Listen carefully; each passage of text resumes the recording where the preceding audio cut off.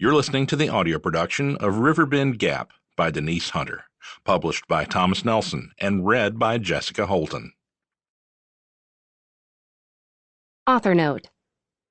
Dear friend, I'm always so excited to start writing a new series. This one is centered around a North Carolina town on the Appalachian Trail and a particular family who lives there, the Robinsons.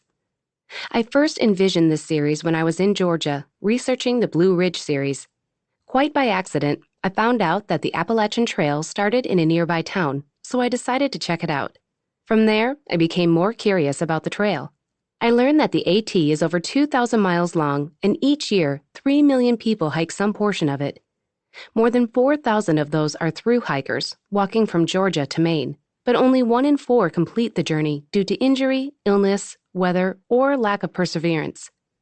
Some are seeking an adventurous challenge or looking to escape the stress of city life. Others want to go off the grid or are simply looking to heal a broken heart. Along the trail, there are towns who cater to and encourage these thru hikers in their formidable quest. One such town is Hot Springs, North Carolina, the inspiration for my fictional town, Riverbend Gap. I hope you enjoy learning about the AT, and I hope you come to love this trail town and the characters who live there as much as I do. Blessings, Denise. 1. This is going to leave a bruise. Caitlin Loveland stomped on the brakes of her Honda Civic. Upon impact, her airbag would deploy, collide with her face, and she'd look like a monster when she met her boyfriend's family. She jerked the wheel to the left. No, no, no! The squeal of the tires merged with her shriek. She missed the deer by inches. Thank you, Jesus. Her tires slipped off the shoulder. She turned the wheel but overcorrected. Her breath caught on an exhale. Then she was spinning. The world swirled, green, brown, blue. Dread sank in bone deep. Katie braced for certain impact with a guardrail, a tree, the mountain. Braced for the airbag, the pain, the aforementioned bruising. Instead, branches clawed the car like a bear, scratching, scraping. The car jilted forward. A scream. Then a jarring halt. She looked up, breaths ragged. Unpeeled her fingers from the wheel. Leaned back in her seat, head spinning, throbbing. She touched her temple, and her fingertips came away red and sticky. She must have hit the steering wheel. Her airbag hadn't deployed after all. Okay, I'm okay. She drew in a full breath and assessed. The engine hissed. Smoke curled heavenward. The engine wasn't running. She reached trembling fingers for the key and turned it. Nothing. So she wouldn't pull up to the house in a wrecked car. She touched her forehead again, with a head injury. But she would be bruised and late. So much for a good first impression. She needed to call her boyfriend. He'd have to come get her. Her phone was in her purse, which was where? There, on the passenger side floor, contents scattered. She unbuckled her seatbelt and reached for the phone. The car shifted farther forward. She froze, heart stuttering. Forget the phone. What was happening? Why was the car unbalanced? Dare she move? Slowly, not so much as breathing, she straightened in her seat. Dear God, what was going on? She peered through the front windshield. The murky blue of the late afternoon sky seemed to go on forever. She dared to lean forward an inch, 2, breath held, eyes seeking the ground in front of her. But it wasn't there. Cooper Robinson leaned into the curve, the motor of his Triumph street twin humming beneath him. The hot August wind ripped past. The smell of pine permeated the air. Riding brought him a sense of calm and ease, a feeling of freedom. The sound of the motor and vibration of the bike were like oxygen to his soul. Riding was his therapy. His thoughts were full of family today, though, and that didn't exactly jive with the whole calm and ease vibe he sought. His brother Gavin, in particular, weighed heavily on his mind, as he had often since Gavin's divorce last year. Earlier than that, really, since the death of Gavin's young son. The two tragic events were like links in a chain, one leading right to the next. When Gavin had moved home, the Robinsons circled the wagons to comfort and support him. Not that it did much good. He'd only lately begun to come around, but not because of his family's efforts. Cooper accelerated through another turn, trying to regain the calm and ease thing. Normally, nothing cleared his mind like a ride through the mountains surrounding Riverbend Gap, a town tucked deeply into the Appalachian Mountains. Coming out of the turn, he straightened the bike, his gaze locking on skid marks on the road just ahead. Saw them all the time on these winding roads. Tourists misjudged the hairpin turns despite the traffic signs. But these skid marks were on a straightaway, and they were new. No accidents had been reported here. Probably a deer or other wildlife, judging by the deceleration marks on the pavement. Despite the lack of a carcass, he slowed his bike and kept his eyes peeled for the car. Something had disturbed the gravel on the shoulder. Intermittent skid marks marred the pavement just beyond. Someone had lost control. And there, just ahead to the left, flattened brush about the width of a car. He slowed further and rolled up to the scene. Tire tracks led through the foliage. Small car, he guessed, based on the size of the tracks in the mud. A sinking feeling weighed his gut. Just beyond the scrub lay a formidable cliff. He pulled well off the road to avoid causing another accident, dismounted, and removed his helmet. The emergency was probably over, only an investigation, and likely a funeral, remaining. But he withdrew his phone anyway as he scrambled through the brush. No cell signal, and being off duty, he had no radio. A flash of silver caught his eye. He pocketed his phone and scuttled through the dense thicket. Branches poked him in the neck and scraped his arms, but he forged on, homing in on the car. Honda Civic, not running. North Carolina plate. Rear wheels, several inches off the ground. Hello? He pushed through the low-growing brush alongside the vehicle. Can you hear me? I hear you, a woman replied. Don't move, I'm coming.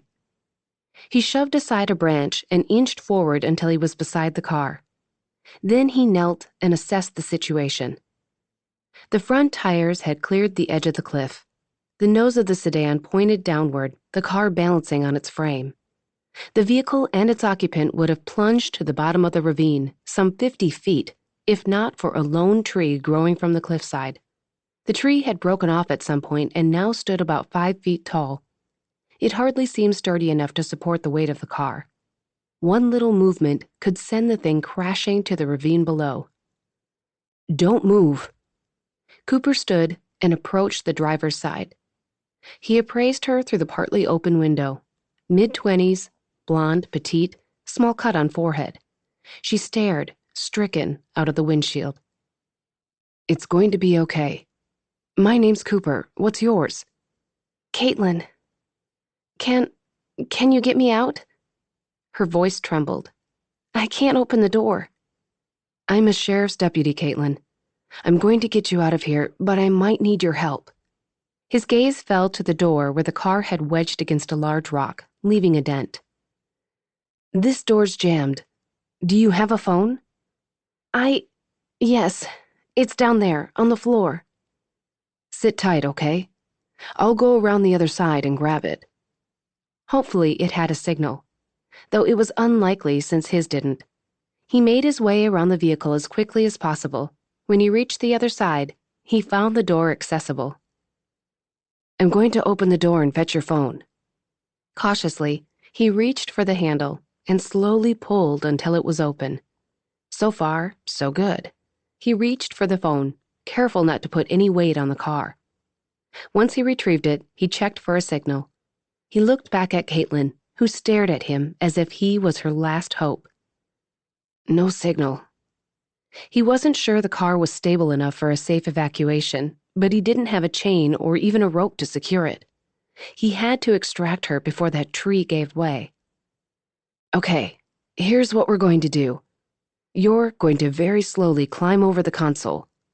Fear blazed in her wide blue eyes. I'm afraid to move. When I reached for my phone, the car tipped forward. You're going to keep your weight against the seat back this time. Once you're over the console, I'll snatch you right out of there. You can do this, Caitlin. Her expression shifted, her eyes growing determined, her jaw setting. She gave a nod, then slowly lifted her leg.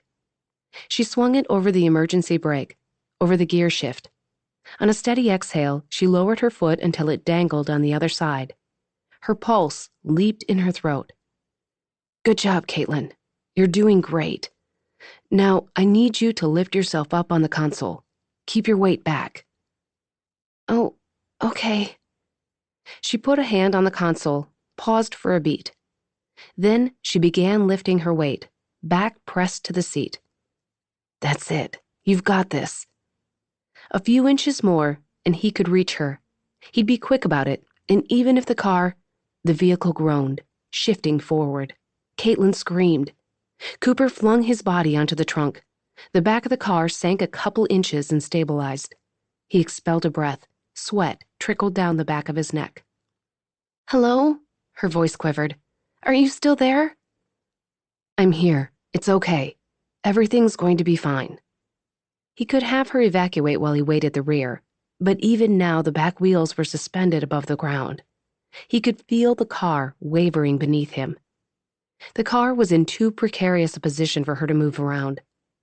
He needed a rescue winch, which meant he needed a fire truck, which meant he'd have to go for help. I'm going to ease off the car, okay, Caitlin? It might move a little, but you're not going anywhere. Please, God. Okay.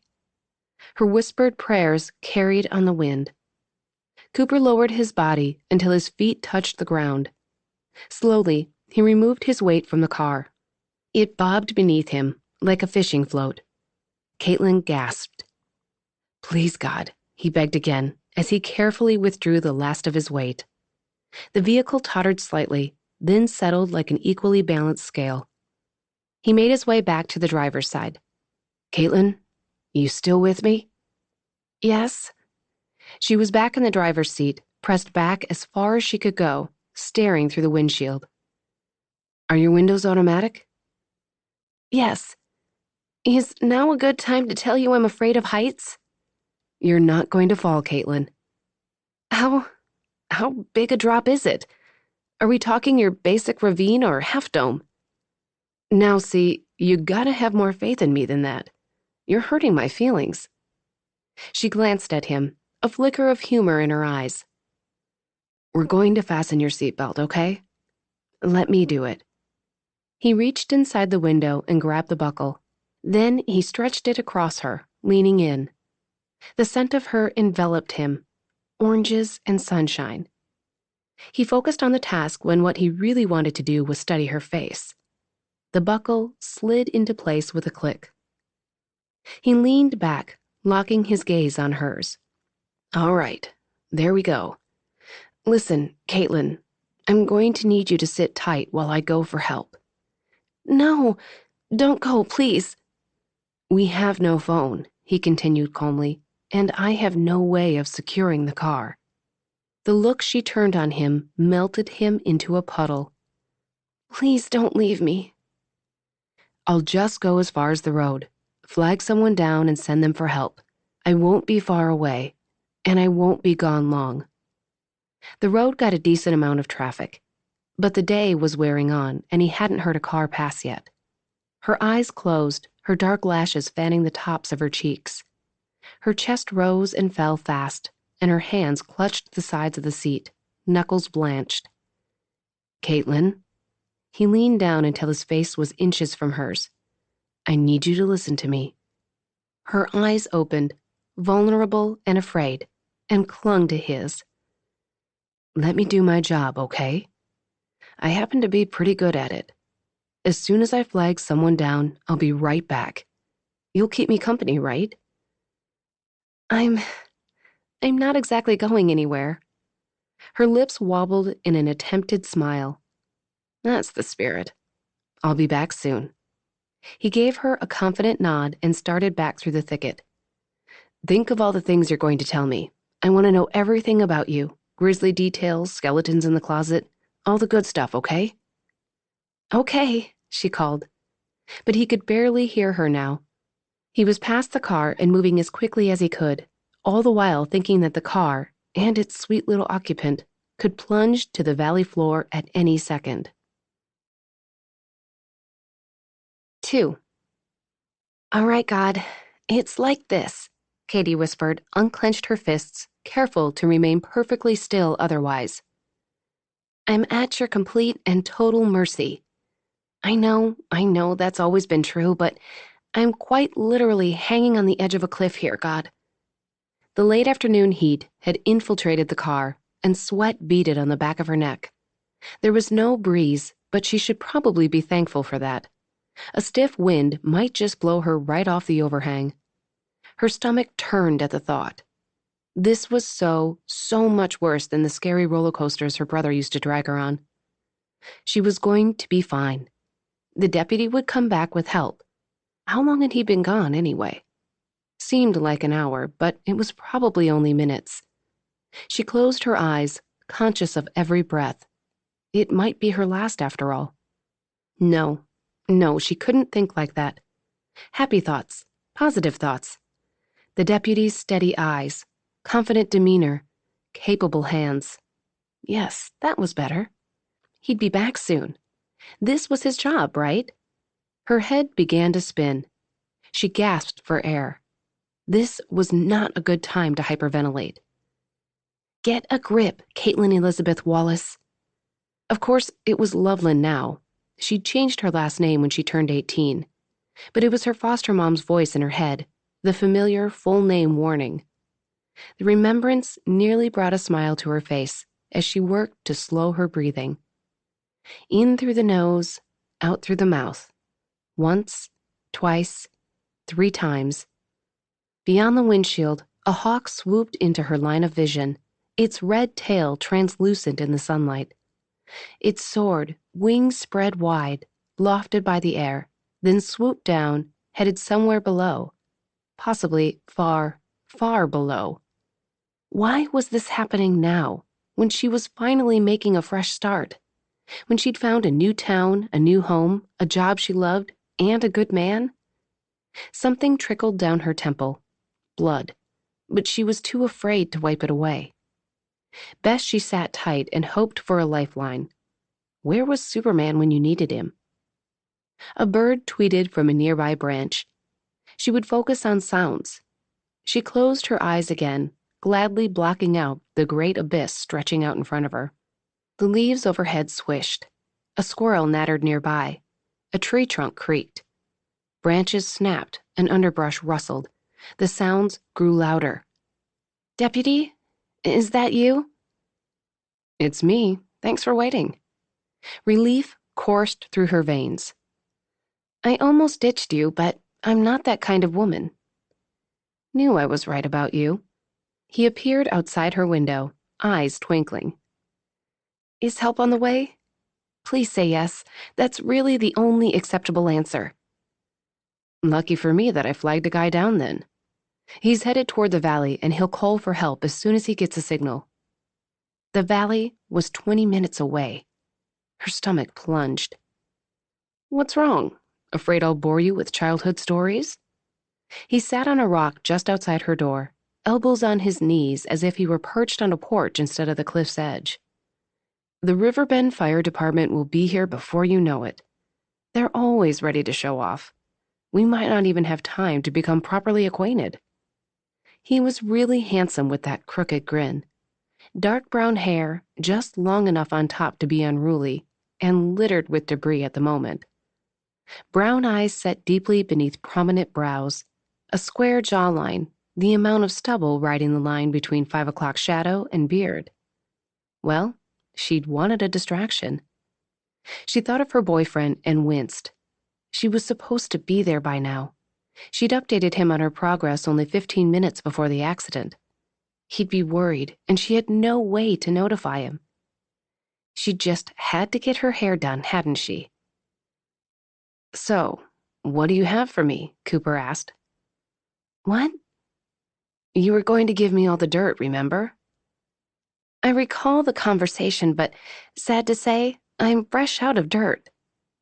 What do you do for a living, Caitlin? I'm a nurse. If I had the tools handy, I could stitch up my own forehead. He leaned in, studying her wound. I don't think it's going to need them. You'll have a heck of a bruise, though, and probably a headache. Where were you coming from? Walnut? Marshall? Asheville. My old hair salon. Big mistake. His gaze roved over her carefully curled beach waves. Doesn't look like a mistake to me. Something fluttered in her stomach. Well, it ended with me on the edge of a cliff, so... Asheville. That's where your family's from? I don't have any family to speak of. No parents? Siblings? I have foster parents and a lot of foster siblings. She paused before going on. I had a brother. We were really close. Tell me about him. She didn't normally talk about her brother. Then again, she didn't normally hang on the edge of a cliff. His name was Spencer. He was my best friend. He was a private person, kind of a loner. But once you got to know him, he was a softie on the inside. And so creative. He could just pick up an instrument and teach himself to play it. Sounds like someone I could call friend. She smiled. That was just the right thing to say. What about your family? Are they from around here? They are. We're close, though my siblings are a pain in the butt sometimes. Where do you fall in the lineup? Dead center. Ah, the middle child. We're not all jealous and needy. Was your brother older or younger? Younger, by 2 years. Which makes you the oldest child. Are you driven and compulsive, Caitlin? Always right? I guess I bucked the trend too. My upbringing probably had something to do with that. Having a dozen or so foster siblings tends to disrupt the natural order of things. Oh, don't look at me like that. My brother and I were loved. The Clemsons were good people. We landed there when I was 8. They run a gas station in Asheville. At the thought of Jill and James, her stomach twisted. She'd gone into town for a haircut and hadn't even made time to see them. Had she ever told them how much their love and support meant to her? To Spencer? I'm a terrible person, she muttered. What? She lowered her lids in a slow blink. Can you open notes on my phone? Is this where you tell me all your dirty secrets? He pulled the phone from his pocket, touched the screen, then looked up at her, waiting. I want to leave my foster parents a note. The humor fled his eyes. He scowled, lowering the phone. You don't need to leave a note. You can tell them whatever you want the next time you see them. She couldn't leave things unsaid, not after all they'd done for her. Please. He gave her a long, searching look. Then his eyes softened to melted chocolate, and he let out a resigned sigh. All right, but you're going to feel silly when you open your phone later and see this. She collected her thoughts as he stared down at the phone, thumbs poised. Then she began, speaking slowly enough for him to keep up. Dear Jill and James, I don't have words to express how much you've meant to me. You took us in when we had nothing and no one. You loved us as your own. Her eyes stung. She cleared her throat. I'll never forget helping you make peanut butter cookies in the kitchen on Saturdays, Jill. Even now, it's my favorite cookie because of all the precious memories it represents. She paused. Is that stupid? No. His voice was rough. He returned his attention to the phone. Jim, you had the patience to teach me to drive and even change a flat. You're a legend for that, and so many other reasons. Christmases in your living room, countless meals around your dining room table, prayers by my bed. You are the center of my best memories, and I love you more than words can say. She paused for a beat. That's it. Just sign my name. After she spelled it for him, he pocketed the phone.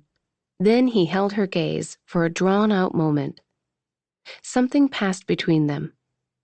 She'd just bared her heart to a stranger, and he seemed to understand. Thank you, she said. You're welcome. Now, can we stop being so maudlin and get on with the fun stuff? I bet we can find people in common. I know some folks from Asheville. David Young, Evelyn Murdoch, Richard Lewis. Richard was my pastor. He's a good guy.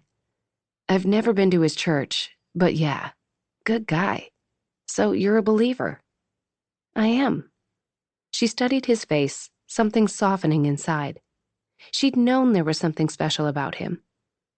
So if I, fall off this cliff and die in a fiery crash, at least you'll know I'm headed to heaven. Now, no martyr's death for you. You'll more likely die in your sleep at the ripe old age of 90, having told your children and grandchildren all about your narrow escape from death and the handsome deputy who rescued you. You call this a rescue deputy? So far, you've only flagged down a vehicle and asked a bunch of nosy questions. And let's not forget, I'm still hanging on the edge of said cliff. His lips turned up, almost a smile. So, you do think I'm handsome? Laughter bubbled out of her. If you're asking if I prefer to look at you instead of the sheer drop-off in front of me, then yes. And should you really be flirting while you're on the job? Technically, I'm off duty. Yes, well, technically, I have The car pitched forward, and whatever she'd been about to say died abruptly in her throat. 3. Caitlin screamed. Cooper pivoted, throwing his weight against the window frame, pushing back with all his might. It was futile. The car outweighed him by more than a ton, but he had to try. He grunted with the effort, his skin breaking out in a sweat. Caitlin's scream echoed in his ears. The car's frame groaned. Then it stilled. He didn't move, didn't lessen his efforts, was afraid to remove his weight. Oh, dear God in heaven. Caitlin's breath came in gasps. Don't let me die. I'm too young to die. You're not going to die, he squeezed out. Hear me, Caitlin? You're not going anywhere but home. Her whimper ripped at his heart. Pressed to the window frame and facing the trunk, he couldn't see her. But she'd grabbed his arm, was wrapped around it like a snake. Her nails bit into his bicep. Even so, it was nice. If only he could forget about the ton of metal. And, oh yeah, the cliff. You're right. I can't die. Who'd keep Oreo in business? That's the spirit. And I don't like Oreos, so clearly your work here isn't finished. That's not possible. Her breath whispered against his skin. Everyone likes Oreos. I really don't care for sweets in general. And here I was starting to like you. Her words trembled. You're very calm in a crisis, deputy. Part of the job. Whoops. She removed her nails from his arm. Sorry. Didn't mean to cut off your circulation. Yeah, I really hate it when pretty women hang on to me. Once she was back in place, he eased his weight off the doorframe, 1 pound at a time. When he completely removed himself, he backed away from the vehicle. If this car does go, you won't be able to save me, you know. I'd rather you didn't die trying. The car's not going anywhere, and I've already decreed this a rescue. I've even filled out the accident report in my head. Done deal. He sank back onto the rock. Now, where were we? She let out a mirthless laugh. I have no idea. He did. Things had just been getting good, but the brush with death had sobered him right up. His damp t-shirt clung to his back. What brings you to Riverbend, Caitlin? I assume that's where you were headed. Planning to hike the Appalachian Trail? My idea of roughing it is sleeping on 200 thread count sheets, so no. She gave him a wry smile, but the corners of her eyes were tight. Not everyone's a through hiker. Lots of people just do day hikes. There are some good ones around here. Lover's Leap, Round Top Ridge, Hickory Fork. My brother always wanted to hike the whole AT. He talked about it all the time, starting in Georgia in the spring and working his way up to Maine. That's the way most people do it. Have you hiked the whole trail? she asked. Only parts of it. Georgia and North Carolina. Takes a lot of time and I have to, work. That work thing gets in the way, doesn't it? I'm not a complete slacker, though. I do jog for exercise. Oh, yeah? Like that runner's high, do you? No, I just like to eat cookies. Do you work out? Her gaze flickered over him. Scratch that. How do you work out? I have a home gym, and I hike a lot, of course. I guess you have to stay in shape for your job. I like working out. Great stress reliever. What do you get stressed about? Did I mention my family? He instantly regretted the words, given her lack of relatives. But she laughed and set her head against the headrest, her chest still heaving. I'm so hungry right now. How ridiculous that I'm thinking about food at a time like this. Why didn't you say so? I have protein bars in my bag. He started to get up. Her eyes flashed with fear. Oh, no, you don't. If I go down in flames, you're going to be right here watching. He sank back down, tisking. There you go again, hurting my feelings. You're pretty soft for such a tough guy. Tough guy, huh? And handsome too? I'd better get your number quick. Isn't it already on that accident report? Besides, as I tried to tell you before, the sharp, piercing wail of a siren interrupted her. His gaze locked with hers. Hear that? Her features eased as she released a soul-deep sigh. Thank you, Jesus. What'd I tell you, huh? Done deal. Her pretty lips turned up at the corners. This isn't quite over yet, Deputy. And then he smiled back, because that was exactly what Cooper Robinson was hoping. 4. Cooper was late, but that happened all the time with his job. He still had to stop at his apartment for a quick shower. He was sweaty and grungy from the ordeal, and he had minor scratches on his arms and neck from the thicket. When he arrived at his place, he found 5 texts on his phone.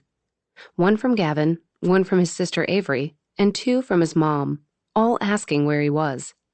He texted Avery that he'd been delayed, knowing she'd spread the word.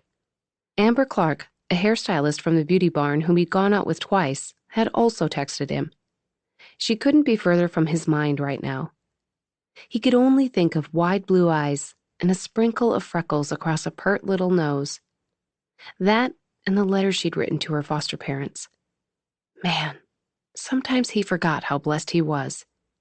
Maybe his dad was a loser, but he had a great mom. And his stepdad, Jeff, had turned out to be a lot cooler than Cooper had thought at the age of 10 when his mom had married him. Plus, Cooper had gotten a decent stepsister out of the deal. He whipped his belt from his jeans as he walked into his bedroom. That's when he realized he still had it. Caitlin's phone. He pulled it from his pocket, a dopey grin tugging his lips at the thought of her. He hadn't felt like this he'd never felt like this. He went through the motions in the shower, reliving the rescue in detail. Rick Rodriguez, the deputy on duty, had arrived on scene first. The fire truck came next, followed by an ambulance and a tow truck. From there, the scene had gotten hectic. He left Caitlin in the paramedics' capable hands while he helped Rodriguez with the accident report. Cooper stayed until the vehicle was secured and Caitlin was safely removed. She checked out fine. Pictures were taken, and at that point, he realized he was over an hour late for dinner at his parents'. He couldn't hang around any longer, and Rodriguez had offered to give Caitlin a ride. Cooper turned off the water and dried off. When he spied Caitlin's phone on the bathroom counter, he smiled again. In his rush to get to his folks' house, there had barely been time for a quick goodbye. But Caitlin's address would be on the accident report, and now he had the perfect excuse to contact her. 10 minutes later, Cooper started his Silverado and pulled from the apartment lot. He hated being late for this, especially since they were waiting supper on him. And because this event seemed important to Gavin. His brother had just begun to climb out of his depression, and Cooper wanted him to feel supported, wanted him to find some happiness. Maybe Gavin would quit pretending to be a campground manager and go back to being a highly sought-after contractor. It appeared Cooper had come full circle. His thoughts were right back where they'd been when he found Caitlin on the cliff. Caitlin. There was that grin again. He was off duty tomorrow. He'd drive to Asheville and return her phone. Then he'd ask her to dinner. Normally, he started with a coffee date, but they were way past lattes and Americanos. Maybe he'd take her on a picnic at Riverview Park. Picnics made a great second date activity. Most women found them romantic, and there was ample opportunity for conversation and enough privacy to make out if the occasion arose. But no, not Riverview Park.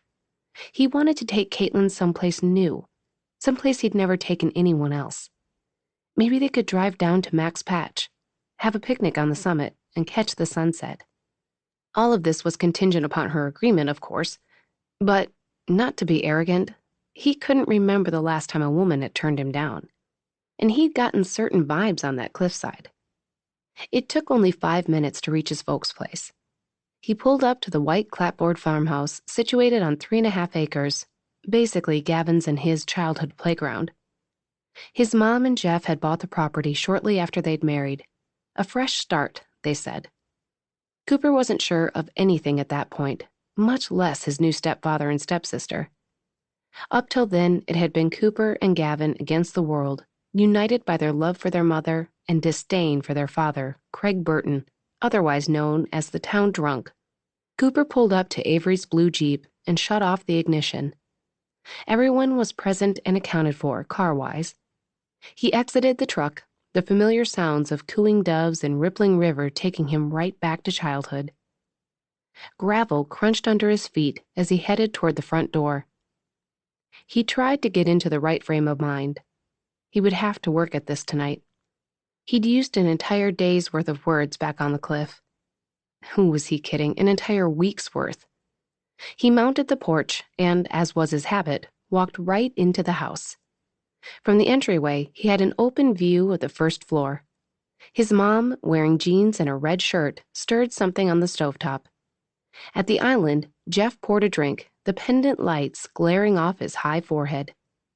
Avery and Gavin were seated at the dining room table. Conversation hummed, and a Luke Bryan song played softly. The savory smells of homemade cooking made his bachelor's stomach rumble. "Sorry I'm late," he called. "There was an accident on 70. "Hi, honey." Mom's greeting mingled with the others. "Can you grab that extra chair from your bedroom closet?" "Sure." He headed upstairs.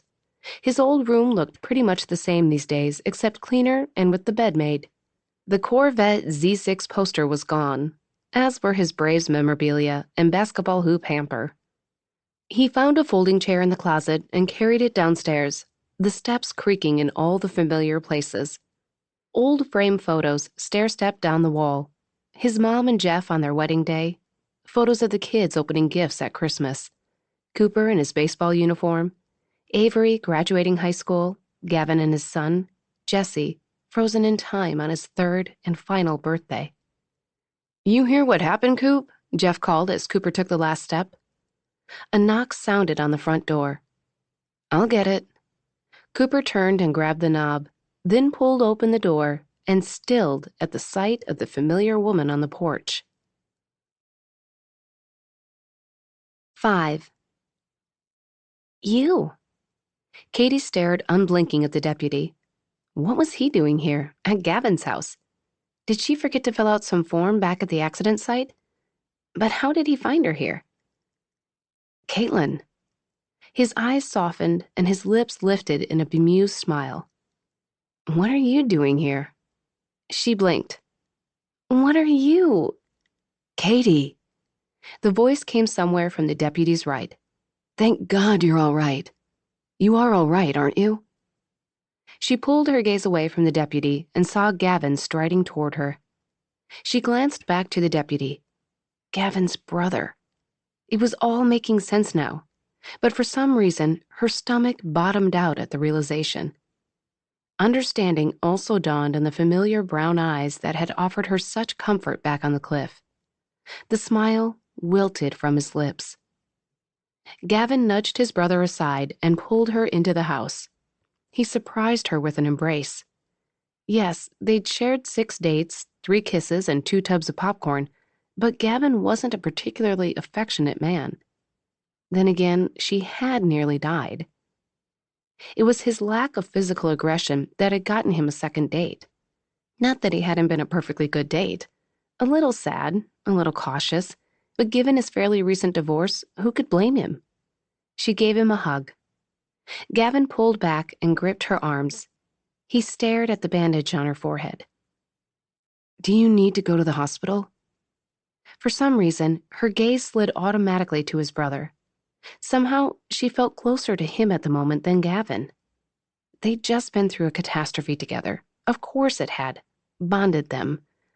I'm fine. Just a mild concussion." Gavin glanced between his brother and Katie. "Do you and Cooper already know each other?" Cooper cleared his throat. I stumbled across her while I was out riding." "He's the one who flagged down help for me. I had no idea until just now that he was your brother. He sat with me while we waited and basically kept me from losing my mind." Her gaze met and held Cooper's, and her belly gave a low, tight squeeze. "I didn't do much." "Oh, man." Gavin reached out a hand, and the brothers did that man handshake that ended in a shoulder bump. "Thanks, bro. I owe you one." "No problem." "Katie!" A blonde woman approached. Had to be Gavin's mom, but she looked too young for that. She had a kind smile, blue eyes like Gavin, and a dimple in her left cheek. "Oh, you poor dear. Come and sit down. Avery, can you get her something to drink? I'm Lisa, by the way. This is my husband, Jeff." "Nice to meet you both. I'm so sorry I'm late." Lisa led her to the sofa. "Don't be silly. We're just glad you're okay." Gavin settled beside her and took her hand. "Sure you're all right? You seem a little shaken." "Of course she's shaken, poor thing," Lisa said. "What a terrible experience. Avery, come check her head." Katie smiled at her friend and boss. "I'm fine, I promise. The paramedics checked me out thoroughly. Just a mild concussion." Across the room, Cooper stood, one hand cupping the back of his neck, staring at the floor. How had she not realized who he was? She'd somehow missed his name, and the brothers looked nothing alike, really. Gavin's hair was black, his eyes blue, but they were both tall and built similarly, and she'd known Gavin's brother was in law enforcement. And of course, Avery had mentioned Cooper before. Katie and Avery had been friends at undergrad school. They'd lost touch for a while afterward, but when Avery had reached out to her about a position at her clinic, Katie jumped on it. The rest was history. It was all making sense now. Cooper was the eligible, uniform-wearing brother who turned all the women's heads. She felt stupid for not putting 2 and 2 together. Then again, she had been a little, distracted, hanging between life and death. Avery returned with a glass of lemonade, and Katie thanked her in a haze. The concussion must be messing with her mind. "What happened out there?" Avery asked. "How'd you end up on the edge of a cliff?" Gavin squeezed her hand. "You said on the phone it was a deer?" Katie covered the basics of her accident, from the deer to the slide to the abrupt halt at the edge of a cliff, while the family listened intently. "I had no idea what to do. I couldn't get my door open, and when I tried to move, the car dropped. I was so relieved when Cooper showed up." His head snapped up at his name. She tried to think of something to say, something about how grateful she was, or how much his presence had meant to her. She grasped for the words, but they hovered out of reach. Avery glanced between Katie and Cooper. "Good thing you were there, brother." "Yes, it was." Katie tore her attention from Cooper and turned to smile on Gavin. "Well," Lisa popped up from the recliner. "You must be hungry after your ordeal. Let's get some food in your belly." It all made sense now. Caitlin was Katie, Gavin's Katie, the friend Avery had set Gavin up with. So the woman Cooper was more attracted to than any woman he'd ever met was the same woman who was bringing Gavin back to life. Cooper's insides deflated like an old party balloon. They settled in the dining room. In between bites of roast beef, he glanced across the table at Caitlin, Katie, but she seemed more like a Kate to him. Jeff had said grace, taking a moment to give thanks for her safety. After prayer, the family quizzed her about her life. She kept her answers more general than she had on the cliff. Cooper took some comfort in the level of intimacy that implied. Then he mentally smacked himself. Gavin's girl. Once the polite inquisition was over, the conversation shifted to the usual banal chatter that accompanied family dinners. His mind still spinning, he struggled to keep up. Kate didn't live in Nashville as he'd assumed. She'd moved to Riverbend in May, hoping for a new start, following the death of her brother. She didn't state the last part, but he pieced it together from what he already knew. She'd bought a house on Maple Lane, liked to bake, and grew her own herbs. Stop thinking about her. You've had an eventful day off, Cooper, his mom said. Everyone turned his way, and Cooper's face heated at his thoughts. Yeah, it's been a long day. That's my fault. Kate offered him a sweet smile. After I got banged up, I took a peek over that cliff. Definitely closer to Half Dome. Thank you for keeping that to yourself. No problem. Avery frowned. That must have been a harrowing experience. I was on my way to a panic attack before Cooper arrived. He kept talking to keep my mind off of things. All eyes turned his way. Gavin snorted. Coop kept a conversation going? Is this some deputy superpower we don't know about? He's not exactly known for his conversational skills, Avery explained to Kate. He talks as much as he needs to, Jeff said. Avery chuckled. And not one more word than necessary. All that talking and you didn't figure out who she was? Mom asked him. Yeah, he felt a little stupid about that. Nope. Avery smirked. There's the one-word answer we're accustomed to. Cooper scowled at her. Was dinner almost over? He felt like he was on the hot seat now, and he wasn't a fan. Just goes to show, Jeff said. He can rise to the occasion when he needs to. Well, he sure rose to this one. A smile glimmered behind those blue eyes. You're gonna have to let me pay you back somehow. Not necessary. He definitely had to keep his distance, which might be difficult if Gavin kept bringing her around. The rest of the meal passed uneventfully, lots of talking and joking around. Cooper found it difficult to focus on anything other than the woman sitting across from him. The conversation went on long after the last fork hit the plate. Keeping up the pretense wore on him. Finally, Mom tossed her napkin onto her plate and stood. Who's ready for dessert? I could really use a sugar rush. Avery joined her in the kitchen. What did you make? Cookies, and lots of them. Cooper and Katie exchanged knowing smiles. They already had inside jokes. And that's when Cooper knew for certain he was a goner. Good night, everyone, Cooper said on his way out the door. He was the first to leave, but man, it really had been a long day. A long evening. Darkness had fallen like a shroud over the valley, and night sounds had begun in earnest. Finally! Avery slipped out the door behind him and followed him down the porch steps. I had to wait for you to leave. You blocked me in.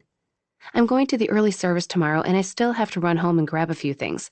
I'm spending the night with Katie so I can check on her every few hours. Nice of you. They walked in silence, the gravel crunching under their feet and the oscillating buzz of cicadas swelling around them. Now that he'd escaped, he was a little desperate to be alone with his thoughts, but he refrained from quickening his pace. He was almost to his own car when she called out, Hey, Coop, you okay? He stopped and turned. Sure, why wouldn't I be? I don't know. She approached, studying him under the moonlight. You seemed a little starstruck, I guess. With Katie? What? No, she's Gavin's girlfriend. Avery had a way of looking at you that made you feel like she could see all the way down to your inner core. She was doing it now. Yeah, that's true. But you didn't know that out there, did you? I need to be getting home. I have an early morning, too. And plans to return Kate's phone. He'd forgotten all about that. The mission no longer brought a sense of anticipation. It seemed ridiculous that he could have gotten attached so quickly. That never happened to him. But somehow, he'd come to care for her on that cliff. Why couldn't he have met her first? Well, good night then. Cooper said good night and got into his truck. His emotions had run the gamut today, but he couldn't deny that they'd just reached the lowest point. Kate was out of his reach because he would never do anything to hurt his big brother. 6. A wave of dizziness rolled over Katie as she set the last mom into its hole. These poor flowers had been waiting a week to go in the ground, and she finally had a free day. She'd attended church this morning and made a quick lunch afterward. She might even catch a nap this afternoon. She had a bit of a headache from the injury. A breeze blew, stirring the wind chime she'd hung from the eaves. Her earliest memory was of playing on a porch. It was before her mom had gotten really bad off, before she and Spencer were taken away. She still remembered that small home, the scent of mown grass, and the tinkling of those wind chimes. Katie tamped down the dirt around the mums, then surveyed her work. Pretty pink and purple blooms now bordered the walk in front of her house. Her tiny lawn needed mowing, but she was already pushing concussion protocol. Avery had stayed overnight and checked on her every 3 hours. She was a gem of a boss and a friend. The thought of Avery led her not to the clinic, but to the Robinson family meal last night. Katie had been so nervous about meeting Gavin's parents, but they'd been warm and welcoming. And Cooper, what an unexpected way to meet Gavin's brother. He'd flirted with her on the cliff and was probably embarrassed about that now. But no, he hadn't meant anything by it. It was just his way of taking her mind off the situation. And it had. Still, last night as she'd been trying to sleep, their conversation filtered back in pieces. Guilt nipped at her. She shouldn't be thinking about her time with Gavin's brother. On the other hand, wasn't it normal to relive a harrowing event? It was the mind's way of processing it. It had probably been a little early in the relationship to meet Gavin's parents. She and Gavin had only just become exclusive. Still, 6 dates weren't nothing. He was her first real boyfriend since college. Now that Spencer was gone, she had to make more of an effort. She craved attachment, and let's face it, she and Spencer had been a little codependent. That sure hadn't done much for her love life. Sweat trickled down her back. It was already a humid 95 degrees. She gave the soil one final pat and stood, pausing a moment until the dizziness passed. Okay, she could take a hint. She'd take it easy the rest of the day, right after she watered her flowers. As she entered the house, the cool air brushed her skin, a welcome reprieve. She loved her new home, a little craftsman-style bungalow. Loved having a house all to herself. Growing up at the Clemsons, she'd always shared a bedroom with 2 or 3 other children. When she'd gone to Duke on scholarship, she shared a dorm with roommates. And after college, she and Spencer had shared an apartment in Asheville. But this house was all hers. She hadn't had to do much when she moved in. She covered the age-yellowed trim with a fresh coat of white and painted the walls cornflower blue. Now it was perfect. The entire house sported original wood floors, complete with the nicks and scars that gave it lovely character. Light poured into the kitchen from the back of the house, puddling on the newer granite countertops and gleaming off the white cabinets. She reached into the hardware store bag and retrieved her new watering pail. The outdoor spigot wasn't working, so she put the pail under the faucet and turned it on. Water spewed out, hitting her in the chest. Quick in, quick out. Cooper pulled into the vacant driveway, grabbed Katie's phone, and exited his truck. Empty flower flats and gardening tools lay next to the walk leading to the house. He hoped those had been there a while. She should know better than to do yard work with a concussion. A neighbor's dog barked from the backyard. It was a nice street, only a few blocks from where the trail crossed through town. He rarely got a call from this neighborhood. Kate's sunshine yellow bungalow with white trim looked like her, bright and homey. He envisioned her doing the yard work, blonde hair pulled into a high ponytail, a smudge of dirt on her cheek. He scowled at his thoughts. Quick in, quick out. The porch was barely big enough for the one chair and tiny round table topped with a flowering plant. He lifted his hand and knocked, his foolish heart pounding at the thought of seeing her. Stupid. Gavin's girl. Maybe if he told himself that enough times, his heart would buy in. He rolled his eyes at the thought. This was so unlike him. He'd never really been hung up on a girl. As Avery often reminded him, it was usually the other way around. He peeked through the window. It appeared that the light was on at the back of the house. Could just be the sunlight, though. If she wasn't home, he'd leave the phone on her porch with a note. Probably what he should have done to start with. He also could have left it with Jackie, the sheriff's office's administrative assistant, and had Kate come in and pick it up. But she didn't have a car at the moment. He knocked again, louder. A muted squeal sounded. Come in. He turned the handle and pushed open the door. Help! Caitlin called over the sound of gushing water from somewhere beyond the living room. She let out another squeal. He charged toward the sound. Kate? In the kitchen! She mumbled something. He made it through the living room in 4 quick strides. Kate was on the floor, halfway inside the cabinet beneath the sink. Water spewed from the tap. This dumb, stupid! Move aside. It's stuck. She backed out, her hair hanging in wet ropes around her shoulders. I can't shut it off. He fiddled with the faucet, then took her place beneath the sink. The water valve was good and stuck. A moment later, it finally gave, squeaking as he turned it. The water stopped. He inched out of the cabinet and hunched back on his knees in the pool of water. Kate squatted beside him, cheeks flushed, hair askew, her wide blue eyes locked on his. And then they were laughing. You look like a drowned rat. He ran a hand over his wet face. So much for my beauty shop hair. She pushed the wet strands from her face, still laughing. I don't know what happened. I was just trying to water my plants.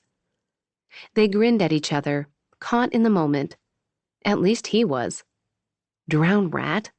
The woman was beautiful, with the light streaming through the windows behind her, giving her a golden halo. Her gaze swept over his damp button-down and climbed back to his face.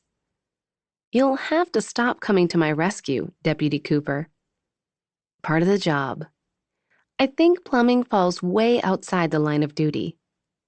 She tilted her head. You called me Kate. What? He blinked at her. Oh, sorry. Do you prefer Katie? Or Caitlin? She seemed to weigh the question. No. Kate's just fine.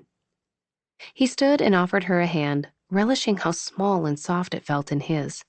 He was reluctant to let go. And there was that thumping heart again. He towered over her. He'd been too shell-shocked last night to notice much of anything. Geez, how tall are you anyway? 6'2". He scanned her head to toe. You must be all of 5 feet. She lifted her chin. 5'2", thank you very much. She looked down at the puddles of water. Ugh, what a mess. While she took a towel from a drawer, he grabbed the one off the stove. You get the counter, I'll get the floor. You should be taking it easy today. So much for quick in, quick out. How can one little faucet make such a big mess? She asked. Tell me you weren't out in this heat planting flowers. I wasn't out in this heat planting flowers. He raised an eyebrow. Okay, but I was just about to call it quits. I'll spare you the lecture since you're a nurse and all. I guess we don't make the best patients. When the water was cleaned up, she took the sopping towel from him. Thank you. This was really above and beyond. What brings you by anyway? Official business? You're not going to give me a ticket for reckless driving, are you? I think I've probably suffered enough. We can probably pin this one on the deer. He reached for her phone and handed it to her. Oh, thank you. I was going to call the sheriff's office tomorrow and track it down. No need. Obviously, duh. His eyes drifted to the faucet and plumbing under the sink. He could probably fix it for her. But no, that wasn't his place. Guess I'd better call a plumber, huh? Know a good one around here? Gavin's not a licensed plumber, but he can probably fix it for you. Oh, yeah. Her smile lit up the room. He handles those cabins. This kind of thing must come up from time to time. Right. He grabbed the pail. Where's the bathroom? I'll water your plants before I go. It's that way. She pointed down the hall. But I can do it. He slid her a warning look, then went to fill up. She followed him out the front door. Now that the emergency was past, he remembered the way she'd invited him in earlier. He tipped the pail over the flowers, and water sprinkled from the spout. You know, you shouldn't invite random visitors into your house, sight unseen. I thought you were Gavin. He was supposed to stop by. You should be more careful. And you should lock up at night in case no one told you. Yes, sir. The impish light in her eyes gave her away. I'll be more careful. This might be a small town, but thousands of strangers hike the AT every summer, and they all traipse right through town. Most of them are good folk, but you can't count on that. Point taken. She tilted her head, narrowing her eyes. Are you always trying to keep people safe? That is my job. And you're running for sheriff. You didn't mention that little tidbit when we were having our chat out on the cliff. Slipped my mind. That's a big deal. You have to fundraise and campaign and all of that. It's small town stuff. Are you running against the current sheriff? He's retiring. I wouldn't try to unseat him. He's done a good job. I'm running against another deputy. Sean Curtis was a competent fellow deputy, and he was a lot more sociable than Cooper. He hoped he wasn't wasting his time, but he'd always wanted to be sheriff, and with Roy Gilmore retiring, this was Cooper's chance. Well, you have my vote. He glanced at the Robinson for Sheriff sign in the yard. I see that. Avery asked me to put it up. Sounds about right. He emptied the pail and handed it to her. I should get going now. She beamed up at him. I can't thank you enough for your help. I'd probably be swimming in my kitchen if not for you. Her smile made his breath catch. He glanced at the bandage on her forehead, and he couldn't stop the words. Take it easy today. No more gardening. Humor lit her eyes as she gave him a little salute. Yes, sir. 7. Tonight was the night Katie would see her biological mother. It seemed like it had taken forever for Friday night to roll around, and now that it had, she was all nerves. Her hand shook as she took a patient's blood pressure. When she had it, she pulled off the cuff, the release of Velcro loud in the small examination room. It's 120/68, she told the 30-something woman. Can I get you some water while you wait for the doctor? No, thanks. Will he be long? She, Dr. Avery Robinson, and no, she'll be right in to examine your knee. Good luck with the rest of your hike. I hope you're able to complete it. Thanks. This will make it a little challenging, but I'm determined. Katie gave her a conciliatory smile, then slipped out the door. She slid the clipboard into the assigned slot, then made her way to the office she shared with Avery and Charisse, the new nurse practitioner. It was after 6, and that had been Katie's last patient of the evening. The meeting started in 20 minutes. Katie pulled off the stethoscope and tucked it into her bag. The clinic was a converted brick house on the edge of town. but Avery had it gutted before she opened last year. It smelled like raw timber and new flooring. The clinic was comprised of 4 exam rooms, a front office, a small kitchen break room, and this smaller office. The staff and patients shared the one bathroom. Avery occupied the upstairs apartment, which pretty much meant she never escaped work. But she seemed to prefer it that way.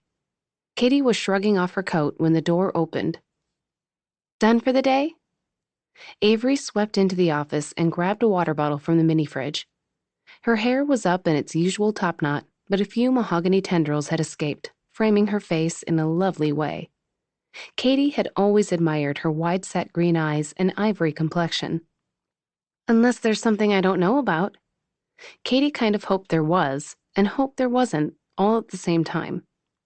"Nope." Avery took a swig from the water bottle. "There's a patient in 3 with Charisse, and the patient in 4 is my last. Patty already turned over the close sign." "Great.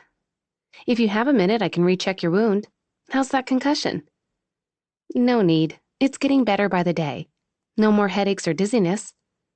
"That's good." Katie checked her watch. It would only take a few minutes to drive to the meeting, and her legs were shaking, not concussion-related. She lowered herself onto her desk. Avery quirked a brow. "Big plans tonight with my brother?" "He's busy at the campground." She didn't want to mention the meeting, so she changed the topic. "What about you? Going anywhere fun?" Avery capped her water bottle and put it back in the fridge. "I have pretty much the perfect night planned. A quiet night at home with Boots and a good book." Katie released a wry grin. "If you consider that the perfect Friday night, you need a boyfriend." "A boyfriend is the last thing I need," said the woman who set me up with her brother. "How's that going anyway? We haven't had a chance to catch up since the family dinner. We didn't scare you away?" "On the contrary, your family seems pretty much perfect." Avery laughed. "Oh boy, do we have you fooled." "You'd never know you were a blended family. You squabbled just like full-blooded siblings." "Well, we've been together since we were young, and I have to give Lisa credit. She handled it all very well. I was pretty rotten in the beginning." "How'd she handle it?" "She waited me out. There's a very stubborn woman under that pretty veneer." Avery smiled fondly. Did Avery know how blessed she was? Funny they were talking about moms on this of all nights. "She seems really great." "She's always been there for me, for all of us." Jealousy pricked Katie hard. Though Mama Jill had always been there for her, it was different. She'd been there for all her fosters, dozens of them over the years. And while that said worlds about the woman, it also made Katie feel just a little less special somehow. And the insecurity planted by a birth mother who'd basically abandoned her didn't help either. "Well, I'd better go see my last patient so I can get home." Avery turned at the door and waggled her brows. "Mr. Darcy awaits." God grant me the serenity to accept the things I cannot change, courage to change the things I can, and wisdom to know the difference. The group of about 20 chanted the prayer from a semicircle in a church basement that smelled of old books and coffee. Fluorescent lights flickered overhead, casting unflattering light on the attendees. Katie had arrived just in time for the meeting and grabbed the closest open seat to the door. The 50-ish woman on her left, who was not chanting, had already snagged the closest one. Her hands were clutched, white-knuckled around the purse in her lap, as though she might bolt any moment. Katie let her gaze drift to the front row where her mother sat. She could only see the back of her head, but Katie knew it was her. She'd seen her photo on the website, and she was the only other blonde woman in the room. An old man with a flannel shirt, despite the stuffy basement, was reading something. Katie couldn't focus on the words. Her heart was jackhammering in her chest, and her palms were damp, even though her fingers were like blocks of ice. Someone opened up the floor, and a 20-something man stepped to the front. He wore khakis and a button-down shirt and looked entirely like someone who shouldn't be here. Then again, the meeting was made up of a mix of people, all different ages, ethnicities, some dressed up, others dressed down. Katie wiped her palms down her pants. the man's words fluttering loosely in her mind, but not landing anywhere. Would her mother speak to the group? Would she hang around afterward? Would she welcome Katie personally? And if she did, would she recognize her daughter? Of course she wouldn't. Katie had only been 5 when she went into the foster care system. When she'd been old enough to understand, she was told by her caseworker that her mother was an addict and her father's identity was unknown. Katie could only suppose that that made Spencer her half-brother, but neither of them had ever acknowledged that or even cared, really. They were all each other had. And now he was gone. They'd never searched for their mother. Why should they? If the woman wanted them, she would have tracked them down. It's what a loving mother would do.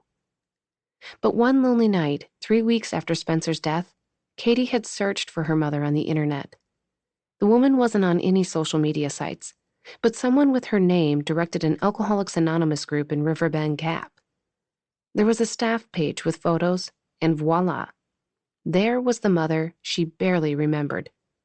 The mother who'd left Spencer and her in the dust. Since then, Beth Wallace had apparently fought her addiction and gotten her life together enough to help others. But she hadn't sought out the kids she'd forfeited. Katie's chest tightened in that familiar way, squeezing the life out of her, or so she imagined. Even though her mother had failed her, there was still a little girl inside who dreamed of being wanted again. In February, when Avery had reached out to her about the job in Riverbend, Katie decided it was a sign from God. She wanted to start over someplace else. Why not here, where she had actual family?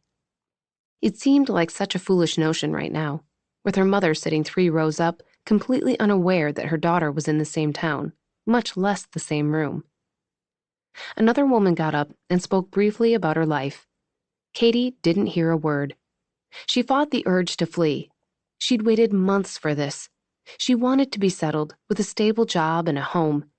Wanted her life to be sorted out before she came face to face with her mom.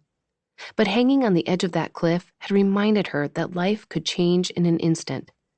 So she decided to jump on her plan to get to know her mother from a distance. But now that the moment was here, old insecurities rose to the surface. How foolish she'd been. Had she honestly thought that she'd impress her mother so much that the woman would welcome her back into her life? Her breath felt stuffed into her lungs. Heat prickled under her arms. This was pointless. This was another heartbreak, another rejection waiting to happen. She stood abruptly, skirted past the nervous woman, and darted out the door. Because Katie Loveland had already had enough heartache and rejection to last a lifetime. 8. Cooper needed an escape, and he couldn't think of a better place than the Trailhead Bar and Grill. On the restaurant side of things, the brisket and ribs were pretty convincing. But the lively bar area with the chatty bartenders and friendly neighbors also held appeal. He pulled his truck into an open spot in the gravel parking lot in the heart of town. At 7 o'clock on a Friday night, Cooper had no illusions about getting a table in the dining room. He was shouldering his way through the crowded lobby when he recognized a familiar face. Cooper had worked a summer on Wayne Curtis's organic produce farm during high school, and they'd been friendly ever since. Wayne also happened to be the father of Cooper's campaign opponent. "Hey, Mr. Curtis," Cooper said. "You're looking well." The man's rugged face beamed. "Cooper, good to see you, son. And please, you gotta stop calling me Mr. Curtis. You're making me feel old." His wife nudged him. "We are old, dear. It's good to see you, Cooper." "You too, Mrs. Curtis. How long's the wait for a table?" Mrs. Curtis grinned. "Too long." "Not too long for a slab of that brisket I smell," Wayne said. "You're welcome to join us. We could cut a good 20 minutes off your wait." "That's awful nice of you," Cooper said. "But I'm pretty hungry, and I think I see an empty spot at the bar." "You'd better grab it before someone else does," Mr. Curtis said. "Nice seeing you." "You too." He gave them a nod, then headed straight to an empty bar stool and ordered a drink. Loud country music streamed through the speakers, mingling with the happy sounds of chatter. The tantalizing scent of smoked brisket settled his order, as if it hadn't already been decided. He placed the order with Bridget, the brunette photographer who'd come to town a few years ago and stuck. Even though it had been a long day, Cooper socialized with those around him. He was introverted by nature, but when you were in law enforcement, it was important to know your neighbors. Having a good rapport with people kept situations from escalating. Not to mention, without community support, his run for sheriff would be an epic fail. He watched the Braves game on the big screen above the bar, applauding with the crowd when a runner scored and groaning when the Cubs caught a fly ball, ending the inning. "Hey, bro." Gavin settled on the bar stool beside him. "Hey, thought you'd be out with Katie tonight." Grass needed mowing. It's been raining all week and the campground looked like a hayfield. That's the beauty of living in an apartment. Someone else does all the work. Get it done? Yeah, after getting stuck in the muck twice. Stopped by Katie's place, but she wasn't there, so I thought I'd grab some dinner. What's the special? Is there anything here besides barbecue? The meatloaf's not bad, and the burgers are. Bridget set Cooper's platter in front of him. Bon appetit. Gavin reached for his plate. Aw, thanks, man. You didn't have to. Cooper swatted his hand. Been waiting 45 minutes for this. Gavin flagged down Bridget and ordered his own brisket. So, he said after they watched the Braves get another runner on base. What'd you think of her? Who? Who do you think? Katie. Cooper chewed the bite. He thought she was beautiful and sweet and funny. He thought she made his heart jump and his palms sweat. He swallowed the bite. Seems nice enough. She fit in with the family really well, didn't she? Sure, guess so. Gavin's gaze sharpened on him. Why'd you say it like that? Like what? She's great, really. Everyone liked her. Gavin returned his attention to the game. I guess she was pretty scared out on that ridge. That could have gone really wrong. She was a real trooper. Yeah? She made it sound like she fell apart or something.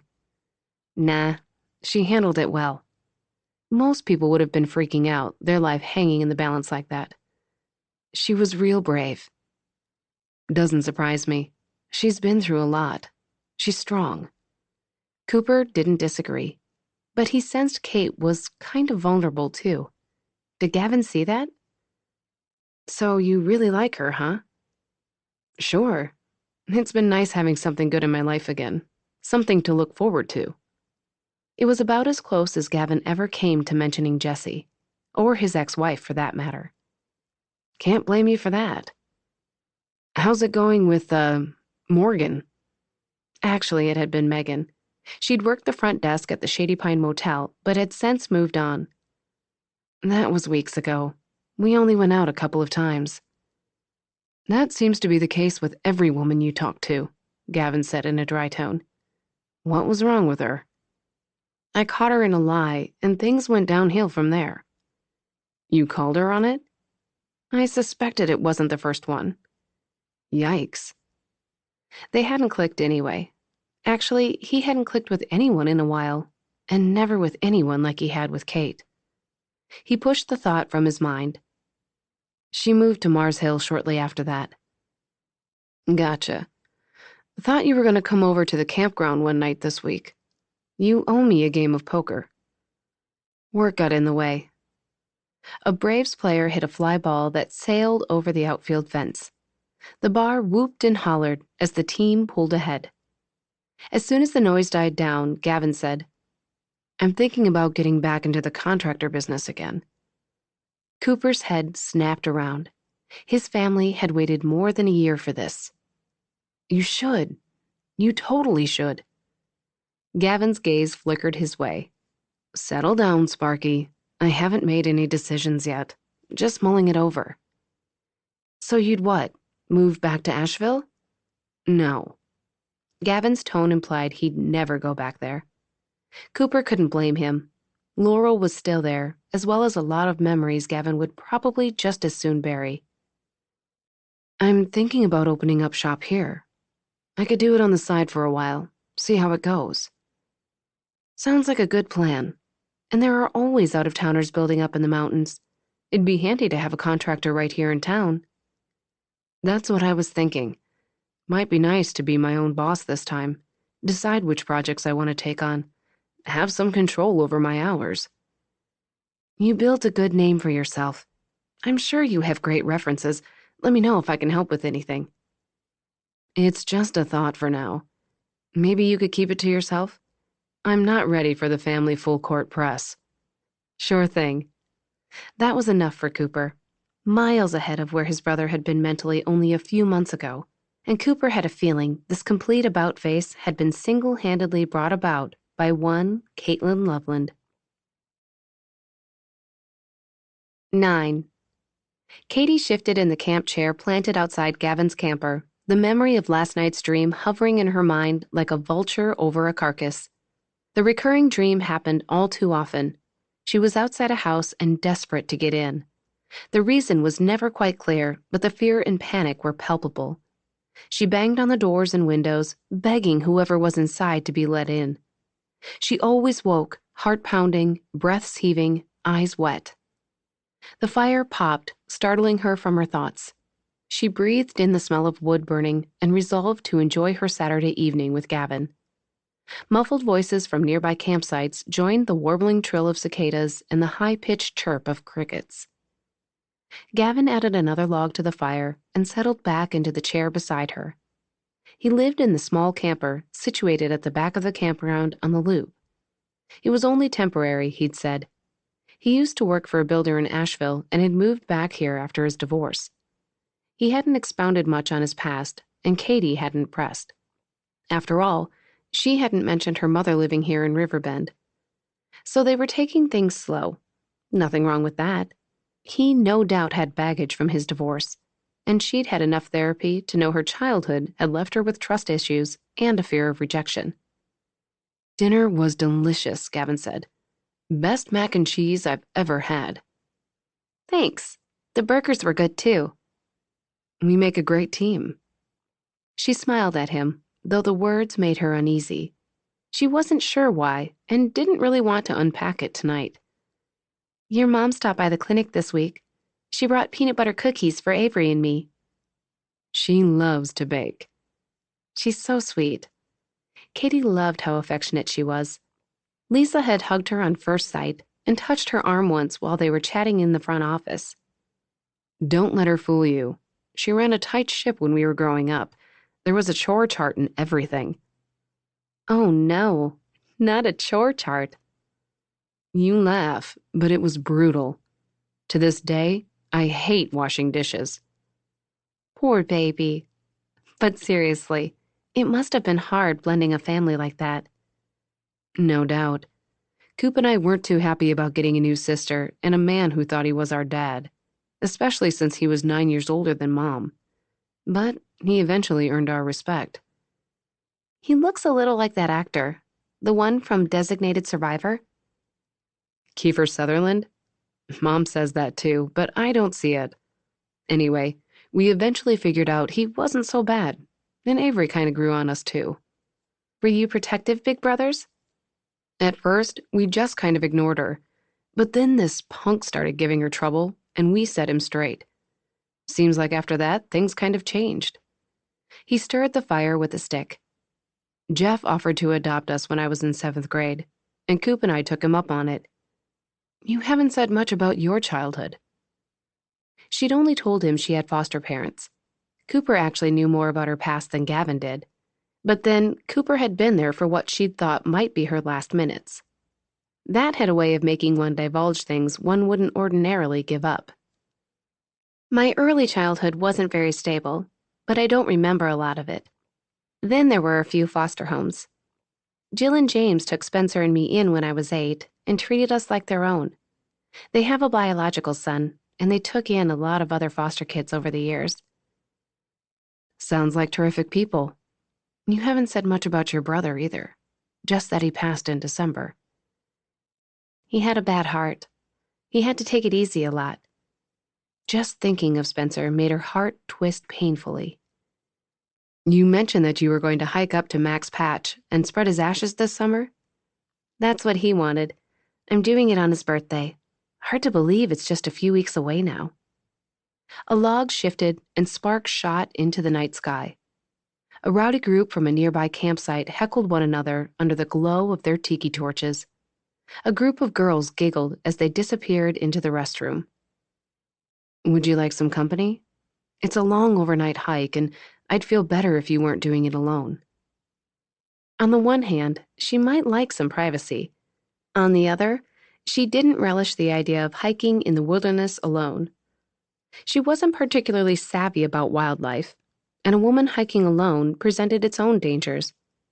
She turned to smile on him, getting caught in his kind eyes for a long moment. I think I'd like that. Thank you. Happy to do it. Gavin was so handsome, especially when he smiled. He had straight white teeth that had surely seen braces once upon a time, and eyes the color of worn denim. He really was a nice guy. He'd been a little melancholy at first, but he was coming around. Someone had drilled good manners into him. He came across as a tough guy, but he was ever the gentleman, pulling out her chair and kissing her on the cheek. He hadn't kissed her properly until their third date. It was nice, sweet and tender. Later, he told her it had been his first kiss since the divorce. An engine hummed closer. The headlights swept across the campsite as a vehicle made the loop of the cul-de-sac. The dark truck slowed directly in front of them, and in the driver's seat, elbow hooked out the window, sat Cooper Robinson. Cooper bit back an expletive. He'd felt bad about putting off Gavin this week, so he decided to swing by for that poker game. Figured if Gavin had a date with Kate, he'd be out somewhere. But nope, he was here, and sitting right there beside him, face glowing in the campfire's golden light, was Kate. No way out of this now. He had to at least stop and say hi. Cooper gave a wave and pulled into the slot next to Gavin's Sierra Denali, literally the only thing the man had taken from his marriage. Probably would have handed that over to Laurel, too, if she'd wanted it. Guilt did terrible things to a person. Cooper got out of his truck and joined them by the fire, putting on his best fake smile. Gavin stood. Hey, brother. Hey. Cooper's gaze drifted to Kate. Hi there. Hi. Just getting off duty? A while ago. Gavin pulled up a camp chair. Have a seat. Join us. I don't want to interrupt. Just stopped to see if you were free for that game. Probably should head back to the office anyway, catch up on paperwork. Doesn't sound like much fun on a Saturday night. Sit down. We were just about to make s'mores, weren't we, Katie? You can give us the lowdown on the crimes and misdemeanors of Madison County this week. Well, just for a minute, I guess. Nothing out of the ordinary this week, though. Everyone's still talking about the girl on the edge of the cliff. He smiled at Kate. Clinic busy this week? Oh, yeah. Summer's in full swing, along with the accompanying hiking injuries. One poor girl had a compound fracture of the ulna. Pretty gruesome. Had to send her to the hospital. I guess that ended her hike, Cooper said. And then some. How's the new nurse working out? Gavin asked. She's doing great. Getting her bearings. I think she'll take some pressure off Avery. That's good, Cooper said. She's had her head buried in that clinic for a year. What about you, bro? Things been pretty quiet around here? I don't know if quiet is the right word. As if on cue, the guys down the road let out some drunken whoops. But everyone's behaving so far. It was mostly a family campground, but over the years, Cooper had come here a time or two to break up a fight, arrest someone for drunken disorderly, mostly on weekend nights when the campers sat around drinking. You get your plumbing taken care of? Cooper asked Caitlin. Yeah, I ended up calling a local company. They had it fixed in no time. What happened? Gavin's gaze toggled between them. My kitchen faucet sprung a leak. Cooper happened over to return my phone at just the right moment and help me shut off the water. Why didn't you call me? Gavin asked. I do that kind of stuff around here all the time. I didn't want to bother you. It's no bother. Call me next time, okay? Okay. Kate gave Gavin a slow smile. Cooper felt like a third wheel. He started to say he was taking off, but Gavin's phone buzzed. "It's Barbara Jean from the office." "Go ahead," Kate said. "I'll run inside and get the marshmallows." While Gavin took the call, Cooper watched her stroll toward the camper. She wore cutoffs and a white top that exposed her tanned shoulders and slender arms. He tore his gaze away. Soon as Gavin got off the phone, Cooper would make his excuses and go. He'd continue to cut a wide path around Kate. He was already having trouble keeping his mind off her. If he stopped seeing her, eventually he'd stop thinking about her, wouldn't he? He never should have come tonight. Gavin pocketed his phone as Kate emerged from the camper. "I hate to do this, Katie, but the commode in cabin 5 is stopped up. I need to go take care of it." "Of course. Go ahead. I'll wait for you." Cooper stood. "I'll go with you."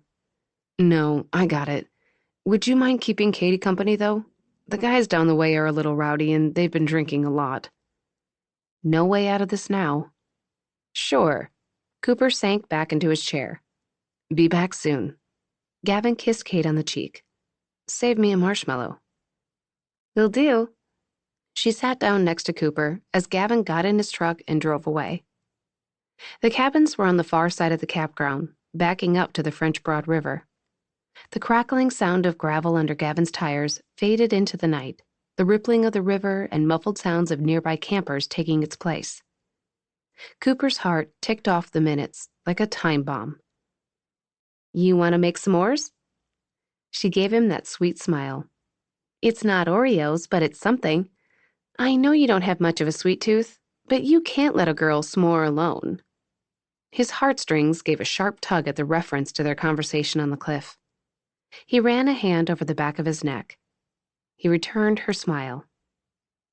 "Sure. Hook me up." She grabbed 2 skewers, handed one to him, then poked 2 marshmallows into place and passed over the bag. "I keep thinking about that time up there on the cliff," she said. Maybe he wasn't the only one caught in this sticky web. His stomach tightened at the thought. He stuck 2 marshmallows on his skewer. "Oh, yeah?" "It was a week ago today. I keep thinking how it can all end in an instant. How I haven't been thankful for the people I do have in my life. How we never know when our last day will be. I don't want to have regrets." He put the stick over the fire beside hers. "I felt that way when my grandpa died. Jeff's dad. Technically, he was my step-grandpa, but we were close. Death, or near death, has a way of reminding you of the brevity of life. I told my foster parents what happened on the cliff. Sent them that note you helped me write." "That's good. I'm sure they were touched by that." "I could tell they were moved. And I put something in motion I've been wanting to do for a long time." She turned her blue eyes on him. "But I chickened out. I feel like such a coward." He slowly rotated his stick over the fire. "What are you afraid of?" "I don't know." She huffed. "Yes, I do. I'm afraid of getting hurt, getting rejected." "Everybody's afraid of that. Doesn't make you a coward." "It does when you let it stop you from doing something you need to do." "What are you afraid of, Deputy Cooper?" "Me?" he chuckled. "I don't know." "You're not afraid of dying. You would have gone down with my car if it had come to that. You're probably not afraid of anything. You carry a gun and protect people even when your life is on the line." "There are scarier things than death." "Like getting hurt and being rejected?" He studied her for a long moment, hated that she'd experienced those things, and at such a young age. "Maybe Gavin already told you, but our dad was a drunk. He and Mom divorced when we were little, but he still lived here for years. He was the screw-up always getting locked up in the tank. The sloppy drunk our neighbors would find passed out in the alley on their way to church. If his mouth was moving, he was lying. He was pitied and judged and scorned. I'd rather die than have people look at me the way they looked at my dad. So I guess I'm afraid of being like my dad." Her face softened. "He doesn't sound anything like you. But that must have been hard in a small town like this." "Everybody has stuff they have to deal with." And so you dealt with it by becoming a deputy, soon to be sheriff. After your father embarrassed you so badly, it makes sense you'd seek a position that offers esteem. She was insightful, this one. It wasn't like this thought had never occurred to him, but no one had ever stated it out loud to him, or made him realize that this was the primary driving factor in his run for sheriff. You've got me all figured out. You're pretty open. She slid him a fond look. And you're easy to talk to, Cooper. Their eyes connected for a long moment. Something passed between them. Something warm that grew hotter with each second. No woman had ever said that about him, but he had been open with Kate, maybe because she'd been so vulnerable with him. She forced herself to look away. A second later, she jerked her stick from the fire. She blew on the flaming marshmallows, but it was too late. Shoot! He pulled his golden brown marshmallows from the fire. You can have mine. I like them burnt. You sure? Positive. He switched sticks with her, then ate the marshmallows right off the stick. They were gooey and sweet, with an ashen crust. Don't you want graham crackers and chocolate? No, this is good. She worked on her own creation like Hershey's was using it for a photo shoot. She made sounds of delight as she ate it, sucking the sticky bits off her fingers between bites. Cooper scanned the campground, trying to block out the sight and sound of her. Where was his idiot brother? When Kate finally finished the s'more, she pulled the second marshmallow off the stick and ate it plain. Yum. Cooper took her stick and set it in the fire beside his own to burn off the mess. That's an interesting place to live, she said. He followed her gaze to Gavin's camper. Yeah, it's gotta be cramped. He won't be here forever, though. He had a great place back in Asheville. A modern monstrosity, all glass and angles, and white. Felt like I should shower before I sat on the sofa. I know the kind of place you mean. I guess his wife got the house in the divorce? Yep. At first, I had second thoughts about getting involved with a divorced guy. But we all have baggage, right? He hasn't said much about his ex-wife, but he doesn't seem to harbor any resentment. I'm kind of surprised he moved back here, though. With Laurel's folks living here, you mean? That hadn't been easy for any of them. Made for some awkward run-ins. No, I just meant there's not much in the way of career opportunities for him here. Besides, Asheville's a big enough place to coexist with your ex-spouse. It's the memories mainly, I think. Jessie. Her gaze sharpened on him. Jessie? Oh, man. Cooper gave a slow blink, cursing his own stupidity. He hasn't told you. Told me what? Her words sounded cautious. He'd already stepped in it, but he shook his head. It's not my place to say. He'll tell you when he's ready. Come on, Cooper. You can't mention another woman's name in relation to his divorce and not tell me. Did he cheat on his wife? Because I really don't want to get involved with a cheater. Gavin's not a cheater, and Jessie's not a woman. It's his son. Was his son. Her lips parted. Oh my gosh. That's all I'm going to say. I've already said too much. He doesn't talk about Jessie, and he doesn't like us talking about him either. Gavin kept all that guilt he carried over his son's death locked up like Fort Knox. It couldn't be healthy. No, I understand. Thank you for telling me that much. I won't say anything to Gavin. You're right. He can tell me when he's ready. Cooper should have kept his big mouth shut. That normally wasn't a problem for him. Time to lighten the conversation. How's your head feeling? I see the bandage is gone. She touched her forehead. Oh, it's fine. And I got my car back. It's running great, and they were very reasonable. Thanks for suggesting them. No problem. Headlights appeared down the drive, heading their way. A truck. Moments later, Gavin pulled into the space beside them. Time to go. Cooper pulled the sticks from the fire, leaned them against the cooler, and stood. Everything all right? He asked as Gavin approached. Yeah, all taken care of. Nice people. He held out his arms, giving Kate an apologetic look.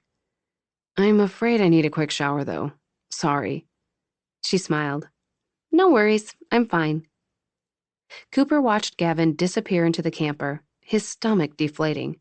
And once again, he sank into the chair. 10.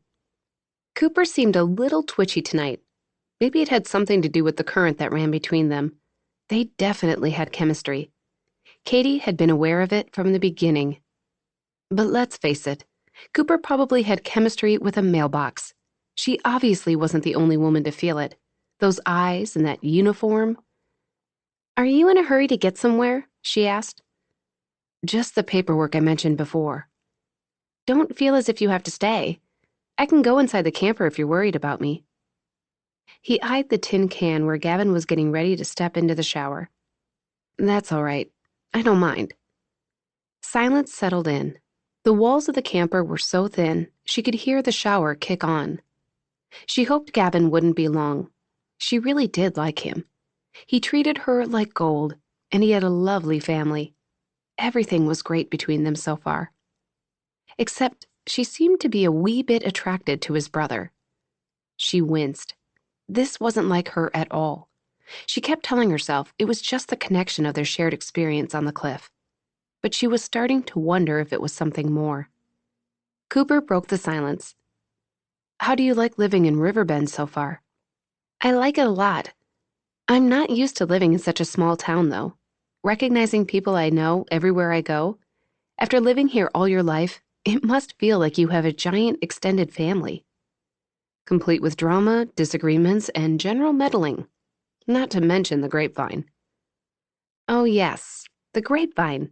I've heard a little here and there. Cooper seemed to have his very own vine. Okay, what have you heard about me? What makes you think it was about you? Oh, I don't know. The look on your face? I've heard you're very good at what you do. People depend on you. People know they can count on you. And? And I've heard you're the town's most eligible bachelor. A gross exaggeration. You apparently break a lot of hearts and somehow manage to come out unscathed, and still well liked by the women whose hearts you've broken. His lips tilted at the corner. Is there an insult in there somewhere? Not at all. But what skills you must have. His gaze sharpened on her as he hiked a brow. Her cheeks went warm and she chuckled. Not those kinds of skills. Geez. It just meant it takes a special kind of talent to remain friends with the women whose hearts you break. Though she imagined those lips of his could do some real damage. Her face was probably lit up like a Christmas tree. Anyway, your reputation is intact. That should help your campaign. Your family name works in your favor, too. Everyone seems to love the Robinsons. Our roots are deep here. Jeff's family goes back a long way. His father was responsible for bringing the Appalachian Trail through town. It really revived the town's economy. So you're basically a shoo-in for sheriff? Not at all. Riverbend is just one town. I need to convince the rest of the county to vote for me. How do you do that? Attend pancake breakfasts, Little League games, all of that? You got it. It's been a busy summer, and I'm sure it'll get busier as election day gets closer. Can we change the subject? All this talk of glad-handing is stressing me out. Sure. What do you want to talk about? How's your job at the clinic going? Having a dictator boss can't be easy. Katie laughed. You must be kidding. Avery's a great boss and a wonderful doctor. She really cares. I was teasing, but she's driven, our sister. You have to be to get through med school and open your own clinic. You're really lucky to have a big family. There was a forlorn note in her voice she'd tried and failed to avoid. When she glanced at Cooper, she found him studying her face and couldn't look away. You're welcome around anytime. Everyone likes you a lot. Something pleasant bloomed inside her. The Robinsons seemed like the kind of close-knit family she'd always wanted. To be included as one of them would be a dream come true. but they barely knew her, and she and Gavin were a long way from that kind of commitment. From inside the camper, the shower kicked off. Gavin would be out soon. Katie found herself both anticipating and dreading Cooper's departure. He was just easy to talk to, like Avery. If things progressed with Gavin, it would be good to have solid relationships with his siblings. "I gotta take this," Cooper said. She hadn't even heard his phone ring. "Sure." He said very little to the person who called, but she could tell by his professional tone it was business. He ended the call and stood. "I've got to go. There's an accident on 209. "Duty calls. I'll tell Gavin you said goodbye." And then he was gone. Katie waited for her boyfriend to rejoin her, but somehow she felt as though the night had already ended. 11. Downtown Riverbend was busy this Friday evening. Hikers wandered in and out of the Iron Skillet and the Trailhead Bar. Later, they'd bed down somewhere that didn't include a sleeping bag and would wake up to a warm shower. Cooper loved that the town was a respite for weary travelers. He strolled down the sidewalk, drawing in the summery scents of freshly mowed grass and the marigolds the garden club had planted in the terracotta pots along Main Street. He greeted neighbors and tourists alike as he passed by. When he reached his campaign office, he pulled up short at the dozen or so signs on the plate glass window. The red and blue signs featured white print that read "Robinson for Sheriff." He was taken aback every time he saw them. It still didn't seem possible he could be running for sheriff of Madison County, at the age of 30 no less. Yeah, the Robinson family had deep community roots and a good name, but Cooper also had his birth dad's reputation to contend with. Over the years, Cooper had tried to live it down, set himself apart. He'd made the grades in school, never caused trouble. He'd become a public servant, for crying out loud. A person usually had reasons for becoming a deputy. Kate had really hit the nail on the head with her assessment. That burning drive to win the sheriff's seat made more sense than ever now. There was more to lose here than an office. He spied his sister behind the plate glass and entered the building, the stuffy air an assault to his senses. His sister's hair was still up from work, and her small earrings glittered under the fluorescent lights. "The buttons are here," Avery said by way of greeting, holding up one for his perusal. He wasn't sure it was necessary. The buttons, the pens, the bumper stickers. This was small town stuff. But Avery didn't do anything small, and Sean Curtis wasn't exactly lying down and playing dead. Last week, he'd provided cupcakes for the Rotary meeting. "They look great," Cooper said. "We can take them to the Bluegrass Festival in Marshall tomorrow. Also, you'll be happy to know we got 2 more volunteers." "That's wonderful." The volunteers met on the first Monday of the month to make phone calls and spread literature on his behalf. They were doing a great job. He showed up with donuts and provided decent coffee to keep them fueled and made sure they knew how much he appreciated them. "And guess what? Last night, David Logan contributed $500 toward your campaign." "Hey, that's terrific news." He gave Avery a sideways hug. "You're a good sister. I don't care what Gavin says. Just remember that next time my Jeep battery goes dead." "It'd help if you remembered to turn off the lights." Campaigns cost money. Cooper hadn't realized how much. Mailings, yard signs, buttons, and bumper stickers, it all added up. He was thankful and humbled that the people of Riverbend believed in him. Now if he could only get the rest of the county on board. "Help me unbox all these postcards. The volunteers will start canvassing the county next Monday." "Sure." "Dad would have been here, but he's helping a friend move. And your mom had a meeting with the garden club." Cooper grabbed one of the box cutters and got started. "They do plenty. I'm thankful for all the help." He wasn't sure how Avery was doing it, running his campaign and her new clinic.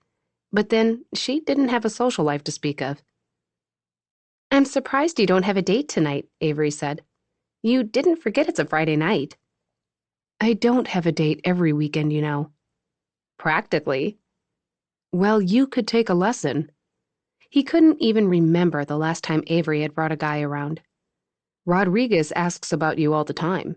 When are you going to put him out of his misery and go out with him?" "I'm too busy to date. I'm trying to get my brother elected sheriff. Avery sliced through the box tape and took out the packets. What do you think of Gavin's new girl? Everyone's asking me about her. You, Gavin, Mom. Well, of course we are.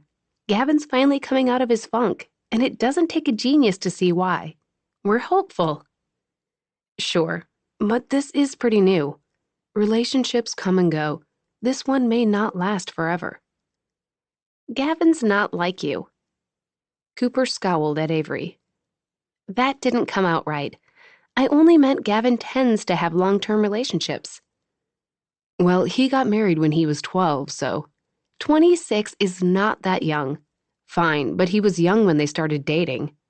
Gavin had gotten Laurel pregnant, and they married soon after in a small ceremony at Riverbend Community Church. Her parents, longtime residents, weren't happy about the order of events, but they came around eventually. Of course, all that changed when Jesse died in a car accident 2 years ago, while Gavin was at the wheel. As they worked, Cooper and Avery talked about the campaign, the clinic, and the family. When the boxes were unpacked, Avery went over the financials with him.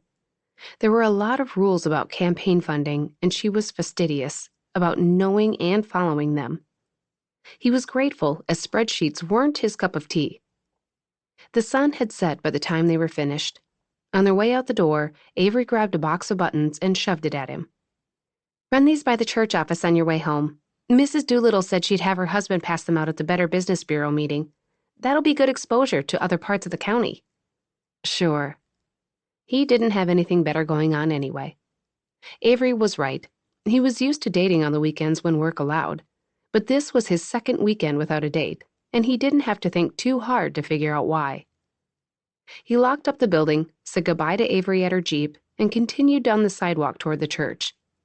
As he passed the darkened hardware store, a text buzzed in. It was Amber, the hairstylist he'd gone out with twice. They'd texted on and off since their last date a couple weeks ago, the night before Kate's accident. Cooper hadn't decided if he wanted a third date with her. He should do that soon so as not to string her along, but his feelings about Caitlin were clouding his thought process. Feelings. He didn't like the way that sounded. Could he really have feelings for someone he'd only known 2 weeks? For his brother's girl? He rejected the idea, slowing to text Amber back. She was a nice woman. Avery's words lingered in the back of his mind along with Kate's, regarding his reputation. He did date around a lot. Maybe he moved on too quickly. Maybe he didn't open up enough. The thought of being that vulnerable scared him. What if he went all in with somebody only to let her down? There were probably reasons he worried about that, but he didn't want to unpack them right now. He tapped in a response to Amber's text. He needed some time to get his head on straight. Then he'd ask her out again. After berating herself all week for chickening out at the AA meeting, Katie showed up at the next meeting with fresh determination. It was going basically the same way it had last week, just with a few new faces and stories.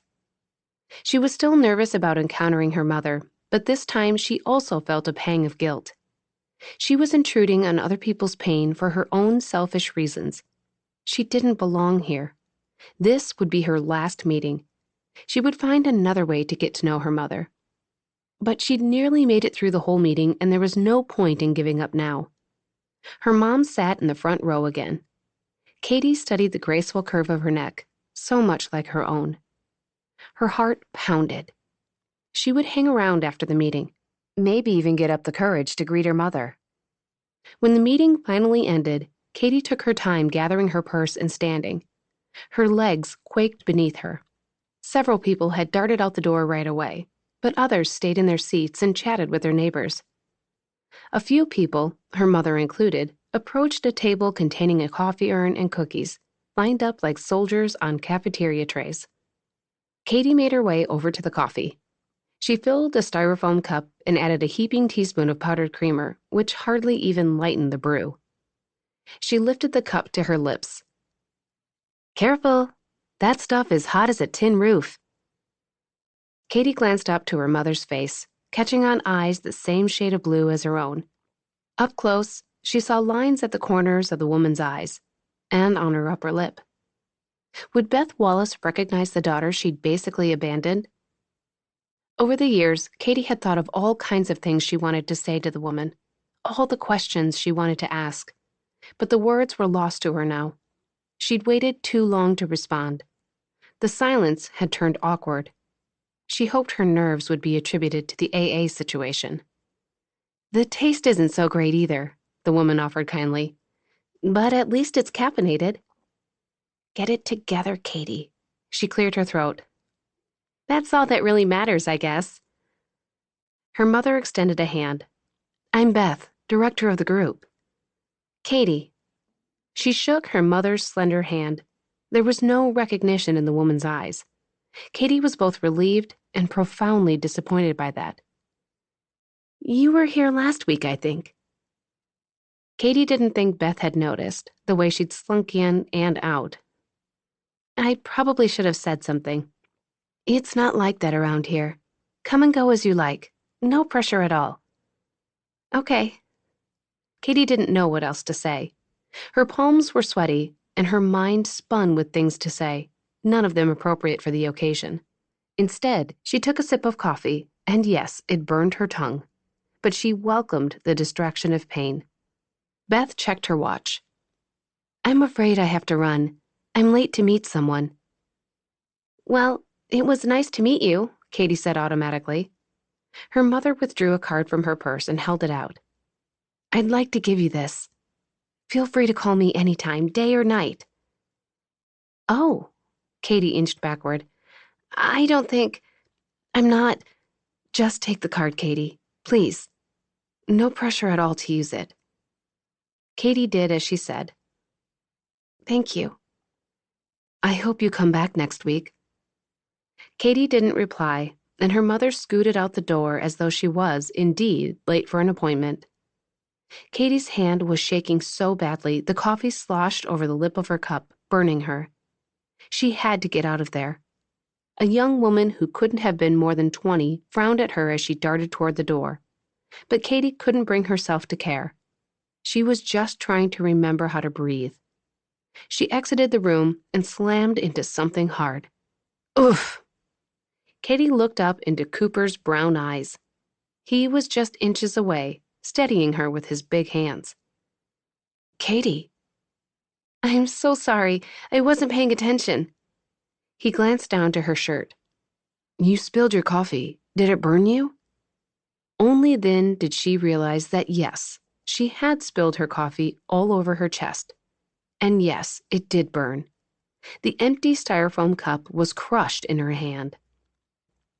Come on. He took the cup from her, led her one door down, and ushered her inside. He flipped on the lights, revealing a large industrial kitchen, everything stainless steel and clean. Cooper opened the freezer door and withdrew a large bag of ice. Katie glanced down at her chest. The area above her V-neck shirt was red and starting to hurt. She looked at Cooper's shirt. Are you okay? Did any of it spill on you? No, I'm fine. He was transferring ice into a Ziploc bag, his big fingers working efficiently. She pressed her hand to her chest, but the heat of her palm only made her skin burn worse. Here you go. She took the ice pack and pressed it to her skin. Thanks. I promise I don't normally injure myself at every turn. I shouldn't have been walking by so fast. What are you doing here? Is this where you go to church? Yes, I was running a campaign errand, official business. His crooked smile made her heart tilt. She just noticed the box he'd set on the counter. What are you doing here? He asked. She opened her mouth, but couldn't think what to say. Did he know AA met in his church building on Friday nights? I'm... Something shifted in his eyes. His gaze darted toward the doorway before it returned to hers. Yes, he knew about the meetings. Katie's mouth went dry. Sorry, none of my business. Boy, she'd had a busy 5 minutes. After 20 years, she finally had her mother's phone number in her pocket, along with an invitation to call, and Cooper Robinson thought she was an alcoholic. And she couldn't really explain without divulging very personal information. He gestured to the ice pack. How's the burn? Better. I should go home and get something on this. Yeah, good idea. I'll clean up here. In his hurry to help her, he left out the ice bag and the Ziploc box and a knife he'd used to chisel the ice. She held up the ice pack. Thanks again. Their eyes connected, and she saw so many things there. Affection, concern, questions. But she couldn't return his affection, and she wasn't ready to give him answers. So she just turned and left. 12. Happy birthday, Mom. Cooper kissed her on the cheek as she set a dish of something on the picnic table. The smell of grilling burgers carried across the backyard. You don't look a day over 60. She swatted him on the back of the head. I'm only 49, smart Alec. We should have a big bash next year for the big 5-0. That's what I told her, Jeff said from behind the grill. Avery set down a bowl of potato salad. We should rent out the trailhead and invite the whole town. That's what I'm talking about. Jeff's laugh lines fanned out as he smiled. There's only one thing wrong with that plan, his mom said. It sounds like torture. Wouldn't hurt you to be the center of attention for once in your life. Cooper got it. He really did. But his mom gave so much to the town, worked so hard behind the scenes serving as a trail angel, organizing fundraisers, overseeing the children's program at church. He'd love to see her recognized for everything she did. Where's Gavin? Cooper asked. Avery grabbed a handful of sun chips from the bag. Running a few minutes late. Mom was on her way back to the kitchen for more food. Cooper followed her and gave her a hand. He was setting the condiments on the picnic table when Gavin came around the side of the house. And right on his heels was Caitlin. Hey, guys, Gavin said. Happy birthday, Mom. They exchanged greetings, and Kate's gaze met and held Cooper's for a long beat when they said hello. Mom stopped fussing with the tablecloth long enough to hug Gavin and welcome Kate. She welcomed everyone with open arms. It was her way. Kate seemed to blossom like a flower under her attention. Next to Gavin, Kate seemed so petite, so cute.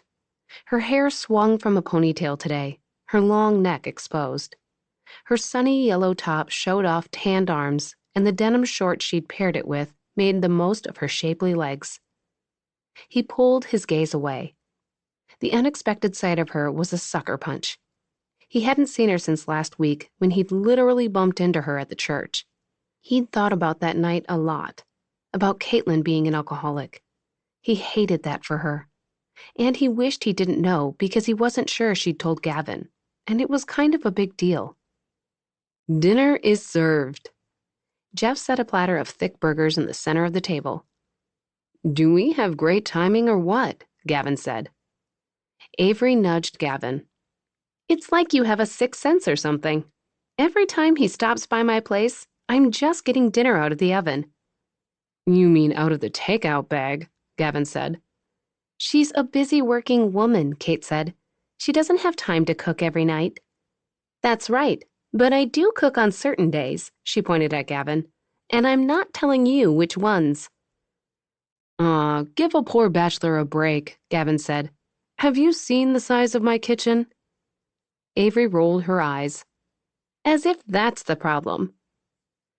Everyone found a seat at the table, and Jeff said grace, thanking God for his wife and praying for many more years with her. As soon as he finished, they all dug in. Cooper helped himself to a burger smothered in melted cheddar and avoided looking up. Why did it seem like Kate was always seated directly across from him? He took a heaping spoonful of potato salad and passed the bowl to Avery, then went to work on the condiments. Gavin got up and grabbed a couple drinks from the cooler. When he returned, he placed a wine cooler in front of Kate. She glanced up at Cooper. Oh, could I just have a water, please? Sure thing. Gavin fetched the water.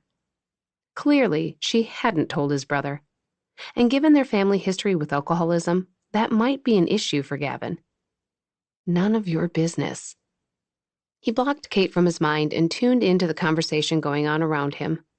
The family caught each other up on their work lives. Jeff owned Trailside Market. That was where he and Mom had first spoken. His mom asked if they carried Band-Aids, and the rest was history. The campsite was keeping Gavin busy, and the clinic was bursting with patients. Cooper told about a repeat caller, all hang-ups. It turned out the couple's 4-year-old son was good with a cell phone and wanted to hear the sirens. "I got my hair done yesterday," Mom said during a break in the conversation. "Looks nice, Mom," Gavin said. "I thought something was different about you." "Yeah, looks great." His brother wouldn't notice if their mom had shaved her head. "I wasn't fishing for compliments," Mom nudged Cooper.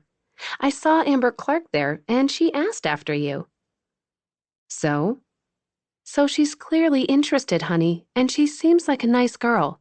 She's gorgeous, and she comes from a good family, too. You should ask her out." "He's already gone out with her twice," Avery said. "Once for coffee and once on a picnic." He spared Avery a look.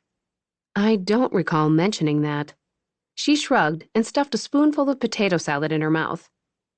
"I heard the picnic went well," Gavin said. "There was definitely kissing involved." Cooper scowled at him. Stupid grapevine. "Well," Mom said, "it was clear she was interested. That's all." "Thank you, Mom," he said facetiously. "I'm not butting in, just trying to be helpful." "I can handle my own love life, thanks just the same. What about you, Avery? Are you seeing anyone these days?" She pushed her mahogany hair over her shoulder. "I'm having an extended affair with my clinic, and we're very happy together." Mom glanced at Jeff. "How'd we raise these two? Didn't we provide an adequate example of happy married life? One of you is a workaholic and the other can't seem to make it past 3 dates." "Give me credit for trying," Cooper said. "Besides, I have a demanding job, and there is the small matter of my run for sheriff. And between the clinic and Coop's campaign, I've got all I can handle." Mom picked up her burger. "I give up." "Finally," Cooper muttered, earning him a frown. "You should join a dating website," Jeff said to Cooper. "Broaden your horizons." "And disappoint all the single ladies of Riverbend?" Avery took a bite of her burger. "That seems to be the way all the kids are doing it these days." "I'm not joining a dating site." Cooper's eyes connected with Kate's, and he caught the little twitch of her lips. The irritation drained right out of him, and his own lips tilted upward. "Anyway, I told Amber you'd give her a call," Mom said. That caught his attention. "What?" "She wants to volunteer for your campaign, and after all, you can hardly have too much help." Amber wanted to be more than a volunteer for his campaign, but at his mom's prolonged look, he sighed. "Fine, I'll call her." "Don't sound so begrudging. She's a lovely girl." Cooper let the subject drop, and thankfully, Jeff changed the topic. Katie tossed the beanbag, which landed on the slanted wooden board right next to the hole. "Nice," Gavin said from across the grassy lawn. Her last shot arced through the air and sank into the hole. Gavin punched the air. "Yes!" "Good one," said Avery, who stood next to her. "We're up by 4. Gavin collected the red and blue bags with Cooper. "Did we mention Coop and Avery are undefeated this year?" Lisa asked Katie from the picnic table. "Oh boy," Katie rubbed her hands together. "Pressure's on." "And they hardly lost last year," Jeff said. "They're the team to beat." "We're gonna take 'em down, Katie," Gavin said. "Let's go." Jeff got a call and slipped away from the family. Katie couldn't miss the humor in Cooper's eyes. Gavin clearly took the game more seriously than his brother. Their eyes clung for a long moment. Why did it always seem like an invisible thread connected them? The moment was lost when Gavin handed Cooper the red bags. Cooper lined up his body, a frown of concentration slicing his brows. He sank his first shot. The second came close. Avery cheered him on. Gavin's family was so fun, so welcoming. They rooted for each other and bickered lightheartedly, much like she and Spencer had done. But they were a whole family, complete with Mom and Dad, something she'd always craved. Even though they were actually 2 families patched together, it didn't feel that way. and every time she was with them, they made her feel as if she was one of them. Katie's gaze caught on Cooper, thinking back to the conversation over dinner, to the way his mom had butted in on his love life. He obviously objected to her interference, but Katie thought it would be wonderful to have a mother who cared so much about the details of her life. She couldn't help but wonder who Amber was, and if Cooper was interested in her. He must be if he'd kissed her on their picnic date. At the thought of his lips on another woman, jealousy pricked hard. She had no right to feel that way. She was dating his brother. What would have happened if Avery had set her up with Cooper instead of Gavin? She was a terrible person. Gavin was a great guy, and he treated her so well. He'd been through such a hard time, she couldn't imagine the pain of losing a child. And then a divorce on top of it. She needed to put these ridiculous thoughts of Cooper from her mind. Cooper's last bag thunked on the board, and she gave Gavin a bright smile. "We only need 6 points. You've got this." Gavin winked at her, sure in his ability to pull it off. His first 3 bags plunked onto the board. The 4th hit the ground, and the last one sailed through the air and flopped through the hole. "Yes! We did it!" "Great job," Katie said as Lisa applauded from the table. "Lucky shot," Cooper teased. "Lucky shot might be nice, brother," Avery said. Katie and Gavin met in the middle for a high five, then he pulled her into his arms for a hug. "We should play girls against guys," Avery said. "I'll bet Katie and I could wipe the floor with you two." "What about Mom and Jeff?" Cooper said. They turned toward the table. Jeff had just gotten off the phone, and Lisa was watching him with a frown. "What's wrong, hon?" Sensing that something was afoot, the family converged at the table. "That was Lewis Parker from the Trail Conservancy," Jeff said in a sober voice. "They called a special meeting, and they're shutting down the Main Street Bridge for repairs. The trail won't be coming through town again until it's repaired." "What's wrong with the bridge?" Cooper's mind spun with the ramifications. If the bridge was down, hikers couldn't come through. Most of the town's businesses were set up to accommodate them. The outfitters, the market, the hostels, the campground, and the motel. No hikers, no business. Even the coffee shop and restaurants would struggle. "That last storm we had," Jeff said, "the logjam did some damage. They're leaving it open for the next month, long enough to reroute the trail, then they're shutting it down till the repairs are done." "Reroute the trail where?" Mom asked. "Through Silverton." "That's 7 miles away." Cooper's stomach took a dive. Hikers wouldn't come this far out of the way. Why would they even hitchhike if they found everything they were looking for in Silverton? "But Silverton isn't set up as well as Riverbend," Mom said. "And the town isn't exactly known for putting out a welcome mat for hikers." "There's really no choice.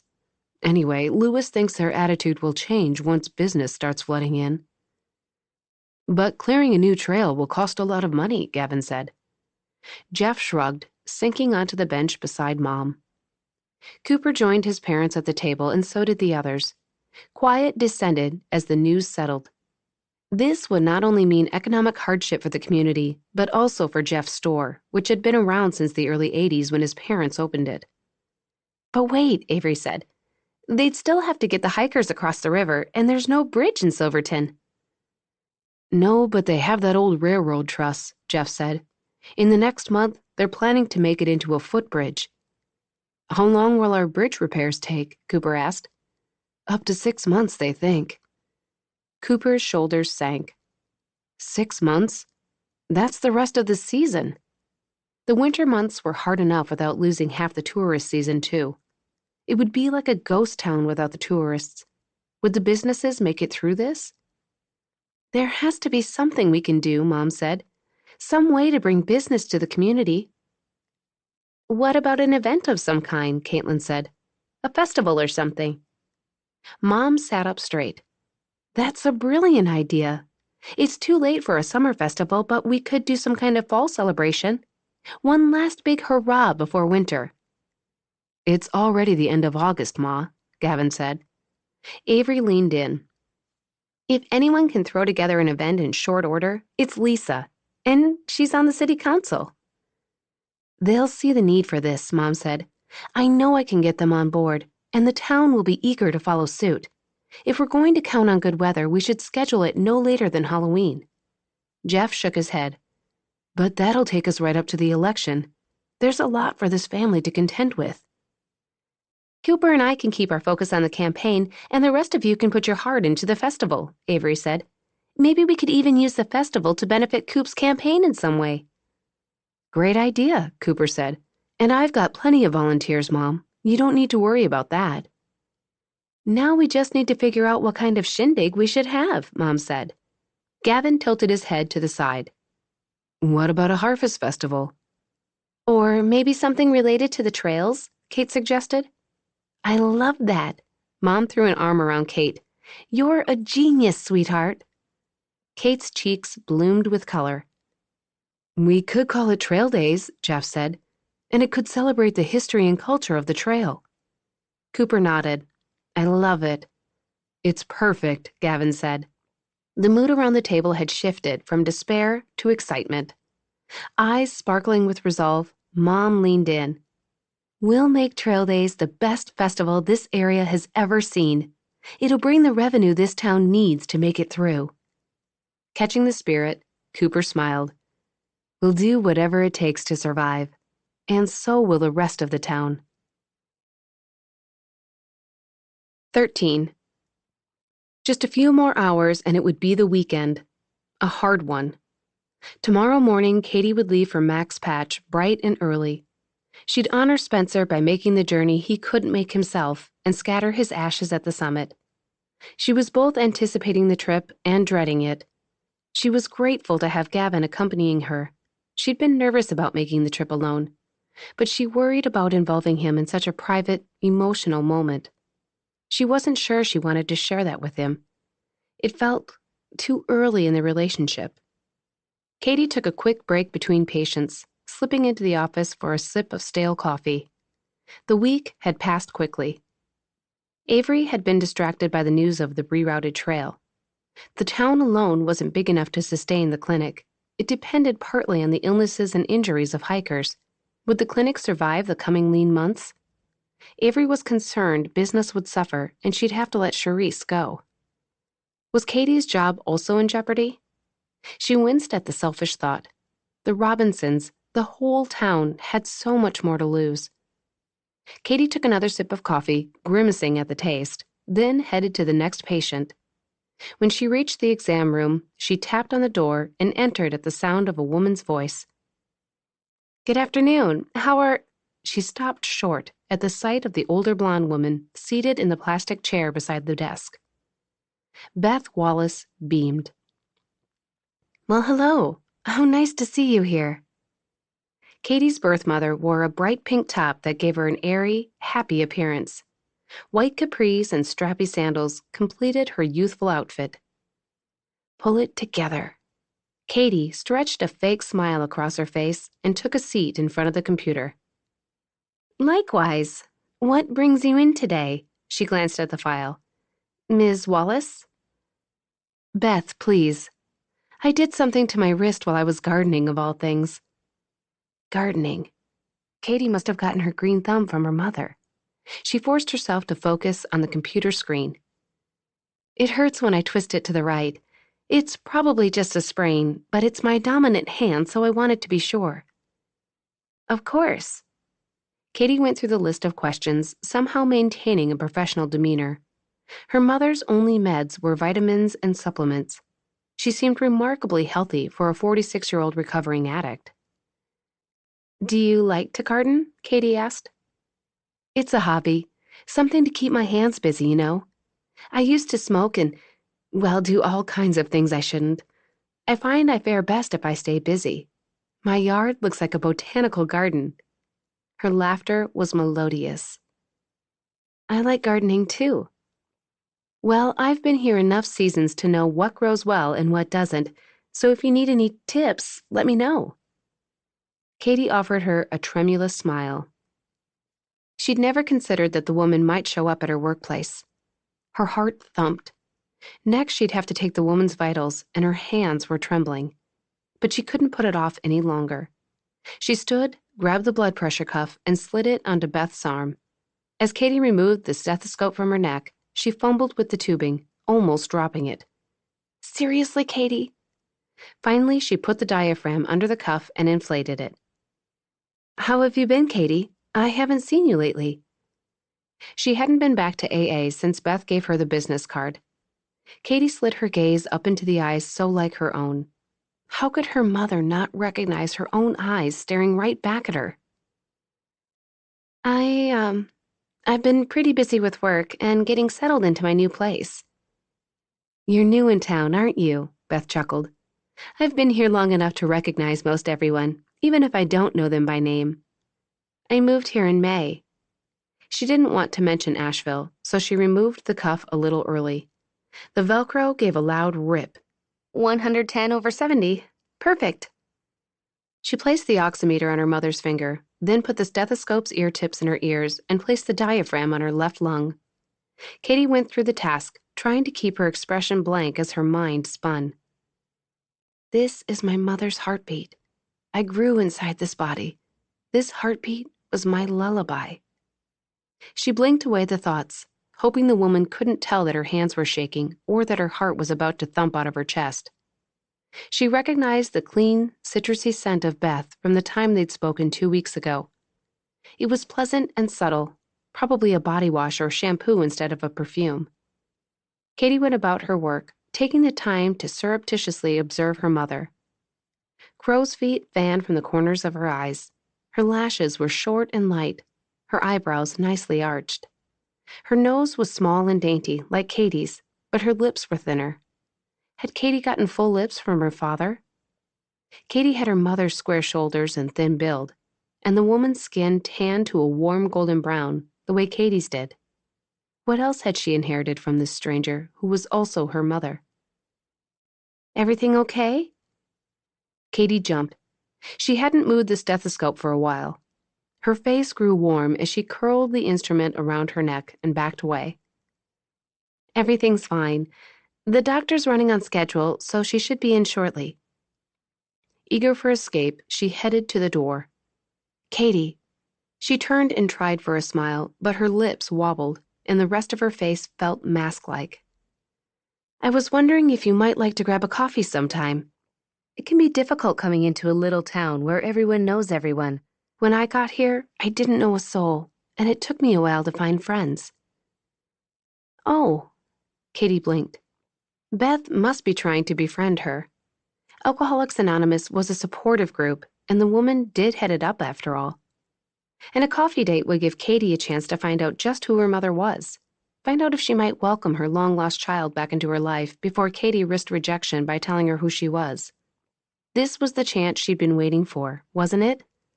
Why was she suddenly so nervous? So hesitant? I didn't mean to put you on the spot, Beth laughed, a sudden tinkling sound. Look at me, coming into your place of business and pushing myself on you. No, not at all. Listen, no pressure. You have my card. Give it some thought, and if you decide you'd like to grab a coffee, give me a call. If she gave it some thought, she'd chicken out for sure. No, that's okay. I'd like to grab a coffee sometime. Her mother's eyes lit up. Wonderful. Are you familiar with Millie's Mug and Bean? It's just on this side of the bridge. I go there almost every morning. Perfect. What day would work best for you? I'm off Saturdays, but I have plans this weekend. I'm scattering your dead son's ashes. Did she even know Spencer had died? Would she even care? But I'm free next Saturday. Maybe 9 o'clock? The woman's wide smile reminded her so much of Spencer's, her knees almost buckled. Wonderful. It's a date. Cooper shifted in his desk chair. He was almost finished with his paperwork, hands down the worst part of his job. There'd been a domestic situation on Cherry Street. The woman had a bruised cheek but refused to get checked out. Said she'd hit herself with a cabinet door, that she'd accidentally dialed 911. Cooper scowled at the memory of her husband's smirk and condescending tone. The human in Cooper wanted to slug the guy. The professional knew he could only advise the woman of her rights and acquiesce when she insisted it was an accident. The couple was only visiting the area, staying in a rental. They were from Asheville, and Cooper could see there'd been 2 other accidents in the past. Times like this, his job sucked hard-boiled eggs. Getting all trained for your cushy job as sheriff? Rodriguez strolled into the office, appearing every bit the confident deputy. If being a sheriff means more time behind a desk, kill me now. You should be so lucky. Why the sour face? You're off this weekend, aren't you? Yeah, just finishing up here. Heading up the mountains on your bike? You know it. When are you going to let me borrow that thing? You've never even ridden a bike. I could learn. Rodriguez sank into his chair. Chicks dig motorcycles. With his jet black hair and ripped muscles, the guy didn't have any trouble getting chicks. Cooper finished the form and slid back from his desk. Freedom. He'd spent much of last weekend in Mars Hill and White Rock, pressing flesh at various events. He was ready for some downtime. I'm out of here. As he headed down the hall toward the exit, Sean Curtis, the other candidate for sheriff, entered the building. He was in his mid-30s, average height, and sported a slim build. With Sean's perfect teeth and side-parted brown hair, Cooper thought he looked more like a news anchor than a deputy. The man tossed him an easy smile. Hey, Cooper, headed out for the weekend? That's the hope. These weekends campaigning can be a drain, huh? You said it. Sean held the door for Cooper. Hard to believe we've got less than 6 weeks to go now. Hard to believe. There's fresh donuts in the break room. Sean patted his flat stomach. Gotta watch the figure. Have a good weekend. You too. Hot air hit Cooper's face like a furnace as he exited the building, but the heat was preferable to awkward small talk with his opponent. They'd always kept it cordial, but tension was inevitable in a small office like theirs.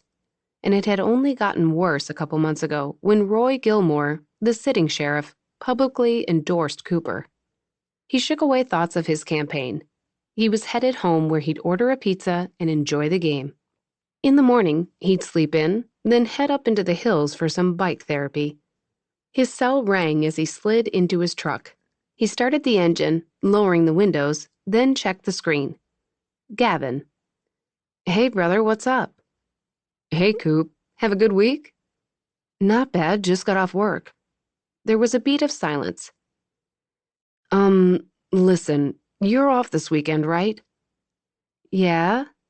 Cooper sincerely hoped Gavin didn't need an extra set of hands at the campground. Please tell me you don't need me to dig a drainage ditch for free again. Hey, I fed you pizza, didn't I? My back hurt for a week.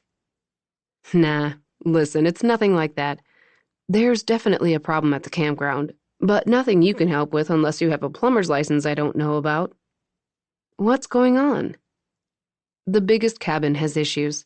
We have a family coming on Monday, and the boss insists we fix it over the weekend. I got Bleecker Plumbing coming to do the work. Okay, so what's the problem? I have to oversee the project, and I promised Katie I'd do this thing with her.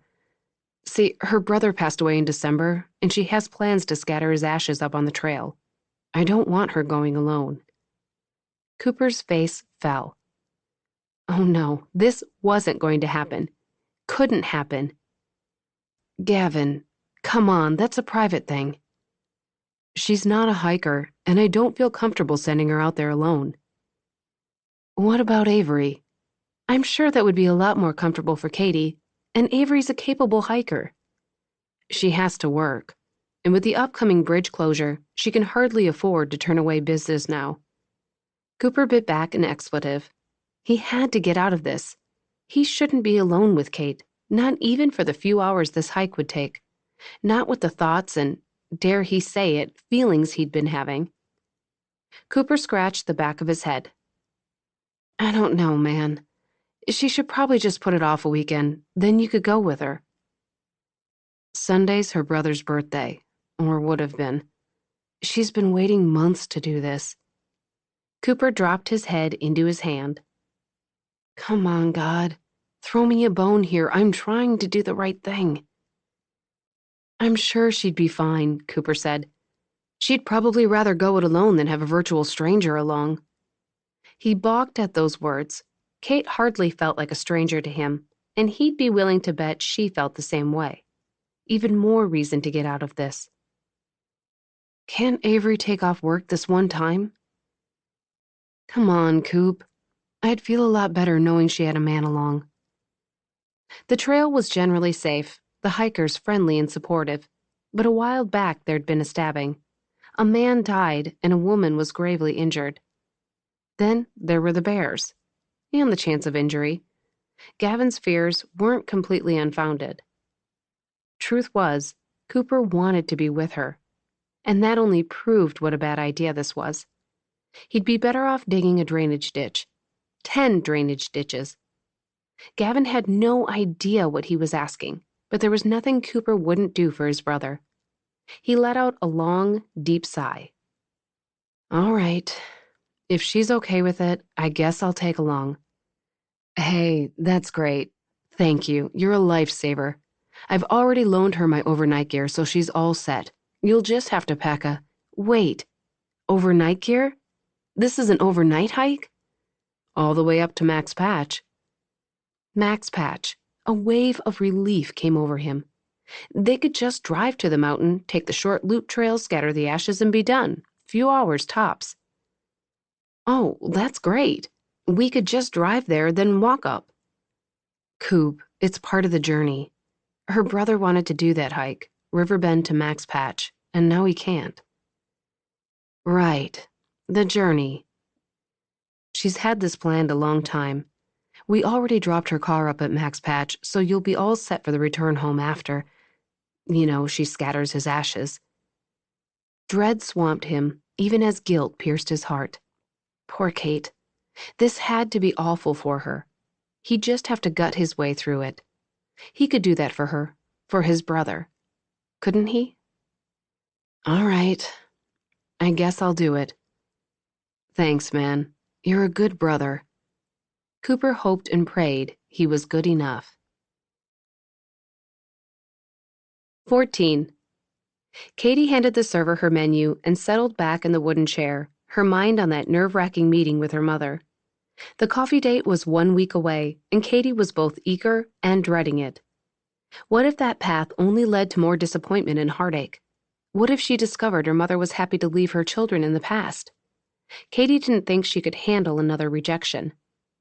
Across from her, Gavin surveyed the specials menu. His dark hair had grown out and flopped over his forehead, giving him a boyish look that tweaked at her heart. Being a Friday night at supper time, the Trailhead Bar and Grill was packed. A band was setting up to play in the far corner, and the smell of grilled steak and Parmesan fries hung temptingly in the air. Gavin leaned forward, elbows on the table. You okay? Yeah, I'm just... long day, I guess. And a long weekend ahead. Yeah. The scattering of Spencer's ashes had been heavy on her heart since she collected them from the funeral home. She was actually anticipating it. Spencer's remains didn't belong in a glossy oak urn, no matter how lovely it was. She was eager to finally lay him to rest at a place he loved, following a hike he'd always wanted but been too sick to do. Oh, she knew his ashes weren't his essence. His soul was in heaven.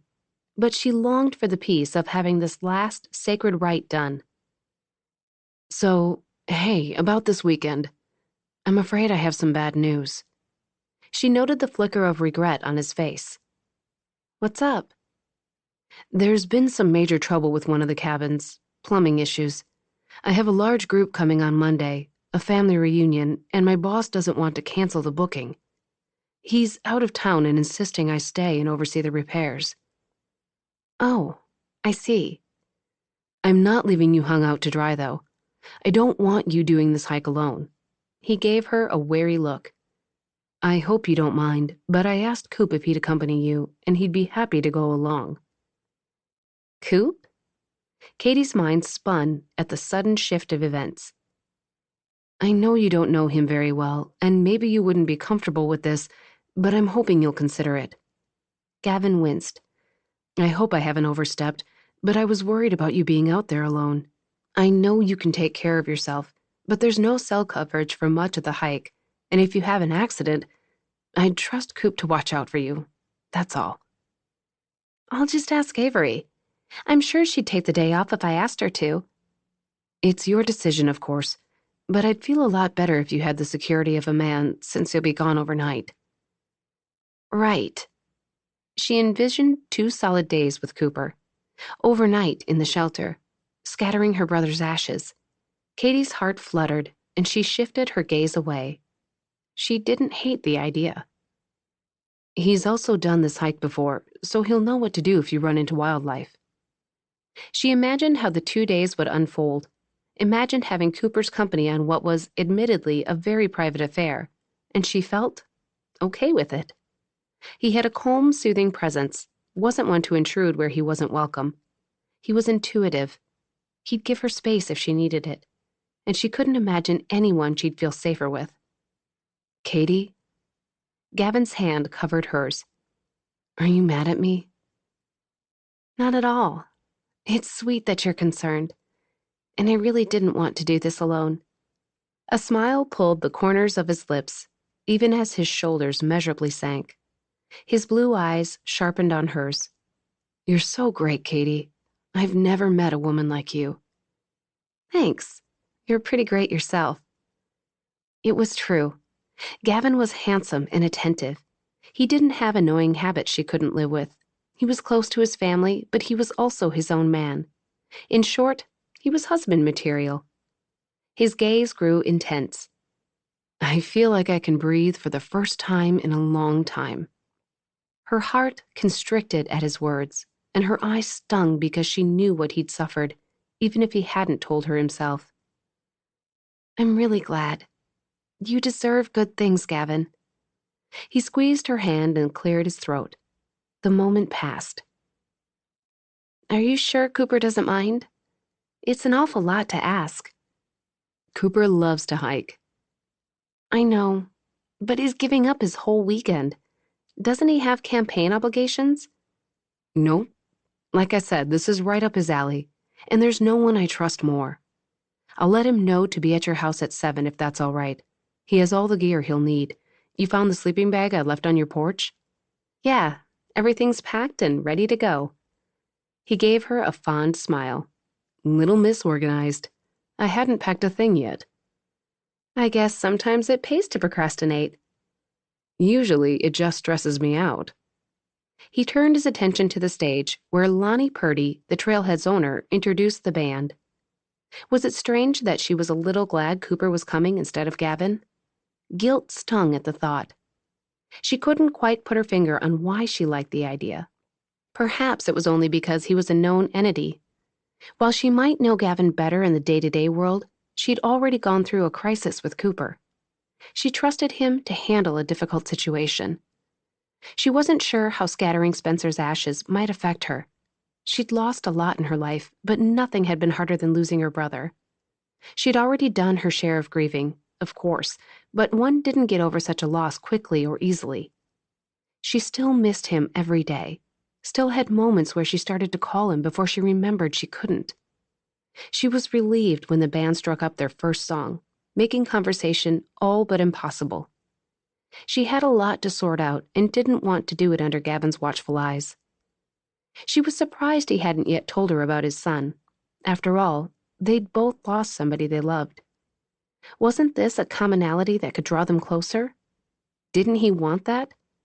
Maybe he wasn't ready for that kind of intimacy. Was that a red flag? Well, she had to respect his need for privacy. Obviously, the loss had cut deeply.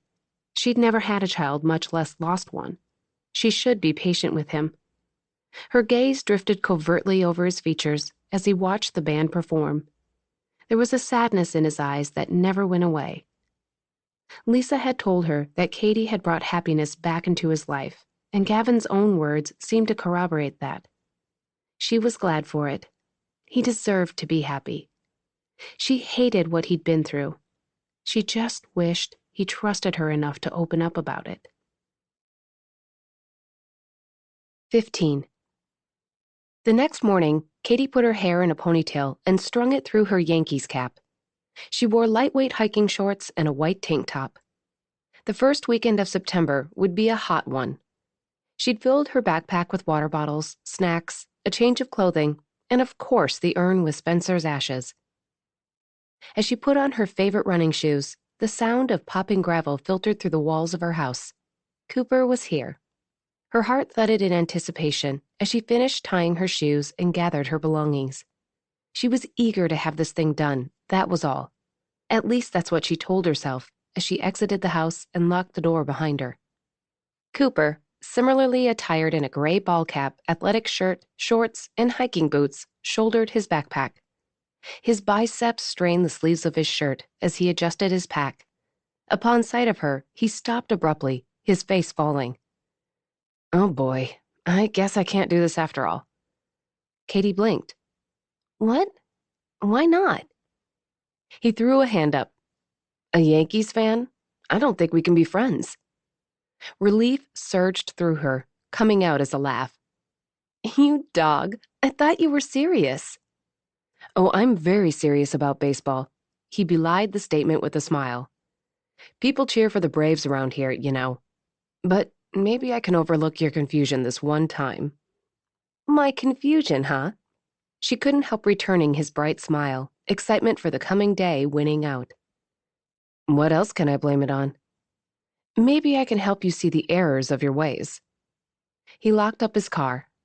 You had a good breakfast, right? Lots of protein as instructed. Good girl. It's about 13 miles to the shelter, then another 6 miles or so to Max Patch. Today's the challenging day, physically, but tomorrow might prove to be the more difficult one. As they walked down the drive, he went through a list of items she should have in her bag. Gavin had already advised her on this, so she was well prepared. Cooper carried a first aid kit and a few other extras like a knife and sleeping pads. At the street, they turned right, walking toward the trailhead on the south side of town. You have a water filter? He asked. Iodine tablets, borrowed from Gavin. That and the sleeping bag. You don't own one? What would I need with a sleeping bag? His eyes twinkled. You might want to keep that to yourself. Around here, that's considered the 8th deadly sin. Oh boy, I have enough trouble with the first 7. He laughed. Which one gives you the most grief? I don't even know if I can name them all. Gluttony, greed, pride. I think envy and lust are in there somewhere. Heat worked up Katie's neck, despite the cool of the morning. That's only 5. He took off up a steep, grassy slope, leading toward the trailhead. Plenty enough right there to trip a guy up, though. Or a girl. She wasn't about to share her Achilles heel, though in truth, it depended on the situation. Currently, his calf muscles bulging as he climbed, that last sin was at the forefront of her mind. She tore her gaze away and forced her thoughts elsewhere. She was grateful for the cool breeze. Soon enough, the sun would beat high overhead, and the humidity alone would make sweat bead on her skin. Before long, they approached the trailhead, passing the bulletin board that displayed a map and town information for northbound hikers coming off the trail. This first part is all switchbacks, heading uphill out of the valley. He moved aside, gesturing her to pass. It's pretty much a one-lane road. You can set the pace. Katie took the lead, and immediately a canopy of trees sheltered them from the sun. The air was thick with the buzz of cicadas, and knotty roots snaked across the path. Soon, the trail inclined sharply, and she was grateful that her jogging routine kept her in good shape. She took in the dense forest where fallen logs lay covered in moss and damp, decaying leaves carpeted the floor, giving off a rich, loamy scent. The trail switched back and grew steeper. Her lungs worked to keep pace with her heart. She walked through a web, yuck, and got it out of her face as best she could, hoping a spider hadn't been attached to it. Conversation had come to a halt as they navigated the steep trail. Squirrels scrambled through underbrush, and birds tweeted from lofty perches. Still, the trail climbed. How are you faring back there? She asked. Doing great. Nice views.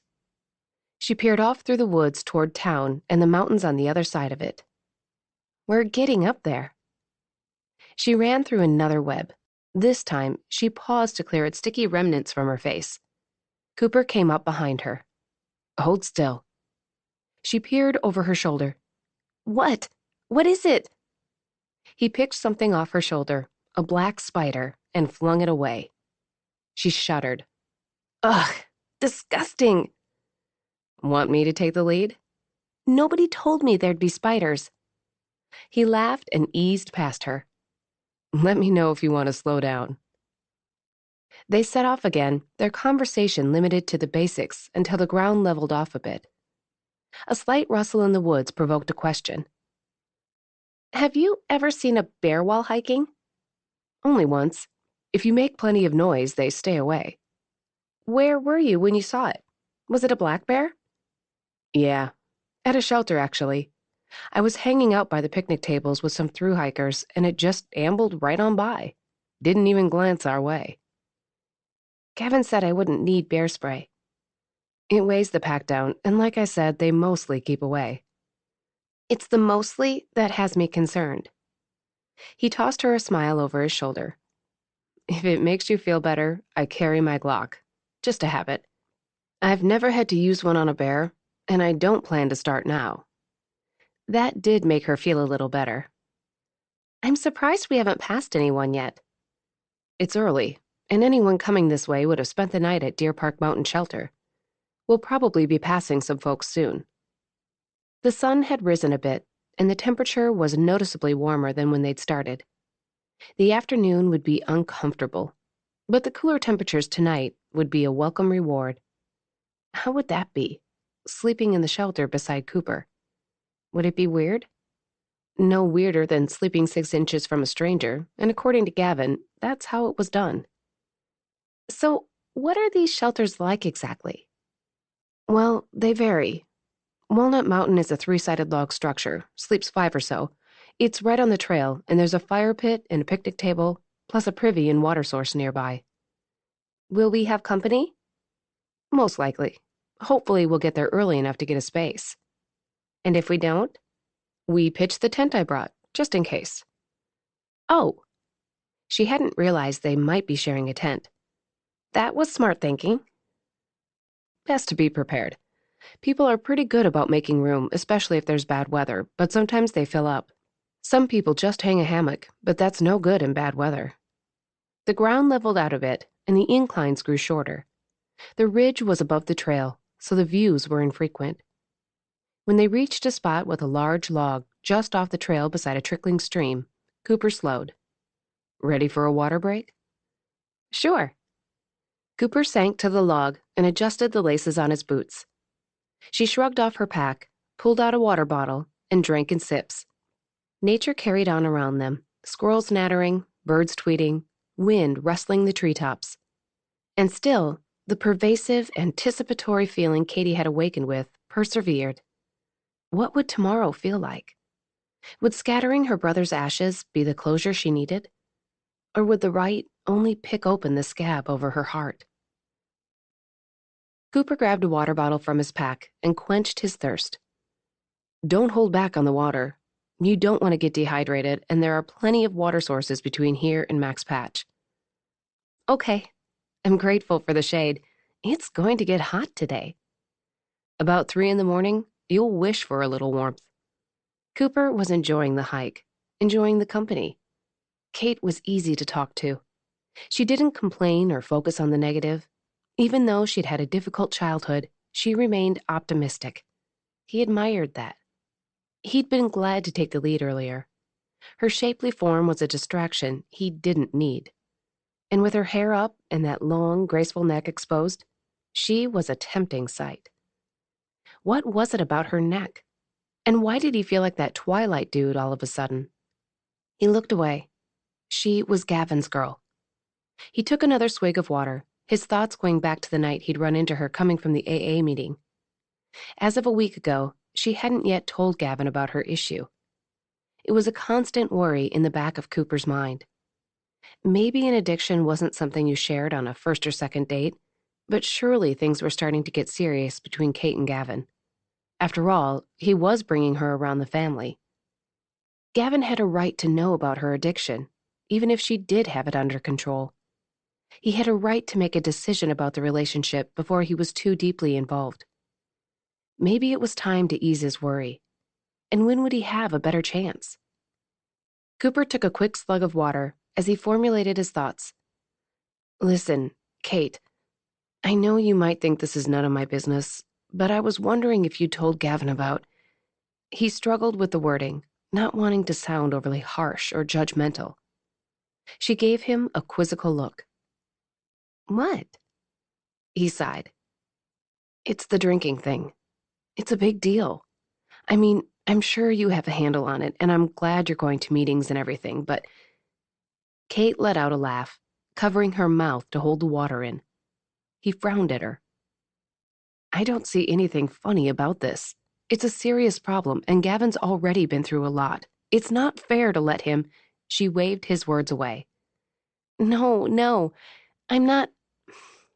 This is not the way it seems, Cooper. I'm not an alcoholic. He stared into blue eyes that were as convincing as any he'd seen. But he also had an alcoholic dad, and he knew they were capable of lying to themselves, not to mention others, quite convincingly. No, really. She clearly struggled with something. Finally, she sighed. Okay, I guess I'll have to explain. You know, I was a foster child. Well, my mom was an addict. Because of that, I've never touched drugs or alcohol. Kate took another drink and capped the bottle.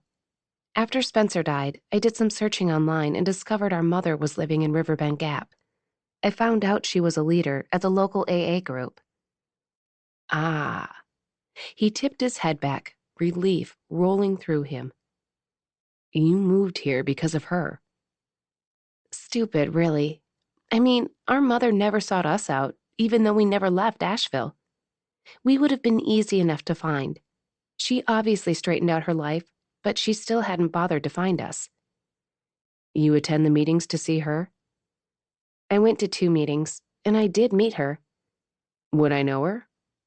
Kate considered for a moment. Beth Wallace? Name sounds a little familiar, but I don't know her. She seems like a nice enough woman. She gave me her card and told me to call anytime. Have you? She gave a wry huff. I didn't have to. She turned up at the clinic yesterday and invited me to coffee. Did you tell her who you are? No, not yet. And she didn't recognize me either. She looked me right in the eyes, which are the same shade of blue as hers, by the way, and didn't even know her own child. I'm sorry. That must have hurt. He shifted his foot in the dirt, feeling her pain. I know a little about having an alcoholic parent, about being rejected by said parent. It leaves its scars. Gavin told me about your dad. It was a connecting point for us. And yes, all the above can shape who you are. She shook her head. I set up a coffee date with Beth for next Saturday, and I don't know what I'm doing.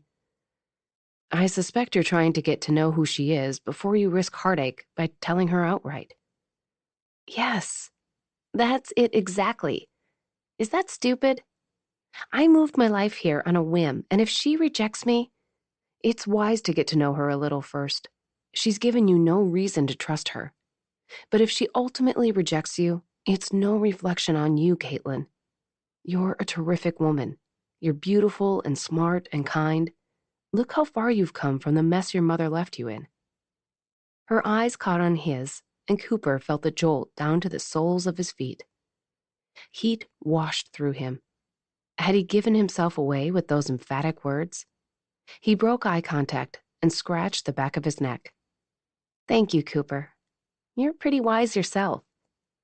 Not beautiful and kind? I'm hurt. She chuckled, just as he'd hoped she would. Does Gavin know about your mom being here? She sobered. Not yet. He knows I was a foster kid and that my mom had to give us up, but the rest of it? No. Your call, of course. Why hadn't she told him? But this wasn't information that would hurt his brother. just something Kate needed to sort out. He thought of telling her Gavin was an excellent sounding board. He had a good head on his shoulders, but for some reason, Cooper held back the words. "Wallace," he said. "You have a different last name than your mom." "I changed it when I was 18, she shrugged. "I guess I felt the need to cut ties with her. And I knew this girl in high school, Jenny Loveland. I always thought it was such a wonderful last name. It has a nice ring to it." He leaned into Kate's shoulder and gave her a nudge. "No matter how this works out with your mom, you're going to be just fine." He wanted to tell her she was strong enough to get through this, that she could handle anything life threw her way. But he was afraid he'd already said too much. 16.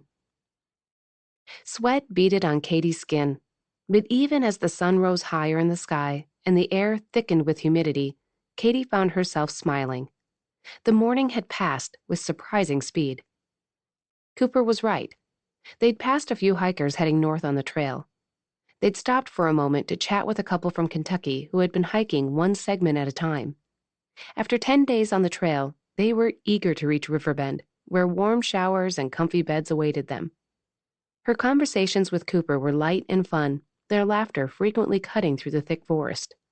She liked his sense of humor. It reminded her of their time on the cliff when he'd tried to keep her from dwelling on the tenuous situation. Now that the circumstances weren't life or death, she was able to fully enjoy his company. They talked about his run for the sheriff's position and Katie's reasons for becoming a nurse, her brother's heart issues being the biggest factor. She'd been his health advocate and found comfort in being able to do something. When she and Cooper weren't talking due to steep inclines, Katie pondered two questions. Why did she keep telling Cooper intimate details of her life that she hadn't yet shared with Gavin? And why had she been worried about having Gavin on this trek when she didn't mind having Cooper along? Her nose twitched at the earthy smell of rain an instant before a drop hit her arm. A moment later, another splashed on her hand. Soon, a steady drizzle spilled from the sky. "Did you bring a rain jacket?" Cooper called over his shoulder. "No, they weren't calling for rain." "I didn't either." He scanned the surroundings. "Nothing worse than hiking in wet clothes. Let's find some place to sit it out." "Sounds good. We have plenty of time." They'd planned to arrive at the shelter before the worst heat of the day. "There's an outcropping of rocks just ahead." As they approached, she saw the outcropping was up a steep incline off the path. The rock wall went about 20 feet high and bore an indentation at the base. Not deep enough to be a cave, but enough to provide shelter. "Looks like a good place to hunker down." Cooper scrambled up the incline. "Looks like a good place for a bear to hang out." He tossed her a smile as he gave her a hand up the hill. "Should keep us good and dry." "Hopefully it'll pass quickly. Maybe even cool things off. It's a good time for lunch anyway. You hungry yet?" "Starving." They took off their packs and settled side by side in the cozy enclave. The scent of rain in the air and the gentle pattering on the leafy canopy created a soothing atmosphere. She unzipped her bag and rooted for snacks. "The sound and smell of rain remind me of lazy mornings as a kid." "Sounds like a good memory." "I used to hate getting out of bed on days like this. I probably drove Jill nuts on school mornings." "Your foster mom, right?" "Yeah." She pulled out a bag and ripped it open. "Skittles? That's the sustaining snack you brought?" "Sugar provides quick energy." She flashed him a cheeky smile and popped a few in her mouth. "And feeds that sweet tooth of yours. But you need protein and complex carbs, my friend." She rooted through her snacks and came up with a bag of peanut M&Ms. "Voila! Protein." "You'll be hungry in an hour." "Your choice, but you're welcome to my protein bars. I brought plenty." "Well, maybe just one." He handed it to her, and she set it aside to finish her Skittles. "Thanks." "I think you've just earned your trail name." "What? Skittles? I guess I can live with that." "And what about you?" "How about Soggy Cardboard Eater?" "Don't knock 'em. 350 calories and 25 grams of protein. And I already have a trail name. Banana split. Okay, you have to explain that one. Shortly after my mom married Jeff, we went on a family hike. A bonding experience, I suppose. Well, I was wearing these ugly yellow shorts, a hand-me-down from Gavin, and on the second day, when I jumped across a creek, my shorts ripped in the back. Laughter bubbled up inside. Katie covered her mouth full of Skittles. Go ahead and laugh. And it stuck? The nickname? Like I had a choice. Gavin and Avery called me that every chance they got. You could change it now, you know. It's kind of grown on me. He slid her that sideways smile that made her pulse jump. They went back to their lunch. Katie wrapped up the rest of her Skittles and opened the protein bar, which tasted a little better than cardboard. The rain continued pattering the forest floor. I won't be in the way tomorrow. Cooper's voice seemed deeper in the quiet little hollow. I realize it's a private moment, and I'll give you your space. Just wanted you to know. She met his gaze, that thread pulling and buzzing with something that made her heart flutter. I had no doubt. That's why I didn't mind you coming along. He had really nice lips, the bottom one just thick enough and the top one dipping distinctly in the middle. She dragged her eyes away and took another bite of the bar. Why in heaven's name was she thinking about the man's lips? What was it like growing up in foster homes? You don't have to answer if that's too personal. No, that's okay. There were a lot of kids around, so we always had someone to play with. That was good. But we didn't have much space of our own. Our toys and even our clothes were often shared. Nothing was mine, you know? We had one bicycle we all shared. Silly, but I think that's the thing that bothered me most. I loved to ride that bike. Must have been difficult. Her mind drifted back. There was a girl who lived down the street, only child. She had this beautiful mint green bike she rode by our house every day, ringing the bell. It had a white seat and handlebars and a white basket on the front she always carried her cat in. I wanted that bike so badly. He gave her an empathetic smile. How was school life? You must have done well. I hear nursing school is rigorous. I liked learning, and I excelled academically. But the kids, they weren't always kind. Being a foster kid was embarrassing for me. I felt like something was wrong with me because my parents didn't stick around while everyone else's had. I get that. Because of my dad, I felt embarrassed. Everyone knew who he was, and I always felt his behavior reflected on me. Why do we take on our parents' issues? Cooper shrugged. We shouldn't. We had no control over any of it. They chewed in silence for a while. Katie peeled down the bar's wrapper, the cellophane loud in the enclosure. I always had Spencer, though.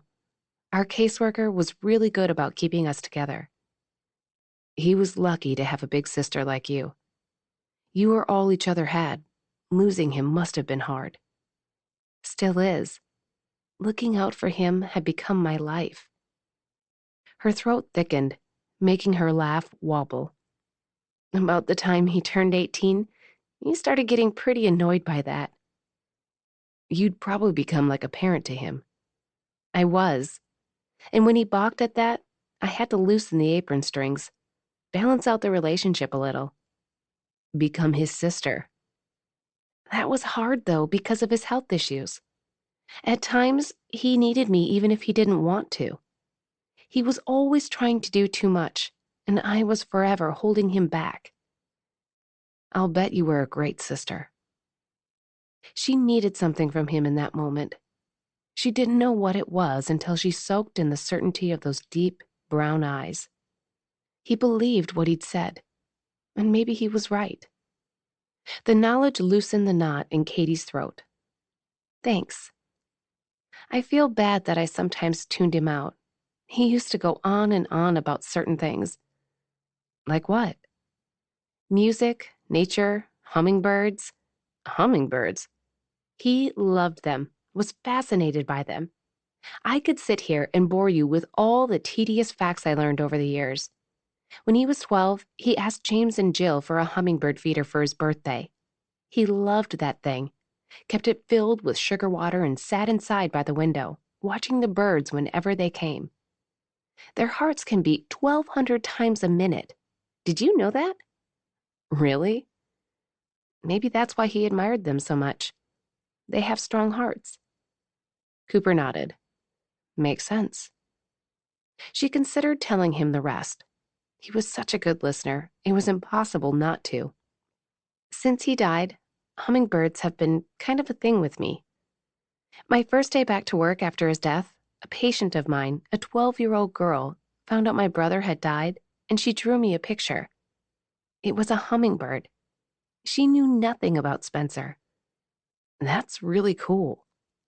They've shown up a few times since he passed. Just when I need him most, there's a hummingbird. She stared at the ground a few seconds. Silly, I know. Not silly at all. My grandpa and I used to play Monopoly, and he always chose the top hat. At his funeral, after everyone had left, there was a top hat on one of the chairs. Everyone thought someone left it, but no one remembered anyone wearing one. I was sure my grandpa had put it there. They shared a smile, no words required. He understood, and that was so comforting. They ate in quiet for a moment. She was all talked out. Listen to that, he said a few minutes later. Katie stopped eating and listened. A beam of sunlight split through the treetops, dappling the forest floor. It stopped raining. He crumpled up his wrapper and slipped it into his trash bag. Whenever you're ready. I'm ready. She bagged her trash, emerged from the enclave, and shouldered her backpack. She was ready to reach Mac's Patch, where she could finally lay her beloved brother to rest. By the time they reached Walnut Mountain Shelter late in the afternoon, Katie's legs were trembling. They'd been in no rush, stopping to wade in a stream along the way after they refilled their water bottles. They took a couple of selfies by the creek and one on a peak with the mountains in the distance. They took rests in the shade and carried on conversations that made her oblivious to the miles they covered. Her legs noticed, though. She had stamina, but she was used to jogging on flat terrain. Her calves and hips and quads weren't used to climbing mountains. After a quick visit to the privy, she wasted no time slipping off her pack and sinking onto the picnic table. Her back muscles released painfully. Yikes! I thought I was in shape. We've been hiking for hours. You did great. Cooper seemed to have enough energy to continue to Mac's Patch tonight.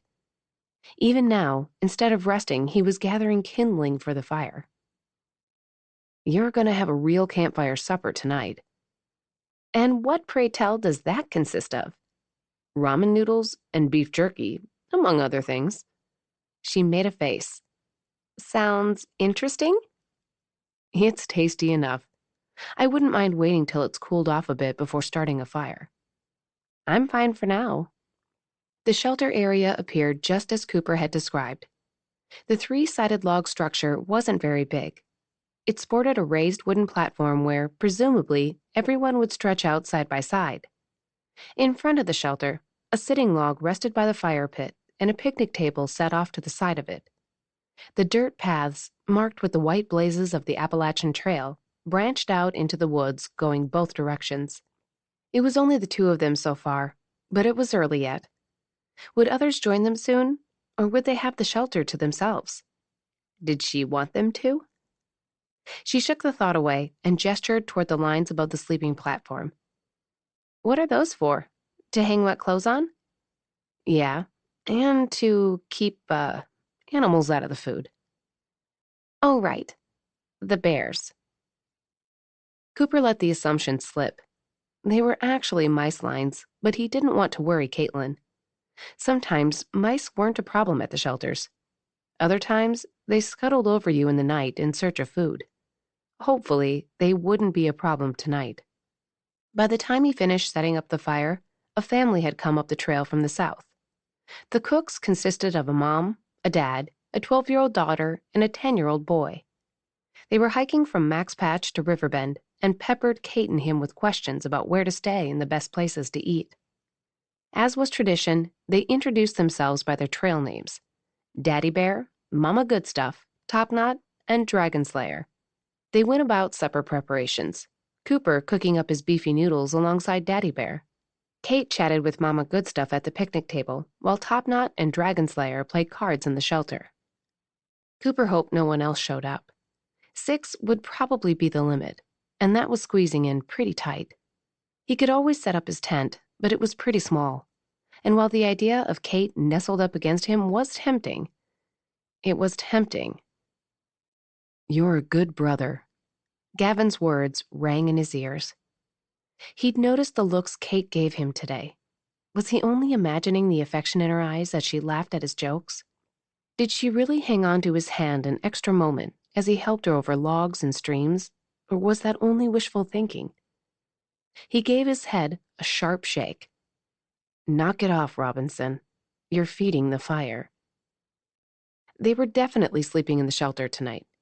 If someone showed up without a tent, he'd lend them his, but he wouldn't put himself in that position. The evening had cooled as the sun sank in the sky. They'd both changed into tomorrow's clothing, wanting to sleep in something clean. When the onions and greens were sufficiently cooked through, he removed the pot from the fire and set it on the table. Kate's smile was like a rainbow after a storm, bright and hopeful. "Smells good. I hope you don't mind eating from the pot. I usually don't bother with plates." "Fine by me. I'm starving."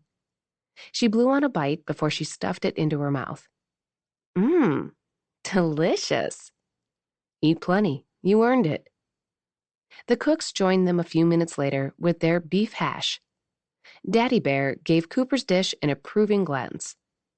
"Not bad, banana split. You'll have to share the recipe with me." "Sure thing." While they tucked into their supper, Cooper quietly leaned over and whispered to Kate, "When are you going to stop doing that?" "Doing what?" "Twitching your lips every time someone calls me that." She gave a helpless shrug. The group finished their supper and made pleasant conversation. Then they washed the dishes and readied for the night. Kate checked Topknot's wrist, which had been giving her a little trouble. She wrapped it with an ace bandage, diagnosing a minor sprain, and suggested the girl get it checked once they reached Riverbend. On the trail, sleeping schedules went by sunrise and sunset. The cooks hung their food bags on the mouse lines, then arranged their sleeping bags, leaving space at the end for Kate and Cooper. Cooper set his bag along the wall, hoping to spare her from the mice that tended to scamper along the perimeter. This put her beside Mama Goodstuff, whom Kate had hit it off with. The 2 kids were next on the platform, and Daddy Bear bookended the bunch.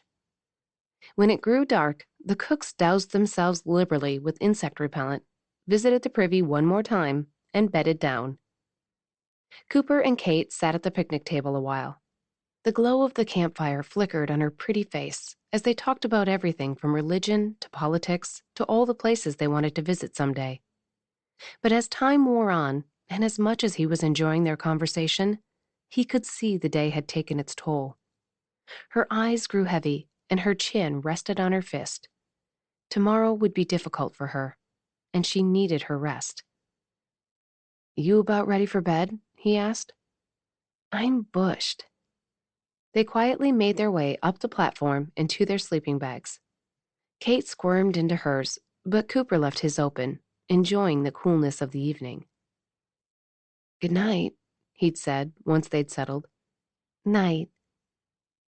Nocturnal sounds were loud. Cicadas buzzed, a cricket chirped nearby, and somewhere in the distance, a lonely owl hooted. "Cooper?" Kate whispered a few minutes later. "Yeah?" "Thanks again for coming with me." Warmth flooded through him at her heartfelt tone. "You're welcome." Sometime later, Cooper turned onto his back, trying to be quiet to avoid waking the others.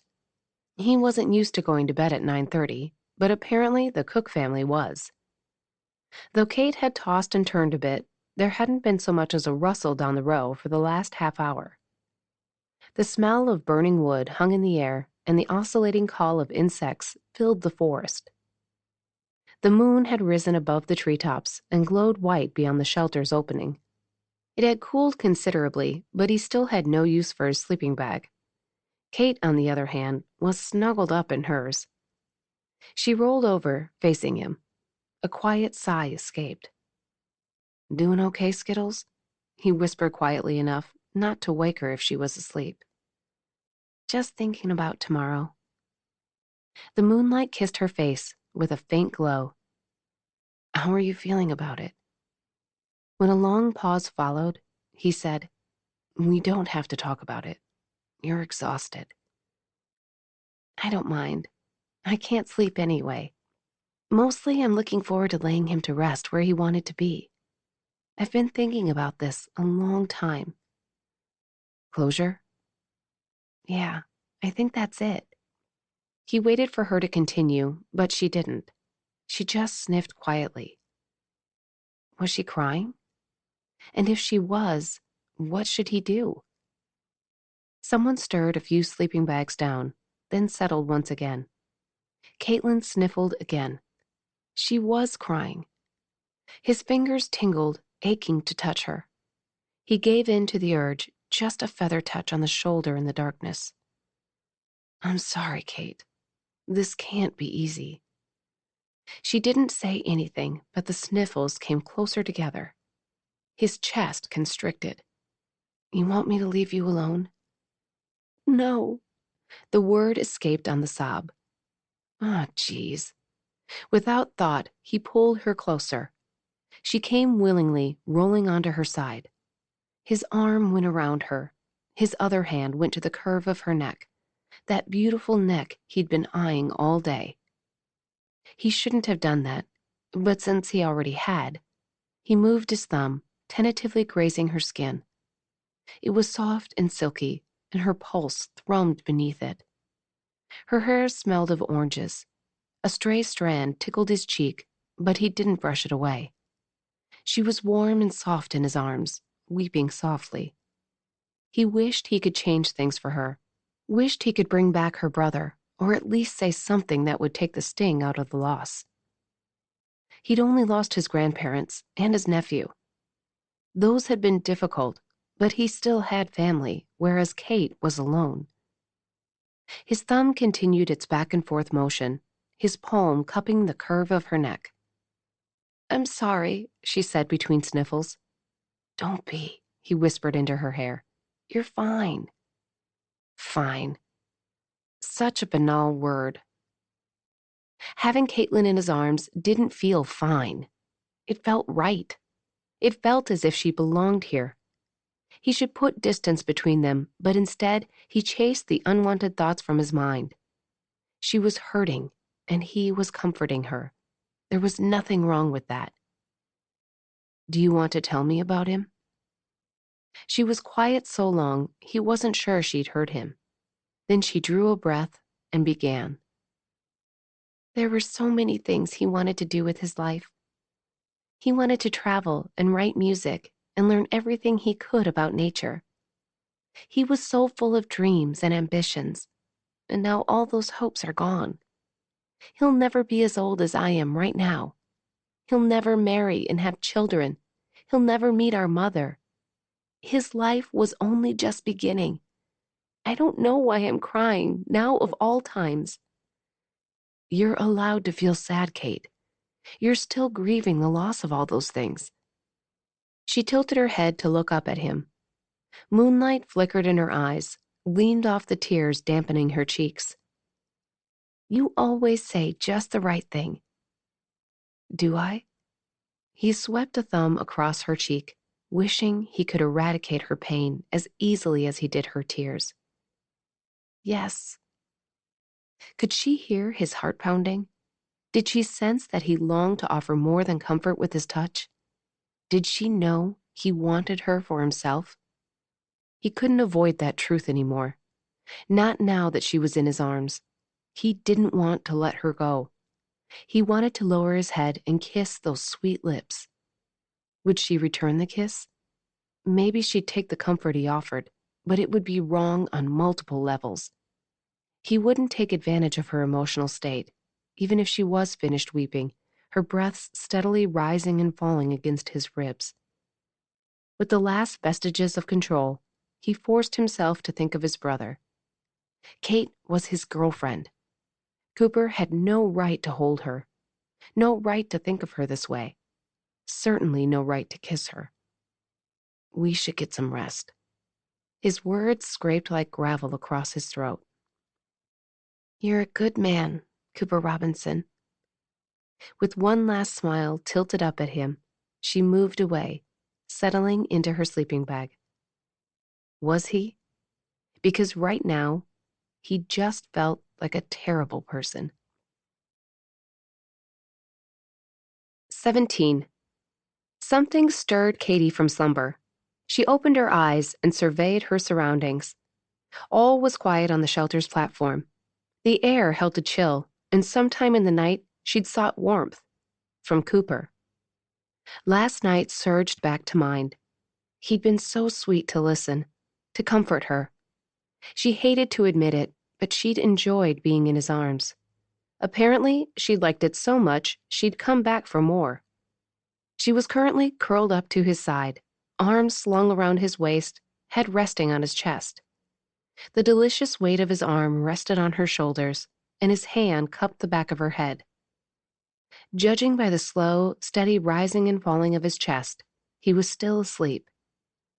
Would it be wrong to stay here for just a moment, absorbing his solid strength? She had a difficult day ahead. It was Spencer's birthday. He would have been 23 today. A minute ticked slowly by, and she still didn't want to leave the warmth of Cooper's arms. But she probably should. Perhaps she could just slip away without him ever knowing she'd been wrapped around him like a Christmas ribbon. His breathing stuttered, and his heartbeat quickened beneath her ear. Too late. She drew up on her elbow, meeting his gaze. His heavy-lidded eyes made her pulse kick up a notch. She was suddenly conscious of her snarled hair and makeup-free face. Her eyes were probably swollen too. "Good morning," she whispered. "Morning." She glanced back at the Cook family, more to escape Cooper's perceptive eyes than anything else. They still slumbered. Katie rolled onto her back, staring up at the food bags, just shadows really, hanging on the lines above them in the pre-dawn light. She snuggled deeper into her sleeping bag until it was up to her nose. "Sleep okay?" Cooper asked quietly. "Like a baby. You?" "Not bad. But that coffee's sure going to hit the spot." "That sounds so good." "You cold?" "Freezing." He sat up, rubbing the sleep from his eyes. Then he quietly got up and settled his sleeping bag over her. "It's early yet. I'll stoke the fire and be back with some coffee." Almost 5 hours later, Katie's calves ached as they made the steady ascent to Mac's Patch. They'd passed many hikers on the way. "Mac's Patch is a popular camping spot," Cooper had said. "You can't beat the stargazing up there." They were mostly quiet on the trek, enjoying the views. Katie suspected Cooper was giving her time to prepare herself mentally. They'd spotted a few deer near a creek, and a couple salamanders had scurried across their path. At one juncture, they'd come upon a half-empty crate of water bottles and snacks. "Where in the world did these come from?" Katie asked. Cooper reached in and helped himself to a bag of almonds. "Trail magic. Go ahead and grab something." She did as he suggested. "What's trail magic?" "Basically, it's an act of goodwill. People in nearby towns do little favors for hikers. The people who do this sort of thing are called trail angels. My mom and Jeff have hosted hikers for supper, given them rides to town or to the grocery, and even given them a place to bed down." "Is that safe?" "People do it all the time. It's a different culture here. That 5 to 7 month through hike is a real challenge. People want to cheer them on." They continued climbing steadily for miles until they broke out of the woods. A broad summit rose before them, the breeze blowing the tall grass and wildflowers. "Is that Mac's Patch?" Katie asked. "That's it." As they walked up the dirt path, Katie's heart quickened. She could hardly believe the moment was upon her. It seemed as though she'd been waiting forever for this day. Cooper stopped about 50 paces from the peak. "I'll wait here. Take your time, okay? I'm in no hurry to get back." Her gaze sharpened on the top of the mountain, her mind on what lay before her. "All right." Breath hitching, she continued up the short incline. The summit was broad and flat, with a 360-degree view of the surrounding mountains. She continued walking until she reached the other side of the summit. There was not a soul around, making her feel as if she were the only person on the planet. "Are you here, Spencer?" She took in the misty blue ridges of the mountains in the distance. "It's so beautiful. You would have loved this view." Moving on, she stopped by a rock, removed her ball cap, and shrugged her bag off her shoulder. Her hands trembled as she unzipped the bag and pulled out the vessel containing Spencer's ashes. When she had it in hand, she sat on the rock and gazed at the majestic view. The wind tugged at her ponytail. The sun beat down, warming her skin as anxiety stole the saliva from her mouth. "Happy birthday, Spencer." Her voice wavered with emotion. "I wish you were here. I'd take you to Happy Burger and bake you a German chocolate cake, even though coconut has a nasty aftertaste and the texture of those little shredded papers in a gift basket." She stared off into the distance, not really seeing. Was this really it? Would she finally be able to let him go, her baby brother? She wasn't ready. Her throat tightened and her eyes stung with tears. "God, I don't know how to let him go. Help me to trust you with him. I know he couldn't be in better hands. I know he's at peace now. I know he wouldn't come back even if he could, and I wouldn't want him to. He's better off now. It's me who needs to let go. Help me to do that. Give me peace over this so I can truly move forward with my life." From her peripheral vision, a movement caught her eye. A hummingbird. It fluttered over the field of flowers, not 10 feet away, pausing at a pink bloom. Was she seeing things? She blinked. The bird remained. A shiver ran down Katie's arms, goose flesh popping everywhere. "Spencer?" She came slowly to her feet, not wanting to frighten the bird away. Her legs quaked beneath her. The hummingbird hovered there for a long, wonderful moment, its beating wings humming quietly. Katie's heart thrummed in her ears. Her vision blurred as tears filled her eyes. And then the tiny bird fluttered away. Katie watched it until she couldn't see it anymore. The moment expired like a long-held breath. She sucked in a deep lungful of air as peace stole over her like a mist, enshrouding her. Had that really just happened? She laughed even as a tear slipped down her face. She stared into the bright blue expanse of sky. "Thank you." That was just what she'd needed. Now she was ready. She removed the top of the vessel, and in one sure, deft movement, she emptied the contents into the air. The ashes floated away on a breeze, a dark cloud slowly dissipating, disappearing into the vast valley below. Spencer wasn't gone. He was just someplace else. But someday, she'd see him again. Her throat tightened as tears flooded her eyes again. "Thank you for Spencer. Thanks for making him my brother and giving me 22 years with him." She let the emotions sweep over her, let the tears fall. "Tell him I love him." At the sound of footsteps, Cooper looked up the path.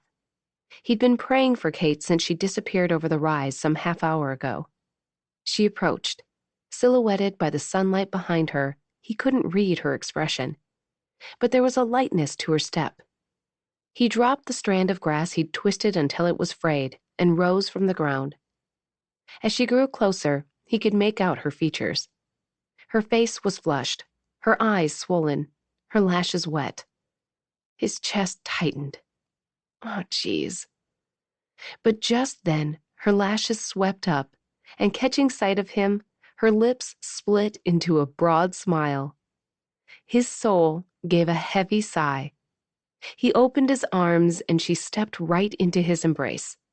He wrapped his arms around her, cradling the back of her head. He buried his face in her hair and breathed her in. He'd been worried about her. It had been hard to stay here, knowing she was up there alone, hurting. You okay? He asked softly. Oh, Cooper, there was a hummingbird. I was praying, staring out at the view, not really seeing anything. Then there it was. She gave a choked laugh. A hummingbird. It floated around some flowers for a minute, and then it was gone. Cooper had been up here 24 times, and he'd never seen a hummingbird. Oh, honey. Isn't it crazy? Crazy wonderful. It really was. I just feel so... What? He asked when she didn't continue. Good, she said finally. At peace, I guess. I'm so glad. He dropped a kiss on the top of her head, his throat tightening at God's goodness. He held her for a long moment, letting her decide when she'd had enough. When they drew apart, they shared a smile. He glanced at the top of her head. Where's your hat? She looked around, frowned at her bag. I must have left it up there. I'll get it. Before she could argue, he jogged up the path onto the summit. He found the hat lying near a rock. The hummingbird was gone. There were no signs of ashes in the air, just a lonely breeze, rustling through the meadow of flowers. He grabbed the hat and took in the panoramic vista, Mount Mitchell to the east, the Smoky Mountains to the southwest. No matter how many times he saw it, the sweeping view was still breathtaking. God, whatever you did up here, thank you. After a moment, he made his way back down the dirt path and found Katie waiting where he'd left her. He set the cap on her head. From beneath the brim, she gave him a saucy grin. Thought you didn't like my Yankees hat. I don't. His lips curved of their own volition. But I like the woman wearing it. 18. Cooper took his time driving Caitlin's car down Mac's Patch, not because the gravel road was windy and bumpy, although it was, but because his time with her was ticking down 1 second at a time. He was already thinking ahead to when he might see her again. This coming Friday at the family supper?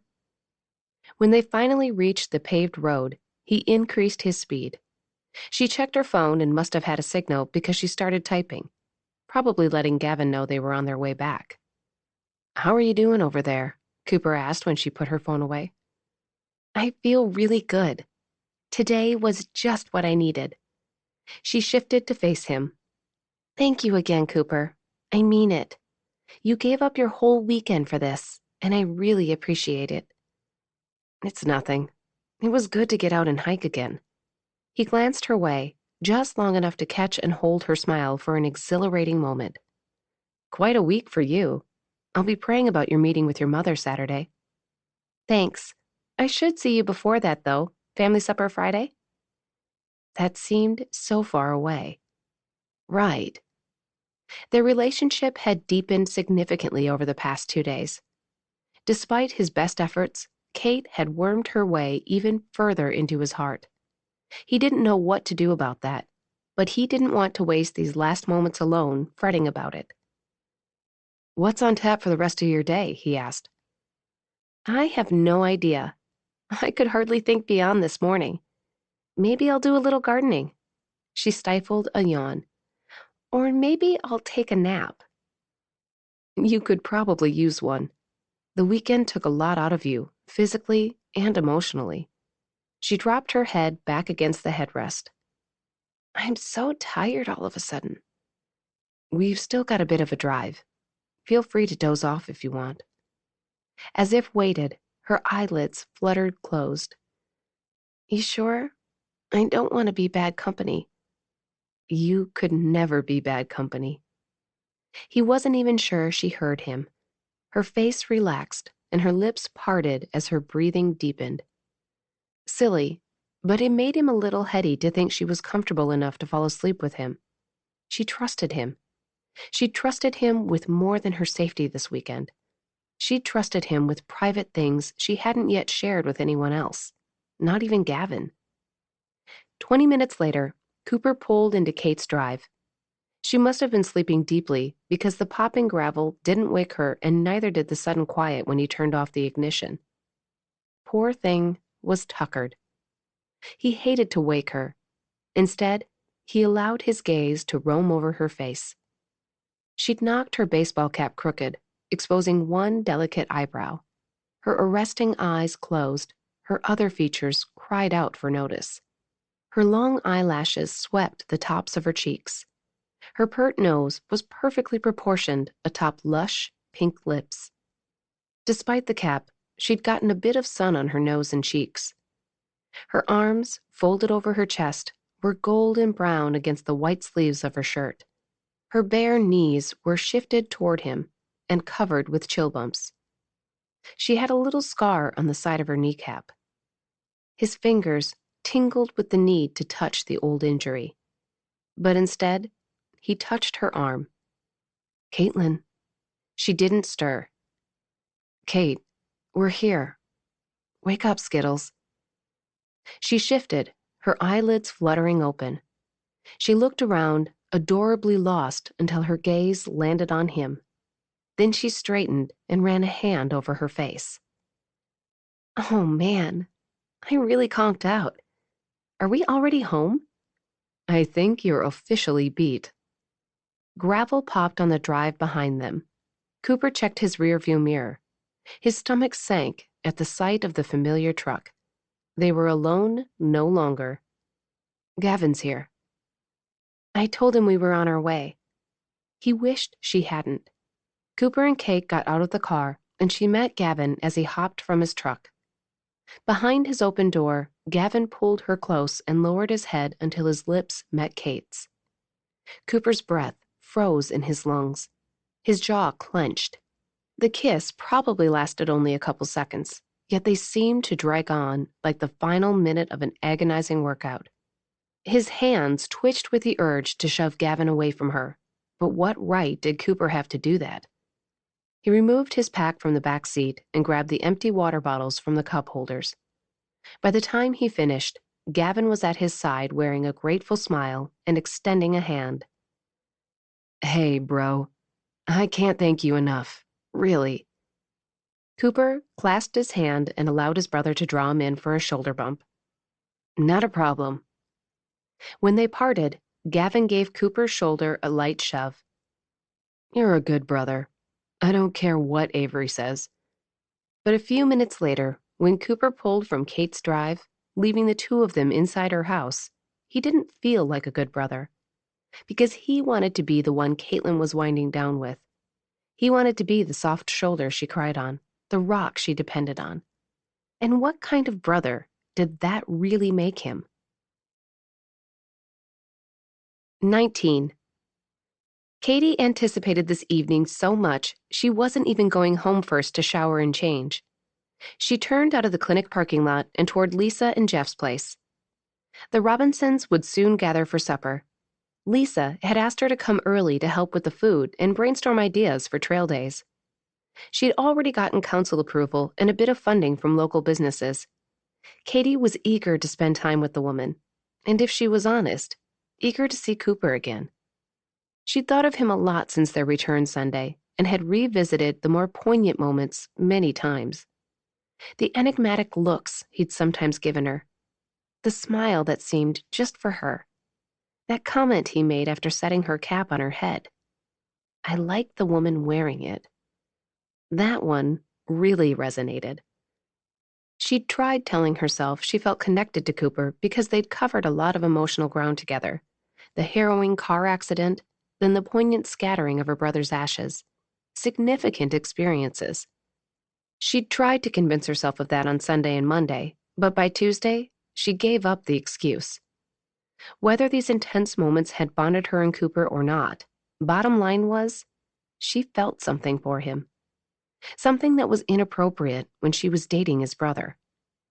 The question was, what should she do about it? The thought of breaking things off with Gavin twisted her stomach. She cared for him. She didn't want to hurt him, especially after all he'd been through. He wasn't opening up to her as much as she'd hoped, but who was she to talk? She hadn't told him about her mother. She'd been planning to tell him Sunday, honest she had. But when she tried to recap her experience on the summit, the scattering of the ashes and the hummingbird, Gavin didn't seem to get it. Maybe it was her fault.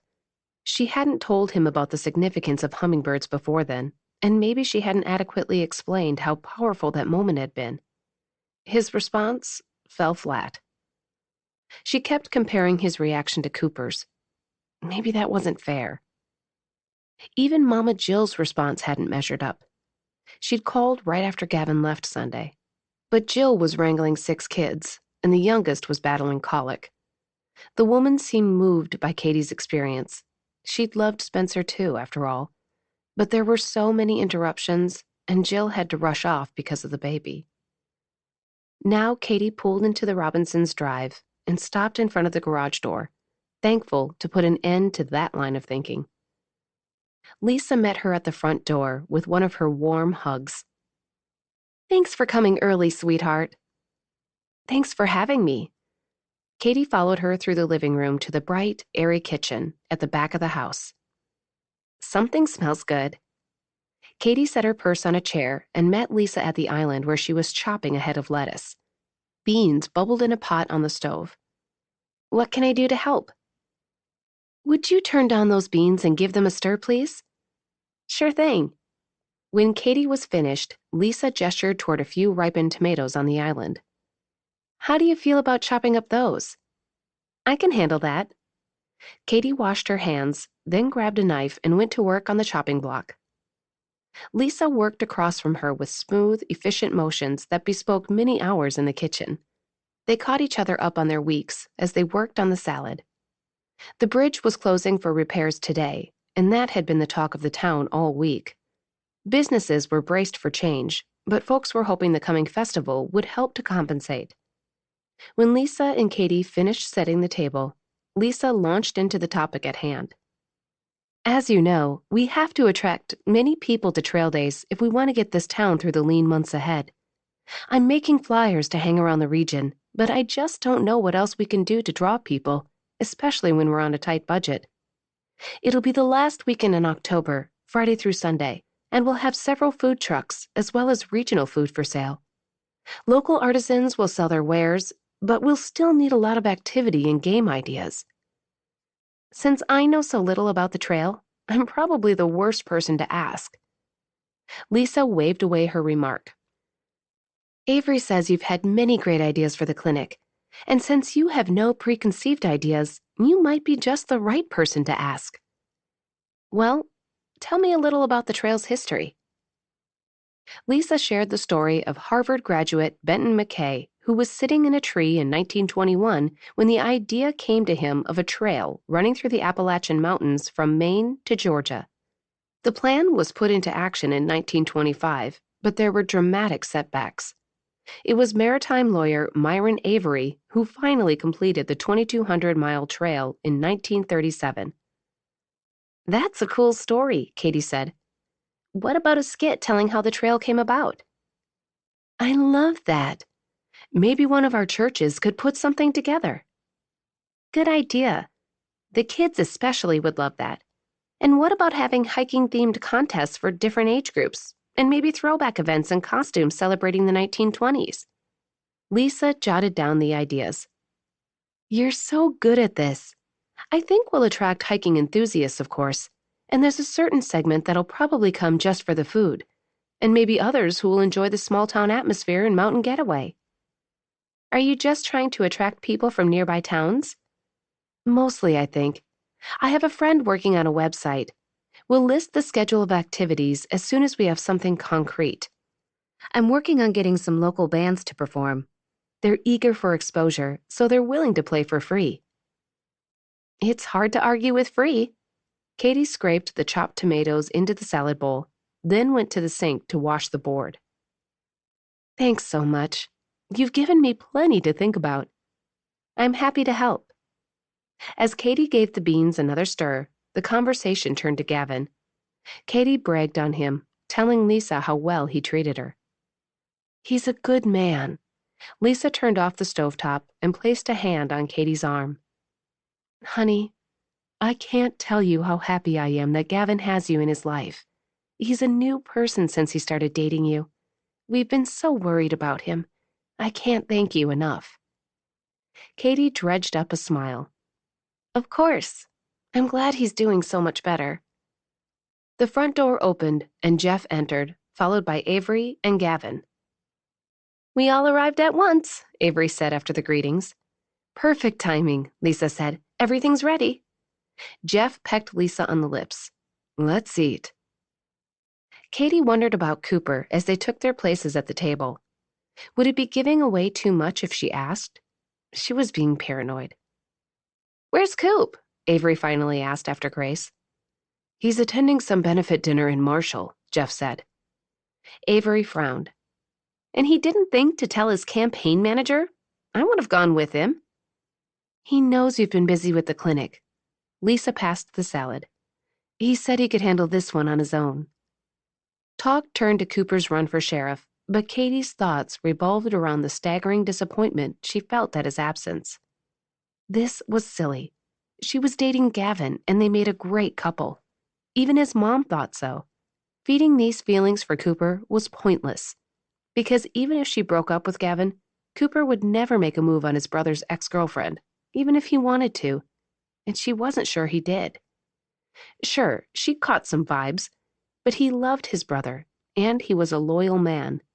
If she broke up with Gavin, she'd not only lose both men and strain her relationship with Avery, but she'd also lose Lisa and Jeff, whom she'd already become attached to.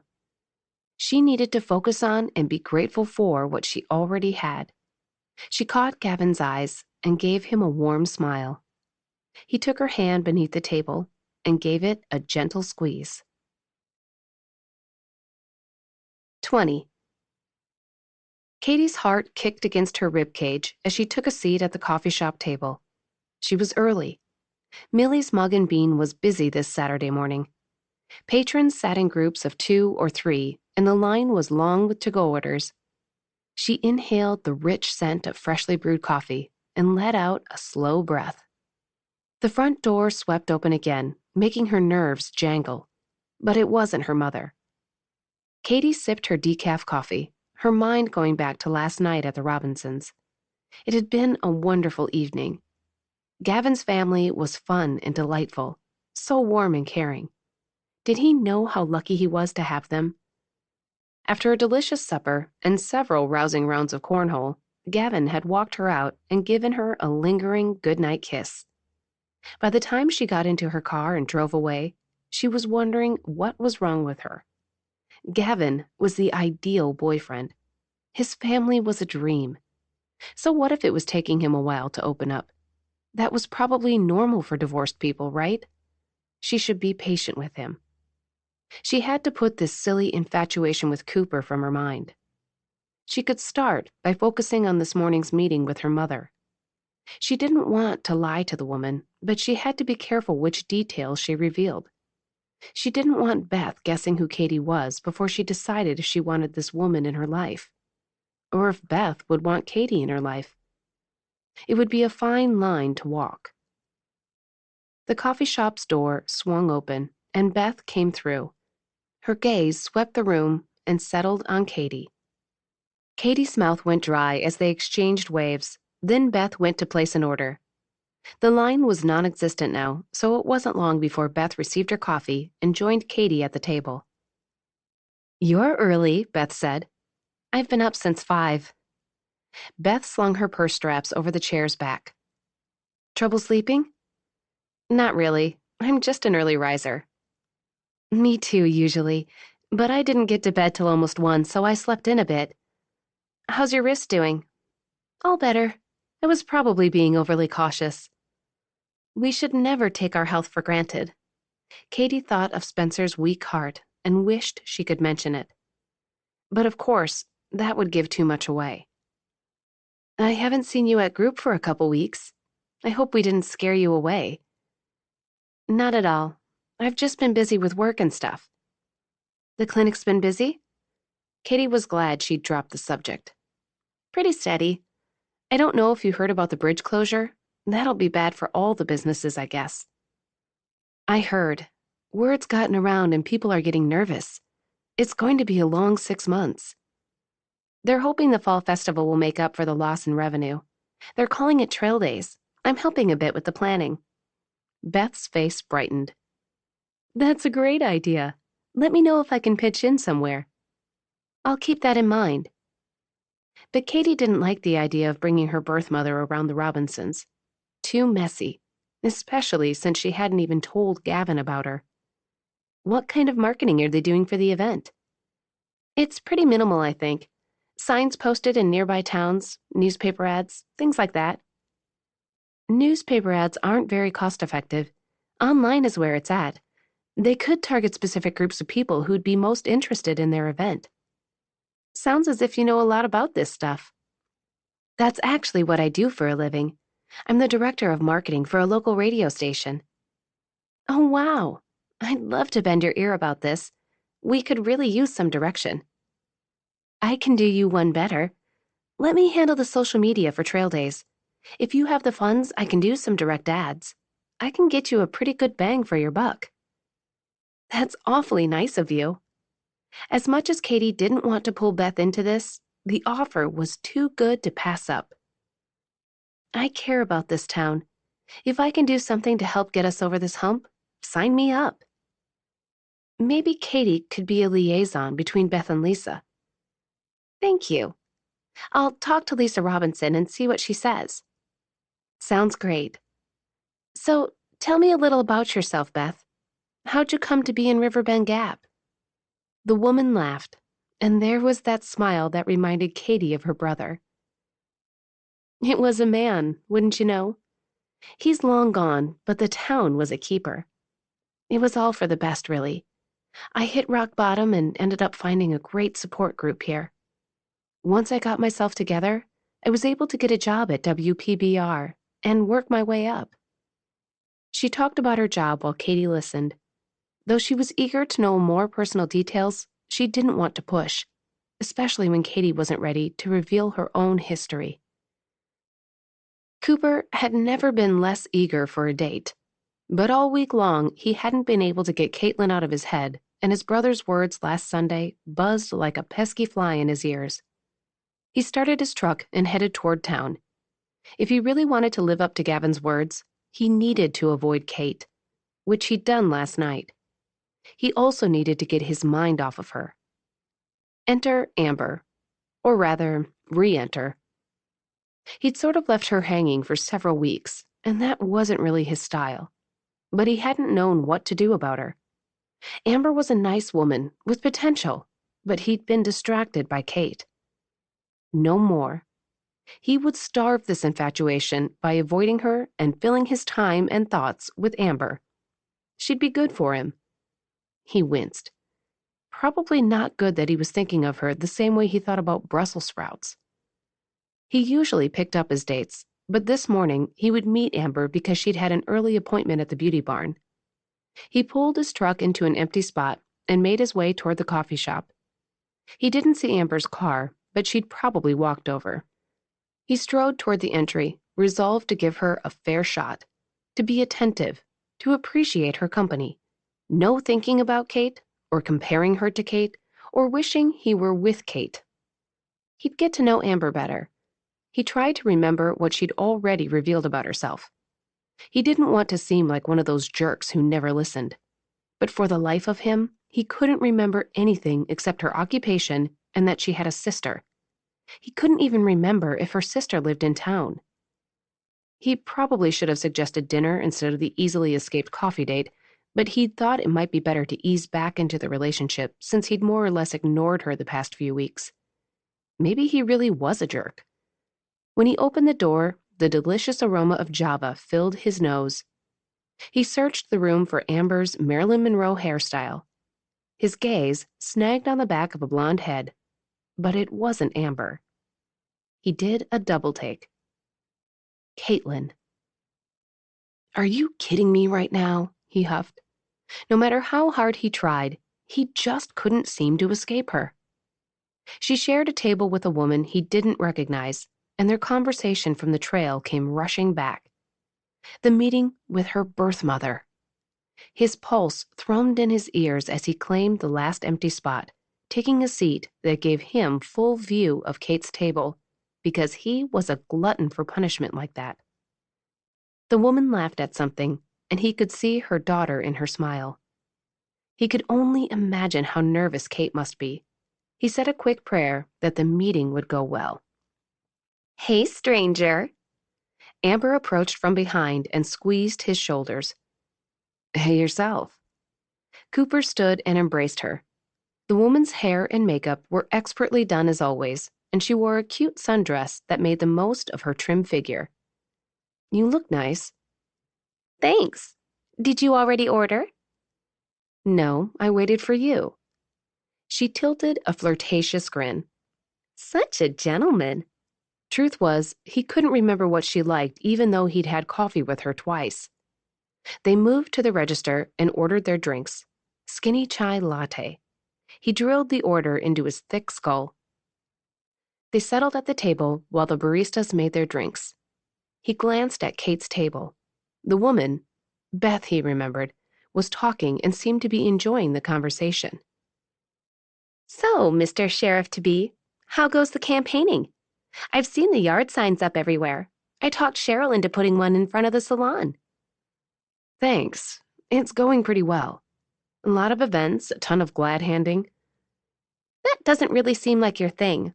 Not that you aren't a friendly guy, but you seem like an introvert at heart. True enough, but I want to be sheriff, so I'll do what's necessary. She flashed a saucy grin. And do you always get what you want, Deputy Robinson? He thought of Caitlin and just barely stopped himself from glancing her way. Not always. Well, you'll get your way this time. Everyone around here loves your family. Amber had come to town after his dad had left. Cooper hadn't mentioned the stigma his old man brought him and didn't feel like getting into it now. It's more the surrounding towns I'm worried about. That's why I've been out of town so much. I'm glad you finally managed to fit me into your busy schedule, she teased. Come on now, it's not like that. What's it like then? I've just been busy, distracted. That was the truth if he'd ever heard it. He glanced at that nearby table. Beth was still talking. What do you make of all this bridge repair stuff? Amber took a sip of her drink. It'll be hard on the town without the hikers coming through. When I was doing Barbara Jean McCaffrey's hair, she told me the bridge might be closed into next season, too. That's not true. It'll take no more than 6 months. Hope you're right. I mean, the salon will be fine. We don't get many hikers, but the town needs that income. It'll put the hurt on your family's store for certain. It'll be hard on pretty much all the retailers, motels, hostel, and campground. How's Gavin doing these days? I saw him in town the other day, and he seemed better. He was friendly. He's doing pretty good. Just needed a little time, I think. Her lips curved knowingly. And maybe a certain woman? He hiked a brow. I do Donna Jenkins' hair. She was venting last time she was in. Donna was Gavin's former mother-in-law. She was no doubt bitter Gavin was moving on with another woman, even though the divorce had been final for a year. Anyway, Cooper didn't want to hear a bunch of gossip. Well, I'm sure you get that a lot. For sure. But hey, I think it's great about Gavin. He deserves to be happy. How's your sister doing? Is the clinic going well? She's fine. Clinic seems to be clipping right along, and she's been pouring herself into it. It's good to have a doctor on hand. When Gretchen Miller's husband had that stroke over the winter, Avery saved his life. Pride welled up inside. His sister had busted her butt to get through med school, and she made a fine doctor, even if she did pretty much leash herself to the clinic. That's my sis. Laughter from the other tables snagged his attention. With the discipline of a saint, He took a sip of his coffee and forced himself to focus on Amber's doe eyes. "How's your sister doing?" "Danielle? Oh, she's fine. Knee-deep in diapers and baby food. I don't know how she does it." Danielle. That's right. Her sister was married with a few kids. "I mean, some days, I think being on my feet all day is going to kill me, but I love what I do. I love doing hair and chatting with different people. If I had to be holed up with kids all day, I'd go mad." To each her own, I guess. Oh, I do want kids, though, don't get me wrong. Kids are great. I love my little niece and nephews. I'm over there all the time. Sister lives in town. He gazed at Kate's table. Beth leaned in, listening intently, elbows on the table. Amber glanced over her shoulder to see what he was looking at. Get it together, man. Did you get to take a vacation this summer? The distraction worked. I'm saving for a hair conference in Orlando next year. It's like the who's who of stylists. Gotta keep those skills sharp. He couldn't imagine the folks around here benefiting from the latest in hairstyles, but what did he know? What about you? Go anywhere fun? Between work and the campaign, I couldn't get away this year. Her eyes twinkled. You work too hard. Always off protecting and serving. It was a police motto, but he didn't bother correcting her. Somebody's gotta prowl the streets of Riverbend. A chair screeched nearby. Kate and Beth stood. Kate shouldered her purse and turned toward the door. Her gaze caught on Cooper, her eyes widening slightly before they swung across the table to Amber. Her smile wobbled. Beth and Kate said their goodbyes, then she stopped by his table. Hi there. Hey, Katie. Cooper stood and gave her a brief hug. As he inhaled her familiar scent, his heart gave a traitorous whimper. He was dying to know how her conversation with Beth had gone. He sorely wished Amber weren't here. He'd invite Kate to sit down and have a nice, long chat. Then you'd be right back to square one, moron. He pulled away and gestured to the other woman. Katie, this is Amber. Amber, Katie. Hi there. Amber's gaze raked quickly over Kate, no doubt taking in her freshly made-up face and long, shiny blonde hair. Hi. Kate returned Amber's tight smile with a friendly one, but the tense set of her shoulders and her hand clutching her purse in a white-knuckled grip gave her away. He couldn't resist asking about Beth. How'd your meeting go? Good. I think it went fine. He wanted to ask her so much more, wanted to hear every detail, but now was not the time. As an awkward silence crept in, Kate glanced between Amber and him. Well, I don't want to interrupt your, date, and my garden awaits. It's supposed to rain later, he said. I'd better get on it then. With one last bright smile, she left the coffee shop. Amber didn't even wait until the door swung shut before she said, Who was that? I don't think I've seen her around here. Katie. He took a sip of his coffee. He probably shouldn't bait her, but he couldn't seem to help himself. She gave him a tolerant look. Gavin's new girlfriend. Her face brightened. Oh, she seemed nice. The obvious relief on Amber's face was off-putting and worrisome, because he just wasn't as invested in her as she seemed to be in him. But he had to make an effort if he was ever going to get over Caitlin. Now that she'd left the shop, he could focus on Amber. And before they left today, he was going to ask her out again, this time for supper. 21. Katie settled back into the cushions on Avery's sofa.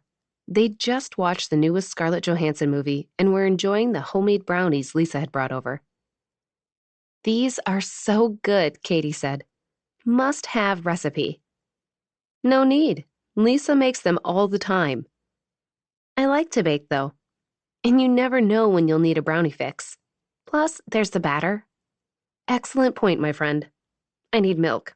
Want some? Actually, I could use some water. I feel like I'm still dehydrated from last weekend. Hiking in the heat will do that to you. Avery slipped into the kitchen only a few steps away.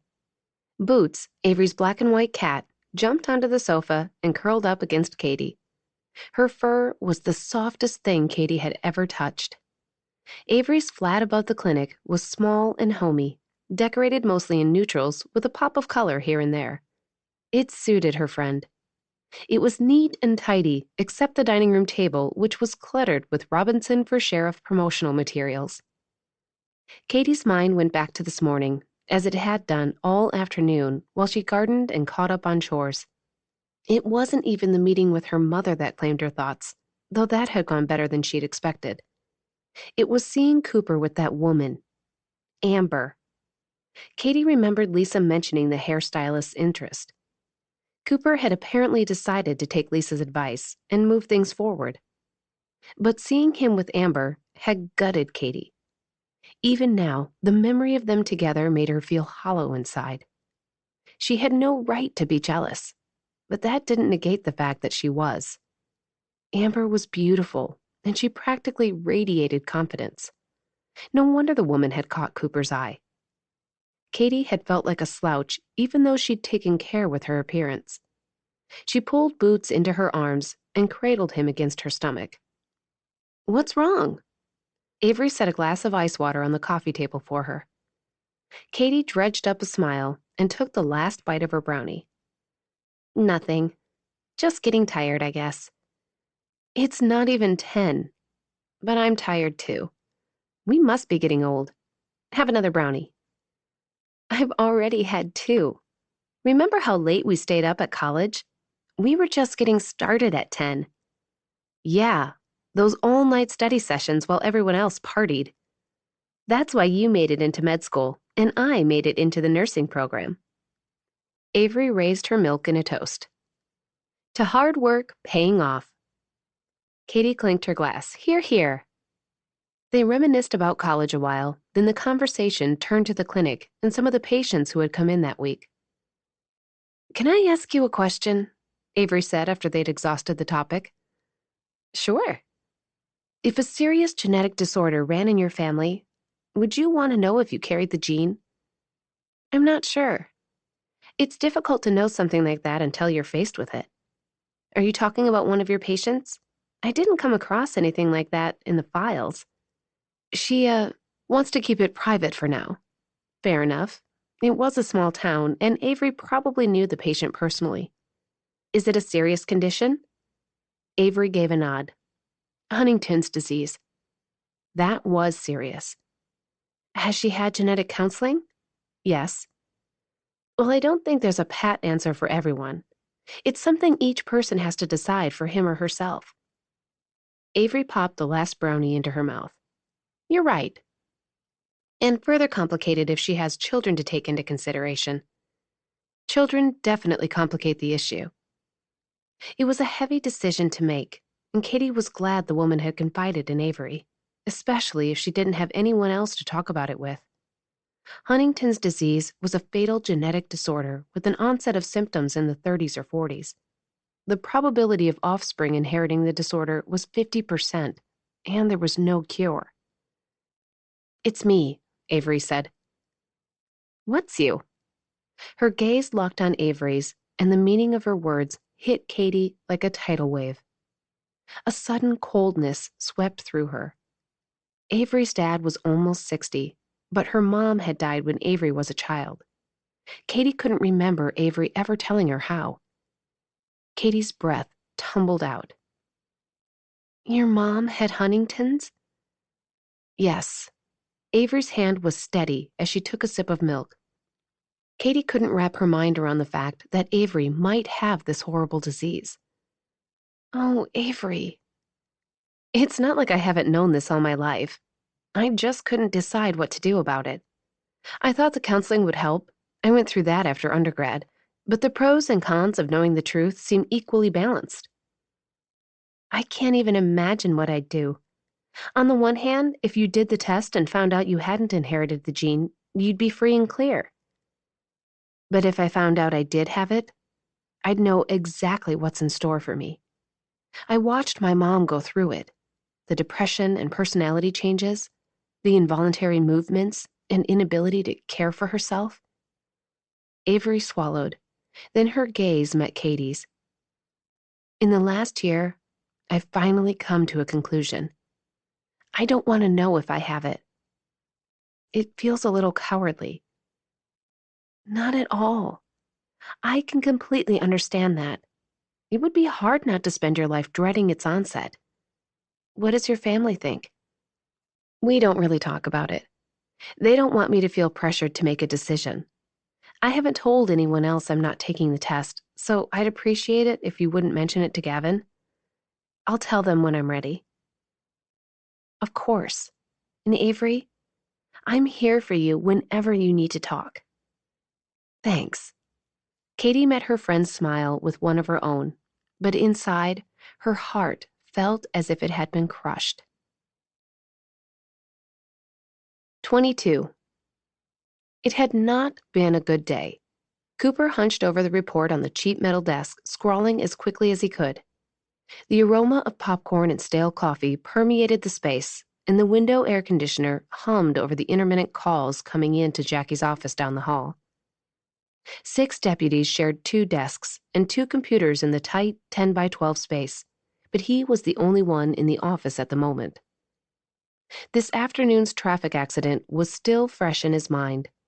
A man, texting while driving, had caused 2 likely totaled cars and 3 injuries, one of them a child. It wasn't a pretty ending to his work week. Earlier in the day, he'd been called to the hardware store where an 18-year-old man was causing a ruckus. Cooper arrested the guy on a disorderly charge and found a stash of heroin in his pocket. Following that, he'd had to serve divorce papers to a woman who had 3 young kids huddled around her legs. Upon sight of him at her front door, she burst into tears. Cooper's mom entered the office, startling him from his thoughts. She gave him that pointed look mothers everywhere had down pat. All right, out with it. What's going on? Hi, Mom. Just finishing up some paperwork. How are you doing? That's not what I meant, and you know it. I haven't seen you in 3 weeks. Sorry. I meant to stop by, but I've been busy with work and the campaign. It wasn't a lie. A week ago, the Herald had endorsed Sean Curtis, raising the stakes yet again. There was so much more writing on this than a county office. Caitlin had helped him see that. I'll make it over sometime this weekend. No, you'll make it over tomorrow night for supper like everyone else. He opened his mouth with a ready excuse. And don't tell me you have a campaign obligation because Avery already told me you don't. I'm not taking no for an answer this time. What if I have a date tomorrow night?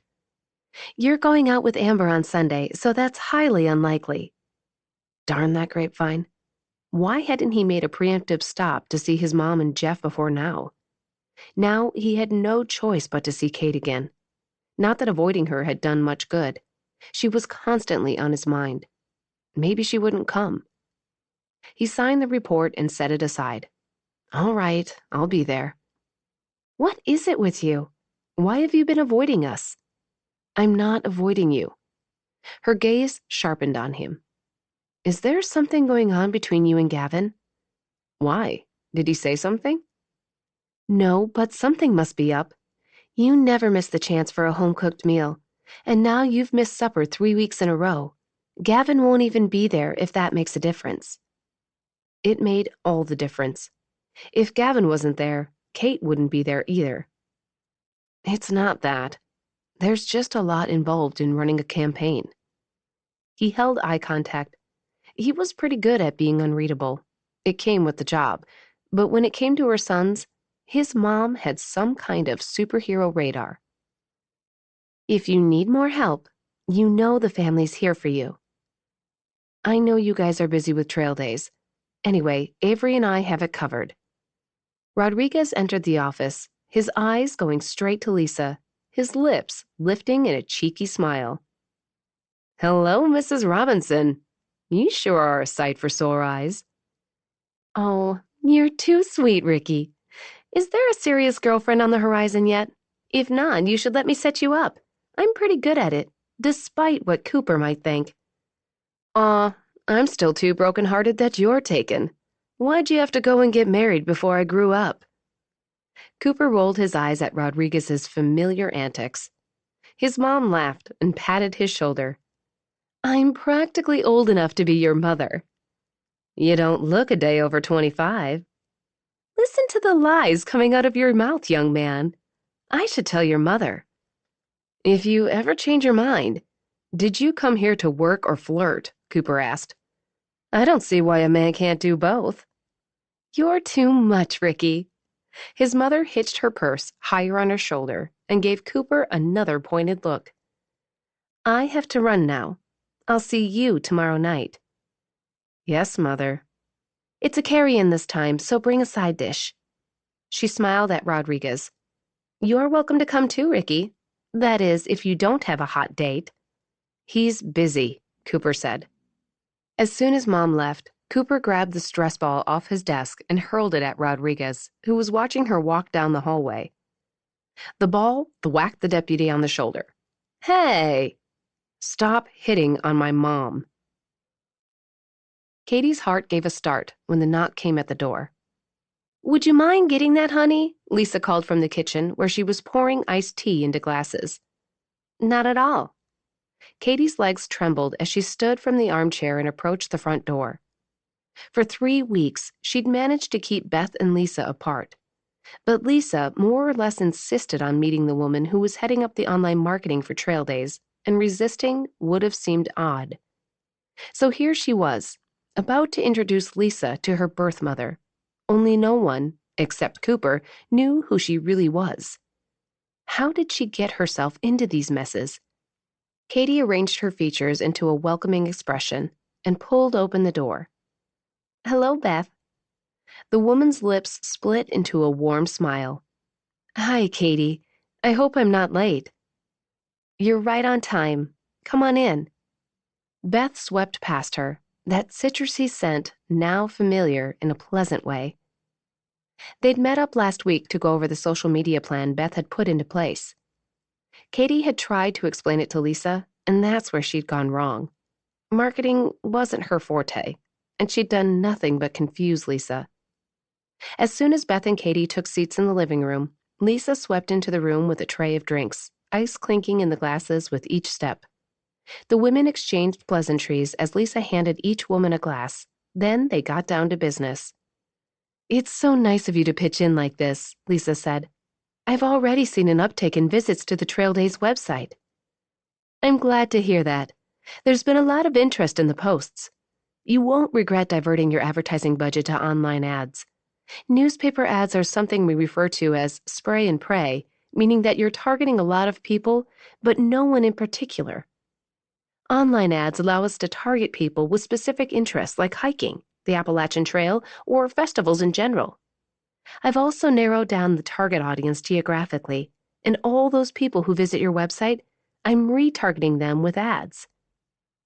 Well, that sounds just wonderful, Lisa said, even if I don't have the least idea how you're going about such a thing. You don't have to worry about the particulars. That's my job. I just want to give back to this community for everything it's given to me. Well, who am I to turn away help? Beth spent a while explaining her strategy, and Lisa seemed satisfied with her explanations and the cost of online advertising. Katie let the ladies talk since she didn't have much to add to the conversation. She shifted in her seat, antsy to have Beth gone. Being with her birth mother was awkward and scary enough without adding other people she cared about, to the mix. How long have you lived in Riverbend, Beth? The question jerked Katie from her reverie. 7 years this fall. What brought you here? Do you have family around these parts? No, unfortunately. My parents passed and I never married. Katie tensed, waiting for a mention of children. But just then, Jeff came through the door. He greeted the women, gave his wife a kiss on the cheek, then excused himself to shower. Goodness, Lisa glanced at her watch. That hour sure slid right on by. Why don't you stay for supper, Beth? We always have more than enough. Katie's stomach twisted in a knot. She'd been so careful in what she mentioned to Beth. She wasn't ready to reveal the truth to her mother. The Robinsons knew she was from Asheville and that she'd been a foster child. What if someone gave away too much? Sweat broke out on the back of her neck. "Oh, I don't want to be in the way," Beth said. "Nonsense. The more the merrier. Katie's staying. She's dating our son. Our daughter Avery will be here, and our deputy son Cooper is coming too. He's running for sheriff." "I've seen the signs around town," Beth said. "How wonderful." "Well, if you're sure. I don't have any other plans, and I set a mean table." "We'll put you right to work then. It's only a Chinette kind of occasion, though." "My favorite kind," Beth said. Since it wasn't too hot outside, they set the picnic table on the back porch, working together as they chatted about a little bit of nothing. Katie's pulse raced as she waited for the other shoe to drop. She should have at least told Avery about her mom. They'd grown closer since Katie had moved to Riverbend, and after all, Avery had confided in her about the possible genetic defect. But it was hard for Katie. There was still some part of her that felt deeply ashamed that her mother had chosen substance abuse over her. She wished she could come up with an excuse to leave, but that wouldn't fix anything. At least if she were here, she had some control over the conversation. By the time the table was set, Avery had arrived and Jeff rejoined them. Beth remembered Avery from the clinic. Cooper was the last to arrive. Katie hadn't seen him since the coffee shop run-in 2 weeks ago, and her heart stuttered at the sight of him. He must have gone home to shower because the hair at his nape was damp. He looked fresh in a crisp white t-shirt that stretched over his broad shoulders. When his eyes locked on hers and his lips tipped in a smile, she could hardly breathe. "Hey, Caitlin." Oh, she'd missed that voice. "Hi." He set his dish on the table and came up beside Katie, catching sight of Beth. He shot a glance at Katie and back, recovering quickly. "Hi there." "Cooper," Lisa said. "This is Beth Wallace, a friend of Katie's. She's doing wonders for our online marketing for Trail Days." "That's great. Nice to meet you, ma'am." "My pleasure." Beth glanced between Katie and Cooper. "Well, don't you two make the cutest couple?" The temperature in Katie's cheeks shot up by 10 degrees. "Oh, no, we're not together," Cooper finished. "She's dating our other son, Gavin, who couldn't make it tonight." Lisa patted Cooper's shoulder. "We're still working on getting this one to settle down." "I'm so sorry," Beth said. "I just thought—" "No worries," Jeff said. Avery dropped an arm around Katie's shoulder. "Katie fits in around here so well, we're always happy to have her, Gavin or no." "She's like family already," Lisa beamed. "All right, the food smells great, and Cooper even made an actual dish." "Well, well." Avery took her place at the table. "Green bean casserole? Where's the standard bag of chips?" Cooper sat across from Katie and gave Avery a mock scowl. "Your recipe repertoire is expanding," Jeff said. "Must be getting tired of pizza and Hot Pockets." "I can follow a recipe." "But it's ever so much easier to have a woman cook for you," Avery teased. He probably had women inviting him over for meals all the time, trying to impress him with their culinary skills. After Jeff said grace, they all dug in. As usual, conversation flowed easily, quickly hopping from one topic to another. They did a good job of including their guest in the exchange. After they finished eating, there was a brief lull in conversation. Avery pushed back her plate. "Do you have any kids, Beth?" Katie's fork froze halfway to her mouth. Would her mother admit to having children? Or would she deny Katie's existence? She was suddenly unsure if she wanted to know the answer. Beth's face had drained of color. She cleared her throat in the sudden silence. "I do, actually, but I'm afraid it's a little complicated." "Don't mind Avery," Cooper said. "She's too inquisitive for her own good." Katie could have kissed him for smoothing over the moment, but she couldn't help but wonder if Beth would have continued the story if pressed. "Sorry," Avery said. Didn't mean to be nosy. Beth gave her a warm smile. Not at all. It's her curiosity that drove her into med school, I think, Lisa said. She loves solving problems. Katie, honey, would you mind getting the banana pudding from the fridge? Of course not. She wasted no time getting up from the table. Her face felt like it was on fire, and her legs trembled as she made her way up the steps and through the back door. 23. Cooper frowned at Kate's back as she retreated. He couldn't have been more surprised to find her birth mother here, and judging by Kate's nervous demeanor, it hadn't been her choice.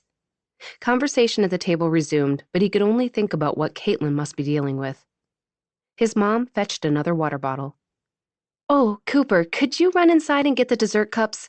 They're above the stove. Katie won't be able to reach them. Sure, Mom. Relieved for the chance to check on Kate, he made his way across the patio and up the steps. The patio door swung open silently. He found her hunched over the sink, head hanging low. Hey, you okay? She whirled around, bearing a forced smile, and reached for the fridge handle. Yeah, of course, I'm fine. He placed a hand flat against the door. Don't do that. You don't have to pretend with me. I know this must be hard for you. Her face fell, and her shoulders sagged a good 2 inches. I didn't intend for this to happen. For her to get in the middle of your family. It's so awkward. She volunteered to help with trail days, and your mom wanted to meet her, and then she invited her to stay for supper, and it'll be okay. Nobody knows a thing. That's the problem, though, isn't it? What if someone says something and she figures out who I am? It'll ruin everything.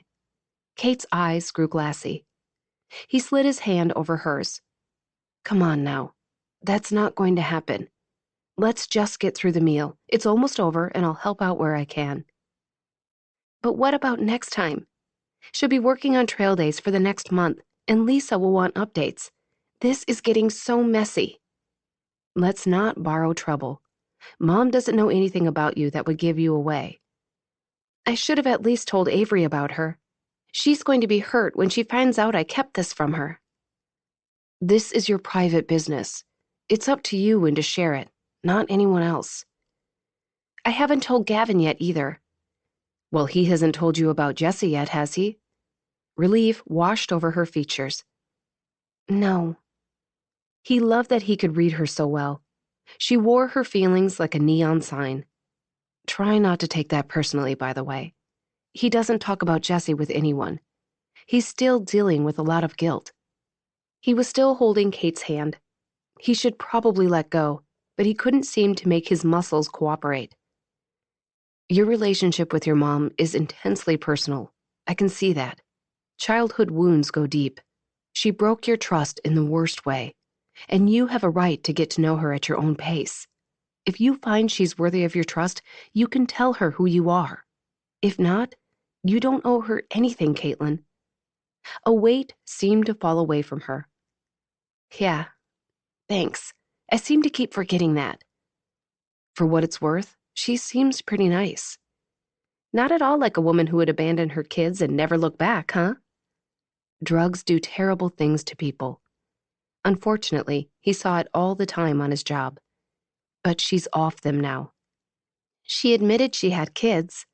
Kate's gaze clung to his, impossibly blue, impossibly hopeful. If that woman hurt Kate again, he'd hunt her down himself. She was honest. That's something, I guess. I was so afraid she'd say no. I didn't think I could take it if she just acted like we never even existed. Well, that didn't happen. But even if it did, you're a strong woman, Kate. You can handle whatever comes your way. She offered a tiny smile. Her eyes beamed at him with warmth and affection that soaked right through his skin. You always say the nicest things. Of its own volition, his hand palmed her cheek. He was only a breath away. He took in her lovely features, those almond-shaped eyes, the smattering of freckles on her nose, the sweet curve of her mouth. How had he made it 2 weeks without seeing her? It was like coming up for oxygen after holding his breath for 5 minutes underwater. Suddenly, he could breathe again. It's the truth, he said softly. Somewhere behind him, feet shuffled to a stop. He stepped away and glanced over his shoulder. Avery stood on the kitchen threshold, gaze toggling between them. What's going on? Nothing. He turned and opened the cupboard over the stove, just helping Kate with the dessert dishes. She arched a brow at him. Kate, huh? The fridge opened behind him with a sucking sound. Oh, wow, this looks delicious. Need some help? Avery's voice was tight. I got it. The air stirred as Kate brushed past him. A moment later, the door clicked shut behind her. Cooper pulled down 2 stacks of glass dessert dishes. He wasn't looking forward to the coming confrontation. He knew how that moment with Kate must have seemed, and he couldn't even admit she was in the middle of a crisis because Avery would want details. What was that about? What was what about? Don't insult my intelligence. You were holding her hand and touching her face, and she was staring at you like... It was a sad state of affairs that he desperately wanted her to finish that sentence. You don't know what you're talking about. Here, make yourself useful. He handed her one of the stacks. When he tried to pass, she grabbed his arm. Cooper, you need to answer me. That's our brother's girlfriend you were ogling. I haven't forgotten, Avery. Well, excuse me, but it kind of seems like you have. For crying out loud, he was doing his level best. How many times had he resisted pulling Kate into his arms and kissing her senseless? Didn't he get any credit for that? He jerked his arm away and headed toward the door. When he reached it, he turned. A question burbled in his throat until he couldn't hold it back any longer. Just tell me one thing, Avery. Why'd you set her up with Gavin and not me? She gave her head a shake. Seriously? What, I'm not good enough for her? Come on, Cooper. You run through women like I run through latex gloves. He flinched. Maybe I'm just particular. Ever think of that? Cooper, please. You can't do this to Gavin. I'm not doing anything, Avery. There's nothing going on. He pinned her with a long, unswerving look, then proceeded outside. As Gavin walked Katie to her car, quiet chatter carried from neighboring campsites and crickets chirped from someplace nearby. She crossed her arms against the breeze that brushed her skin.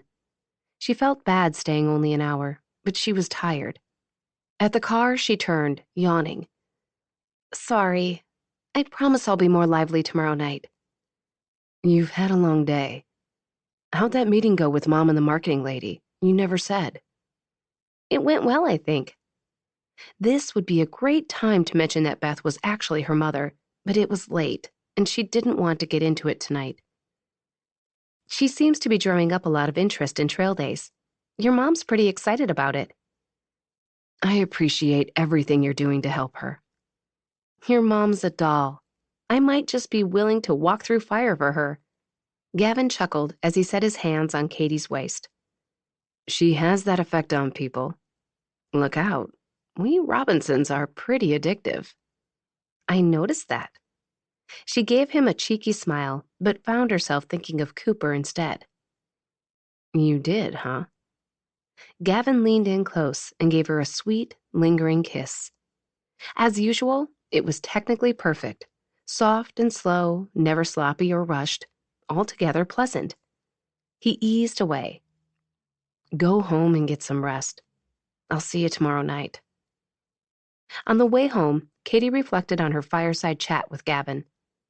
There'd been a moment when he brought up the end of his marriage. He mentioned Laurel by name and referred to the mounting tension that preceded their divorce. He stared at Katie, the glow of the campfire flickering in his sad eyes, and she was sure he was going to tell her about Jessie. But he looked away, his jaw nodding with emotion. Katie's heart squeezed tight at his struggle.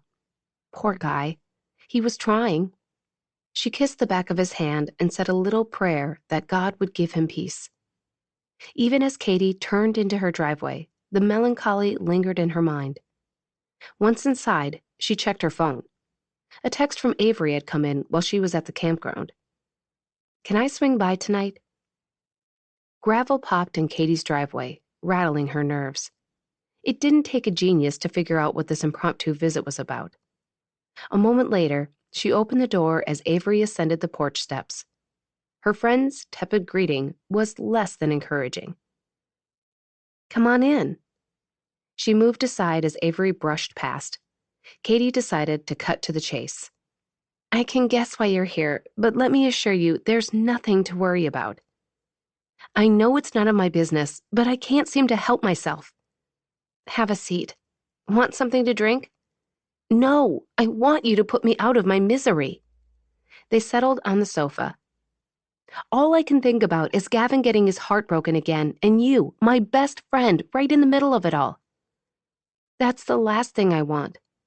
"I saw the look on your face, Katie, and the way Cooper was touching you. And in case I haven't warned you, he has commitment issues." Katie resisted the urge to defend him. Maybe he did date around, but he was as authentic as any man she'd ever known. "I won't deny that there's a connection between Cooper and me. We've been through a couple of emotional events together." "Okay, that's true enough. I can see where that might engender some kind of bond." "Exactly. But nothing's going to happen between us." "So, are you saying you feel close to him, but just as a brother?" Katie opened her mouth to respond, but nothing came out. She didn't think of him that way at all, but she couldn't find the words to articulate it in a way that would reassure Avery. The silence drew out between them, tension growing as it lengthened. Avery's face fell. "Oh boy." "No, there's no oh boy. Everything is fine. I care for Gavin, I really do. I would never betray him." She meant that with everything in her. His expression tonight, when he'd almost brought up Jesse, had a powerful impact on her. She'd deal with her feelings for Cooper.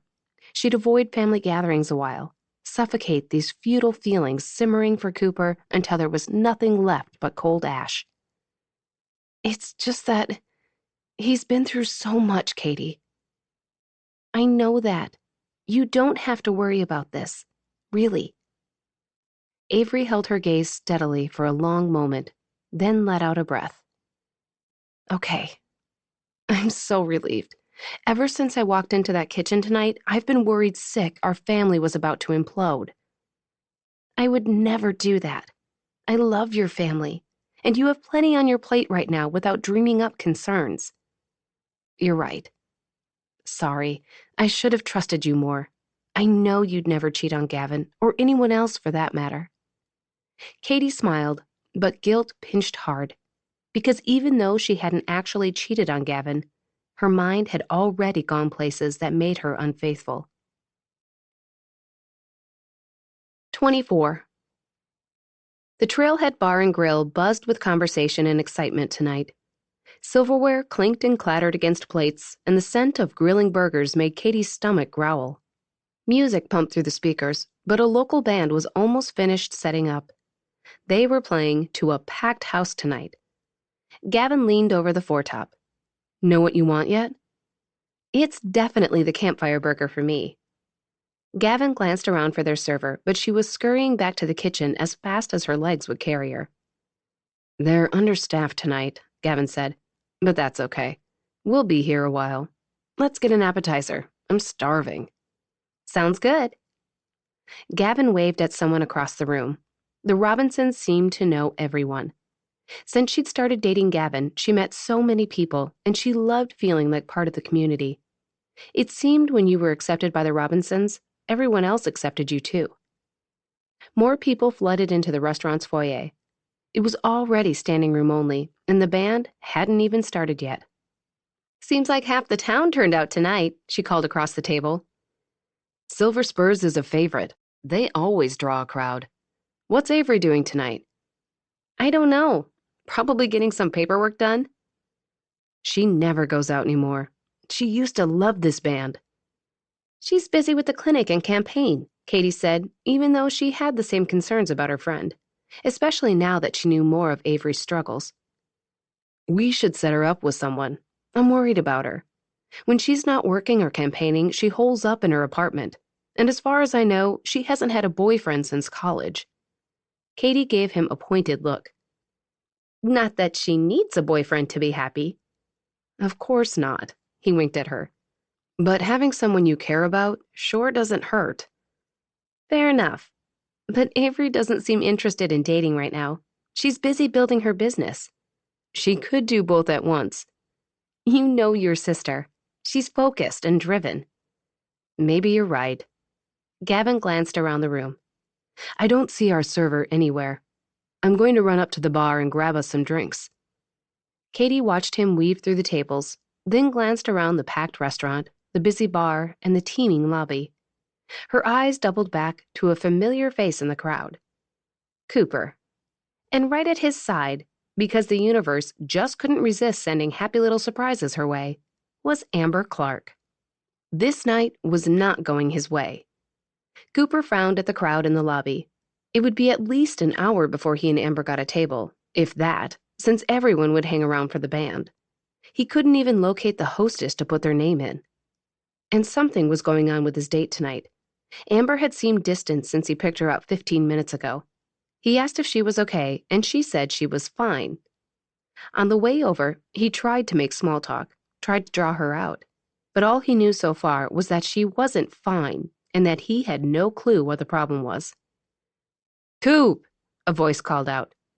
He spotted his brother several feet away in the queue at the bar and inched closer, Amber in tow. Gavin greeted them and turned back to Cooper, all but shouting over the music. You guys staying? We were hoping to, but... Cooper looked pointedly around the crowded lobby. We've got room at our table. Come sit with us. Us. Cooper scanned the restaurant, and his gaze homed in on Kate. He opened his mouth, a refusal on his lips. But Amber spoke first. That'd be so great. My feet are killing me. Perfect. We haven't even ordered yet. Gavin took their drink orders, then Cooper and Amber headed toward the maze of tables.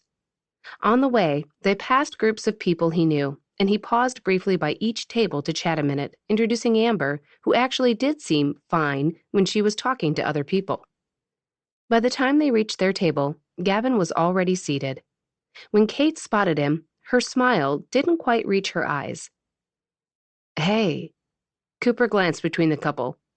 Sure you guys don't mind the company? Glad you showed up, right, Katie? The more the merrier. The words were more welcoming than her tone. This would be fun. Fortunately, the band was about ready to play and would serve as a nice distraction. The server showed up a few minutes later, harried and distracted. They gave their orders as the band kicked into their first rousing country song, and the noise level went up several decibels.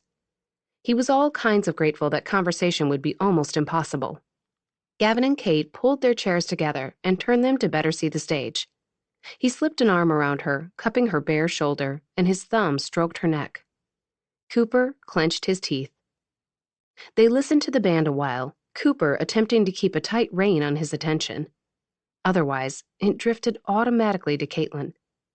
He cursed his excellent peripheral vision because he could still see every touch, every glimpse.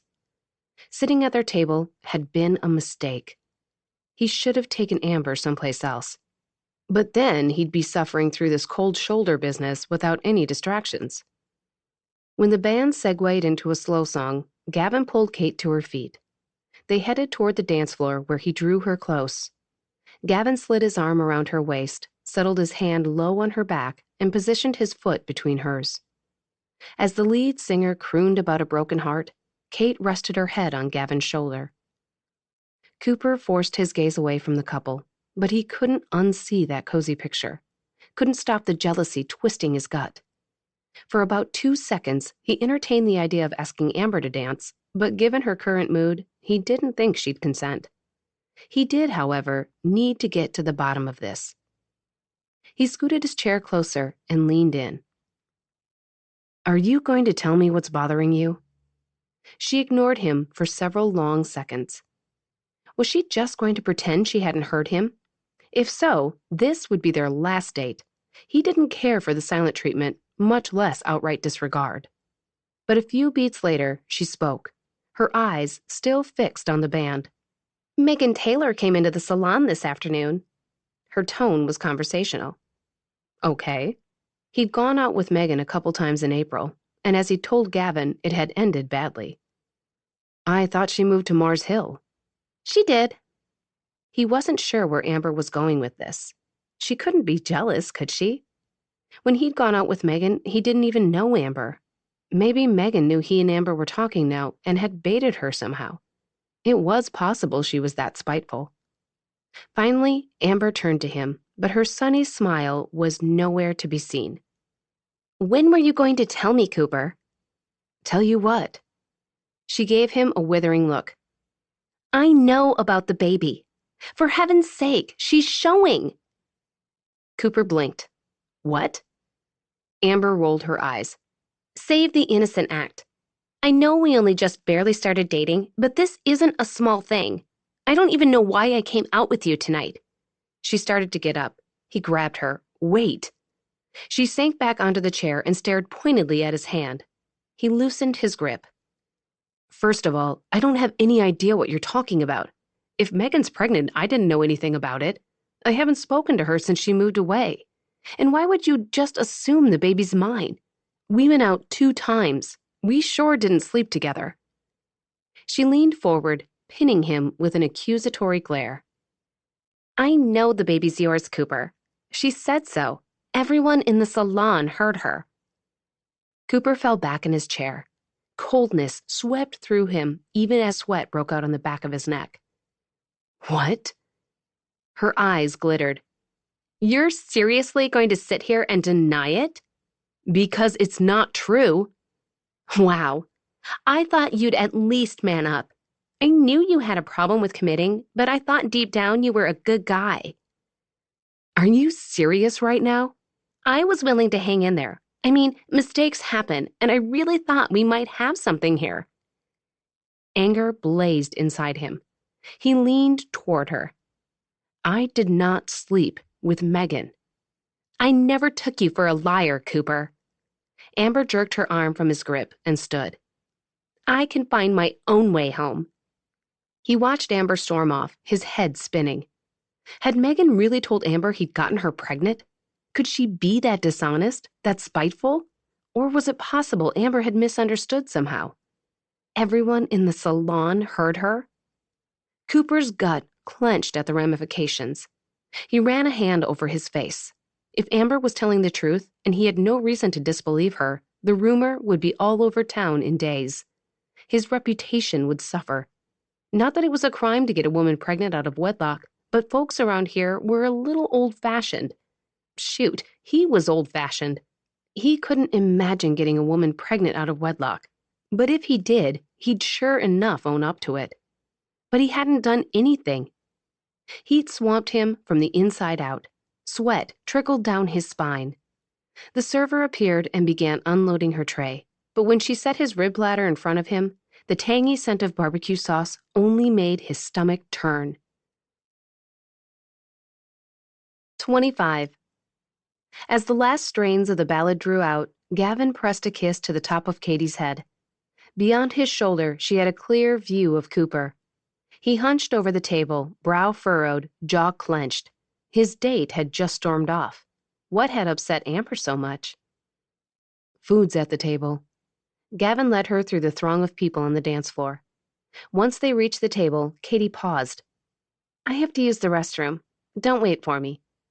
Hurry back, Gavin said. Cooper frowned at his plate, seemingly unaware they'd even returned.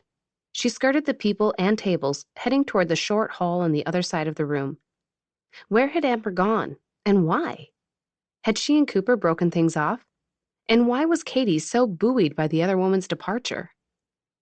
Inside the restroom, the bass guitar thumped through the wood walls, and the cloying scent of sweet perfume hung in the air. She couldn't get her mind off Cooper. He'd been so distracted when they returned to the table. Maybe he had real feelings for Amber, despite the newness of their relationship.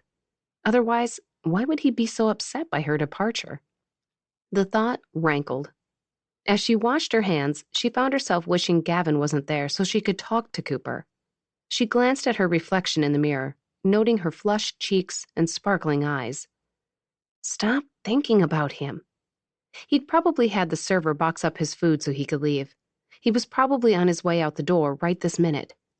She dried her hands and left the restroom, the music reverberating in her ears.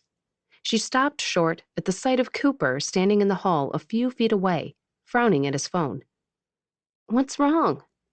He startled. An instant later, the crease in his brows smoothed as he pocketed his phone. "Nothing. You ready to eat?" "You don't have to pretend with me." She repeated his words from yesterday, holding his gaze. His facial muscles slowly relaxed. He glanced down the hall, the dim light from the adjoining room glowing on his features. "Amber just told me something that... Never mind, it's absurd." "What is it?" A shadow flickered in his jaw. "A woman I went out with back in the spring, Megan Taylor, came into the beauty barn today where Amber works. She's pregnant, and she's apparently telling people the baby's mine." Katie's stomach bottomed out. Someone else was pregnant with Cooper's child. That was a game changer. Not for her, of course, but for him. But if that were true, why did she feel as if he'd just punched her in the heart? "I see." He pinned her with an intense look. "No, you don't see. It can't be mine. I never even slept with her." A wave of relief washed through her. Big red flag. But there was no time to pick apart her feelings. "Have you talked to Megan? Maybe it's some kind of misunderstanding." "I was just about to call her. I can't believe this is happening." "Are you sure there's no possibility that you could have..." "Not unless it's another immaculate conception." "Right." Katie's cheeks went hot. "Well, then you have nothing to worry about." A group of women passed by, talking loudly. Once they were inside the restroom, Cooper leaned closer, the furrows back in place. "She's telling people I'm the father. Everyone at the beauty barn heard her say it." Katie frowned. Why would she do that? He withdrew his phone again, scowling. "That's what I'm about to find out." This had to be hard for him. She knew he cared about his reputation more than most because of the way his father had embarrassed him. She placed a hand on his arm, noting the delicious feel of hard muscle beneath flesh. "You're a terrible person, Katie Loveland." "Maybe you should call her from someplace more private." As if to underscore her point, a man pushed past on his way to the restroom. "You're right. I'd go to her house if I knew her new address. I guess it's a good thing I forgot to delete her from my phone. I can't believe she's doing this." "Maybe there's some kind of reasonable explanation." "I can't think what it would be." He stared at Katie, his expression shifting subtly before he stared at the floor. "What?" His gaze returned to hers, his expression adorably uncertain. "Do you believe me?" "Yes, of course I do." She'd never known him to be anything but honest. Why wouldn't I? "Funny you should ask. Amber took off like a bat out of hell when I denied it." Her heart squeezed tight. "I'm sorry. I'm sorry this is happening to you." "Thanks. I knew there was something about Megan. I don't think this is a mistake." "Well, you'll know more after you make that phone call. Did you tell Gavin?" "Not yet. I want to find out what's going on first." "Okay. I won't say anything." "Thanks." He tried for a smile and came up a little short. "And thanks for talking it out with me." "I'll be praying it all works out." As Cooper drove home, anger churned in his stomach.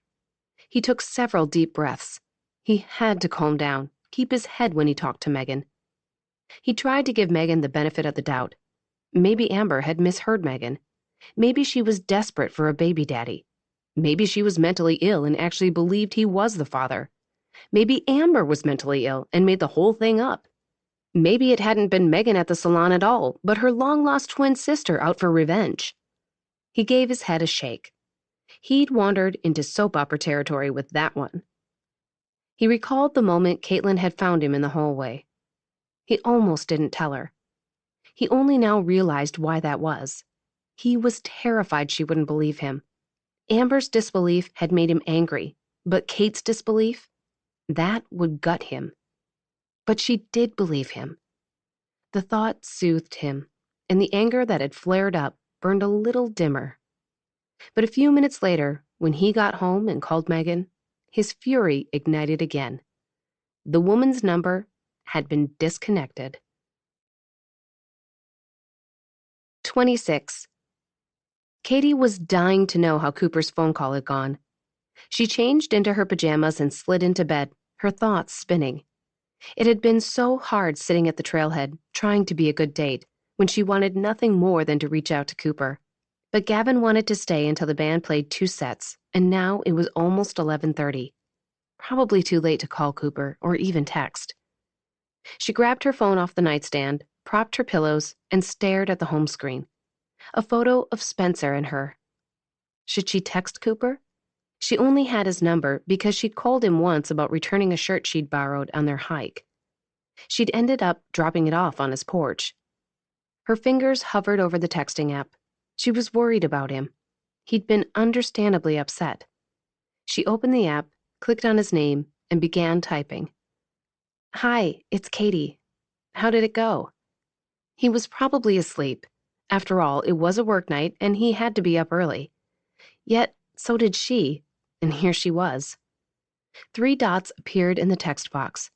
Katie waited, her pulse kicking up a notch. "Hi, Kate." It didn't. Her number was disconnected. "I know someone who might have it, though. I'll try again tomorrow." "Why would she do this to you? Was there an ugly breakup or something?" "We only went out a couple times. But yes, it was a little ugly. I caught her in a lie and called her on it. She got nasty with me." Oh no. Would she do this out of spite? That seems extreme. Maybe she just changed her number when she moved. "I don't see why she would. I just hope the rumor doesn't spread before I can get a handle on this." She'd been here long enough to know the Riverbend grapevine was alive and well. "Have you told anyone in your family yet?" "I'd like to talk to Megan before I do that. Make sure there hasn't been some kind of misunderstanding on Amber's part." "Is there anything I can do?" 3 dots appeared in the space. They blinked and blinked. Was he going to respond? Finally, his reply popped up. "You've been great, Kate. I could use your prayers." Her heart gave a tug. You've got them. 27. The sun was barely up when Cooper knocked on Megan's apartment door. He'd awakened at dark 30 this morning and couldn't go back to sleep, so he showered and dressed in street clothes. It only took a few minutes on Google to locate Megan's new residence in Mars Hill. He didn't let the early hour keep him from knocking hard and loud on the door. It was possible she wasn't home, but unlikely. Her white Camry was out front. He didn't care if he woke Megan up. He didn't even care if he woke every neighbor in the building. The apartment building was located in a questionable part of town. Its dingy walls needed a fresh coat of paint, the brown carpet had seen better days, and the dim fluorescent lights cast an unflattering glow around the space. He had yet to hear a noise from inside Megan's apartment. He pulled out his phone and punched in her new number. He'd looked that up, too. The phone rang and rang. No way of leaving a voicemail. Frowning, he knocked a 3rd time on the peeling brown door.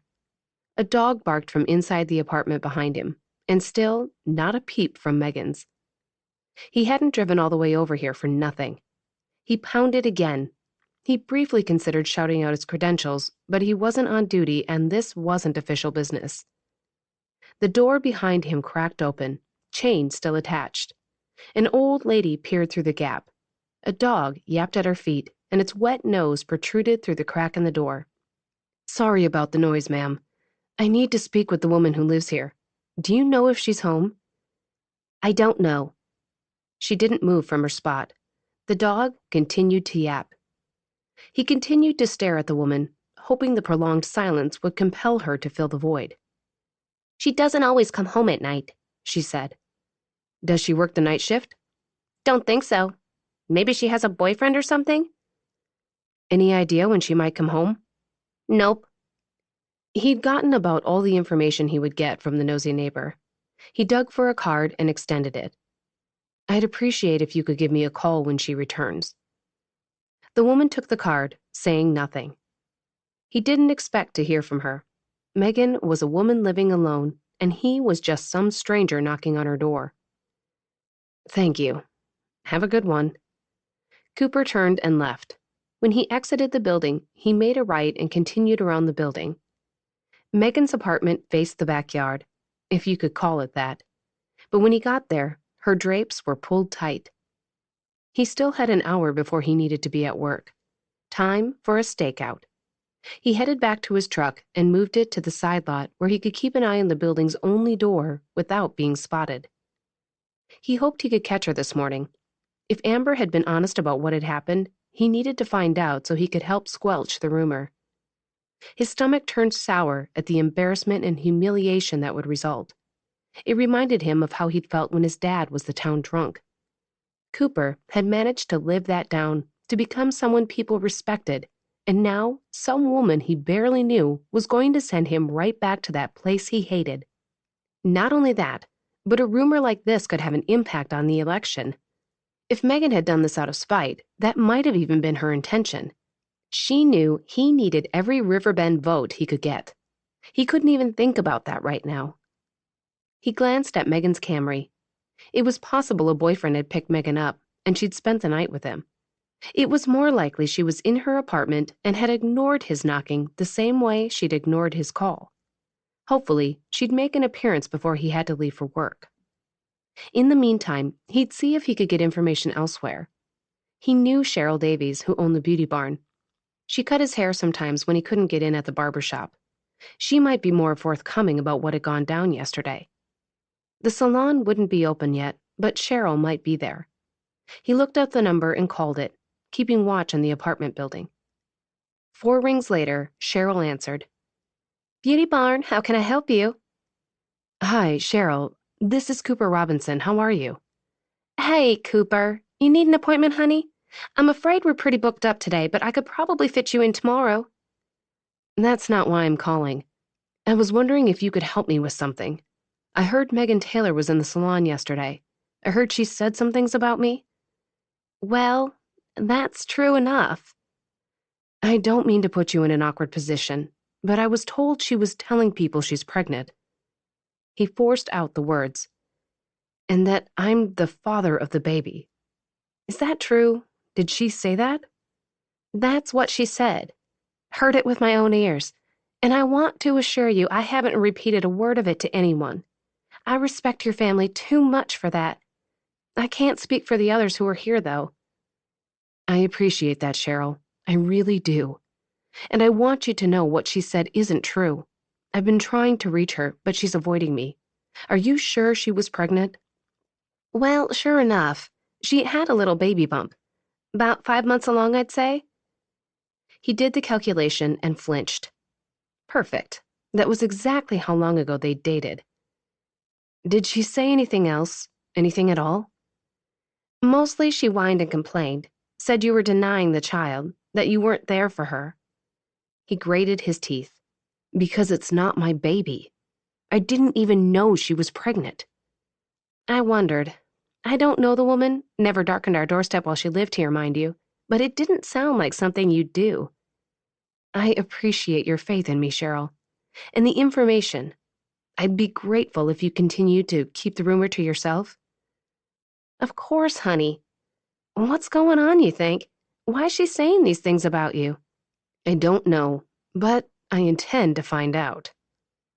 When he disconnected the call, he tried Megan's number again. This time, it disconnected right away. She must have blocked his number. Someone exited the apartment building, but it was only a man and a child. Cooper settled back in his seat, staring at the door as Cheryl's words rang in his ears. There'd been no mistake. Megan was out to ruin him. He wanted to talk through this with someone, and he didn't feel like facing his family just yet. He thought of the texts Kate had sent last night. She always had a way of making him feel better. It was early. The clinic didn't open till 9, and Kate probably wasn't even awake yet. He opened his text app and sent her a message. "You awake?" A moment later, her reply popped up. "Yes." They could go on as they had last night, texting back and forth, but it would be more efficient if he just called. He found her in his contacts and tapped her name. After 2 rings, she answered. Her raspy voice dredged up a tempting image of her, tousled and sleepy-eyed. "Good morning," he said. "Morning." "Sounds like you just woke up." "I've been awake a while. I just haven't spoken yet." "Not in the habit of talking to yourself?" "Only at the grocery store." "Aha, you're one of those women." "Afraid so." A smile laced her voice. "How'd you sleep?" "Not well, I'm afraid. I got up early and drove down to Mars Hill to confront Megan. Her car is here, but she won't answer the door." "You're still there?" "I'm hoping to catch her when she leaves for work. She'll have to leave soon, though. I'm on duty at 9. If she does come out, I'll have to hang up quickly." "Understood. Maybe you can find her new phone number and reach her that way." "Already did. No answer, no way to leave a voicemail. I think she blocked my number." "She's definitely avoiding you then." "Like the plague. I called Cheryl from the beauty barn a minute ago, and she confirmed what Amber had said. She added that Megan was complaining that I hadn't stepped up and taken responsibility for the baby." Kate gave a huff of outrage. Of all the nerve! What kind of woman does something like that? At her defense, satisfaction sprouted deep inside him. "You know, Cooper, maybe she had stronger feelings for you than you realized. Maybe she instigated this rumor out of revenge for breaking her heart." "Oh, she's definitely looking for revenge, but not because of any feelings she harbors. She was really upset when I called her out on that lie." "What'd she lie about exactly, if you don't mind my asking?" "We were talking about her job at the motel, and she mentioned she'd turned down a clerk position at the courthouse. I knew for a fact it wasn't true. I have a lot of contacts there, and that position requires a degree, which Megan doesn't have. I wouldn't have said anything to her, but I was pretty sure she'd already lied to me a couple times." Yikes. She was really uncomfortable when I called her out. She turned it around and blamed me for accusing her. I thought she was going to throw her drink in my face. The apartment door opened, and a middle-aged woman exited holding the leash of a mixed-breed dog. "Sounds like a toxic personality," Kate said. "Sometimes there's no understanding that kind of person. I hope you can convince her to set the record straight." "If she doesn't leave for work soon, that won't be for a while." He suddenly didn't want to talk about Megan anymore. "What about you? Busy day ahead at the clinic?" "We never really know. Business has slacked off a little since they closed the bridge, but it's still steady enough." "It's already affecting everyone. Jeff said business at his market is down over 50%. It had only been 2.5 weeks since the bridge closure." "All the more reason to make trail days a success." "Speaking of that, how's it going with your mother?" "I haven't talked to her since Saturday, but she texts me occasionally to update me about the marketing campaign." Cooper held his tongue because he sensed she had something else to say. "I still feel guilty not telling Avery about her. There was a long gap after undergrad where we didn't talk much, but we've gotten closer since I moved here." "If you want to tell her, you should. She's trustworthy." "I know that, but I don't feel ready to tell Gavin yet, and I'd feel guilty confiding in Avery and not him. But this matter between my mother and me, it's a real tender spot inside me. I can't explain it." Her pain was palpable. "I'm sorry. This is a difficult situation, but you have to do what's best for you and trust they'll both understand when the time comes." "You really think so?" "I do. And I think you can count on them to be in your corner if and when you do decide to tell them." "I keep thinking I should be ready to confront my mother with the truth by now. She's obviously kicked her drug habit. I've had several meetings with her and multiple phone calls and texts. She seems like a genuinely nice person. You and your mom seem to think so too." "Go at your own pace.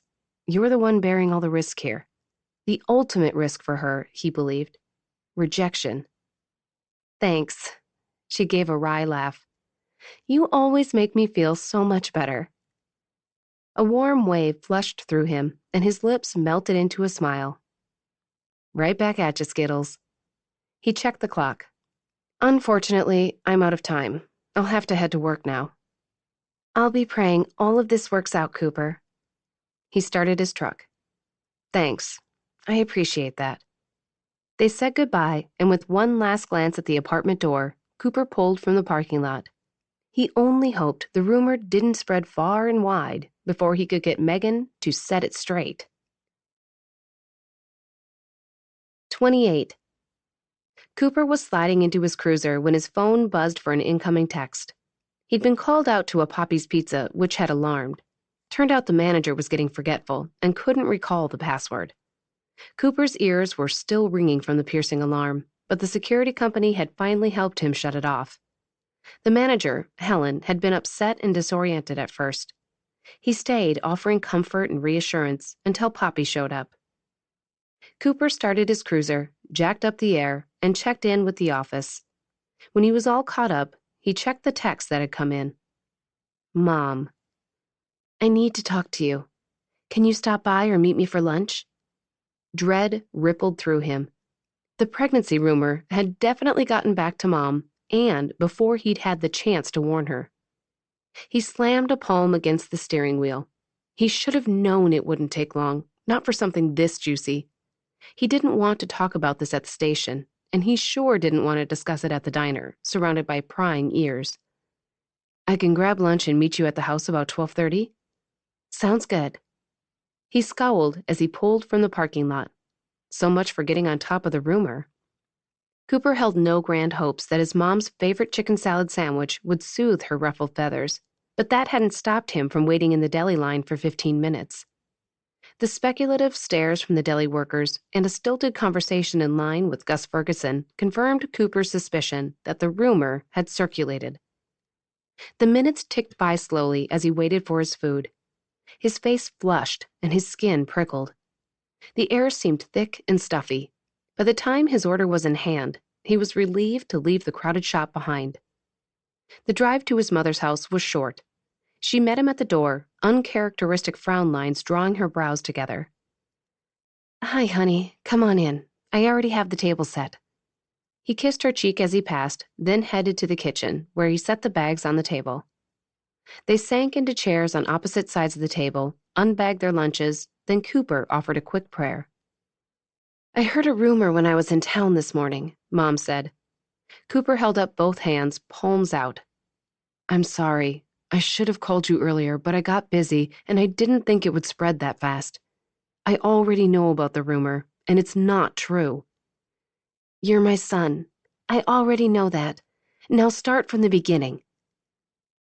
Cooper told her about Amber's accusation on their date Sunday night, then caught her up to speed through this morning when he'd gone to Megan's apartment, making sure she understood he'd never gotten physical with Megan. Things did end on a bad note, though. I suspect she might be a chronic liar. Well, you know how I feel about lying. She set down her sandwich. This rumor sounds like the spiteful work of a bitter woman to me. And I know you said it ended because of that lie, but Mom gave him a pointed look. Maybe she actually had feelings for you. Sometimes women take relationships far more seriously than men do. The comment stung as it hit its target, especially since she wasn't the first to mention it. Did he play a little too fast and loose with women? Maybe. He was definitely non-committal, but he made a point of not drawing things out if he wasn't feeling it. It was how he managed to maintain the friendship after he ended things. Mom was still giving him that disapproving look mothers everywhere had down pat. This was not the first such warning she'd extended, and it was as close to an I told you so as she'd ever give. Point taken, he said. I'm not saying this is your fault. Clearly she has a problem, and her behavior is inexcusable. I could just wring the girl's neck. The rumor's making the rounds. I could tell by the way people treated me at the deli. You should tell Avery and Gavin what's going on. I'll let Jeff know, of course, but your siblings should hear it from you first. That way, if someone brings it up, they won't be caught off guard, and they'll have a ready answer. I will. He'd tried to call Megan today from Rodriguez's phone, but Megan hadn't picked up from an unknown caller either. The people who know you won't believe the gossip. I've already done a few things to help put the rumor to rest. I certainly set Shirley Black straight, and I'll do the same to whoever has the nerve to spread the rumor.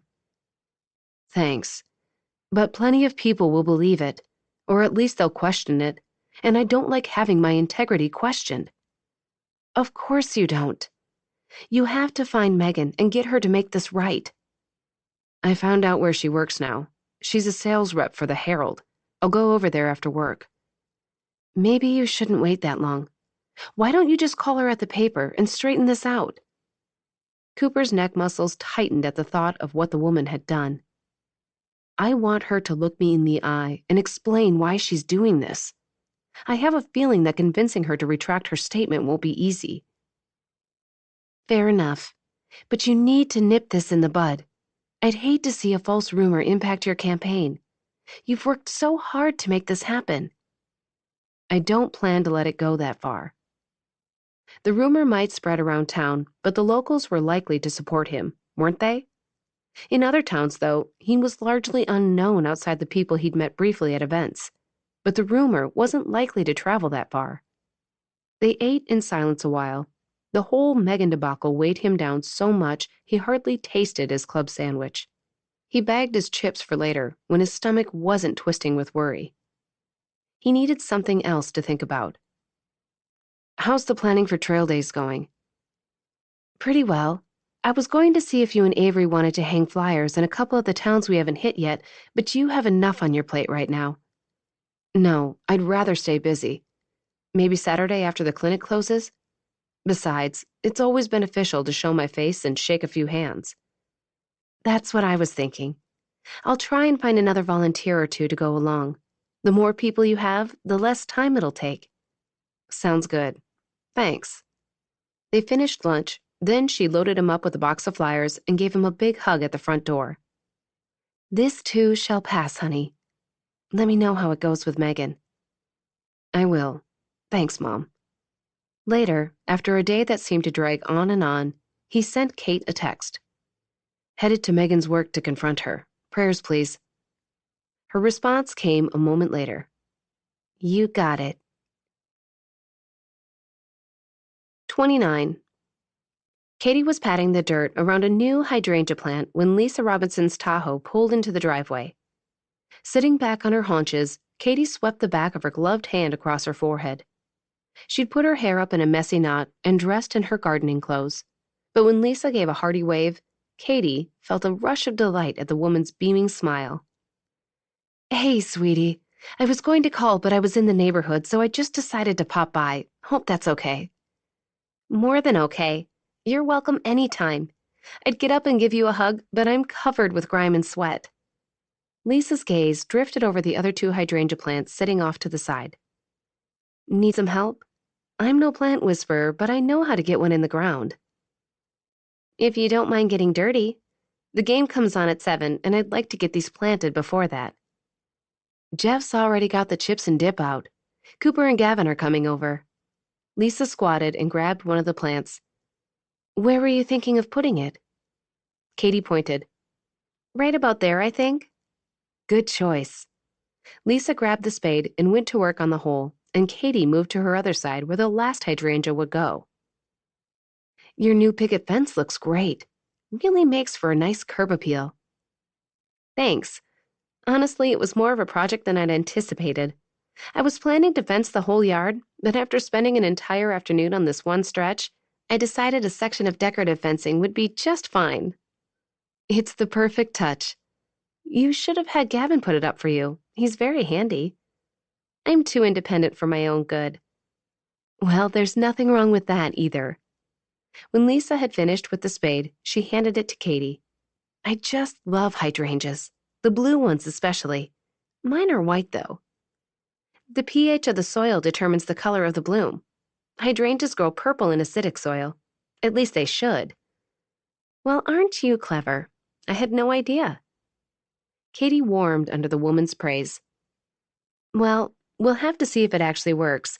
They won't bloom for a year or two. A breeze whispered across Katie's skin, cooling her flesh and stirring the fine hairs at her nape. The wind chimes tinkled out a pleasant melody. Lisa looked over her shoulder. I just love wind chimes. They're so soothing. Both women said at the same time, then laughed. The kids got me those wind chimes I have hanging on the back patio. When I hear them tinkle, I pray for them. She was such a great mom. Katie's heart squeezed. I just love that. Well, once your kids are grown, that's about all you can do for them. Of course, I'd love to give them advice at every turn, but unless they ask my opinion, I try to keep my big mouth shut. I'm sure you're being too hard on yourself. You seem to have a great relationship with all your kids. Lisa's eyes twinkled. That's only because I've learned to butt out and let them make their own decisions. Well, you seem to handle it with great aplomb. Lisa waved away her words. Jeff's always nudging me under the table when I'm about to blow it. He's the savvy one. He does this thing. When the kids are sharing a problem with him and he has something to say, he pulls 2 pennies out of his pocket and sets them on a table. If they want to hear his 2 cents, they pick up the pennies. If they don't, they just move the conversation right along. No harm, no foul. Katie's mouth spread in a smile. That's genius. My husband is a wise man. They worked in silence for a minute, then Lisa spoke again. Well, how was your day, honey? The clinic seems to be holding its own. Business is down a little, but it's been pretty steady despite the bridge closure. She gave Lisa a sidelong glance. Last Friday, someone tried to convince Avery to treat their dog. What? How did I not hear about that? For heaven's sake, we have a perfectly good vet in town. I guess the lady doesn't get along with him too well. Avery sent her packing, though. Well, I should hope so. Goodness. How's the planning for trail days going on your end? Well, that's actually why I came by. The online marketing is going great, but we're a little late getting flyers up in a few of the nearby towns. I'm trying to get a group of people to do that on Saturday. Interested? Sure. I don't have anything better to do. Terrific. So far, I have you, Avery, and Cooper. If I can get a few more, you can split up and hit different towns. Sounds good. Katie's bright smile belied the sudden tension in her shoulders. Katie, Avery, and Cooper. After the awkward moment in Lisa's kitchen 2 days ago, that sounded like a fun afternoon. But maybe it was a chance to show Avery there was nothing to worry about. Her conscience twitched at the thought. By the time they finished planting and watering the new shrubs, it was 10 minutes till game time. Lisa gave her a goodbye hug, and Katie waved as she left. She loved that the woman felt comfortable dropping by her house. That might annoy some people, but Katie had always wanted a family that was close enough for impromptu visits. As she put away her gardening supplies and took a quick shower, it wasn't the game she was thinking of. It was Cooper. How had his confrontation with Megan gone this afternoon? Would he let Katie know, or should she reach out to him? She'd no sooner settled in front of the TV than her phone rang. Cooper. Hello? It's me. Are you busy? His rapid speech revealed agitation. No, I was just watching the game and wondering how things went with Megan. They didn't. She wasn't there. Worse than that, she won't be around for another week. She went on vacation. Vacation? How convenient. Isn't it? She starts a nasty rumor and leaves town. I'm sorry, Cooper. What are you going to do? I don't know. They wouldn't tell me where she went, of course, but the rumor is spreading. My mom knows everything now. I called Avery a while ago and told her, Gavin is next. I'm on my way to Mom and Jeff's to watch the game. Gavin will be there. I'm so sorry this is happening. I know what your reputation means to you. And Megan knows what this run for sheriff means to me. A small-town rumor may not seem like much, but most of my votes will come from Riverbend. I hope. Sabotaging your campaign seems so extreme. Mom thinks she must have had deeper feelings than she let on. Someone who really cared about you wouldn't want to hurt you. I'm guessing Megan doesn't think like you do. Then she doesn't know that caring for someone means you put their needs ahead of your own. I suspect that's true. Should you make some kind of public statement? Avery and I talked about that, but we don't want to blow it out of proportion or give the rumor more credence than it's due. I really can't see it spreading outside of Riverbend, so there should be minimal damage to my campaign. But I'd like to avoid dragging my family's name through the mud if I can. Maybe it's not as bad as you think. Pregnancies outside of wedlock happen all the time. It's not the pregnancy that's so damaging. It's the fact that I've supposedly turned my back on Megan. Never mind that it's not true. There's a DNA test, but of course we need the mother for that. Yeah, Avery mentioned that. The heavy sigh on his end of the line conveyed that this burden was weighing him down. Katie didn't know what to say, so she whispered a quick prayer. There must be some reason God was allowing this to happen. It was always confusing when bad things happened to good people, when bad people happened to good people. Her stomach was in knots for Cooper. I shouldn't be calling you, he said quietly. Honestly. His words ushered in a new kind of tension, the kind that existed because they were tiptoeing around the feelings growing between them. But with that one little statement, he'd stepped right on a landmine. Maybe he regretted it now. She threw him a lifeline. There's no crime in needing to talk to someone, Cooper. We both know I could be talking to my mom or Avery right now. I should be. Then why aren't you? The words gathered in her throat, the question begging for release. She wanted the answer more than she wanted her next breath, wanted to hear him admit he had feelings for her. After all, she'd offered him a lifeline and he hadn't taken it, but it wasn't a fair question when she was dating his brother. Silence lengthened between them and the line buzzed with tension. It had always gone unmentioned, this thing simmering just under the surface. If she'd thought she was imagining it, or the feelings were one-sided, that idea had just been obliterated. Because at the moment, that thing between them wasn't just simmering. It was boiling. I'm sorry, he said. I've put you in a difficult position. I won't call you again, Kate. His words made her insides shrivel up tight and hard. She opened her mouth to rebut his statement. Because as much as she hated that this rumor was tearing him up inside, she loved being the one he counted on, the one he called. But his family could take it from here. They should take it from here. As much as she wanted to get closer to Cooper, this thing between them was a disaster waiting to happen. She closed her eyes and squeezed out the words. Whatever you think is best. I'll be praying for you. I'm sure God will work all of this out. Thanks, Kate. A beat of silence followed. I guess I'll see you around.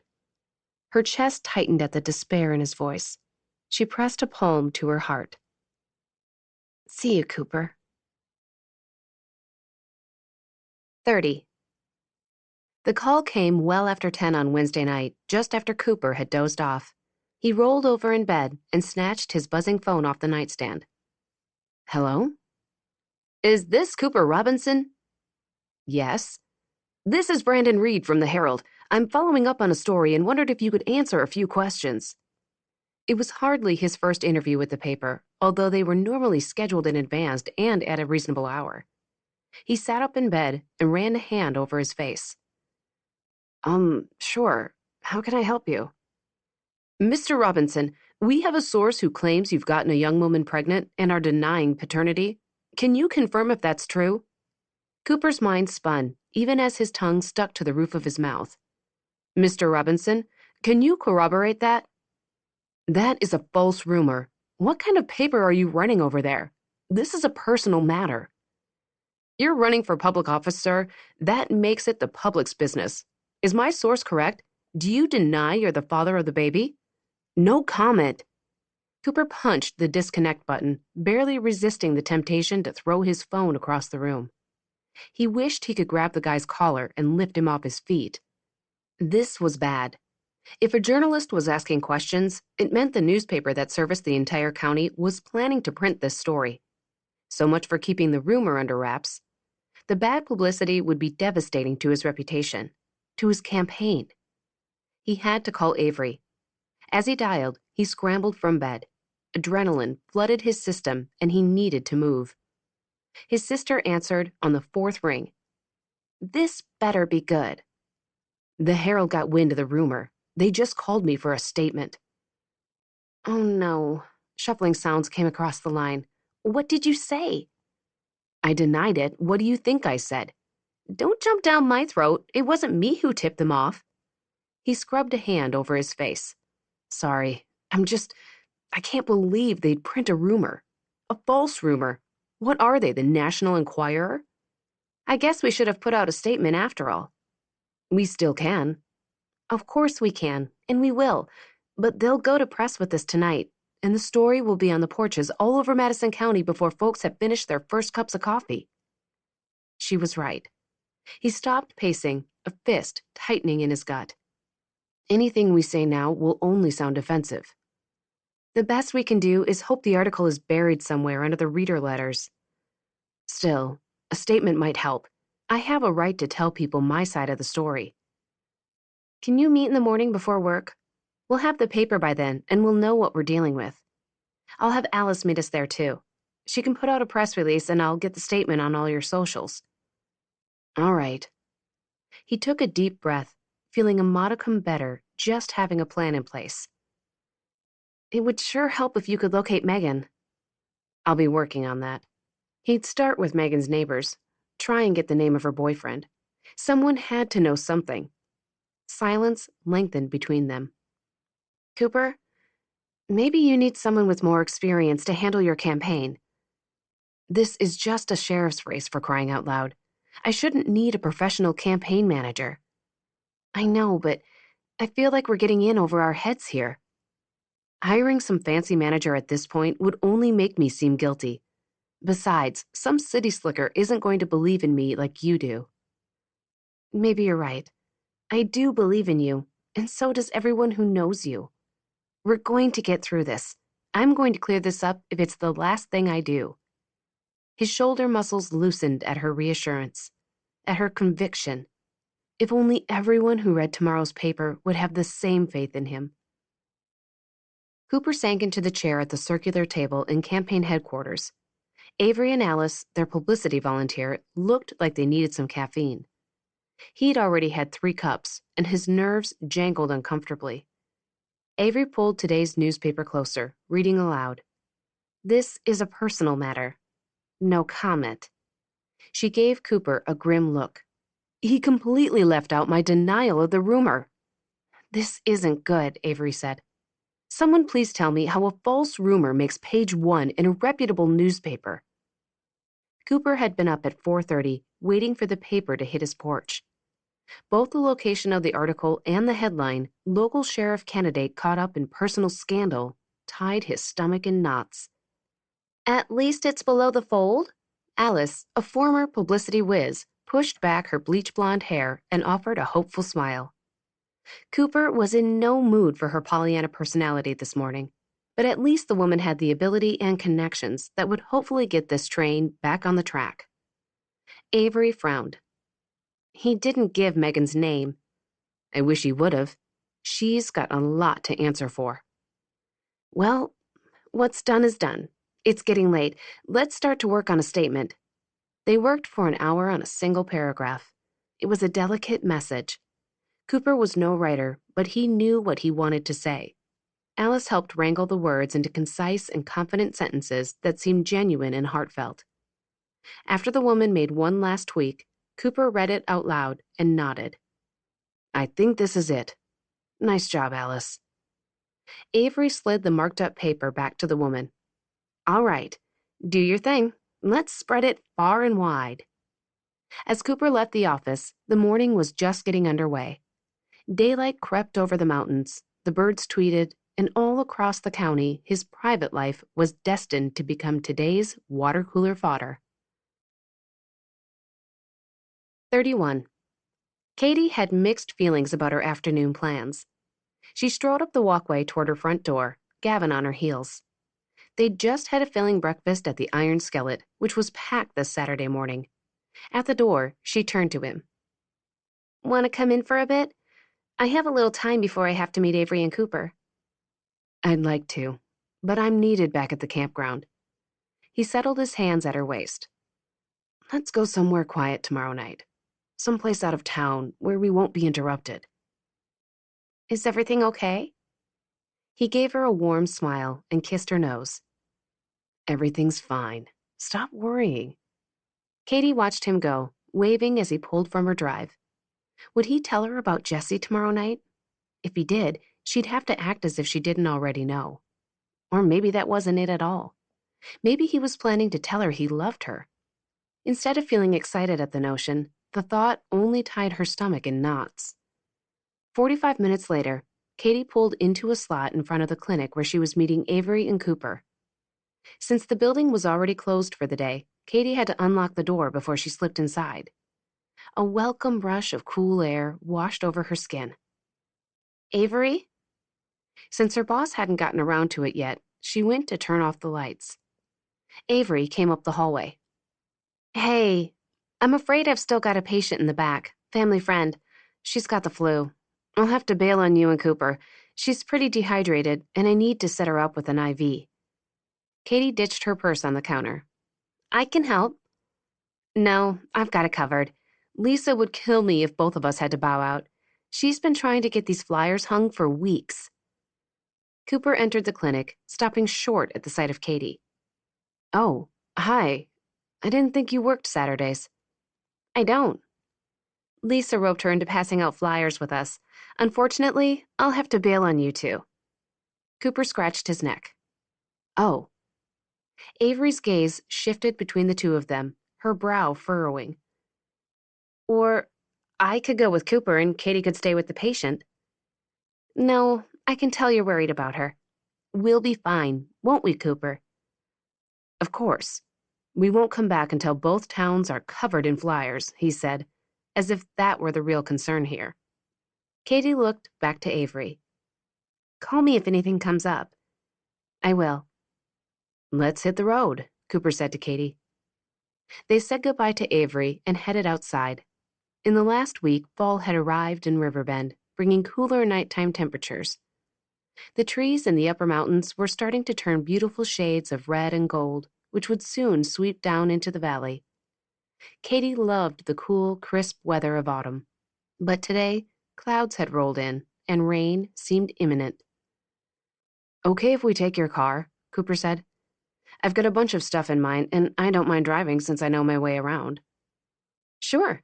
She handed him her keys and glanced up at the dark sky. I hope the rain holds off. Ever the gentleman, he opened the passenger door and she brushed past him, smiling her thanks. He walked around the front, got in, and started the engine. Awkwardness had crept inside the car with them, the last part of their phone conversation still humming between them. So much for avoiding each other. The universe seemed to throw them together at every opportunity. She wished she could cry foul, but who was she kidding?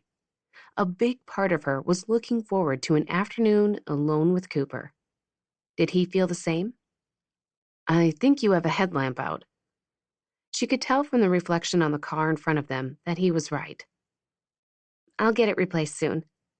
He pulled out onto the road. How far is it to Marshall? About 20 minutes, but we should stop at Walnut on the way. Sounds like a little bit of nothing. It is, but there are a few places to hang flyers, and folks tend to gather on Saturdays. It'll be good for the campaign to show my face, shake a few hands. Was he nervous about facing citizens outside Riverbend Gap after the newspaper article? I saw the statement you put out Thursday. It was very convincing and well written. Thanks. I hope people believe it. It's the truth. That helps. I'm glad you're not shying away from this today. Mom was willing to let me off the hook, but I'm not about to hide away in shame when I didn't do anything wrong. That's the spirit. She shifted her knees his way, trying to ignore how close they were in the small confines of her car. Any luck tracking down Megan? Sadly, no. She seems to have fallen off the face of the earth. No one in her apartment building claims to know anything. She hasn't been there long, right? Yeah, but she's got to return soon. He gave her a sidelong look. Any progress with your mother this week? I haven't seen her. She's still doing her thing online for trail days. She sent me a couple texts, but that's about it.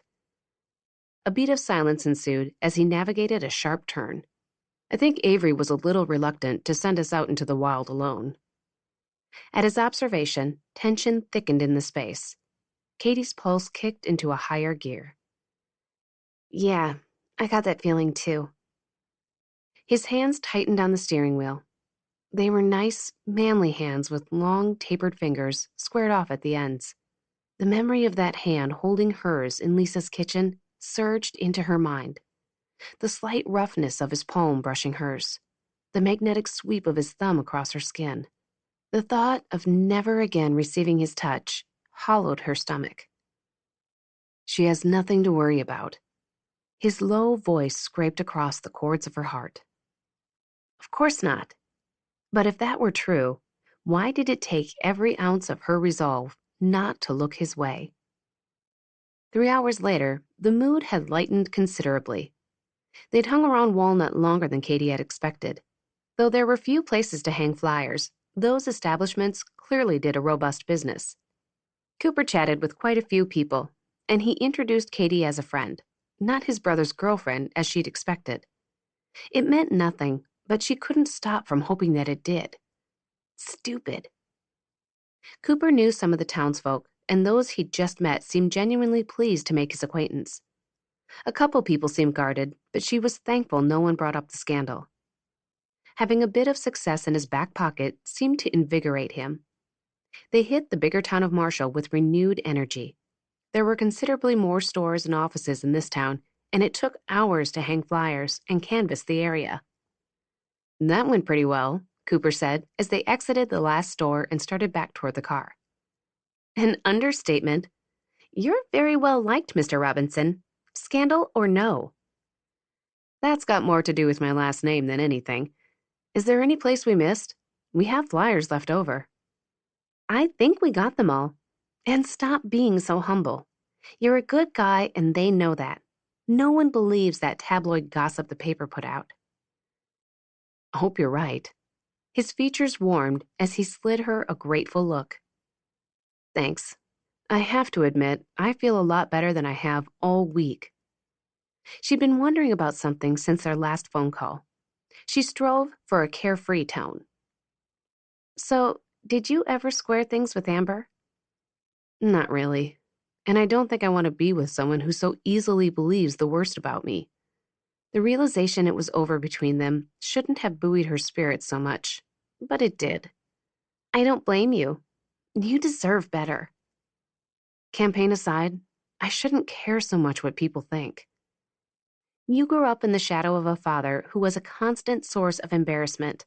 This has childhood trigger written all over it. How do you know these things? She shrugged. From paying attention to my own triggers, I guess. They stopped at a crosswalk, and Katie stapled a flyer to a wooden pole while Cooper held it in place. They'd worked as a team all afternoon, and it felt good. She liked being with him. Maybe they could find their way to friendship. Maybe they would outgrow the chemistry that sizzled between them. When the light turned, they crossed the street. She didn't want to worry about this today. She felt better than she had in weeks, and she wanted to enjoy the afternoon. You know what sounds good? Cooper said once the car was in sight. Ice cream. I didn't think you liked sweets. Everybody likes ice cream. Have you been to the dairy bar yet? I'm surprised they haven't named their chocolate-dipped cone after me yet. Does that mean you haven't tried their Cookie Monster Blast? Can't say that I have. You don't know what you're missing. It's got Oreos. She couldn't believe he'd remembered that. All right, let's do it. But I'm still getting a dipped cone. A moment later, as she watched Cooper round the vehicle, Katie was grinning ear to ear. 32. Since it was almost supper time and dark clouds were rolling in, the dairy bar was practically deserted. The drive-up building was just outside town, tucked between Riverbend's only gas station and a donut shop, which was currently closed. At the window, Katie ordered her cone and tried to pay her share, but Cooper was having none of it. Giving in, she left him to pay and headed toward a circular, yellow table. As she sat down, the table wobbled on the cement slab. From the service window, Cooper flashed a smile at her. Her stomach flopped at the warmth in his eyes. She pulled her gaze away, trying to get her pulse under control. Friends. We're just friends. But her gaze quickly returned to him. His biceps bunched as he removed his wallet from his pocket. He sure did nice things to that shirt. She was also a fan of those jeans, and the way they hugged his friends, Katie. Come on. She could do this. She wasn't quite finished with her pep talk when Cooper approached the table and handed her the cone. Thank you. She licked the dots of chocolate ice cream that popped through the hardened chocolate shell. No problem. Thunder rolled in the distance as Cooper returned to the window. He came back a minute later with his treat, the vanilla ice cream filled with chunks of cookies heaped like a mountain peak over the lip of his large cup. You have to try it. He settled beside her and held out the cup, even though he had a spoon.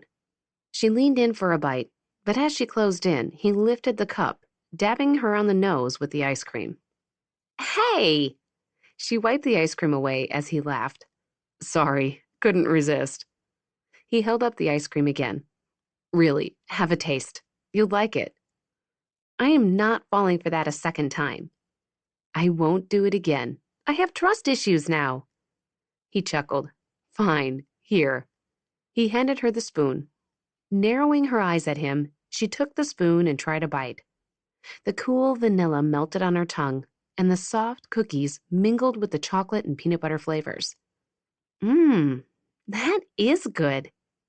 She took another spoonful, this one heaping. Hey, save some for me. I have a sticky nose, mister. You owe me. She savored the flavors of his treat, detecting an Oreo flavor this time. A smug look came over his face. You like me, Kate Loveland. Does that arrogant approach work for you? He had the grace to appear sheepish. Sometimes. Well, just so you know, it doesn't do a thing for me. His lips tipped up in a knowing grin. That smile, on the other hand. He gestured toward her cone. Are you sharing? Since you paid, I guess I should. She held out her cone. He eyed her over the confection. Should I trust you? Oh, you definitely shouldn't trust me. He approached the cone cautiously, then took a slow bite. Katie shivered as the look in his eyes shifted from playful suspicion to something else entirely. She barely even noticed the drop of rain that landed on her hand. Muscles in his jaw shifted as he worked the ice cream around in his mouth. He nodded approvingly. Rich, sweet, smooth. They really should name it after you. Her cheeks warmed as she pulled her cone back and took a bite, breaking eye contact. One moment, it was quiet, the air humming between them, and the next, the sky opened up. A deluge of rain dumped on them. They scrambled from their seats. Cooper grabbed her elbow. Over there.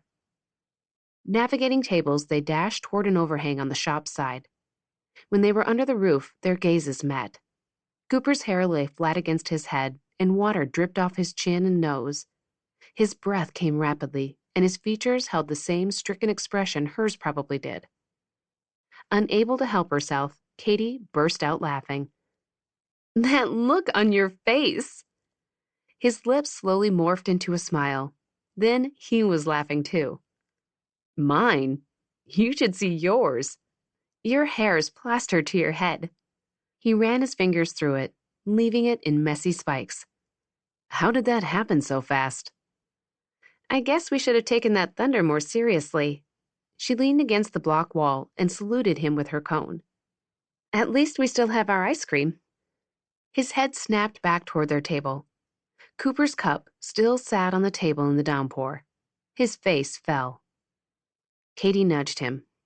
Go get it. It's pretty well flooded now, I think. He gave a little pout. Katie's heart softened. Aw, I'll share mine. But when he turned back to her, all thoughts of ice cream fled. Instead, there was only the two of them, sequestered behind the curtain of rain. His wet lashes were clumped together, making them impossibly dark. In the shadow of the overhang, his eyes were darker too. Not a hint of gold floated in that molten brown pool. His breath whispered against her forehead. When had he moved in front of her? When had he gotten so close? She couldn't have looked away if the mayor's house went floating by. The air crackled around them. She couldn't remember how to breathe. He leaned closer, or maybe it was her, but suddenly they were only a breath apart. Their gazes held, his smoldering. The long, delicious moment hung between them, a prelude to something that promised to be so much more. He set a hand on the wall beside her. His other hand settled in the curve of her waist. He was giving her time to change her mind, but there was no stopping this. She wanted his mouth on hers more than she wanted her next heartbeat. He leaned forward, his lips brushing hers, soft and slow, controlled, reverent, a breathless pause. Then, mercifully, he tilted his head and came back for seconds and thirds. Katie responded in kind, her insides melting. Cooper had only meant to brush Kate's lips once or twice, but he couldn't seem to help himself. He cupped the gentle curve of her neck and deepened the kiss. It was impossible to stop, like taking only one bite of an impossibly delectable dish. She felt like a dream in his arms and tasted of heaven. He'd failed to take her response and what it would do to him into account. It stoked the flame inside him. Her mouth was still sweet and cool from the ice cream. He savored her, suddenly desperate to hold on to her, onto the moment. Her fingers threaded through the hair at his nape, and a shiver passed over him. He touched under her jaw and felt her racing pulse beneath his palm. She was a drug, and he'd been born addicted. How had he ever lasted this long without having her in his arms? A crack of thunder snapped him back to the present. He was kissing Kate in broad daylight. He fought the pull of reality, drew out the kiss another moment, then two, because man. A moment later, with the discipline of a saint, he slowly drew back. Their ragged breaths mingled in the space between them. She gave him that sleepy-eyed look, making him want to kiss her all over again. But a blink later, the desire in her eyes shifted to something else. Reality was settling in, for both of them. Nothing had changed. She was still his brother's girl. Cooper reluctantly let go of her and put a few more inches between them, just to be safe. There was no going back after a kiss like that. He should say something, but he couldn't bring himself to apologize for a kiss that had felt so right. Instead, he said what loyalty demanded of him. "We can't do this, Caitlin." His whisper sounded harsh, even to his own ears. "I know." He hated the defeat on her face, the furrow splitting her brows, the guilt shimmering in her eyes. Hated that he'd put those there. They needed to cool off. "I'll take you back to the clinic." "I'll walk. You take my car." It's raining. But even as he said it, he realized the rain had stopped as suddenly as it had started. In the silence, raindrops fell from the overhang. Katie looked down at her melting cone. The ice cream was dripping onto her hand. She stared at it as if unsure what to do with it. He took the cone and tossed it in a nearby trash can, then handed her the wad of napkins he tucked into his pocket. "Let me drive you." "It's okay. I need to think." He'd put her in a terrible position. He did regret that. He'd thought he had the self-control to resist her. He'd been so wrong. "I'm sorry." She tossed the dirty napkins in the trash and gave him a smile that didn't reach her eyes. I should go now." "What about your keys? Just leave them in the car." She was already backing away, and there was nothing left to say. 33. Katie was glad it had stopped raining because her sanity required a good, hard jog. She needed some space, some endorphins, some thinking time, and boy did she have a lot of thinking to do. Her feet pounded the wet pavement, and her lungs pulled rain-scented air into her lungs. The humidity had broken, leaving the temperature a full 10 degrees cooler. She moved through the neighborhood unseeing, her thoughts spinning in a whirlwind. She'd crossed an unforgivable line. and there was no going back. She wouldn't be able to be around Cooper and not want his kiss. There was no hope whatsoever of keeping things between them strictly platonic. She had to break up with Gavin. There was no way around it now. She'd have to hurt that lovely man. Her stomach twisted hard at the thought. She'd also have to leave behind the family she'd grown to love. Avery might very well hate her for a while, even if she didn't find out about the kiss. She swallowed hard. What had she done? One brush of the man's lips, and she melted like a snow cone in August. But oh, what a kiss. It made her kisses with Gavin seem downright lame. The thought plagued her. She should have known it wouldn't work with Gavin. The chemistry had never been there. There was no forcing such things. She should have broken up with him before he'd had a chance to develop more serious feelings. Now she was going to hurt him, and that's the last thing she wanted. She of all people knew the cruel pain of rejection, and now she had to inflict it on someone she cared about.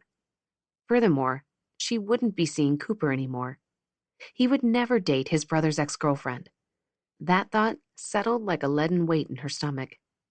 Tears stung her eyes, making the road before her blur.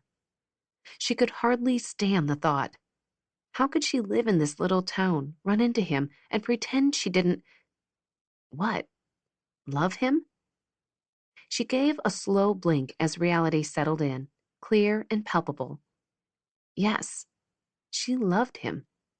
Somehow, while trying to force things with Gavin, and after 2 months of trying to avoid Cooper, she'd fallen in love with the man. All her life, she'd been searching for a place to belong, a person to belong to, and she'd finally found him. But she couldn't have him. God, how could you let this happen? She winced at the accusation. That's it, Katie. Blame God. There was no one to blame but herself. She was the one dating Cooper's brother.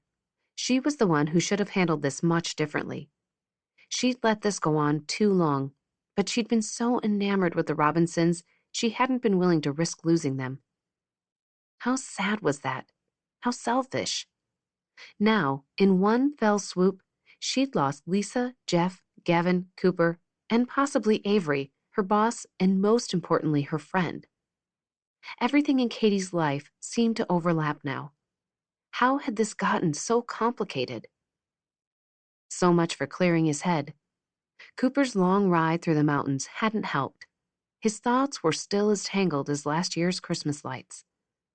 He pulled into his apartment's parking lot and shut off the motorcycle.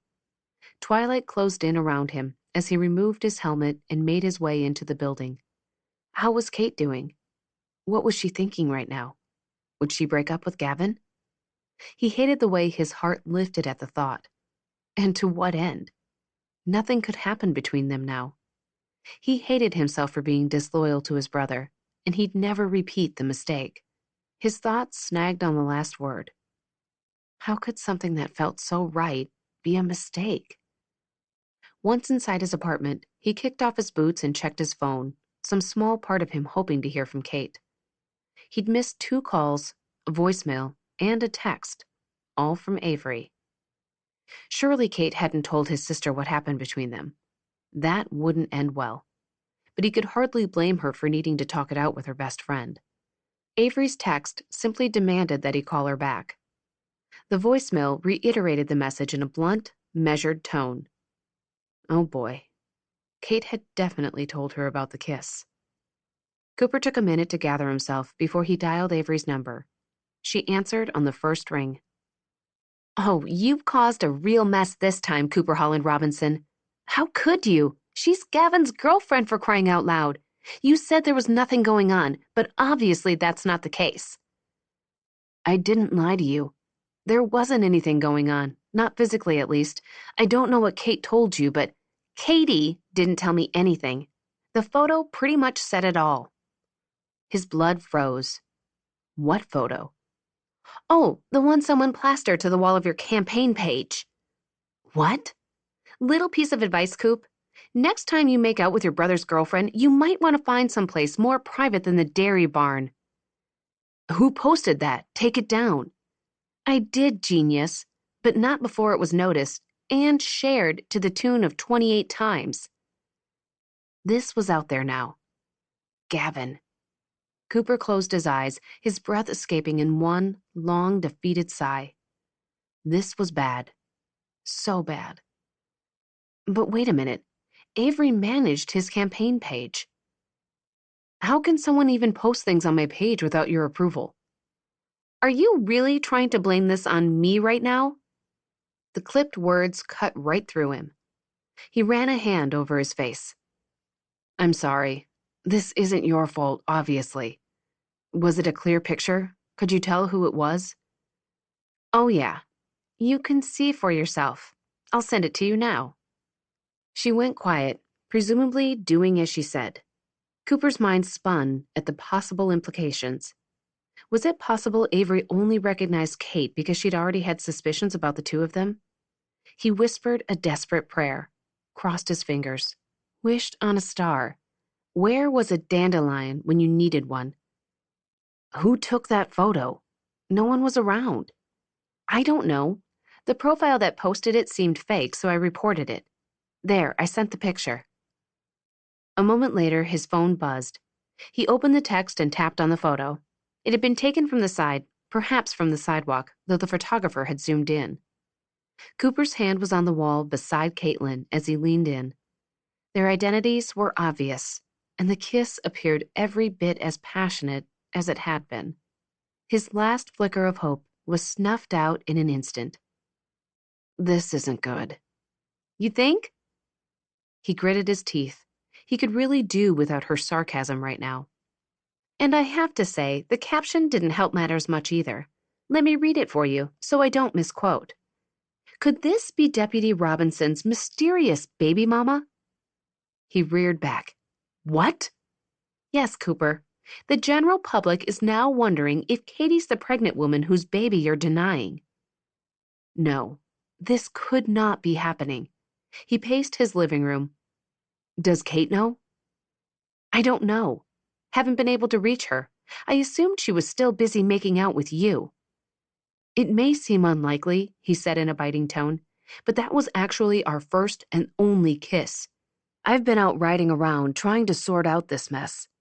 Well, fortunately, the guy who posted the photo didn't mention Katie by name, but people around here will recognize her, and everyone knows she's Gavin's girlfriend.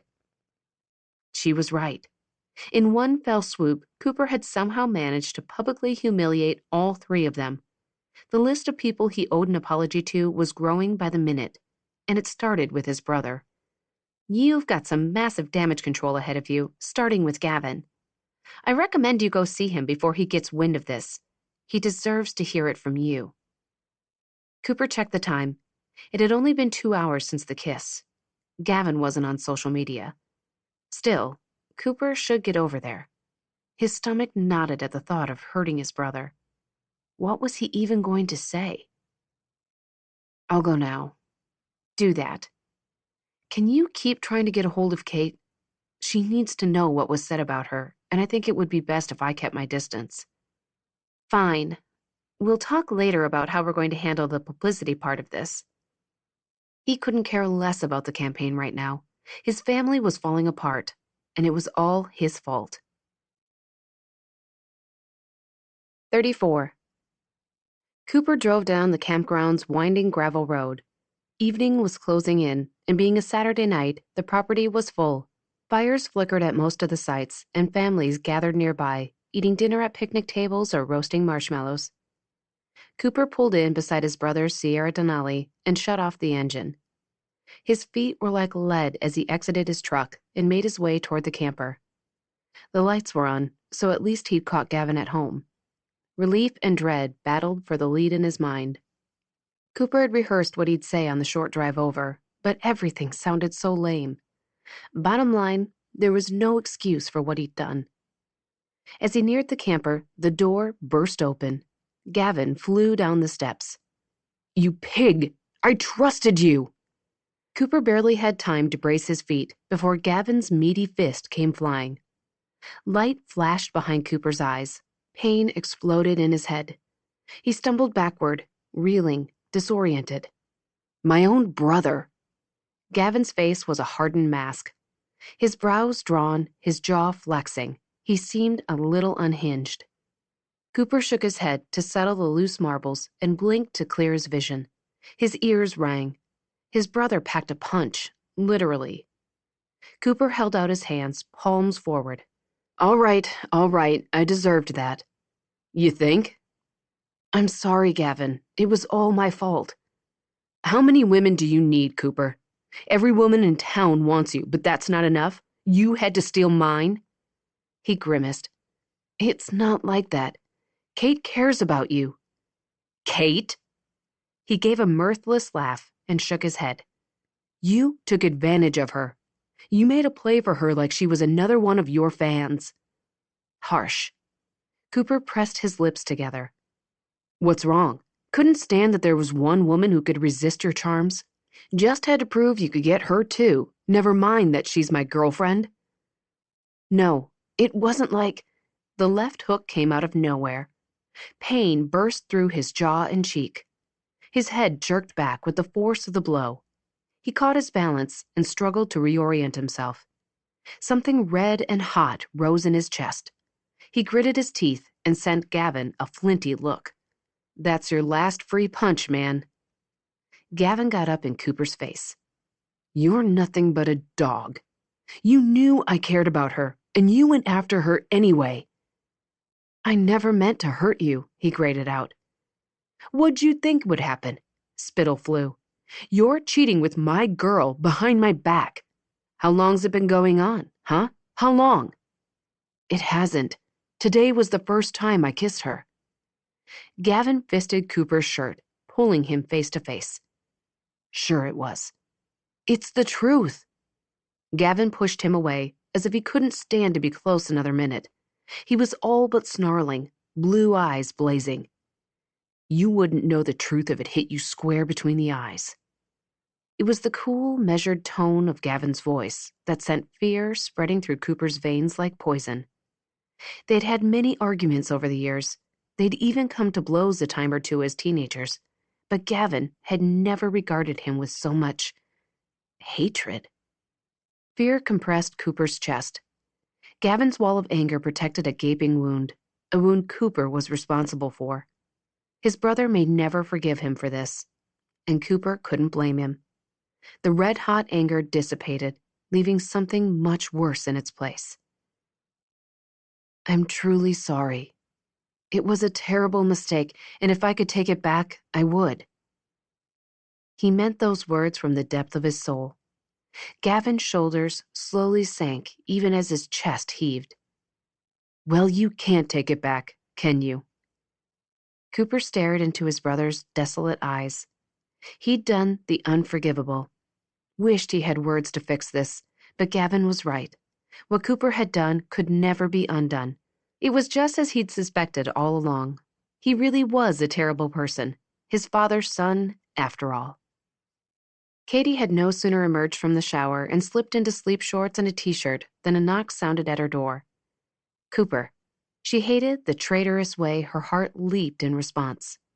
But a quick peek through the peephole revealed Avery, her mahogany hair pulled back in the same ponytail she'd worn at noon today. Had it really been less than 12 hours ago? Katie pulled open the door. Avery turned a very sour look on her. Her left eye twitched. Katie hadn't seen the stress-induced tic since finals week their senior year. Her stomach wobbled. Hi, come on in. Have you checked your phone? Katie shut the door. No. I went for a jog and left it in my purse. Have a seat and tell me what's wrong. Can I get you something to drink? Avery crossed her arms. I'm just going to get right to the point, Katie. Someone took a picture of you and Cooper kissing and posted it to his campaign page. Katie sucked in a breath. The ramifications whirled through her mind. I took it down, but it's been shared. It's out there. Does Cooper know? Avery's face went harder, if that were possible. Interesting you asked about Cooper first. Katie flinched. What was wrong with her? Legs trembling, she sank into her armchair. her gaze falling to her lap. Her breath felt trapped in her lungs. Cooper's over at Gavin's right now trying to explain, though I have no idea what he could possibly say to excuse his behavior. Oh dear God, what have we done? I can't believe this is happening. What did you think would happen when you kissed your boyfriend's brother? Katie's face went 10 degrees warmer. Avery was right. What could Katie even say? What will this do to Cooper's campaign? Too early to say, but obviously it can't be good. We'll meet tomorrow and go over our options. Have you talked to Gavin? I thought it best he heard the news from Cooper. Right. That's not all. At Avery's foreboding tone, Katie braced for more bad news. The person who posted the photo speculated you might be Cooper's mysterious baby mama. Katie blinked. What? That's crazy. Well, the photo makes it seem plausible, so welcome to the Riverbend rumor mill. Katie winced at her friend's obvious anger. She couldn't blame her. Katie had come between her brothers. Avery wouldn't be the only one angry with her. Gavin's whole family would probably shun her. Worse yet, she deserved it. Her chest tightened at the thought of losing the family that had come to mean so much to her. She'd grown close to Lisa especially, but the woman wouldn't want anything to do with her now. Bad enough she'd kissed Cooper, but now people would think she'd gotten pregnant by her boyfriend's brother. Her mother. Katie had taken the relationship slowly, concerned her mom wouldn't pan out to be what Katie needed her to be. But ultimately, it had been Katie who'd faltered. Beth would probably believe the worst of her. Why wouldn't she? Katie couldn't even imagine telling Beth who she was now, after she'd publicly embarrassed herself. Katie may have just lost her only chance with her mother. If she hadn't been enough when she was a child, she certainly wouldn't be enough now. Something inside shriveled up at the thought. But this was no time for a pity party. She needed to talk to Gavin, needed to apologize to him even though she didn't expect or deserve his forgiveness. Avery took out her phone and checked the screen, her frown deepening. Gavin got wind of the photo before Cooper got to him. It came to blows. Is he okay? Avery raised a sardonic brow. Which one? Shame washed over Katie. She closed her eyes, her pulse throbbing in her temples. I should go see Gavin. You might want to let him cool off a while. He doesn't lose his temper often, but when he does... Katie wanted to get it over with, but this wasn't about what she wanted. The least she could do was give him a little time to process this. All right. I guess I'll wait till morning. A few minutes later, Katie let Avery out of her house and sagged against the door. It would be a long, sleepless night. 35.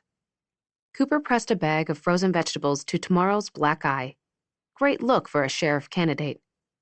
He didn't bother with the living room lights, preferring to sulk in darkness. He'd resolved nothing with Gavin. 5 minutes after his arrival, Rodriguez had pulled up in a cruiser. Someone had called 911. For once, the deputy didn't give Cooper a hard time. Once he saw it was Cooper, Rick quietly left the scene. He probably had no idea what was going on, but he would soon. Cooper's betrayal would be all over town by tomorrow, along with new rumors about Caitlin's supposed pregnancy. Had Avery reached her? She probably hated him now, too. He sank deeper into the sofa cushions, wishing he could disappear into the crack with the Doritos crumbs. Lights swept across the living room.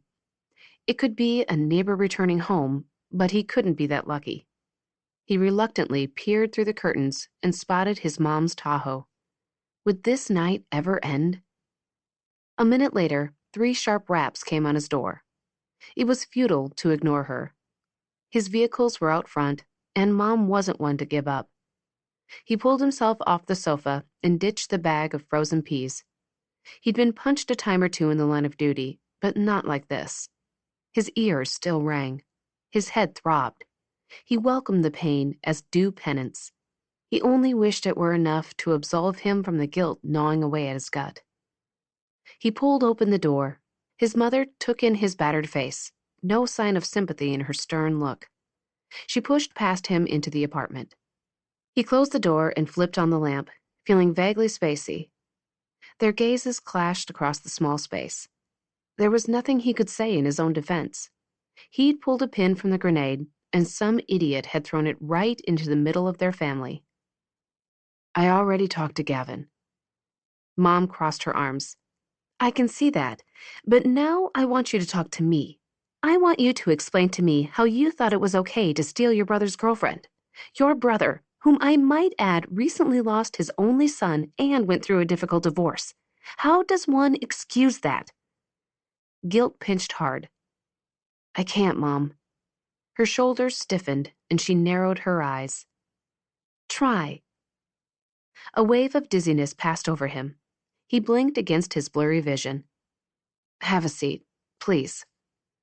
She stared hard at him for a full 10 seconds before she perched on the edge of the sofa.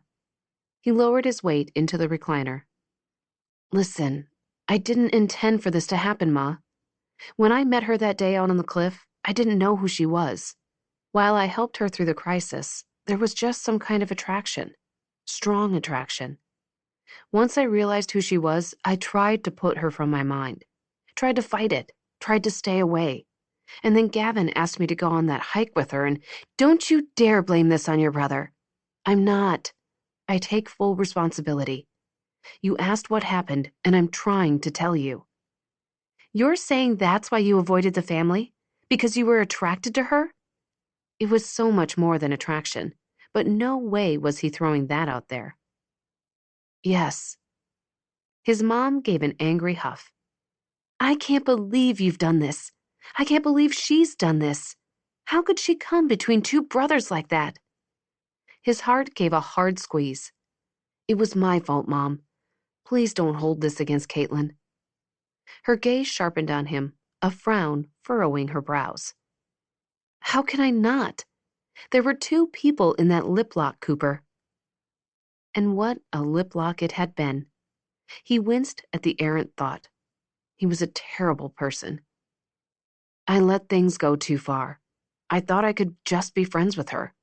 I thought I could control myself. She cares about Gavin. She didn't mean to hurt him or our family. Don't hold this against her. She's not like us. She doesn't have a family. Mom's eyes slowly widened and her lips went slack. He'd given away too much with that request. He turned to stare out the window, trying belatedly to hide his feelings. Better to play this off the way Gavin believed. Cooper was just an egomaniac out to prove he could have any woman he wanted, and Kate had been his victim. He faced his mother. You should stay out of it, Mom. Kate and Gavin can still work things out. You're in love with her. Her flat tone rang with certainty. Cooper tried for a casual tone. Don't be ridiculous. When have I ever fallen in love with anyone? His pulse raced, throbbing behind his eyes. She was quiet so long, he thought she might let it drop.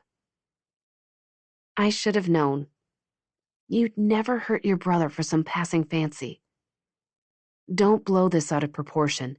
I made a mistake, but Gavin will have to forgive me eventually, right? Once he and Kate straighten things out, this will blow over.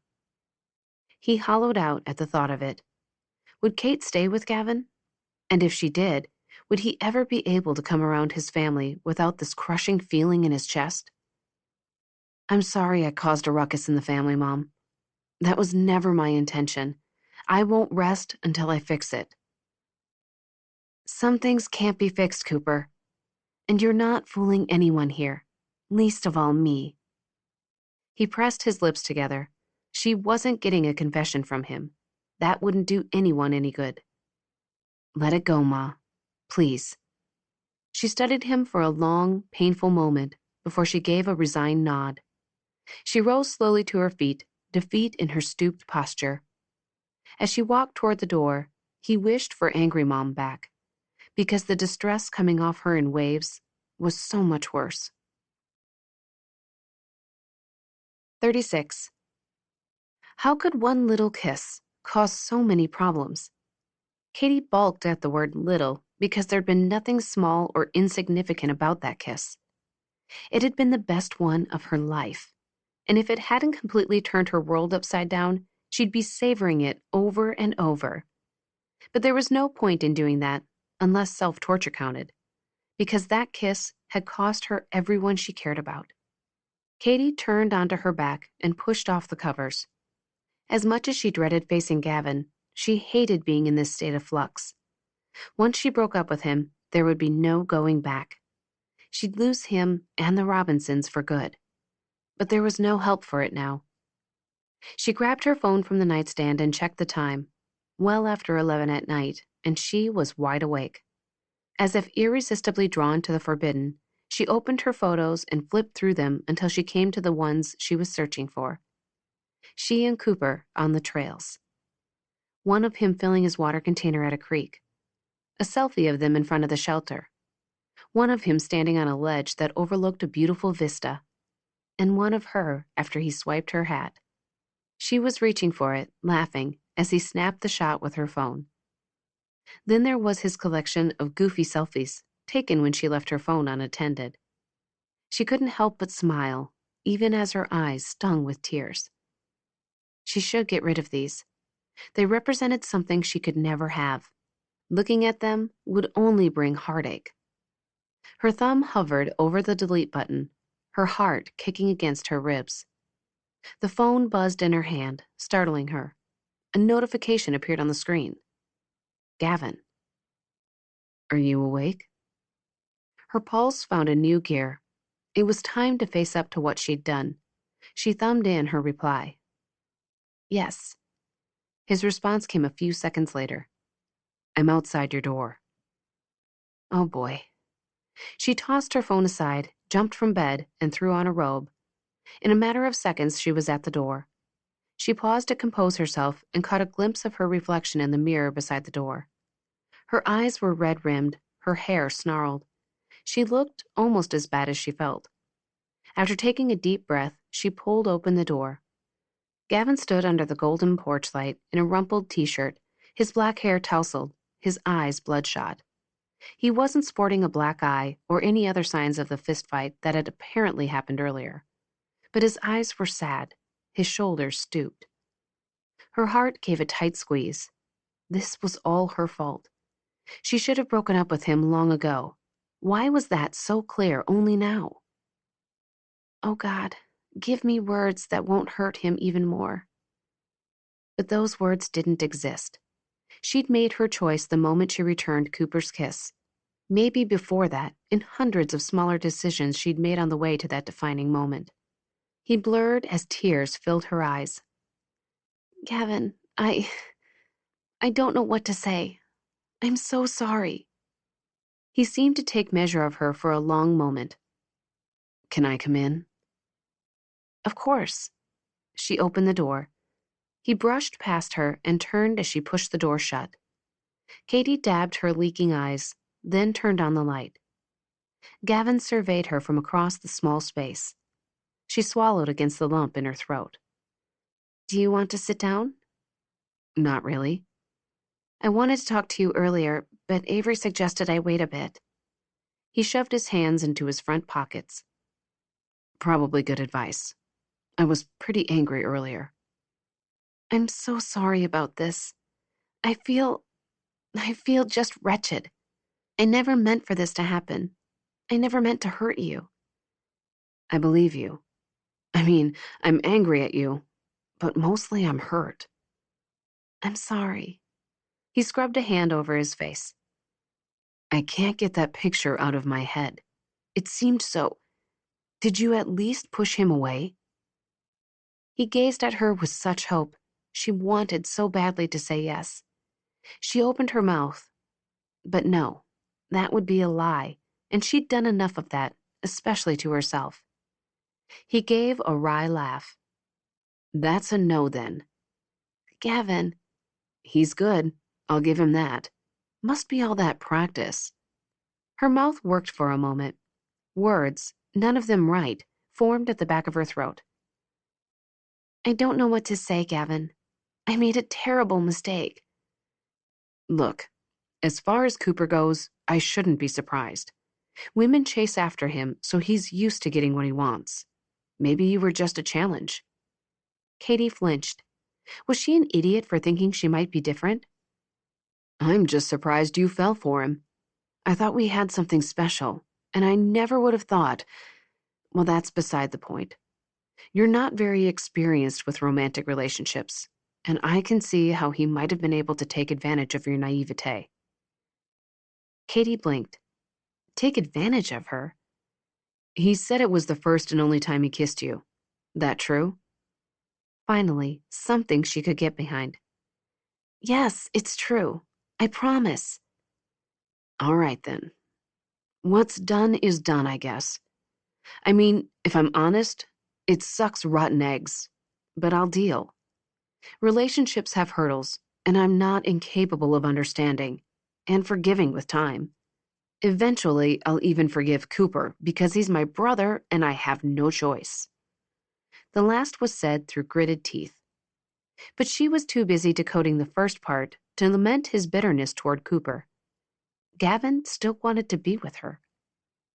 The pull of hope was unreasonably irresistible. She could simply let Cooper take the lion's share of the blame. Take this life raft Gavin offered and make a future with him. Keep her surrogate family. The Robinsons would have to forgive her eventually. She could still have everything she'd been searching for. Almost everything. There was only one problem. She didn't love Gavin. In the past 12 hours, her feelings for Cooper had become crystal clear, and Gavin deserved someone who loved him fully and completely. He deserved her honesty. Besides, how could she let Cooper take the fall when she was equally to blame? But what if Gavin fell back into the despair he'd suffered before they'd gotten together? His family had been so grateful that she'd helped bring him out of that. But what if her rejection sent him spiraling again? "Katie?" Gavin had taken a few steps closer in the quiet, closing the gap between them. She couldn't lie, and she couldn't make herself feel something she didn't. She would have to tell the truth and trust God to get him through. She took a courageous breath and made herself say the words. "I'm so sorry, Gavin, but we can't be together anymore." Furrows formed between his brows. "Why not?" I don't feel for you what I should." Silence lengthened uncomfortably between them. "Since when? We have a great time together. Your kisses, you can't fake that, Katie." Apparently, she could.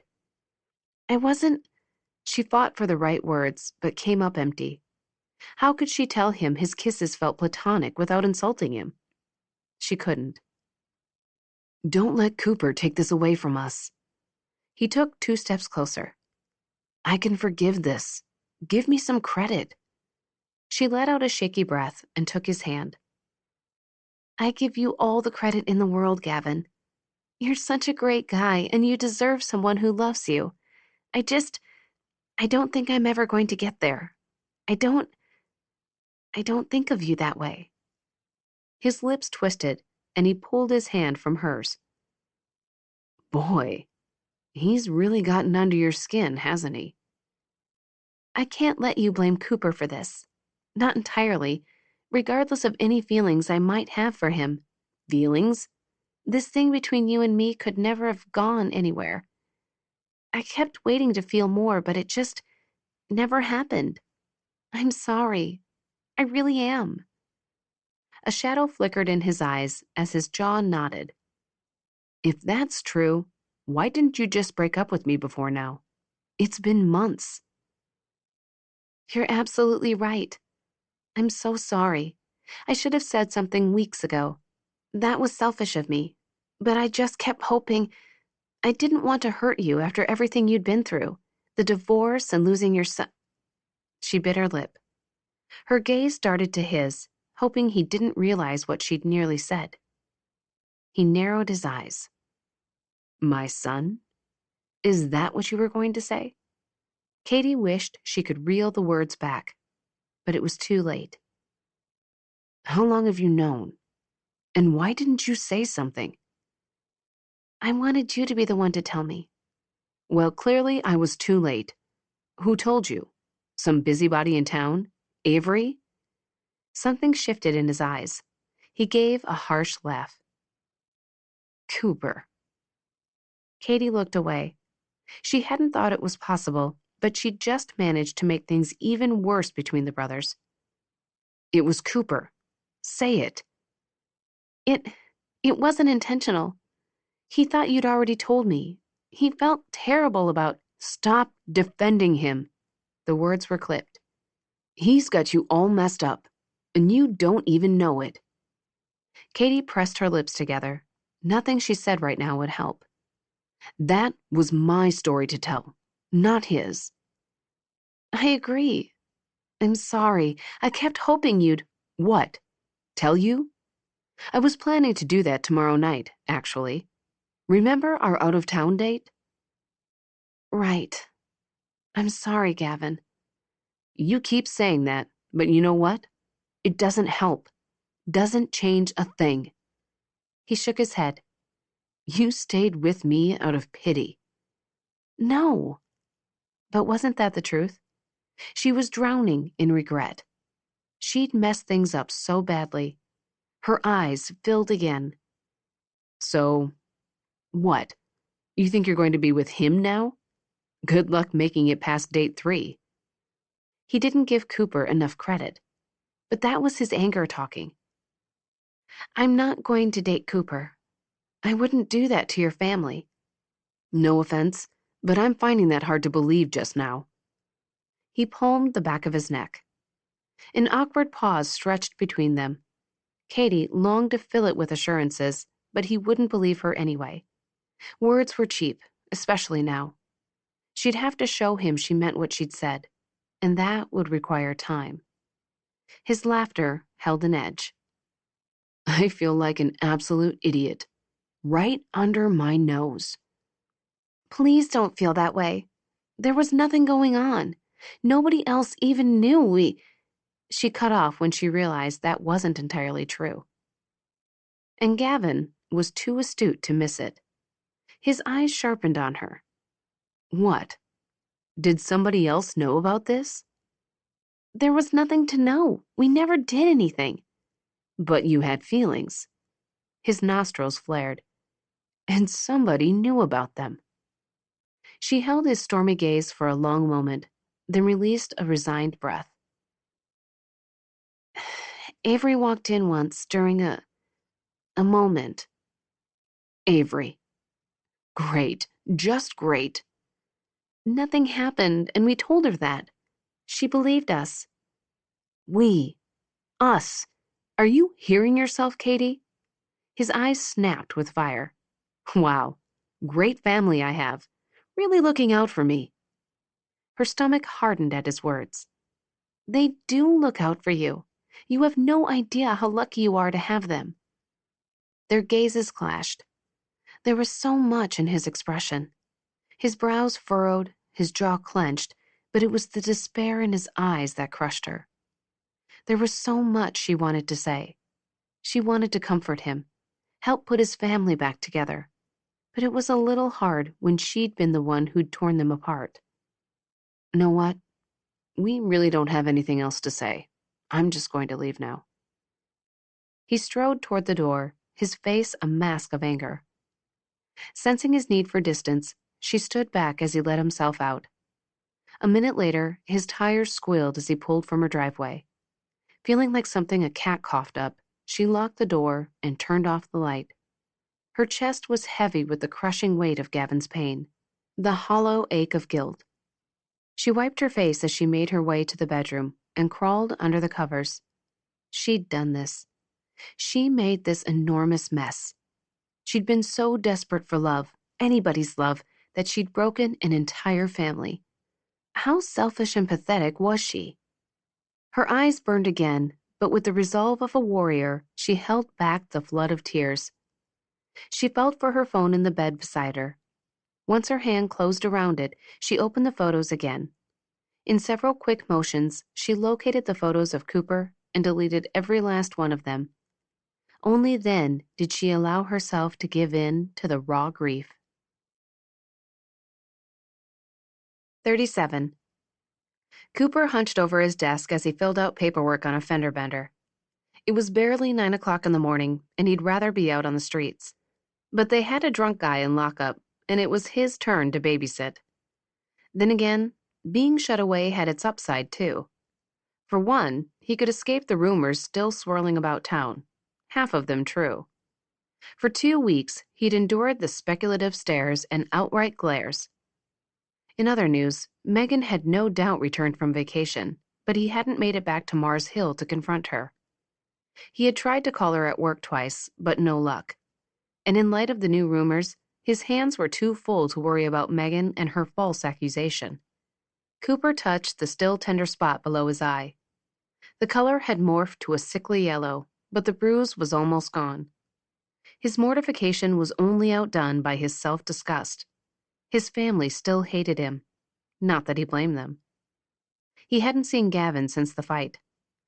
At least Avery was finally talking to him again, though it was just barely and only about business. He'd wanted to put out a statement clarifying that Caitlin was not the pregnant woman who'd accused him of denying paternity. But apparently, Kate didn't want that, and Avery agreed. Such a statement would only bring more attention to the fated kiss and pregnancy rumor. Cooper longed to check on Kate, but that would be a mistake for so many reasons. All the regret in the world hadn't taken away his feelings for her. No matter what he did, what he told himself, he couldn't stop thinking about her. Couldn't stop remembering the way her lips had felt against his. The way she'd felt so right in his arms. At first, he checked up on her through Avery, but his sister had finally put a stop to that. If you ask about her one more time, I'm going to slug you myself. Hey you, officer. The voice shook Cooper from his reverie. The 20-something guy in custody peered at him from across the hall through the bars, stringy black hair hanging in his eyes. Dude, what happened? How'd I get here? You were brought in early this morning. You passed out at the bar and fell off the stool. Cooper went back to the report. Am I under arrest? No. I'll release you when you're sober. I'm sober now, man. Let me out of here. I'm fine. Let's give it a couple more hours. You hungry? I got milk and donuts. A moment later, the sound of retching carried across the space. He hoped the guy had at least hit the receptacle. Cooper set down his pen and went to check on his guest, Jaron something.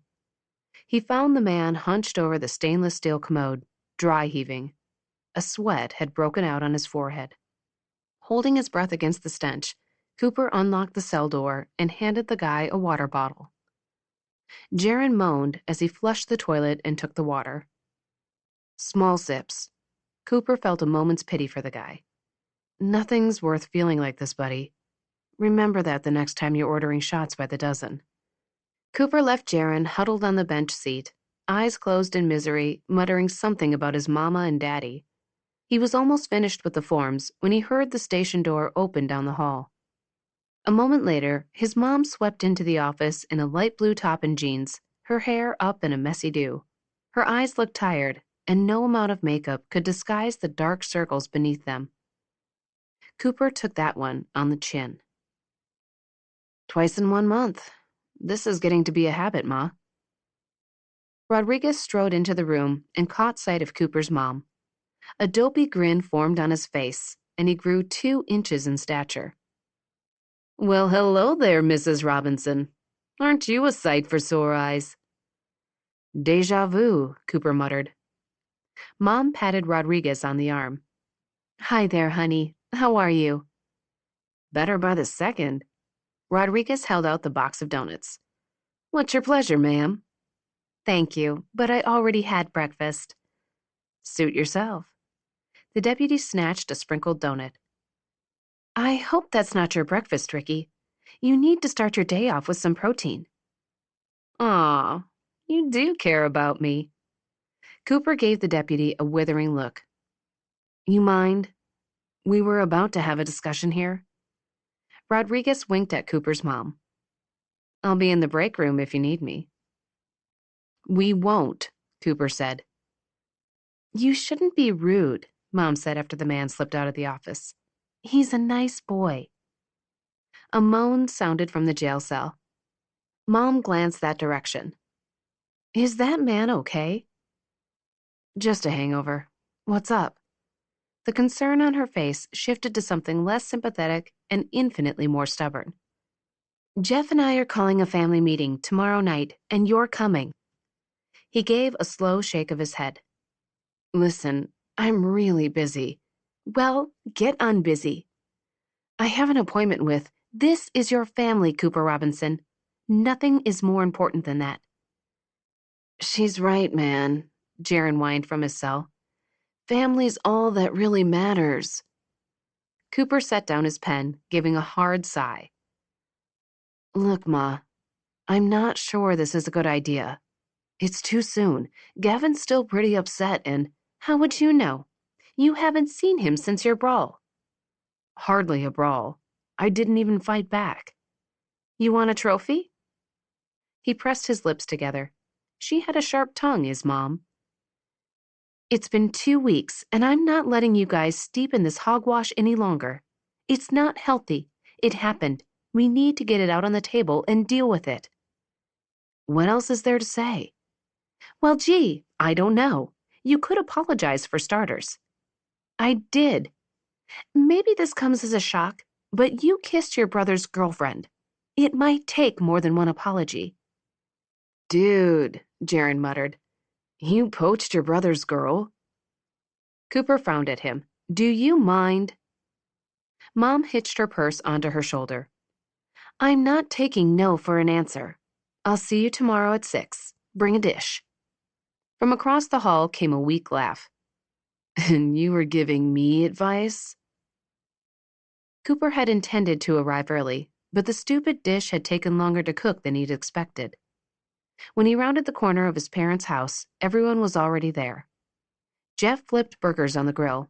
Avery talked to Mom on the patio, and Gavin perched on the picnic table, looking like he'd rather be sitting atop an active volcano. Cooper sucked in a breath of courage, his pulse thrumming in his ears. He'd missed his brother the past couple weeks and wanted nothing more than to put things right between them. He just didn't know what he could say or do to make that happen. Gavin caught sight of him, and his spine straightened. Surprised you had the nerve to show up. Nice shiner. Cooper held his tongue as he set his mac and cheese on the table with the other dishes. Thank you for coming, honey. Mom gave him a stiff hug, then shot Gavin a pointed look. We're going to be adults about this, aren't we?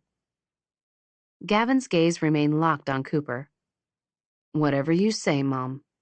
From the grill, Jeff greeted Cooper, and Avery sidled over to the table, taking a precarious position between Gavin and him. I, for one, am glad Dad and Lisa forced this meeting. Being the go-between is getting a little old. And Jeff and I are tired of hosting family suppers to only have Avery turn up. No offense, honey. None taken. We're family. Jeff appeared at Lisa's side. No matter what goes down between us, we have to forgive and move on. Gavin slowly stood, jerking a thumb in Cooper's direction. And we just let him off the hook? Time to man up. Listen, I'm really sorry, Gavin. I didn't mean to hurt you. I didn't mean to hurt anyone. I take full responsibility for what happened. It was all my fault. Gavin smirked. That's not the way Katie's telling it. Maybe you two should have gotten your story straight. Heat flushed through Cooper's neck. He had no idea what Kate was saying or thinking.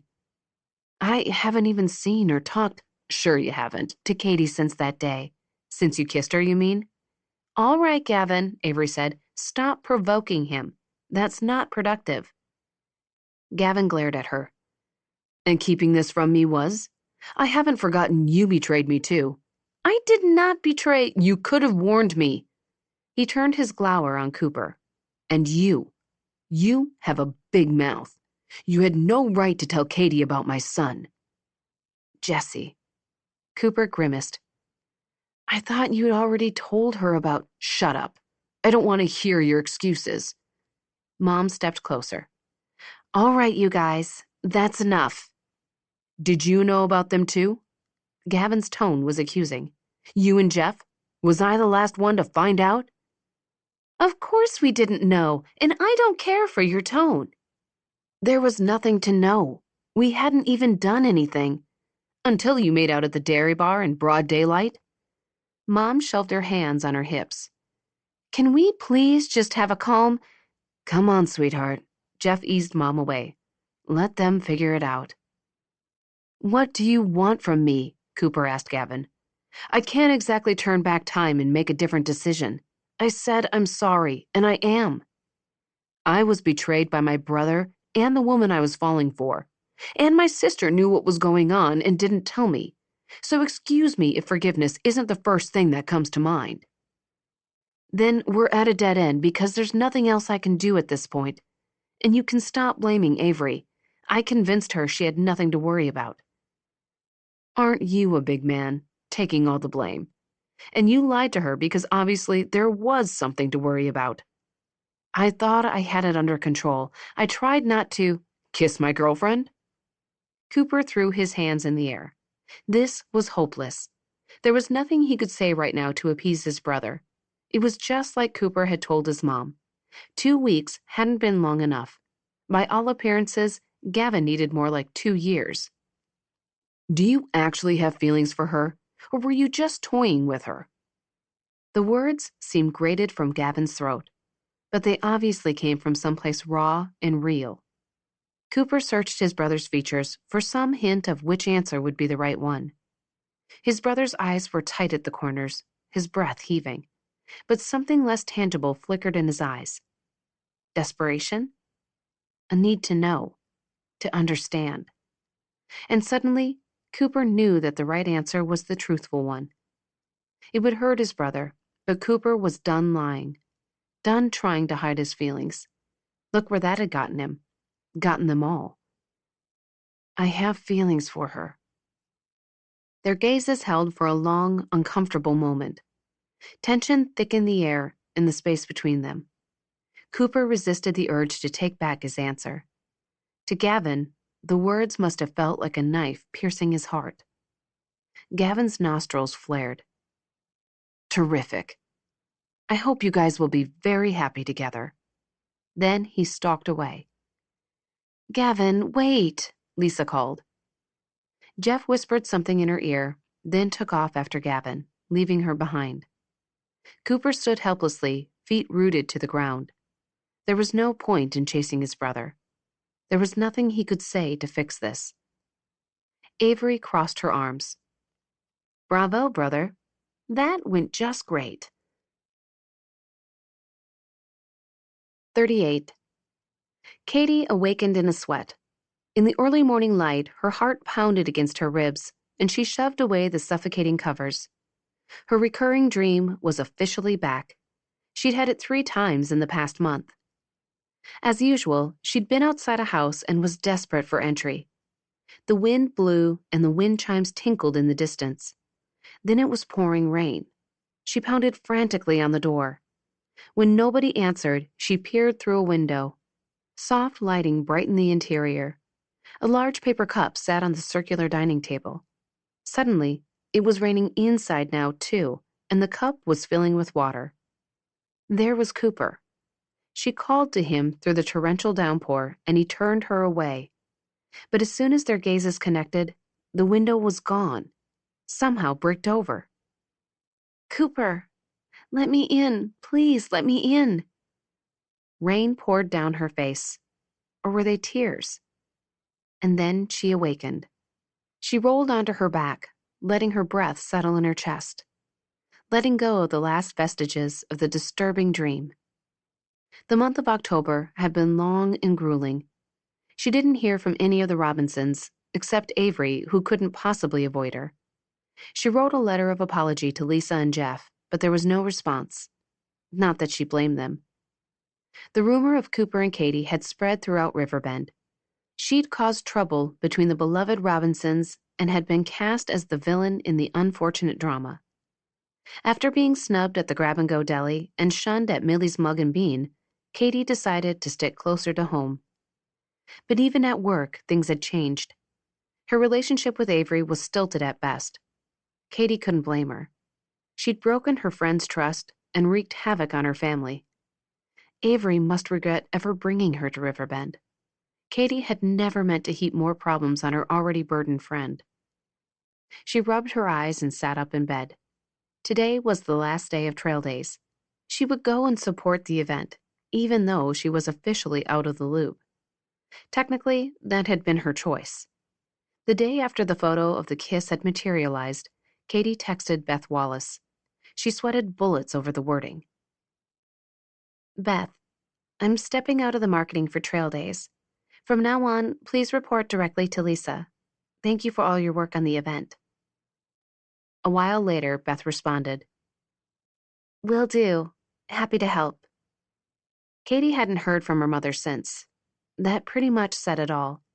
She'd wanted Beth to be proud of her, but Katie only managed to humiliate and embarrass herself. She'd become the town pariah. Still, somehow, every day that passed without word from her mother felt like her childhood abandonment happening all over again. Insecurity festered inside like bacteria in an open wound. She'd wanted to have her life together before she revealed her identity to Beth. She'd fought hard for her nursing degree, and she had a good job in a beautiful little house. But now, the community, to which she was just starting to belong, had spurned her. And her mother's unresponsiveness had triggered all those feelings of unworthiness. It was official. Katie had been rejected by everyone she cared about. She'd walked around the past 4 weeks with a hollow ache inside. Her new home no longer felt like a sanctuary, but a prison, because nobody outside these walls wanted her. For the first time, she regretted spreading Spencer's ashes because there was no place she could go to remember him, to talk to him, and she desperately wanted to talk to him. She thought she'd known loneliness after her brother died, but it was so much worse now. Now that she'd been accepted into the Robinson family, for the first time, she'd had a big family she was beginning to think of as hers. She was loved. But obviously that love was conditional. Even her mother appeared to have ditched her. She pressed a palm to her tightened chest. Beth and Lisa seemed to be getting on, however. Earlier this week, Katie had caught Lisa's WPBR interview, promoting trail days. Everything was progressing just fine without Katie, apparently. She should be used to being the odd man out, but strangely, it hurt even worse this time around when she'd been within arm's reach of what she longed for. She closed her eyes against the sting, the image of Cooper forming behind her lids. Those deep-set brown eyes, the way they smiled just before his mouth did, the way they looked at her as if she was everything he'd ever wanted. She allowed the memory of their kiss to wash over her like a warm rain shower. The mesmerizing ardor in his gaze as he leaned into her, the exquisite gentleness of his touch as he cupped her face, the bold desperation of his lips as they moved over hers. Her fingertips tingled as she remembered the silky softness of his hair. She opened her eyes, breaking off the sweet memory, her pulse thrumming in her veins. What she'd give for one more kiss. But there was no point in thoughts like that. Out of sight, out of mind was clearly not working. It was doing quite the opposite, actually. Something had to give, but she had no idea what that was. Resolved to making the best of things, she swung her feet over the edge of the bed. After weeks of being sequestered, she was eager to get outside and be around people again. The town was filled with tourists, and it would be easy to get lost in the crowd. Autumn had swept from the mountaintops down into the valley. The hills around town burst with autumnal colors, and the loamy aroma of earth scented the air. Katie drew in a whiff of fall as she entered the throng of people on Main Street. A thrill of pride coursed through her. The streets were packed. Crowds gathered around the booths set up in the grassy town square. On the far side of the lawn, lines snaked from food trucks. People milled about, enjoying caramel apples, elephant ears, and turkey drumsticks as they listened to the band on the stage. The rousing country music and colorful flag banners created a celebratory backdrop while the tempting smell of fair food beckoned the hungry. Along Main Street, people wandered into the stores and restaurants. The event seemed to be a huge success. Hopefully, the income stream for the weekend would be enough to make up for the loss of revenue from the temporarily rerouted trail. Hopefully, the town would go on thriving. After spending so much time at home, Katie welcomed the diversion of the festivities. She found a game booth manned by a teenager she didn't recognize. She was no good at archery, apparently, as a boy of about 10 thrashed her. She was better at rock painting and got to take her work of art with her. On the other side of the square, Gavin was atop the dunking booth, shivering on the stand, having clearly been dunked already. It was the first time Katie had seen him since the breakup, and it warmed her heart to see him smiling. Avery's high ponytail swung as she wound up and delivered a fast pitch. It just missed the target. Gavin laughed as she taunted him. It seemed the brother and sister had made up. Maybe Katie hadn't totally destroyed the family after all. Avery delivered another pitch. This one hit the target, and Gavin dropped into the tank with a splash she couldn't hear from this distance. Avery gave a loud whoop. A smile tugged at Katie's lips, even as that familiar, hollow feeling swelled in her chest. She turned the opposite direction, her breaths coming quickly. Okay, she'd seen them, and she'd lived through it. The family would be fine. That was all that mattered. She needed a distraction. She stopped at a small stage that had been set up for guest speakers. A crowd had gathered, and Katie soon saw why. The man with the red-tipped cane drew her in with his stories and inspiring attitude. He was the only blind man to have ever completed the Appalachian Trail. When he was finished, the crowd offered thunderous applause. By now, Katie's stomach was rumbling, so she wandered over to the food trucks and bought an elephant ear. She walked the busy street, enjoying the sweet treat, working the bakery tissue down. She moved aside for a passing family. The couple's little girl struggled with her snow cone and a wooden walking stick she must have won at a game booth. The woman took the walking stick, then the dad swung the girl onto his shoulders, securing her legs with his strong arms.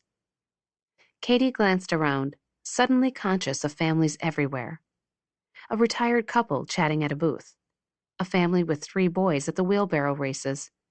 A couple strolling down the street, a balloon tied to the baby stroller's handle. Katie was only half finished with her elephant ear, but the confection suddenly felt heavy in her stomach. She stopped by a trash can to throw the rest away, dabbing a napkin at the powdered sugar she probably had all over her mouth. As she tossed the napkins away, a familiar laugh drew her attention.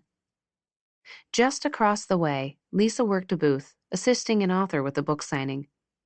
Lisa opened a book and slid it toward the author as she chatted merrily with a customer. Beth flanked the author's other side, taking the money. The trio chuckled. There they were, Katie's birth mom and the woman she'd begun to think of as her surrogate mother. They seemed to be having such a good time together. And Katie was officially on the outside looking in, just like in her dream. As if suddenly alerted to Katie's presence, Lisa's gaze darted in Katie's direction. She ducked behind the garbage can, her heart rate skyrocketing. Had Lisa seen her staring? Katie closed her eyes, wishing she could disappear. She never should have come today. When she opened her eyes, she focused on a pair of familiar black shoes, positioned only a few feet away in the grass. 39. The festivities were pretty tame so far. Cooper had taken extra hours to cover the event, wanting to stay busy. The starchy uniform was hot under the heat of the afternoon, but the distractions of familiar faces made time pass quickly. He'd just finished chatting with a campaign donor when he spotted Caitlin on a curb near the craft booths. The sun glinted off her wavy blonde hair. She'd paired her white shorts, his personal favorite, with a pale blue top that showed off her tan. She was a sight for sore eyes. Inexorably drawn to her, he headed that direction. He hadn't seen her since the day he'd kissed her 4 weeks ago, but he'd thought of her a million times. Wondered how she was doing, if she ever thought of him, if she hated him.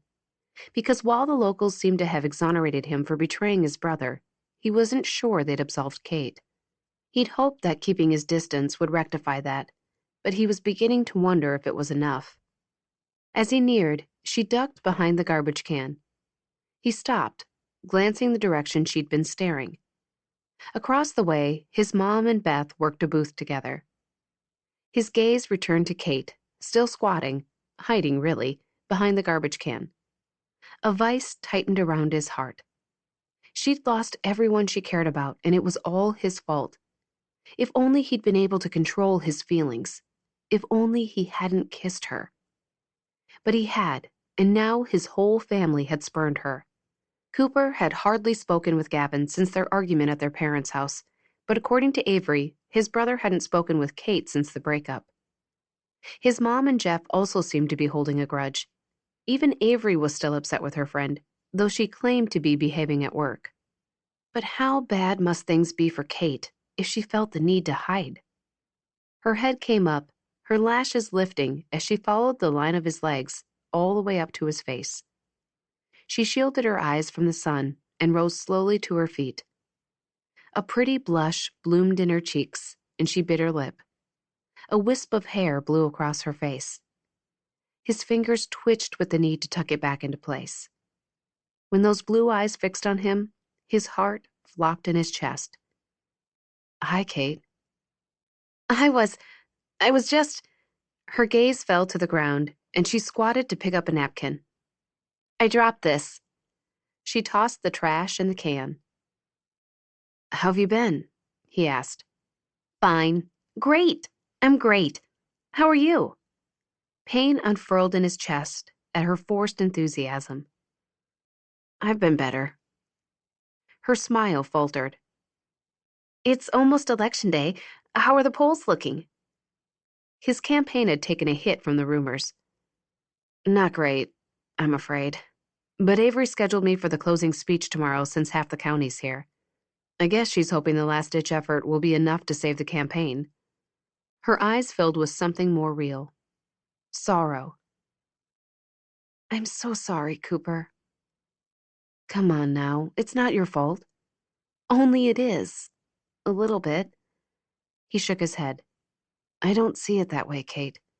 Whatever's meant to happen will happen." Surprisingly, the sentiment rang true. "Nobody deserves that position more than you." Warmth flushed through him. He still wanted her. He wanted to pull her close right now and claim her as his own. Only thoughts of Gavin anchored his arms at his sides. "Thank you." He'd have to satisfy himself with polite conversation. And in fact, he was hungry for the details of her life. "How are things progressing with your mother?" Kate dug up a bright smile, glancing over her shoulder. "They're fine. Really good." But if that were true, why had she ducked at the sight of his mom and Beth? He made a mental note to speak to his mom. Now that things had blown over a bit, there was no reason she couldn't reach out to Kate. Likewise, Avery needed to let the woman off the hook. If anyone deserved a little grace, it was Kate. "And work?" he asked. "How's that going?" His radio chirped, and the dispatcher's voice came through. "Disturbance near the Trailhead Bar and Grill at the corner of Main and Walnut, requesting immediate assistance." "You're busy." Kate's smile wobbled as she backed away. "I should let you get back to it." Kate. There were so many things he wanted to say, none of them wise, none of them appropriate. "Have a good day, Cooper. Good luck on Tuesday." She gave one more dazzling smile, then turned and made her way between two booths. And then she was gone. Cooper responded to the dispatcher, then headed toward the disturbance on foot as he was only a couple blocks away. While he walked, he couldn't seem to get Kate out of his head. She was a poor liar. That overly bright smile wouldn't fool anyone, least of all him. The crowded streets took a while to navigate, but soon he reached the corner, and it didn't take him long to see the problem. A fight had broken out right outside the restaurant. Cooper wove through the crowd that had gathered, and when he broke through, his steps faltered at the familiar face. His father had gained weight, adding to his stocky build. He now wore his gray hair in a crew cut, giving his face an intimidating bulldog look. His brown eyes, though, were like an older reflection of Cooper's. His heart jackknifed in his chest. What was he doing back in town? His father swung sloppily at another man, who easily dodged the fist. "I want my money," his dad slurred, grabbing the man's shirt. "You owe me." The man pushed him off with great effort. "I don't owe you nothing. Get away from me." Cooper's father went after the guy. Cooper shook himself from his stupor. "Deputy Sheriff, that's enough."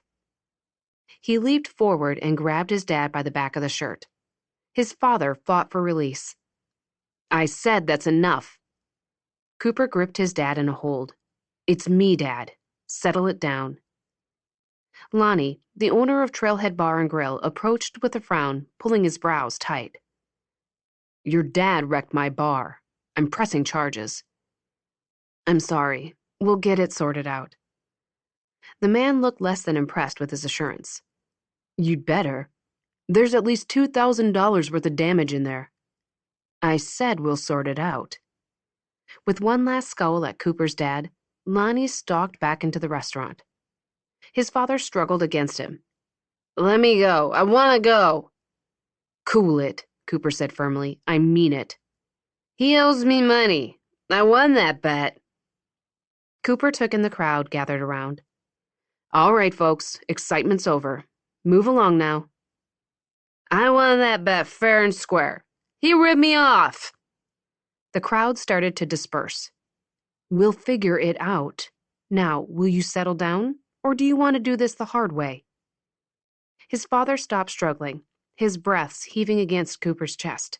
He reeked of whiskey and desperation. "Let's do this without cuffs. All right, Dad?" He slowly released his father, who wavered on his feet.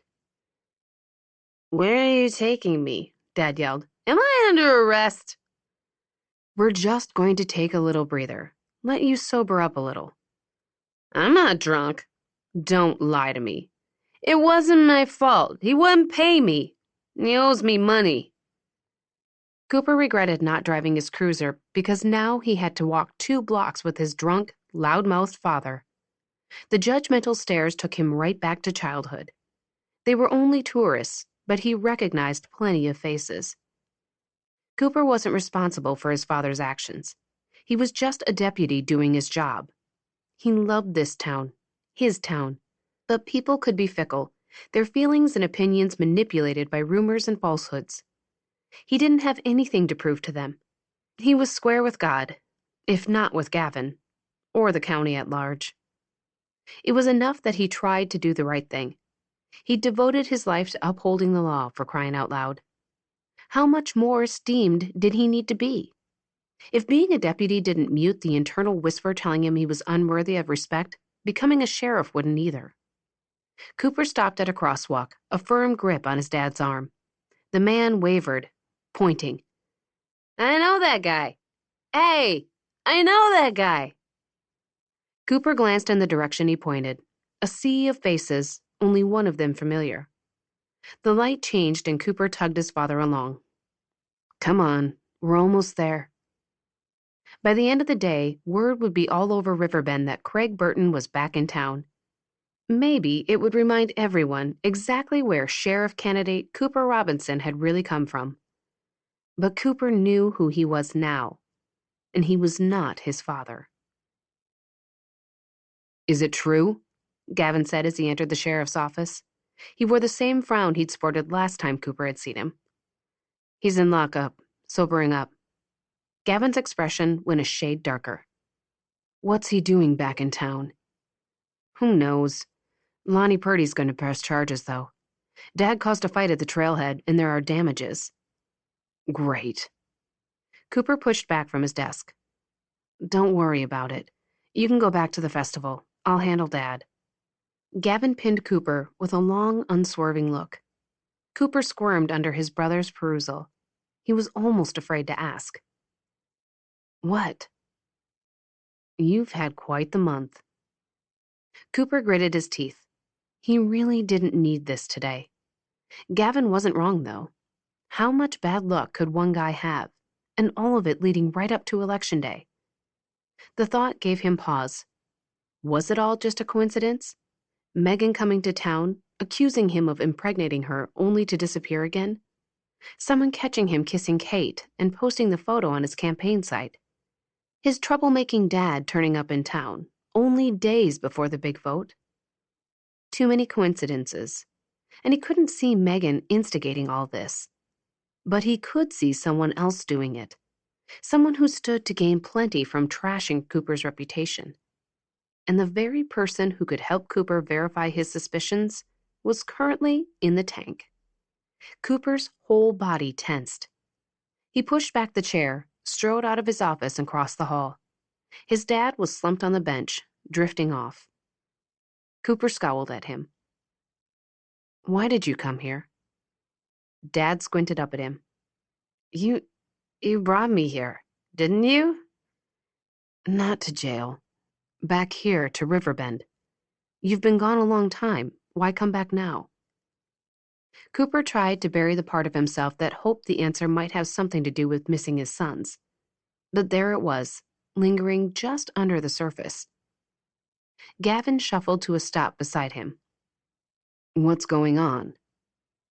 His father's eyes fluttered shut. "Dad, why did you come back?" "I didn't wanna, but the man gave me $100. Cooper's gaze connected with Gavin's, holding for a long beat. "What man?" Gavin asked his father. "I don't know. Don't remember." Cooper tightened his jaw. His breath felt stuffed in his chest. He strode back to the office, to his desk, and leaned over his computer. He pulled up a website, found what he was searching for, and hit print. "What's going on?" Gavin had followed him back to the office. "Who's he talking about?" The printer went through its operation, then spit out the copy. Cooper snatched it up. As he passed his brother, he held up the photo. "This one." "Sean Curtis? Why would he?" Cooper carried the photo to the cell where his father was drifting off again. "Dad, wake up. Look at this." "What? What happened? Where am I?" "I need you to look at this photo. Is this the guy who paid you to come back to town?" His father blinked as if trying to focus on the picture. "Is that him, Dad?" Gavin asked. "The man who paid you to come back to town?" "Look closely. It's important." Their father blinked his swollen eyes. "Don't remember. $100. Same as that bet. Didn't get my money." His eyelids fluttered shut. Cooper bit back an expletive. "He was probably too drunk to remember anything, but it was Sean. I know it was." Gavin's scowl deepened. "That dirty dog. How low can you sink to win an election?" "If he's low enough to pay off a drunk, he's low enough to bribe a pregnant woman to lie about the baby's father. And low enough to post a damaging picture to his opponent's social media page. He's been behind all of this." Cooper grinded his teeth. His muscles quivered. They would probably never know who took and posted that picture. The profile had been gone the next day. But Sean was somehow responsible for it and all the rest. He was sure of it. He marched back into the office and swiped his keys off his desk. "Where are you going?" "To confront him." "That won't get you anywhere." "Well, it'll sure make me feel better." "When he denies everything?" "No, when I put my fist in his face." Gavin blocked the doorway. "That isn't going to win you an election." "I'm not letting him get away with this. Now move out of my way." He shoved his brother. Gavin shoved back. "I'm not suggesting you do, but you gotta slow down and make a plan, or you'll end up as Dad's cellmate." Cooper got up in Gavin's face. "He did a lot more than just hurt my reputation." "You think I don't know that? Huh? I'm collateral damage here, Coop, but we can't go off half-cocked. Come on now, we have to think this through." Cooper's breaths came hard and his shoulders heaved. He was eye to eye with Gavin. Sean Curtis was guilty as sin, but he hadn't broken any laws. And short of finding Megan, what evidence did he have? Even if his dad remembered later, no one would take the word of a drunk man, Cooper's own father, over Sean. It was infuriating. but the look in his brother's eyes calmed him. It said, "We're in this together. I've got your back." And Cooper needed to know that more now than ever before. 40. Evening had settled over Riverbend Gap, bringing a sense of calm over the festivities. But Katie's nerves still jangled as she stood near the back of the crowd gathered around the stage in the town square. In a few minutes, Cooper would take the stage for the closing ceremony. Public speaking wasn't his favorite thing, even though he always presented himself well. After running into him earlier, she'd hidden at home for the rest of the afternoon. Seeing him had been a punch in the heart, but she couldn't resist seeing him again, if only from a distance. She crossed her arms against the cool fall breeze as Lisa took the stage. She looked every inch the organized planner with her smart dress and clipboard. Jeff and Avery, also dressed up for the event, met her on stage. They would stand behind Cooper tonight, literally. Katie peered over the crowd, seeking Gavin's familiar face. It was go time, and he was nowhere to be seen. His absence would be conspicuous and would reflect badly on Cooper. Guilt compressed her chest. From the side stage, Cooper mounted the platform, and all Katie's thoughts turned to mush. Instead of his usual uniform, he wore a crisp gray suit. He was so handsome, that form-fitting coat setting off his broad shoulders and trim waist. Cooper took his place at the back of the stage while his mom approached the podium and got the closing ceremonies underway. She thanked a host of people, including Katie, and brought a few key volunteers onto the stage, Beth Wallace among them. After they exited the stage, Lisa introduced her son to a smattering of polite applause. As Cooper stepped up to the podium, Gavin mounted the stage, his gaze connected with his brother's. She wished she were close enough to see their expressions. Surely Gavin wouldn't rebuff his brother in front of everyone. It would reignite the rumors. It might even cost Cooper the election. But after a poignant pause, Gavin gave Cooper a brief nod and joined his family. Maybe all wasn't right between the brothers, but it would be eventually. Gavin's appearance, his support for Cooper, spoke volumes. Cooper welcomed the crowd and thanked them for attending trail days. Katie's stomach was in knots, but as he settled in behind the podium, she began to relax. He didn't read from a teleprompter or use a prepared speech. Instead, he spoke from the heart on the importance of community. He talked about his love for the area and the people in it, the importance of maintaining law and order, and his desire to keep Madison County a safe place to raise a family. "This is a relocation community," he said. "People come to visit. They hike into Riverbend and love it so much they leave everything behind to come live here. I don't blame them. I'm not saying it's all sunshine and rainbows here. We have our good and bad, our ups and downs. Maybe I'm a little partial, because this has always been my home. But this community is like a family in that it embraces you with open arms. I know a little about that." He gave his family a sidelong look. Sometimes family isn't the situation you're born into, but the people who've chosen to love you along the way. The words caught like a burr on Katie's heart, and as he wrapped up his speech, pride filled her chest. He was no politician, but he was authentic and sincere, and that rang through clearly tonight. She joined in as the crowd applauded, whistled, and cheered. Cooper's family joined him at the podium and enveloped him in a group hug. Katie's eyes stung as she watched the poignant moment from afar. She was so happy for Cooper, happy for his whole family. Despite everything they'd been through, they would be all right. And win or lose, Cooper would be fine. He had a family who loved him. Gavin, too, would come through his heartache and move forward. His family would help him through. Avery, Jeff, Lisa, they had each other. And no one knew better than Katie what a priceless treasure that was. Her chest tightened with sorrow. She was once again alone, once again on the outside looking in. That community Cooper talked about had accepted her, then rejected her, as had everyone she'd come to care about. She slipped away from the crowd, her vision blurring more with each step. As she walked away, she thought of her birth mother, the reason Katie had come here to begin with. Since she'd made a public fool of herself, the woman made no effort to reach out to her. Meanwhile, it seemed Beth had been absorbed into the Robinson family. Once again, her mother had soundly rejected her daughter. Once again, Katie was not enough.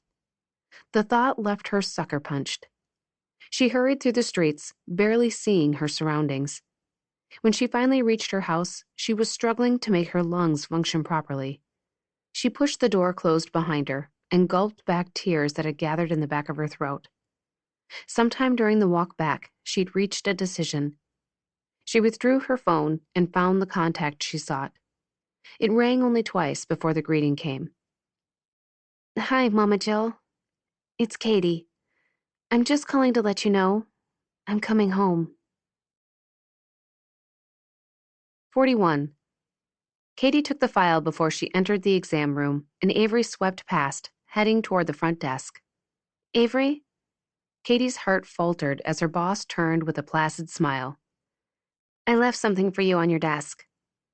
"Okay, thank you." Avery continued down the hall, her ponytail swaying with each step. Katie slipped into the patient's room, spoke with her briefly, and took her vitals. The 20-something woman appeared to have a respiratory infection, but the diagnosis was Avery's call. When she finished screening the patient, Katie hooked the stethoscope around her neck. "All right, Miss Greenwood. The doctor should be in shortly."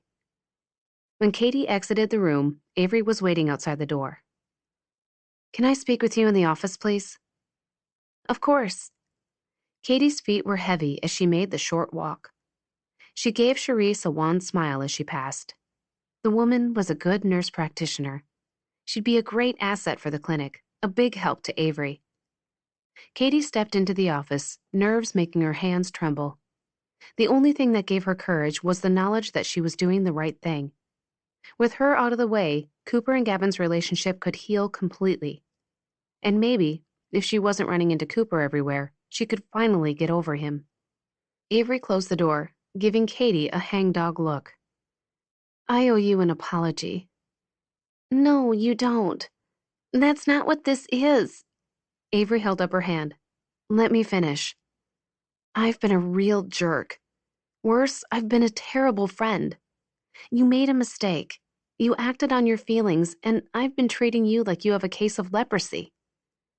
"No, you haven't. I don't blame you for being angry.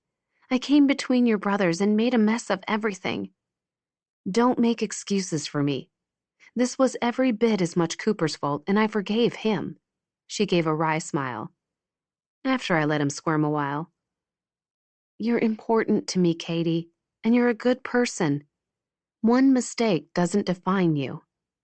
A little place inside healed up as Avery's words soaked in. "I appreciate you saying that, and I understand why you've been so upset. I dropped a bomb into the middle of your family, and I'm more sorry than I can say." Avery wrapped her arms around Katie.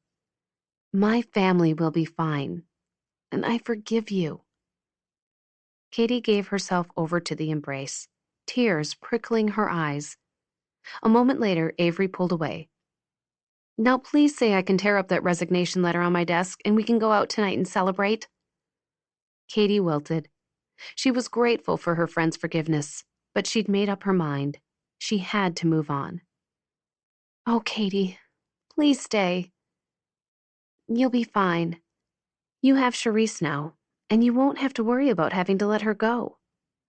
I'm not just talking about the clinic. I don't want you to leave town. Even if I haven't been treating you like it, you're my best friend. I'm sorry, but I have to go. For my own well-being." She felt sick at the thought of never seeing Cooper again, of never again peering into his warm eyes, of never again feeling his tender touch. Her vision blurred. A knowing smile turned up the corners of Avery's lips. "You're in love with him." Despite Katie's best efforts, a tear spilled over. The catch in her throat prevented her from responding. Avery drew her back into her arms, holding tight. "I'm sorry. What an impossible situation. I should have known how hard this was for you, and for what it's worth, Katie waited for her friend to finish the thought. When she didn't, Katie drew away. What? I don't know if I should finish that sentence. I don't know if it'll help or hurt, and I definitely don't want to hurt you anymore. Katie let out a dry laugh.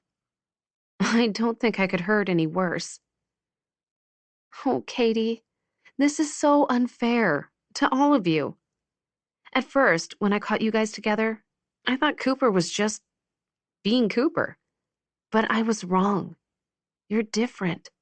He cares for you, really cares for you. He's been so sad this past month. He tries to hide it, but I can tell. Katie had been wrong about not hurting worse. Maybe if... No, I won't come between your brothers again. That would be selfish. She of all people knew how important family was. Do you really have to leave, though?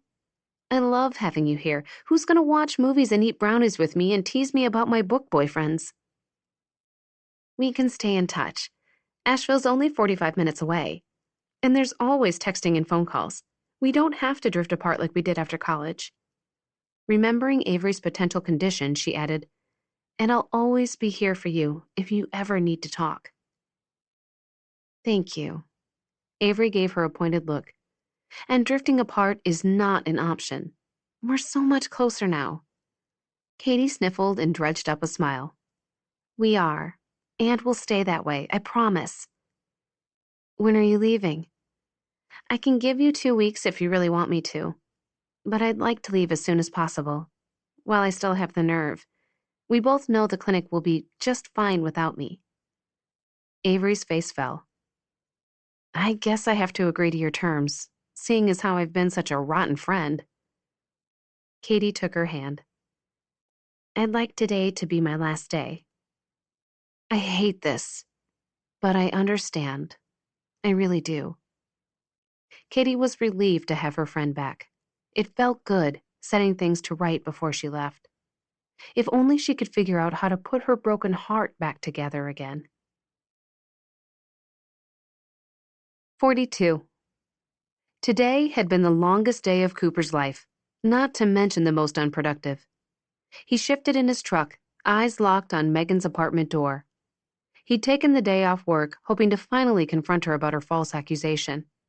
She'd apparently quit her job at the newspaper, so he'd spent the entire day stalking out her place.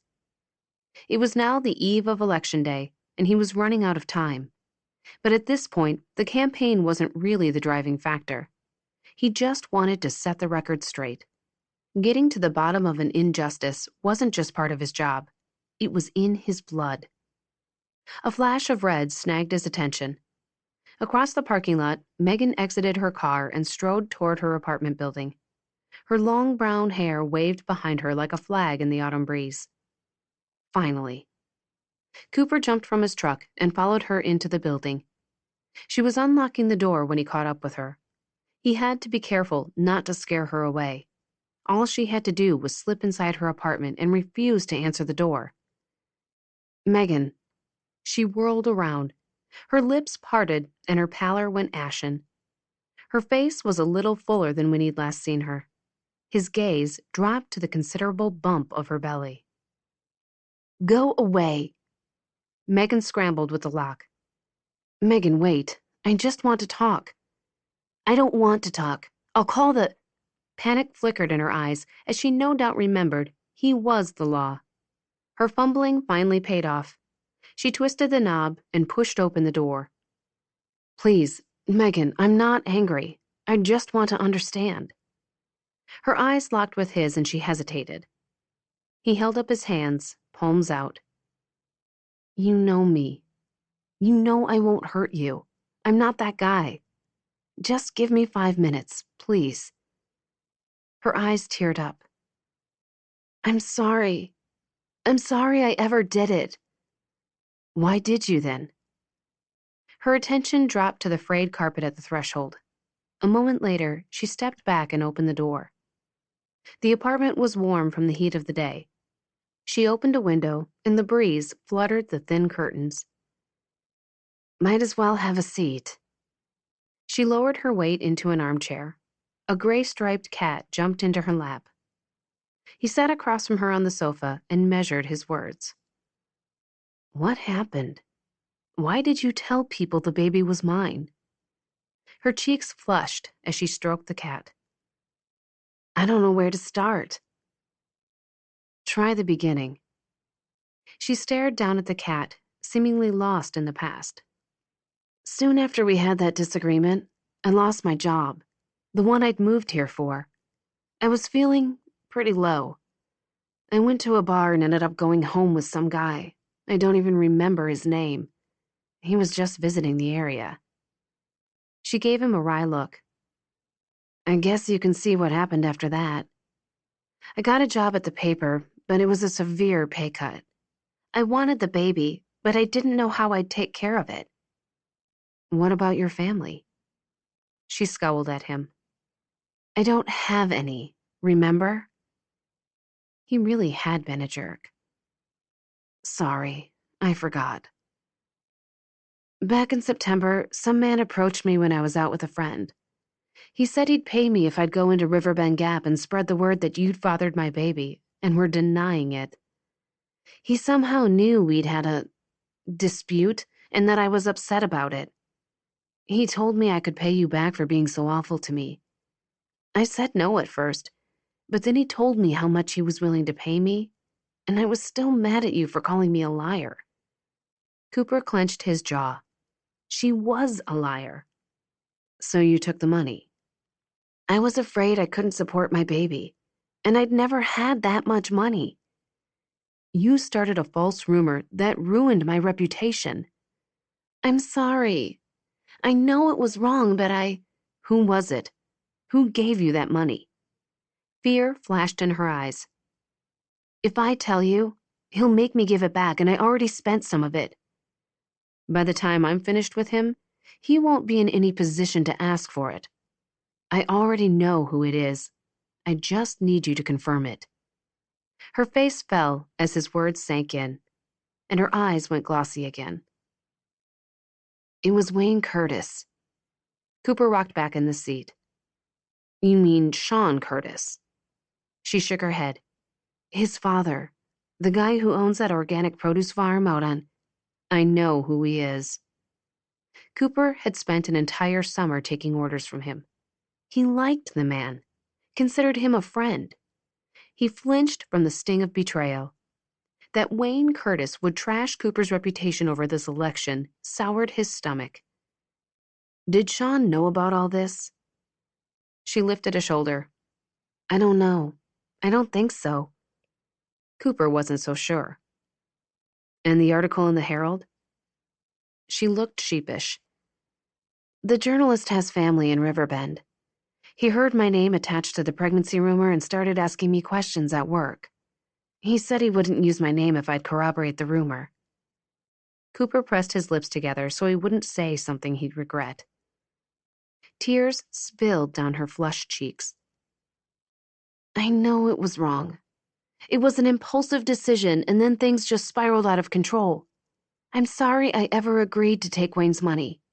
I know you came here looking for me. A neighbor told me, and I panicked. I used some of the money to skip town for a while. I was ashamed of what I'd done and afraid to face you. I'm sorry, Cooper. You didn't deserve that. The honesty and raw regret in her pained expression soothed his anger. Now there was only one thing to decide. What would he do with this information? Cooper felt lighter as he drove back to Riverbend. Maybe what he'd discovered wouldn't change the election, but the truth would soon be out. He wasn't guilty of what Megan had accused him of. His phone buzzed. Avery, probably calling about finalizing the speeches. He accepted the call on Bluetooth. Don't worry, I got your email with the schedule and I'm free tonight to go over the speech wording. That's not why I'm calling. Have you talked to Katie? He paused at the tension in her tone. I ran into her yesterday at Trail Days. Why? What's wrong? She's leaving, Cooper. She resigned from the clinic today. She's leaving town tomorrow. What? Why? Why wouldn't she? I've been a complete jerk at work this month, and she doesn't have any family here. or friends for that matter. She had her birth mother, actually, but the woman apparently hadn't earned back her daughter's trust. He ached for Kate, and he ached for himself because he couldn't imagine his world without her sunny smile, without the hope of running into her someplace, even if he couldn't act on his feelings. This was all his fault. She belonged in Riverbend. If only he'd kept his lips to himself, the Robinsons would still welcome her. "What are we going to do?" Avery asked. "I tried to talk her out of it, but she's determined to leave." He thought of the relationship Kate had begun forging with his mom. After having been rejected by her own mother, it meant a lot to have a mother figure embrace her with such warmth. How much it must have hurt when his mom had also rejected her. A fist tightened around his heart. "I'm calling a family meeting tonight." "I shouldn't have.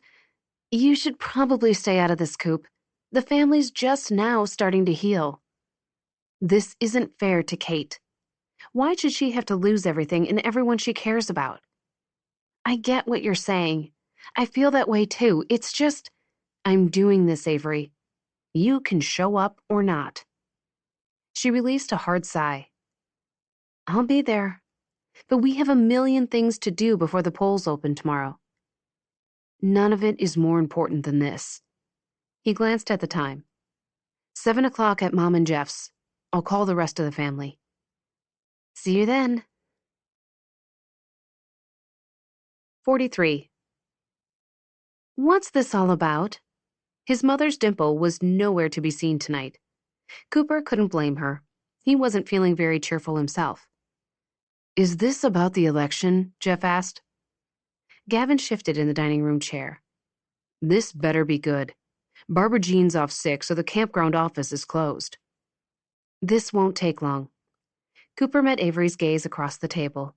The smell of his mother's pot roast hung in the air, but she and Jeff had eaten before Cooper and his siblings' arrival. "The reason I asked you here has nothing to do with the election, but I do have news to share in regards to that. It's about Megan Taylor. I finally managed to track her down today." He shared what he'd learned from Megan. His family's reaction went from outrage toward Wayne Curtis to reluctant sympathy for Megan as Cooper explained her situation and the woman's intentions to set things right.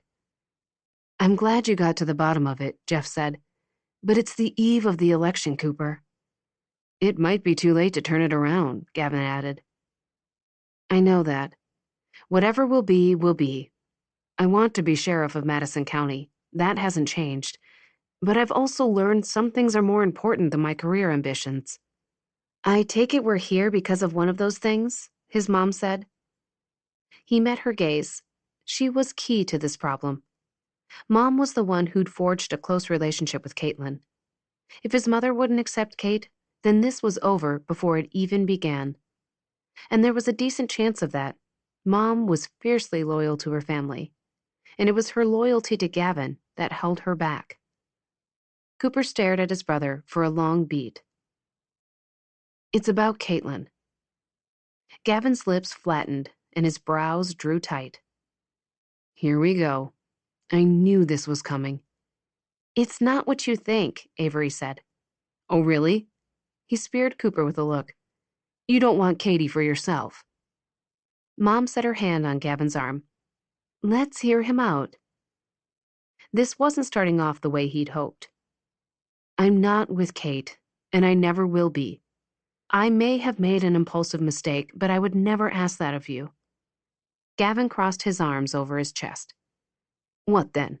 What's so important? You called us here on the eve of election." "Kate resigned at the clinic," Cooper said. "She's planning to move back to Asheville soon." Mom's lips parted. "She's moving?" Gavin's gaze fell to the table.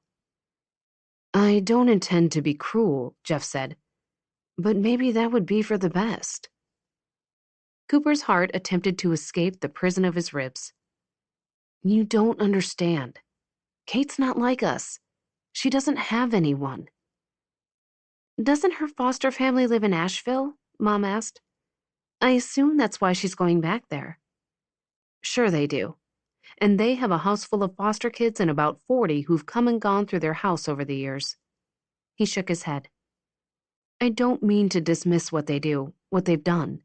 They sound like great people, but Kate's always been lost in the shuffle. It was bearable when she had her brother to cling to, but now he's gone, and she's all alone in the world. Silence settled around the table. Cooper glanced from person to person, reading a mixture of pity and resistance. He homed in on his mom. When she was little, her mom chose drugs over her and her brother. Kate's lived with that rejection, absorbed it in every cell of her being. But she came here all alone to Riverbend, and we welcomed her into this family. She felt a connection with us, with you especially, Mom. And now she's been rejected again, and I just don't... The words died in his throat. He couldn't bear the thought of what rejection was doing to his bright, hopeful Kate. She loved her job, loved her little house, this town, and this family. How hopeless she must be feeling to give it all up. Avery leaned forward, planting her elbows on the table. I think we need to hear from you, Gavin. You're the one who's been hurt here. All eyes swung his direction. He shifted under their attention. I don't know what to say. Everything Cooper said is true. She's pretty much alone. And I regret how I've treated her the past few weeks. I've run into her a few times in town, and I've kind of snubbed her. Nobody can blame you for being angry, Jeff said. I'm pretty sure my actions have affected the way others in town feel about her. She made a mistake, but she doesn't deserve to be an outcast. I've been awful at the clinic, Avery said. I haven't treated her like a friend should, and I have a lot of regrets. I don't want to lose her, at the clinic or as a friend. Hope welled up in Cooper like an underground spring. Did you tell her that? I did, but it didn't change her mind about leaving. Who's to say anything will? Gavin asked. Maybe she's determined to leave. I don't believe that, Cooper said. She loves you guys, loves her life here in Riverbend, and if you accepted her, the rest of town would too. This family pulls a lot of weight around here. You know that's true. His mother had been uncharacteristically quiet. Mom? Her gaze fell to the table. A couple weeks ago, she wrote us a letter, apologizing for her part in the whole mess. But I was still angry, and I told myself it would be disloyal to Gavin to respond. But I saw her yesterday at Trail Days. She was watching me from afar, and the regret and longing on her face was palpable. Mom blinked away tears as she gave Gavin a pained look. I've felt just terrible ever since. I really do love that girl. I'm sorry, Gavin. I didn't mean to, but I do. Warmth flooded Cooper. There was the Lisa Robinson he knew and loved. The tightness in his chest gave way, and he smiled at his mom. Gavin put his hand over his mom's. Do what you need to do, Mom. I'm not going to stand in your way. Cooper joined Jeff at the kitchen sink, where he scrubbed a dinner plate. Cooper grabbed a towel and began drying. Gavin had returned to the campground, and his mom and Avery went to the campaign office to make final corrections on the speeches, both acceptance and concession. Cooper would join them in a while to go over the final versions and do a few practice runs. Don't you have better things to do tonight? Jeff asked.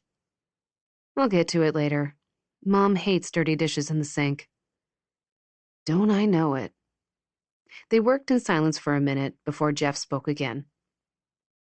How are you doing with your father coming back to town? Cooper had already caught them up. I'm fine. He was just a pawn in Wayne's game.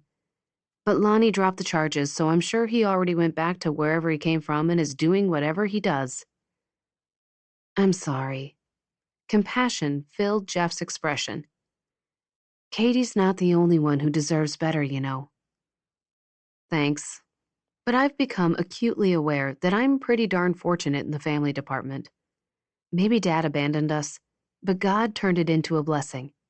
He brought you and Avery into our lives, and I can only be thankful for that. Jeff gave him a sidelong smile. The blessing goes both ways, Coop. Your mom is the love of my life. And you and Gavin?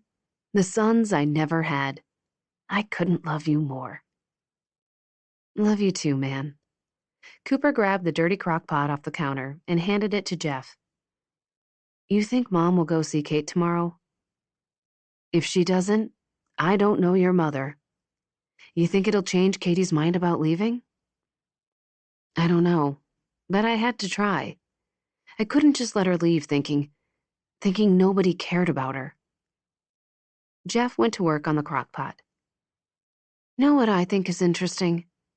It's the eve of the election, and instead of being out there pressing flesh, you're over here fighting for Katie. Cooper took pains drying the plate. I just want what's best for her. She deserves more than what she's gotten. No argument there.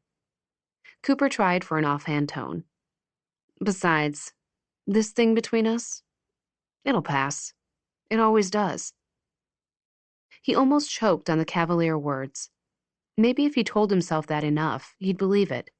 Or at least, maybe his family would. Jeff thrust a wet hand into his pants pocket and withdrew 2 pennies. He set them on the counter. Cooper put a dry plate in the cabinet. He could reach for the silverware and ignore the 2 cents. Jeff wouldn't say a word about it or hold it against him. Cooper had tested that theory enough during his teenage years to know that. Or Cooper could pick them up. He fastened his gaze on the shiny copper coins, sitting in a puddle of water. He slid them off the counter and tucked them into his pocket before he reached for the silverware. Jeff waited only a moment before he spoke. Where relationships are concerned, you tend to avoid commitment, Cooper. You only date women you could never come to care about. I think maybe you've intentionally kept things shallow and brief because you're afraid of love. Cooper bristled. Pretty presumptive for a guy who was on his 3rd marriage. I think that was a little more than 2 cents worth. I'm not finished. Cooper stopped drying and frowned at him. You picked up the coins. Cooper didn't like what he'd heard so far, but maybe that was because the words had hit a painful target. Fine. Have your say. Jeff took his time finishing the crock and handed it to Cooper. Your father was a bad example for you. He was a failure as a husband and father, and I think you're afraid you're just like him. Something inside him cowered from Jeff's words.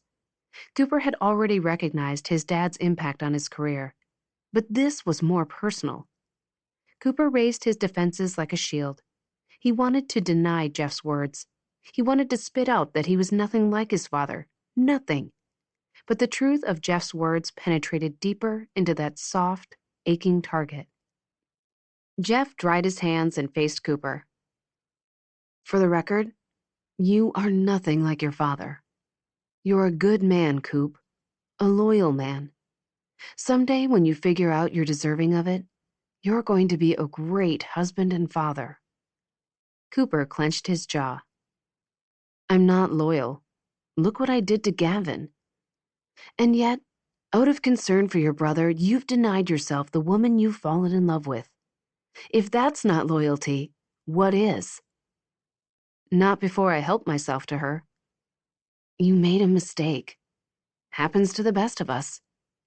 You're a warm, caring person, and you need to get this through your head. You are not your father, and you never will be. Their gazes connected for a long, intense moment. Jeff was right about one thing. Cooper had been flittering like a moth around women because he was afraid he couldn't be the kind of man he longed to be. You deserve to be happy, and you deserve to be loved. Jeff squeezed Cooper's shoulder. There.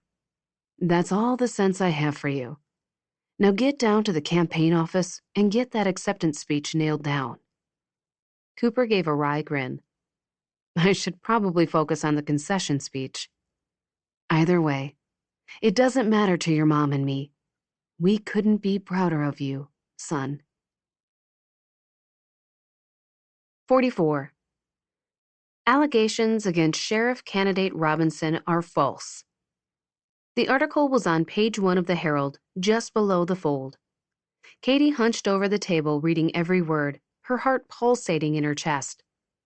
The article, written by the same journalist who'd posted the original accusation, contained contrite quotes from Megan Taylor.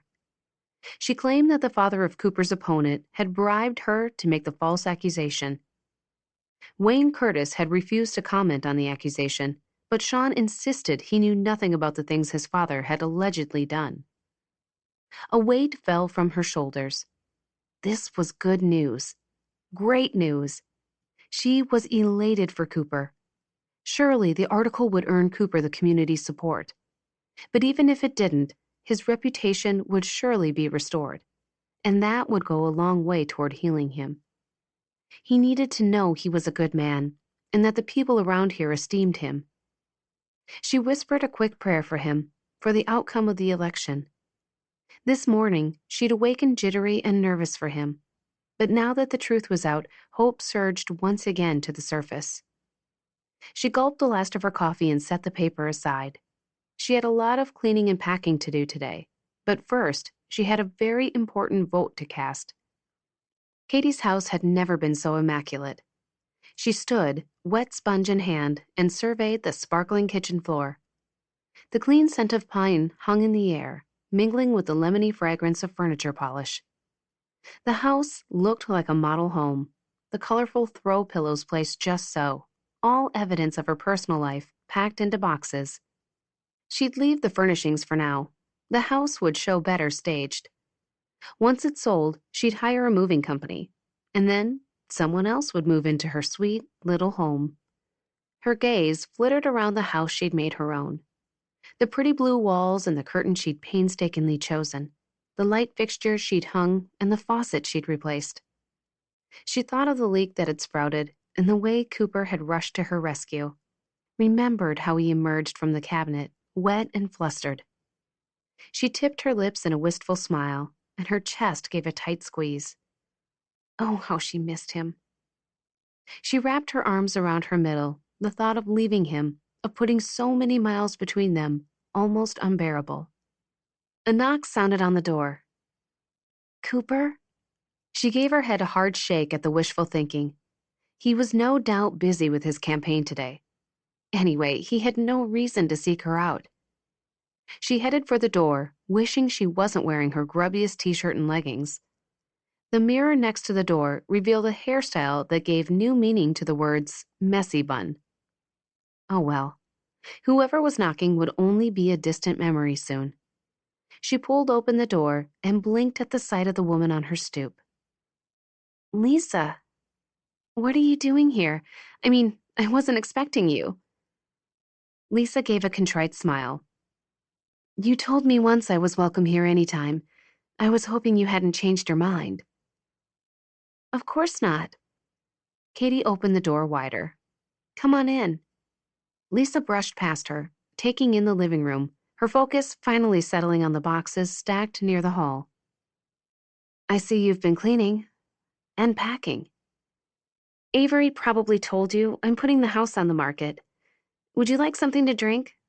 Well, I guess I'm pretty much down to just water. Lisa said nothing for a moment, and then her eyes filled with tears. Oh, Katie, I'm so sorry for the way I've treated you. Apparently, they were going to get straight down to business. I understand, Lisa. Really, I hurt your sons, and you're a good mother, a protective mother. I don't blame you one bit. Lisa took Katie's hand. Well, you should, because I'm also your friend, and I've failed terribly at that.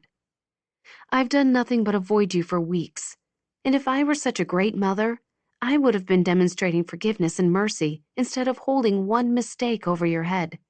No wonder you're leaving town. That's not why I'm leaving. She paused at the impulsive statement. It was actually true. She strolled to the picture window, staring at her lovely little yard with its beautifully arranged flowers. At the hydrangeas Lisa had helped her plant, that she would never see bloom. Until this moment, she'd thought the absence of family was driving her from Riverbend. But in the blink of an eye, she'd realized that wasn't true. She was leaving because of Cooper. He would never betray his brother by committing himself to her. Staying here would be a temptation neither of them could afford, and having him close by and still out of reach would be unbearable. Furthermore, Cooper would eventually move on. How could she stomach seeing him with someone else, someone he'd eventually fall in love with, get engaged and married to? How could she watch while she lost the only man she'd ever loved, the one she felt was meant to be hers alone? No, this town wasn't big enough for both of them. The wind chimes on her porch tinkled as an autumn breeze swept by, reminding her of home. But she wasn't meant to belong in Riverbend. Maybe she wasn't meant to belong anywhere. Maybe the sound of that melodious chime was the closest she'd ever come to home. Honey, please don't leave. Lisa had come to stand near her, tears sparkling in her eyes. I know I don't deserve another chance, but I speak for my whole family when I say, we want you to stay, Katie. You belong here. You've become part of the family. I know things are a little precarious with the feelings between you and Cooper, but we can work around that, can't we? I've missed you so much. I love you, and I can't stand the thought that I've caused you pain, that I've chased you away. Katie embraced the woman, holding tightly to the mother figure who would always have a little piece of her heart. You didn't chase me away, Lisa. I promise. And I love you too. But I do have to go. Lisa pulled back, grasping Katie's forearms, eyes searching. But why? Katie lifted her lips in a sad smile and said the only thing she could. Because those feelings I have for Cooper, I can't work around them. The corners of Lisa's pretty blue eyes drooped. Oh, Katie. I'll be fine. I have family in Asheville, and I'm sure I'll find a great job doing what I love. Avery's already promised me a glowing recommendation. The optimistic tone she strove for fell short. Is there anything I can do to change your mind? You've been great, Lisa. But no, my mind is made up. Lisa held her gaze for a long moment, acceptance finally settling over her features. When are you leaving, then? The least we can do is help you finish packing up, help you move. Tomorrow. And thank you, but I'm pretty much finished. I'm leaving the furniture and things for later. Katie squeezed her hand. I'm so happy to have met you and your family. You and Jeff are the kind of parents I've always wished for. A tear streaked down Lisa's face. She tenderly palmed Katie's cheek. Just remember, you're loved. Not only by us, but by our Heavenly Father. You'll always have a special place in His family, and in ours. Katie let the warmth of Lisa's words seep deeply into her heart. She breathed in that truth and exhaled the achy pain of rejection. The tightness in her chest loosened a bit. Sometimes she forgot she already had a parent, one who'd chosen her from the very beginning, one who would never reject her. Katie was leaving in the morning, but all she could think about were tonight's election results. The polls would be closing soon. She hoped Cooper didn't have to wait long, and that he would ultimately be declared the winner. She'd heated up last night's pizza, but the slices sat on a paper plate, oil congealing on the surface. She couldn't eat a thing. So much had happened this week, and just now, her mind spun with Lisa's words. The reason Katie had come to town to begin with remained unresolved. Her mother's recent departure from her life stung, but being reminded she'd always have God had brought her a measure of comfort and solace, and a faith that one way or another, she wouldn't be alone. She would be okay. But in the hours since Lisa's departure, an idea had come sharply into focus. A decision had been made. Katie had to face her fears. She couldn't leave Riverbend without telling her birth mother who she was. Beth might reject her, but Katie owed it to herself to lay it all on the line and find out for sure. If the woman didn't want Katie in her life, that was her loss. No doubt it would sting, but Katie was stronger than she'd given herself credit for. God had gotten her through so many things. He would get her through this, too. Cooper had helped her see that. The thought was freeing. She got up from the table and tossed the cold pizza into the trash. Ready or not, Mom. Here I come. Beth Wallace lived in a pretty little craftsman in a neighborhood just outside of town. The house squatted on a grassy knoll, which sported several big oak trees. Crispy leaves cluttered the green grass and scuttled across the walk as Katie approached the porch. She'd been here only once to drop off flyers. Beth invited her inside for coffee, but Katie was due at work. She took the porch steps on trembling legs. Twilight crept across the valley, making the interior lights obvious. Even if not for Beth's Camry parked out front, the woman clearly was home. Uncertainty sprang into Katie's mind, stopping her a few feet shy of her goal. Her heart thrashed in her chest. Was she making a terrible mistake? If she knocked on that door, would she regret it 10 minutes from now? The thought gave her pause. She imagined driving away from town tomorrow morning with all of this left unresolved. She couldn't let that happen. The thought of not knowing bothered her far more. She approached the door and gave a firm knock. Fear sucked the moisture from her mouth. She wiped sweaty palms down the sides of her jeans. The door swept open, and Beth's pretty face lit in a smile. Katie! What a nice surprise. Come on in. The pleasant reception buoyed Katie's spirits. After all that had happened, she wasn't sure how the woman would receive her. She brushed past Beth, taking in the warm colors and comfy feel of the space. The living room boasted a brick fireplace, and a thick area rug hugged the wood floor. The scent of something savory filled the house. As the kitchen came into view, Katie spied a plate of food, half eaten on the island. I'm sorry I've interrupted your supper. I should have called. Don't be silly. Have you eaten yet? There's plenty for two. No, maybe I should just come back later. Please don't leave. Beth's gaze sharpened on Katie. You seem like you have something on your mind. Have a seat. Would you like something to drink? No going back now. Katie perched on the leather sofa. No, thank you. What can I do for you? Beth sank into the armchair across the way, the concern on her features reminding Katie of the way she'd re-entered Beth's life, the AA meeting. I'm not an alcoholic, Katie blurted. Beth blinked at the sudden declaration. Then her lips softened into a smile. You have no idea how relieved I am to hear that. Katie waited for more, but the woman remained silent. Aren't you upset with me for coming to those meetings? Aren't you wondering why I was even there? If you want me to know, you'll tell me. Resolve swelled inside Katie.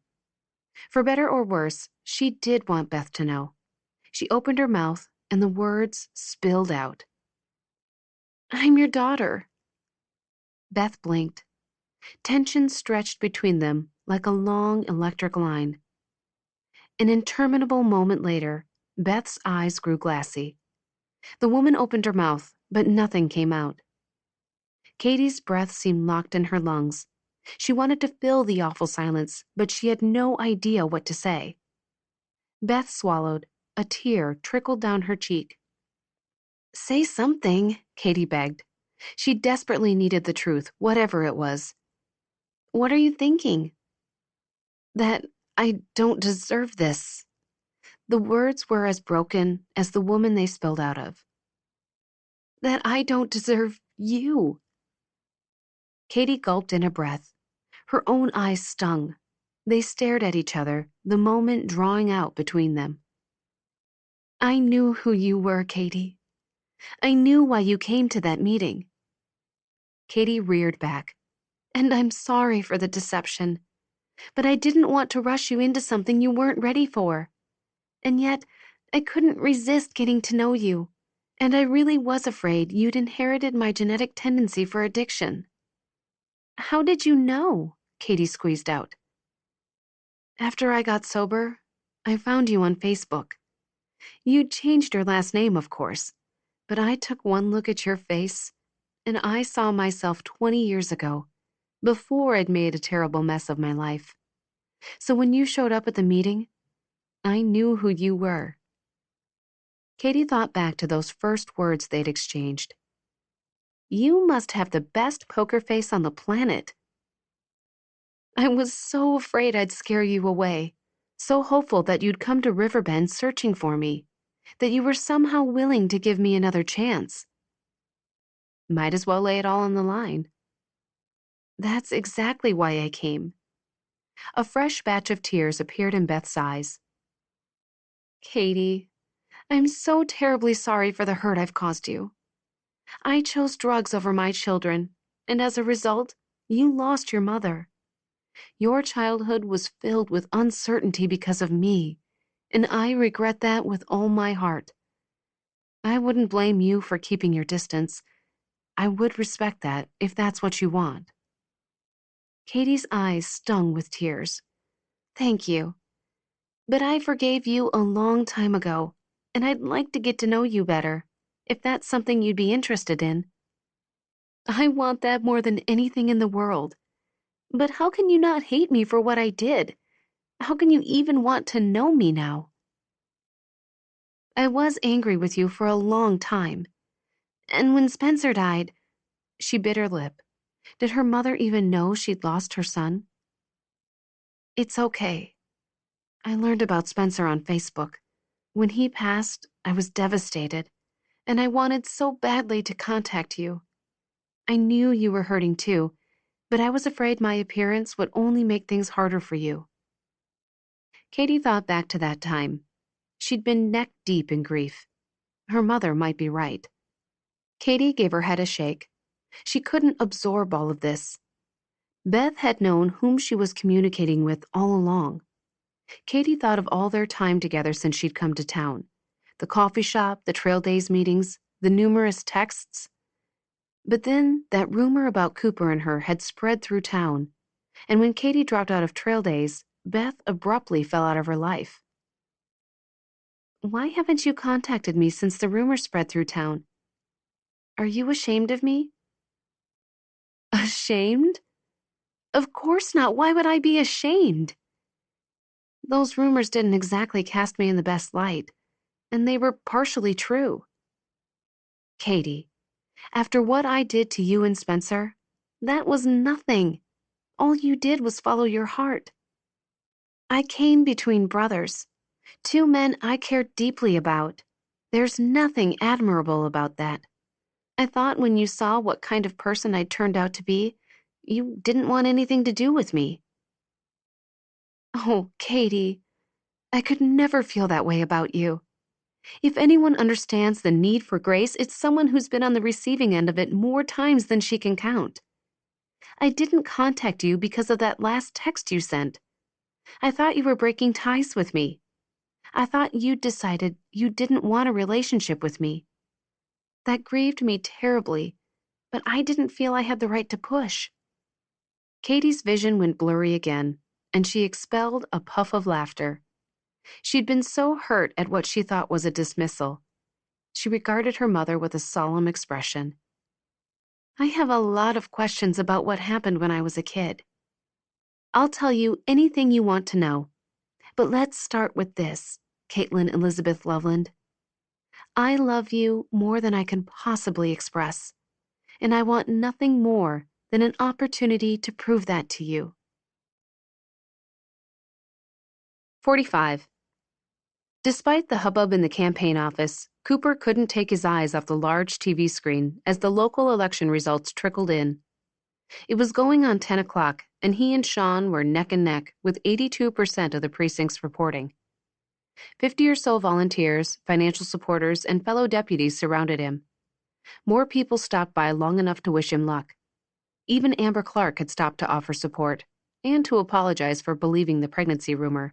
He got the feeling she was willing to pick up where they'd left off, but that ship had sailed. At this point, he couldn't imagine loving anyone but Caitlin. The crowd cheered loudly. He'd pulled ahead by a point. The presence of his supporters only increased the pressure, and his jaw ached from the plastic smile he'd worn all night. His stomach twisted at the savory smell of the catered food. He suddenly longed for Kate, for her small hand in his, comforting, her sweet voice in his ear, encouraging. He wouldn't have to fake a smile for her. She'd know how nervous he was and tell him it would be okay, that win or lose, he'd be just fine. But according to his mom, she was leaving tomorrow. His hopes of changing her mind had been dashed, and he hated that she was losing so much. Stop it, Robinson. He glanced at the clock, forcing Kate from his mind. How long would this go on? Cooper wiped sweaty palms down the front of his suit pants. Reporters from 2 local television stations waited in the wings. The podium was set up, both speeches prepared and rehearsed. Which one would he be giving tonight? Avery lowered herself into the chair beside him. She seemed calm and collected in her blue dress, her hair up in a professional knot. How's it going, brother? Hanging in there? Between you and me, this is more nerve-wracking than a carnival tilt-a-whirl. Why'd I let you talk me into an election night party? Because you knew you'd win this thing and want to be surrounded by all your supporters when the final results came in. This thing could go either way, you know. Well, regardless, the people who helped along the way will be here to support you. She nudged his shoulder with her own. But you're going to win. Jeff and Mom took a seat across from them. His mother squeezed his hand. How you holding up, honey? I'm fine. One way or another, this will be over soon. After that article in the paper, Jeff said, I don't see how anyone could vote for Sean Curtis. Some people won't blame him for what his father did. Gavin appeared, his gaze drifting around the room. Who did the decorations? It looks like an American flag factory exploded in here. Avery frowned at him. It's patriotic. And back to the topic at hand, I agree with Dad.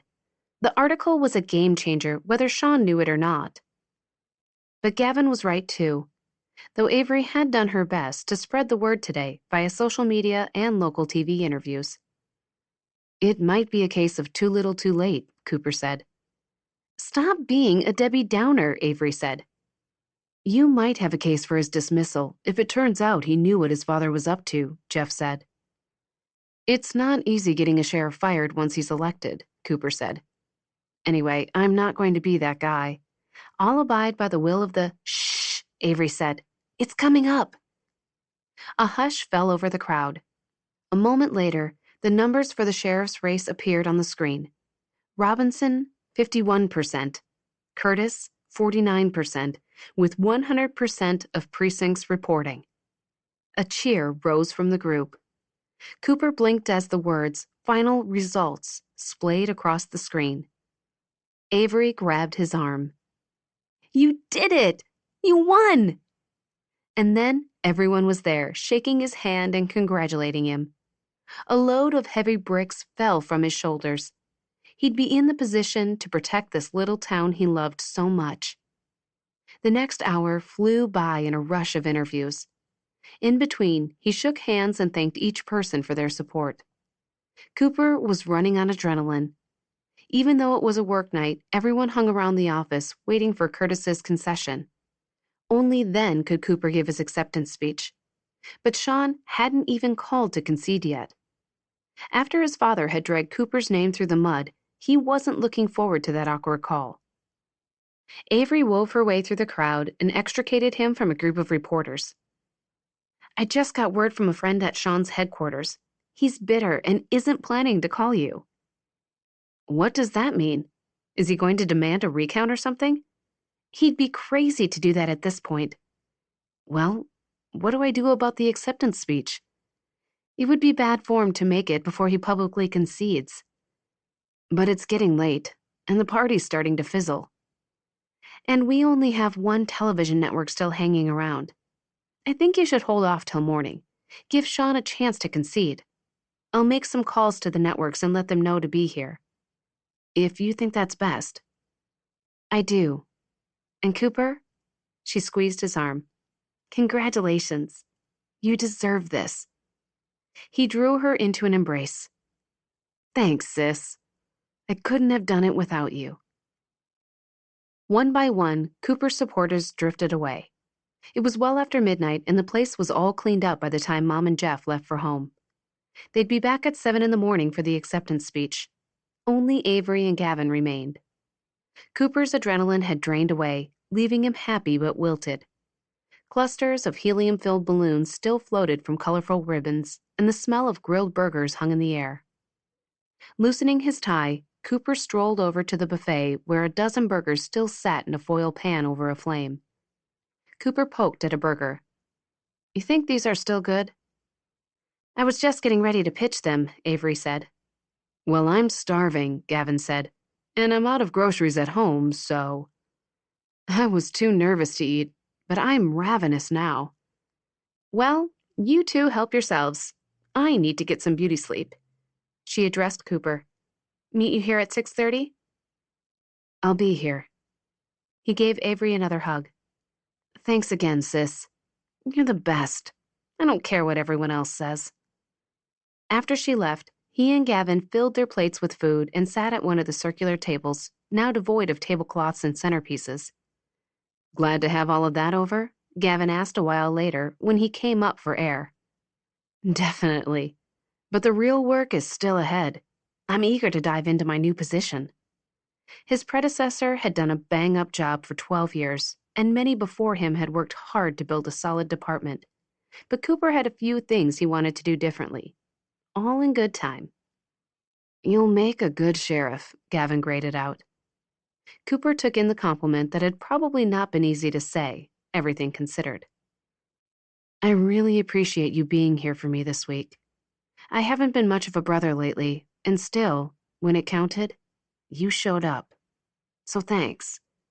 Gavin chewed his last bite of burger, then gave Cooper a long look. "You've been a better brother than I've given you credit for." Cooper's gaze fell to his plate. He didn't see himself winning a Best Brother award anytime soon. "I can tell you love her." Cooper's stomach gave a hard twist, his appetite suddenly gone. He set down the remainder of his burger. "You don't have anything to worry about. According to Mom, Kate's leaving tomorrow, and even if she wasn't, I wouldn't make the same mistake twice. I give you my word." "You didn't deny it." Cooper opened his mouth to reply.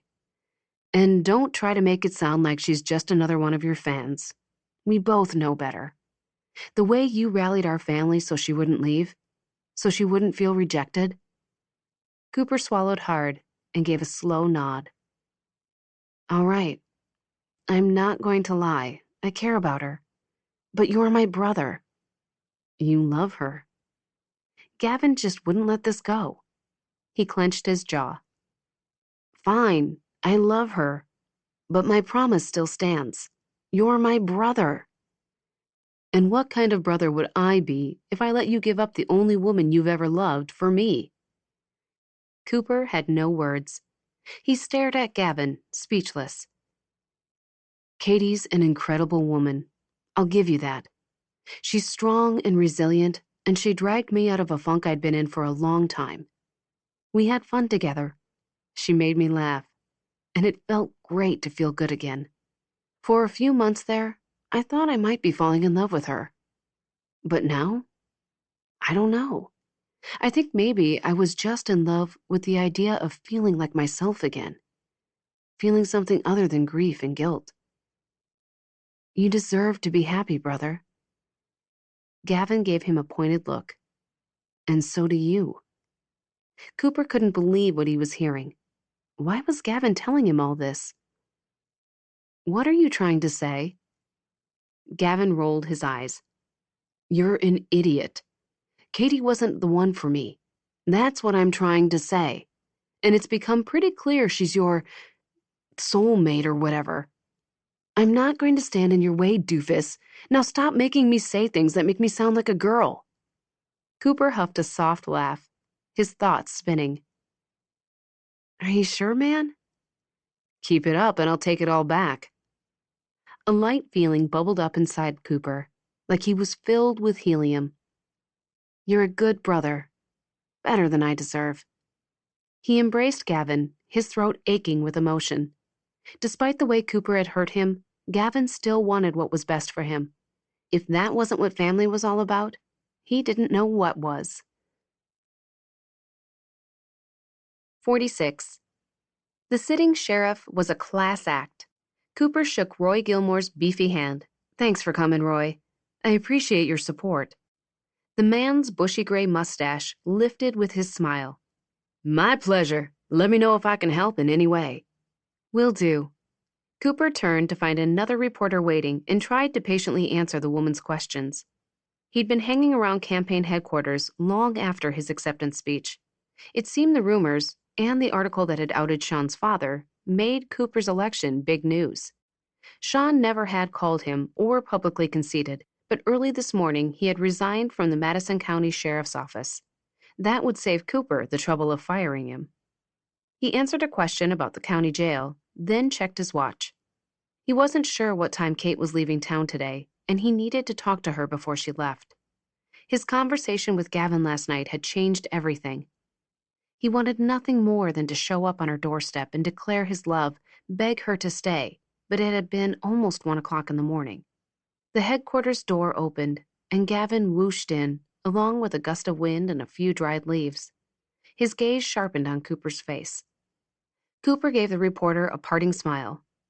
"Sorry to cut this short, Miss Beeman, but there's someone else I need to speak with. Thank you for stopping by." He met Gavin in the middle of the room. "What's wrong?" "Have you seen Katie yet? I mean, I assume you want to talk to her." "Of course I want to talk to her, but I've been tied up here since 6:30. He checked his watch again. 8:15. "Are you trying to blow this? I just passed her on my way here. She was headed out of town." "What? How long ago?" 10 minutes. Cooper pulled out his phone and called her. He frowned when it went straight to voicemail. "She's not answering." "You'd better go." Gavin gave him a little shove. "Hurry. I'll wrap things up here." "Thanks," Cooper called over his shoulder. She was 10 minutes ahead of him, and he'd have to do some serious driving to catch up with her. Katie's heart actually clenched as she left Riverbend proper. For a while, the place had truly felt like home. She prayed she'd find the feeling elsewhere someday. After the bittersweet reunion with her mother last night, she really hated to leave. They'd talked long into the night, and Beth had answered all her questions. When Katie had been young, the drug addiction had a terrible hold on her mother. It blinded her to her obligation and love for her children. It was a story repeated too many times, in too many families. Katie hoped this one, at least, would have a happy ending. Beth asked her to reconsider leaving, but if her mother was serious about their relationship, a 45-minute drive wouldn't stand in her way. As Katie drove through the county, she passed sign after sign bearing Cooper's name. She smiled as she thought back to the moment late last night when the final election results had come in. All evening, Beth kept the news muted in the background, and when Cooper officially won, they toasted him with their water bottles. Katie was so happy for him. Knowing he was here, living his best life would go a long way towards soothing the ache of separation. As she passed each campaign sign along US 70, she wondered if it would be the last one she'd see. Eventually, she'd exit Madison County altogether and leave Cooper and his family behind. She'd done what she could to cut the ties that bound them. She'd even gone as far as to block Cooper's number. Not that she expected him to call. But at least now she wouldn't be hoping for it. She had, however, rescued one photo of him from her deleted file. It was all she had left of him.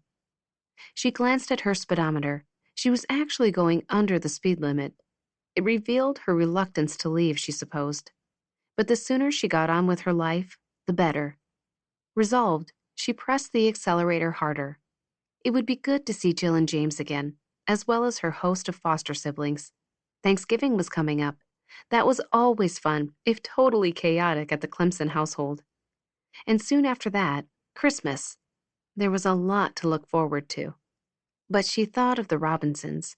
What did the holidays look like at their house? What kinds of traditions did they keep? Would the mood be quiet and reverent, or loud and fun? Did they open gifts one at a time, or in a flurry of papers and ribbons? Stop it, Katie. You have to move on. Something blue and flashing caught her attention in the rearview mirror. She frowned at the black cruiser, lights strobing and siren wailing as it closed the distance between them. She glanced at her speedometer again. She was only going 5 over. Must be on his way to an emergency. She slowed her vehicle, steering onto the shoulder to allow the cruiser to pass. The boxes in the back jostled and rattled as she ran over the rumble strip, but the cruiser didn't pass. It slowed down. He was coming after her? For going a measly 5 miles over? Just her luck. Not only was she having to leave her job and home, but they were giving her a parting gift on her way out of town. Sorry you lost. Thanks for playing, though. She pulled well off the road, coming to a full stop, and lowered her window. Then she leaned over and began rooting through her messy glove compartment. Where was that registration? She knew she'd put it in here. Why had she kept all these receipts? Could she get a ticket for not having her registration? Outside her window, feet shuffled to a stop on the gravel. Just a minute, officer. Her eyes homed in on the white registration, covered by several packets of ketchup and a napkin. She snatched the paper. I know I was going 5 over, but her tongue froze in her mouth. Her thoughts turned to slush. The sight of him in uniform had always taken her breath away. But just now, he looked especially handsome, mostly because she'd never thought to see him again. Cooper. His name whooshed out on a breath. Expression enigmatic, he handed her a slip of paper. What's this? A warning for having a headlight out. But I didn't even have my lights on. Have you replaced it? She was so confused. No, but before she could complete the sentence, he ripped off another slip of paper and handed it to her. Also, you should slow down. The deer like to jump out around here. You don't say. She narrowed her eyes at him.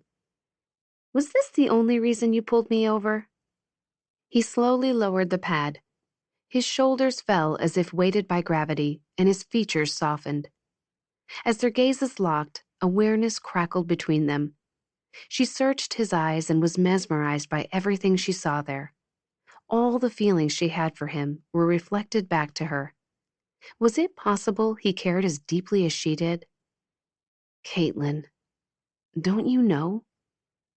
He regarded her with a helpless expression, the corner of his lip finally turning up. You stole my heart. Oh. She pressed her palm to her heart.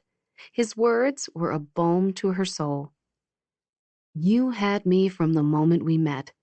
You had me in a way no one else has, before or since. You get me. You see me for who I am, the real me. And I see you too. I see the warm, loving woman you are, and I can't imagine not having you in my life. I don't want to. I love you, Kate. Her breath hitched. Her heart grew 2 sizes.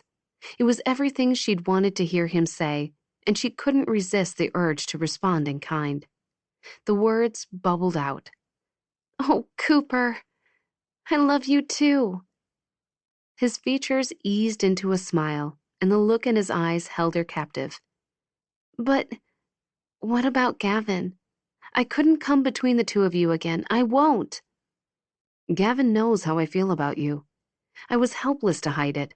He's the one who sent me after you. Hope bucked in her chest. He's okay with this? With us being together? Turns out you're not the love of his life after all. His gaze drifted over her face like the softest whisper. Man must be stark raving mad.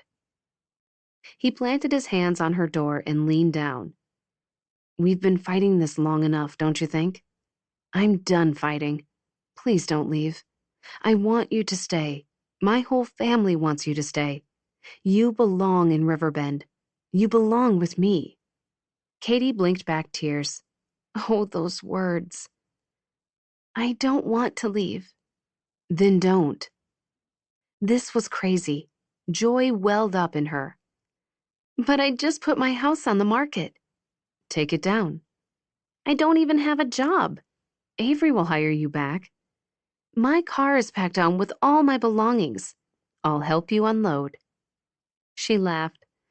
Do you have an answer for everything? Yes, I do. He leaned in closer and did the one thing she could never refuse. He settled his lips on hers. Oh, the man could kiss, could make her forget everything else. She yielded to his soft exploration. What else could she do? She drew in a whiff of his familiar scent, savoring it, and lost herself in the kiss. Her whole world closed down to just the two of them. She flushed with heat from the fire he kindled inside her. She could get used to this. He opened the car door, parting only long enough to draw her out. Then he was kissing her again. She leaned back against the car, savoring the taste of him. She couldn't believe he was here in her arms, that he loved her, that he wanted her to stay. A car passed in a rush of wind, and the driver tooted his horn in approval. Cooper drew away. His hungry eyes settled on hers. He cupped her cheek. Come home with me, Kate, he said in a soft breath. Those words might have been her favorite of all. Her lips lifted of their own volition. Lead the way. He smiled broadly and leaned in, pressing a kiss to her forehead. I'll see you at home, honey. He headed back for his cruiser. Katie glanced down at the scraps of paper in her hand. She gave her head a shake. What had just happened? Hey, Sheriff Robinson, she called, amusement lacing her voice. What am I supposed to do with these warnings? Save them. He turned, walking backward, and flashed a smile. Someday we'll show them to our children. Epilogue. It turned out Katie had been right and wrong about Christmas with the Robinsons. Their annual traditions began on December 24th, when the Robinson family met at the church to box up food for those in need. At least 50 townspeople pitched in, forming a massive assembly line in the fellowship hall. Once the boxes were full, the drivers, including Katie and Cooper, delivered the food to neighbors in need. It was Katie's first time meeting most of the families, many of whom lived out in the hills, away from the valley. It did her heart good to know that those families would have what they needed for a nice Christmas supper. It was dark by the time she and Cooper had unloaded the last box from the bed of his truck. They had just enough time to shower and change before the Christmas Eve candlelight service. At the church, Katie took her candle and filed into the packed pew with the Robinson family. A string quartet played Christmas music, and children dressed as shepherds and angels acted out the Christmas story in a way that was both adorable and reverent. In the manger lay an infant, a symbol of the Christ child who would later make the ultimate sacrifice for all humankind. As the story unfolded before her, she reflected on this, the greatest gift of Christmas, and whispered a prayer of gratitude. Because of that miraculous gift, she'd one day see her brother again. Last Christmas, Spencer had just passed away. Grief swallowed her whole, and she only wanted to survive the holidays. Her life had changed so much in a year. Her brother was gone, but she'd been reunited with her mother. She'd found a place to call home, and she'd found true love. In the quiet glow of the sanctuary, peace settled over her soul. She reached over and took Cooper's hand in hers. She loved the rugged feel of his hands, so big and warm around hers. His gaze connected with hers, growing more intense as the moment drew out. The past 7 weeks with him had been wonderful. They hiked and talked and got to know each other better. On mild days, they went on long motorcycle rides in the mountains. When they'd passed the spot where her car hung on the edge of the cliff, he pulled over and gave her a memorable kiss. Then he whispered, I knew that day you were the one for me. A shiver passed over her as the music swelled, and love for him filled her to overflowing. All her life she'd been searching, and she'd finally found her home. As hard as she'd fought it, she'd also known from the very first meeting that Cooper was the one for her. As if he could read her mind, his lips lifted at the corners. He squeezed her hand, and she squeezed his right back. After the service, Cooper took her to his place to exchange gifts. A week after Thanksgiving, she'd bought a small, artificial Christmas tree for his apartment, and they decorated it together. The red and silver glass bulbs made for a somewhat generic-looking tree, but the colorful lights gave the room a beautiful glow. They settled in front of the fireplace, and Cooper unwrapped his gift, a pair of work boots he'd been wanting. His hours as sheriff were long, and though he rarely complained, his feet sometimes ached at the end of the day. Kate. He removed a boot from the box. These are so expensive. You're worth every penny. She would empty her bank account to see his eyes light up like that. His gaze practically caressed the weatherproof leather exterior, the dense rubber sole, the lace-up front, and the side zipper that would get him out the door quickly in an emergency. I saw you eyeing them online. I decided they were too expensive. And I decided they weren't. His hand glided over the leather. Then he turned and brushed her lips with his. I love them. Thank you. My feet, thank you. After taking a few minutes to appreciate the boot's workmanship, he stood. Your turn. You have to close your eyes. Okay. She did as he asked and listened to his footsteps retreat. Sounds came from down the hall. She was so tempted to peek, but she kept her eyes closed. A moment later, footsteps sounded again, growing nearer. Don't open them yet, he said from someplace close by. I hope you like it. I'm sure I will. You have exquisite taste.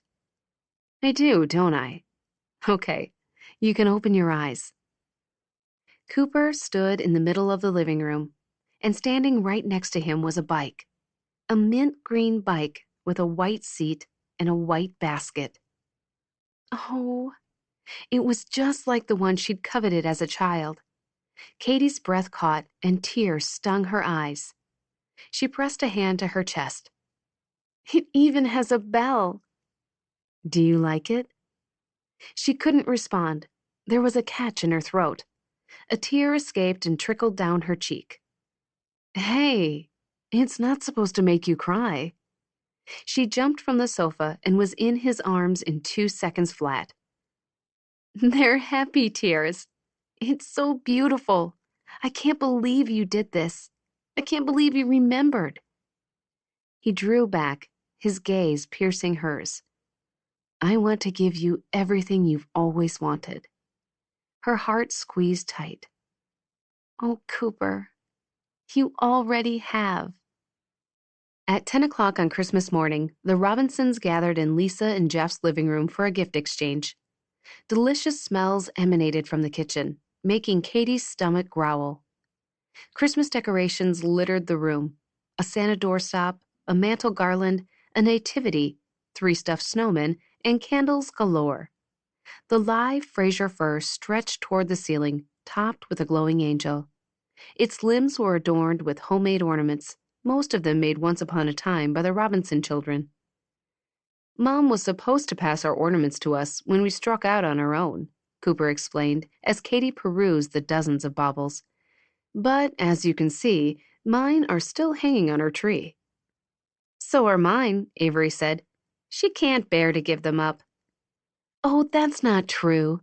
Lisa smacked Avery's shoulder. I'm waiting for you to get married is all. Really? Gavin said. Because I got married and you never gave me mine. Oh, hush, you guys. Jeff wrapped his arms around his wife. It's Christmas. She's allowed to be sentimental. Coming around the family, around Gavin, had been a little awkward at first, but Katie and Gavin soon settled into a comfortable friendship. When they had nice weather, they sometimes teamed up to beat Avery and Cooper at cornhole. He'd also begun dating again, though there was no one serious yet. As the family exchanged gifts, laughter and inside jokes abounded, all of which Cooper patiently explained. By the time the wrapping paper lay in shreds on the floor, Katie was richer by 1 sweater, a pair of leather gloves, cordless earbuds, and a gift certificate to a spa in Asheville. Over the past couple months, things had gotten back to normal between she and Avery. Avery had been thrilled to take Katie back at the clinic, and so far, even with the bridge out, business was enough, just barely to keep them all employed. The other businesses, including Jeff's store, were surviving too. Even better, Trail Days had been such a boon for the town that the council had agreed to make it an annual event. The doorbell rang and Katie's mother arrived, bearing 2 freshly baked pies, just in time to join the Robinsons for Christmas dinner. Her relationship with her mom had found solid footing in the past weeks. They met for coffee nearly every Saturday morning, and the more Katie learned about Beth, the more she respected all the woman had overcome. In late November, she and Beth had driven up to Mac's patch, where Katie had spread Spencer's ashes. There, Katie had borne witness to the remorse of a woman who'd been too late. It broke Katie's heart. But the time on the mountain had been healing for Beth. Sadly, some regrets could never be fixed. They just had to be endured. After clearing the living room, the family gathered around the table, ready to dig into the feast spread before them. Baked ham, mashed potatoes and gravy, green beans, sweet potato casserole, and yeast rolls. As good as the food smelled, and would no doubt taste, the people surrounding Katie outshone it by 1,000 kilowatts. Katie's gaze drifted around the table at the people who'd become her family, and Cooper's words from Trail Days played back in her mind. Sometimes family isn't the situation you're born into, but the people who've chosen to love you along the way. The truth of those words settled over her like a warm blanket, and when they bowed their heads to say grace, Katie said an extra prayer of thanks for the unexpected blessing of family. You've been listening to the audio production of Riverbend Gap. Text copyright 2021 by Denise Hunter. Production copyright 2021 by Thomas Nelson. No portion of this recording may be reproduced without the prior written consent of the publisher. For more information on other books and audio products from Thomas Nelson, please visit your favorite retailer or visit us online at thomasnelson.com. This audiobook was recorded at Kingswood Productions in Nashville, Tennessee.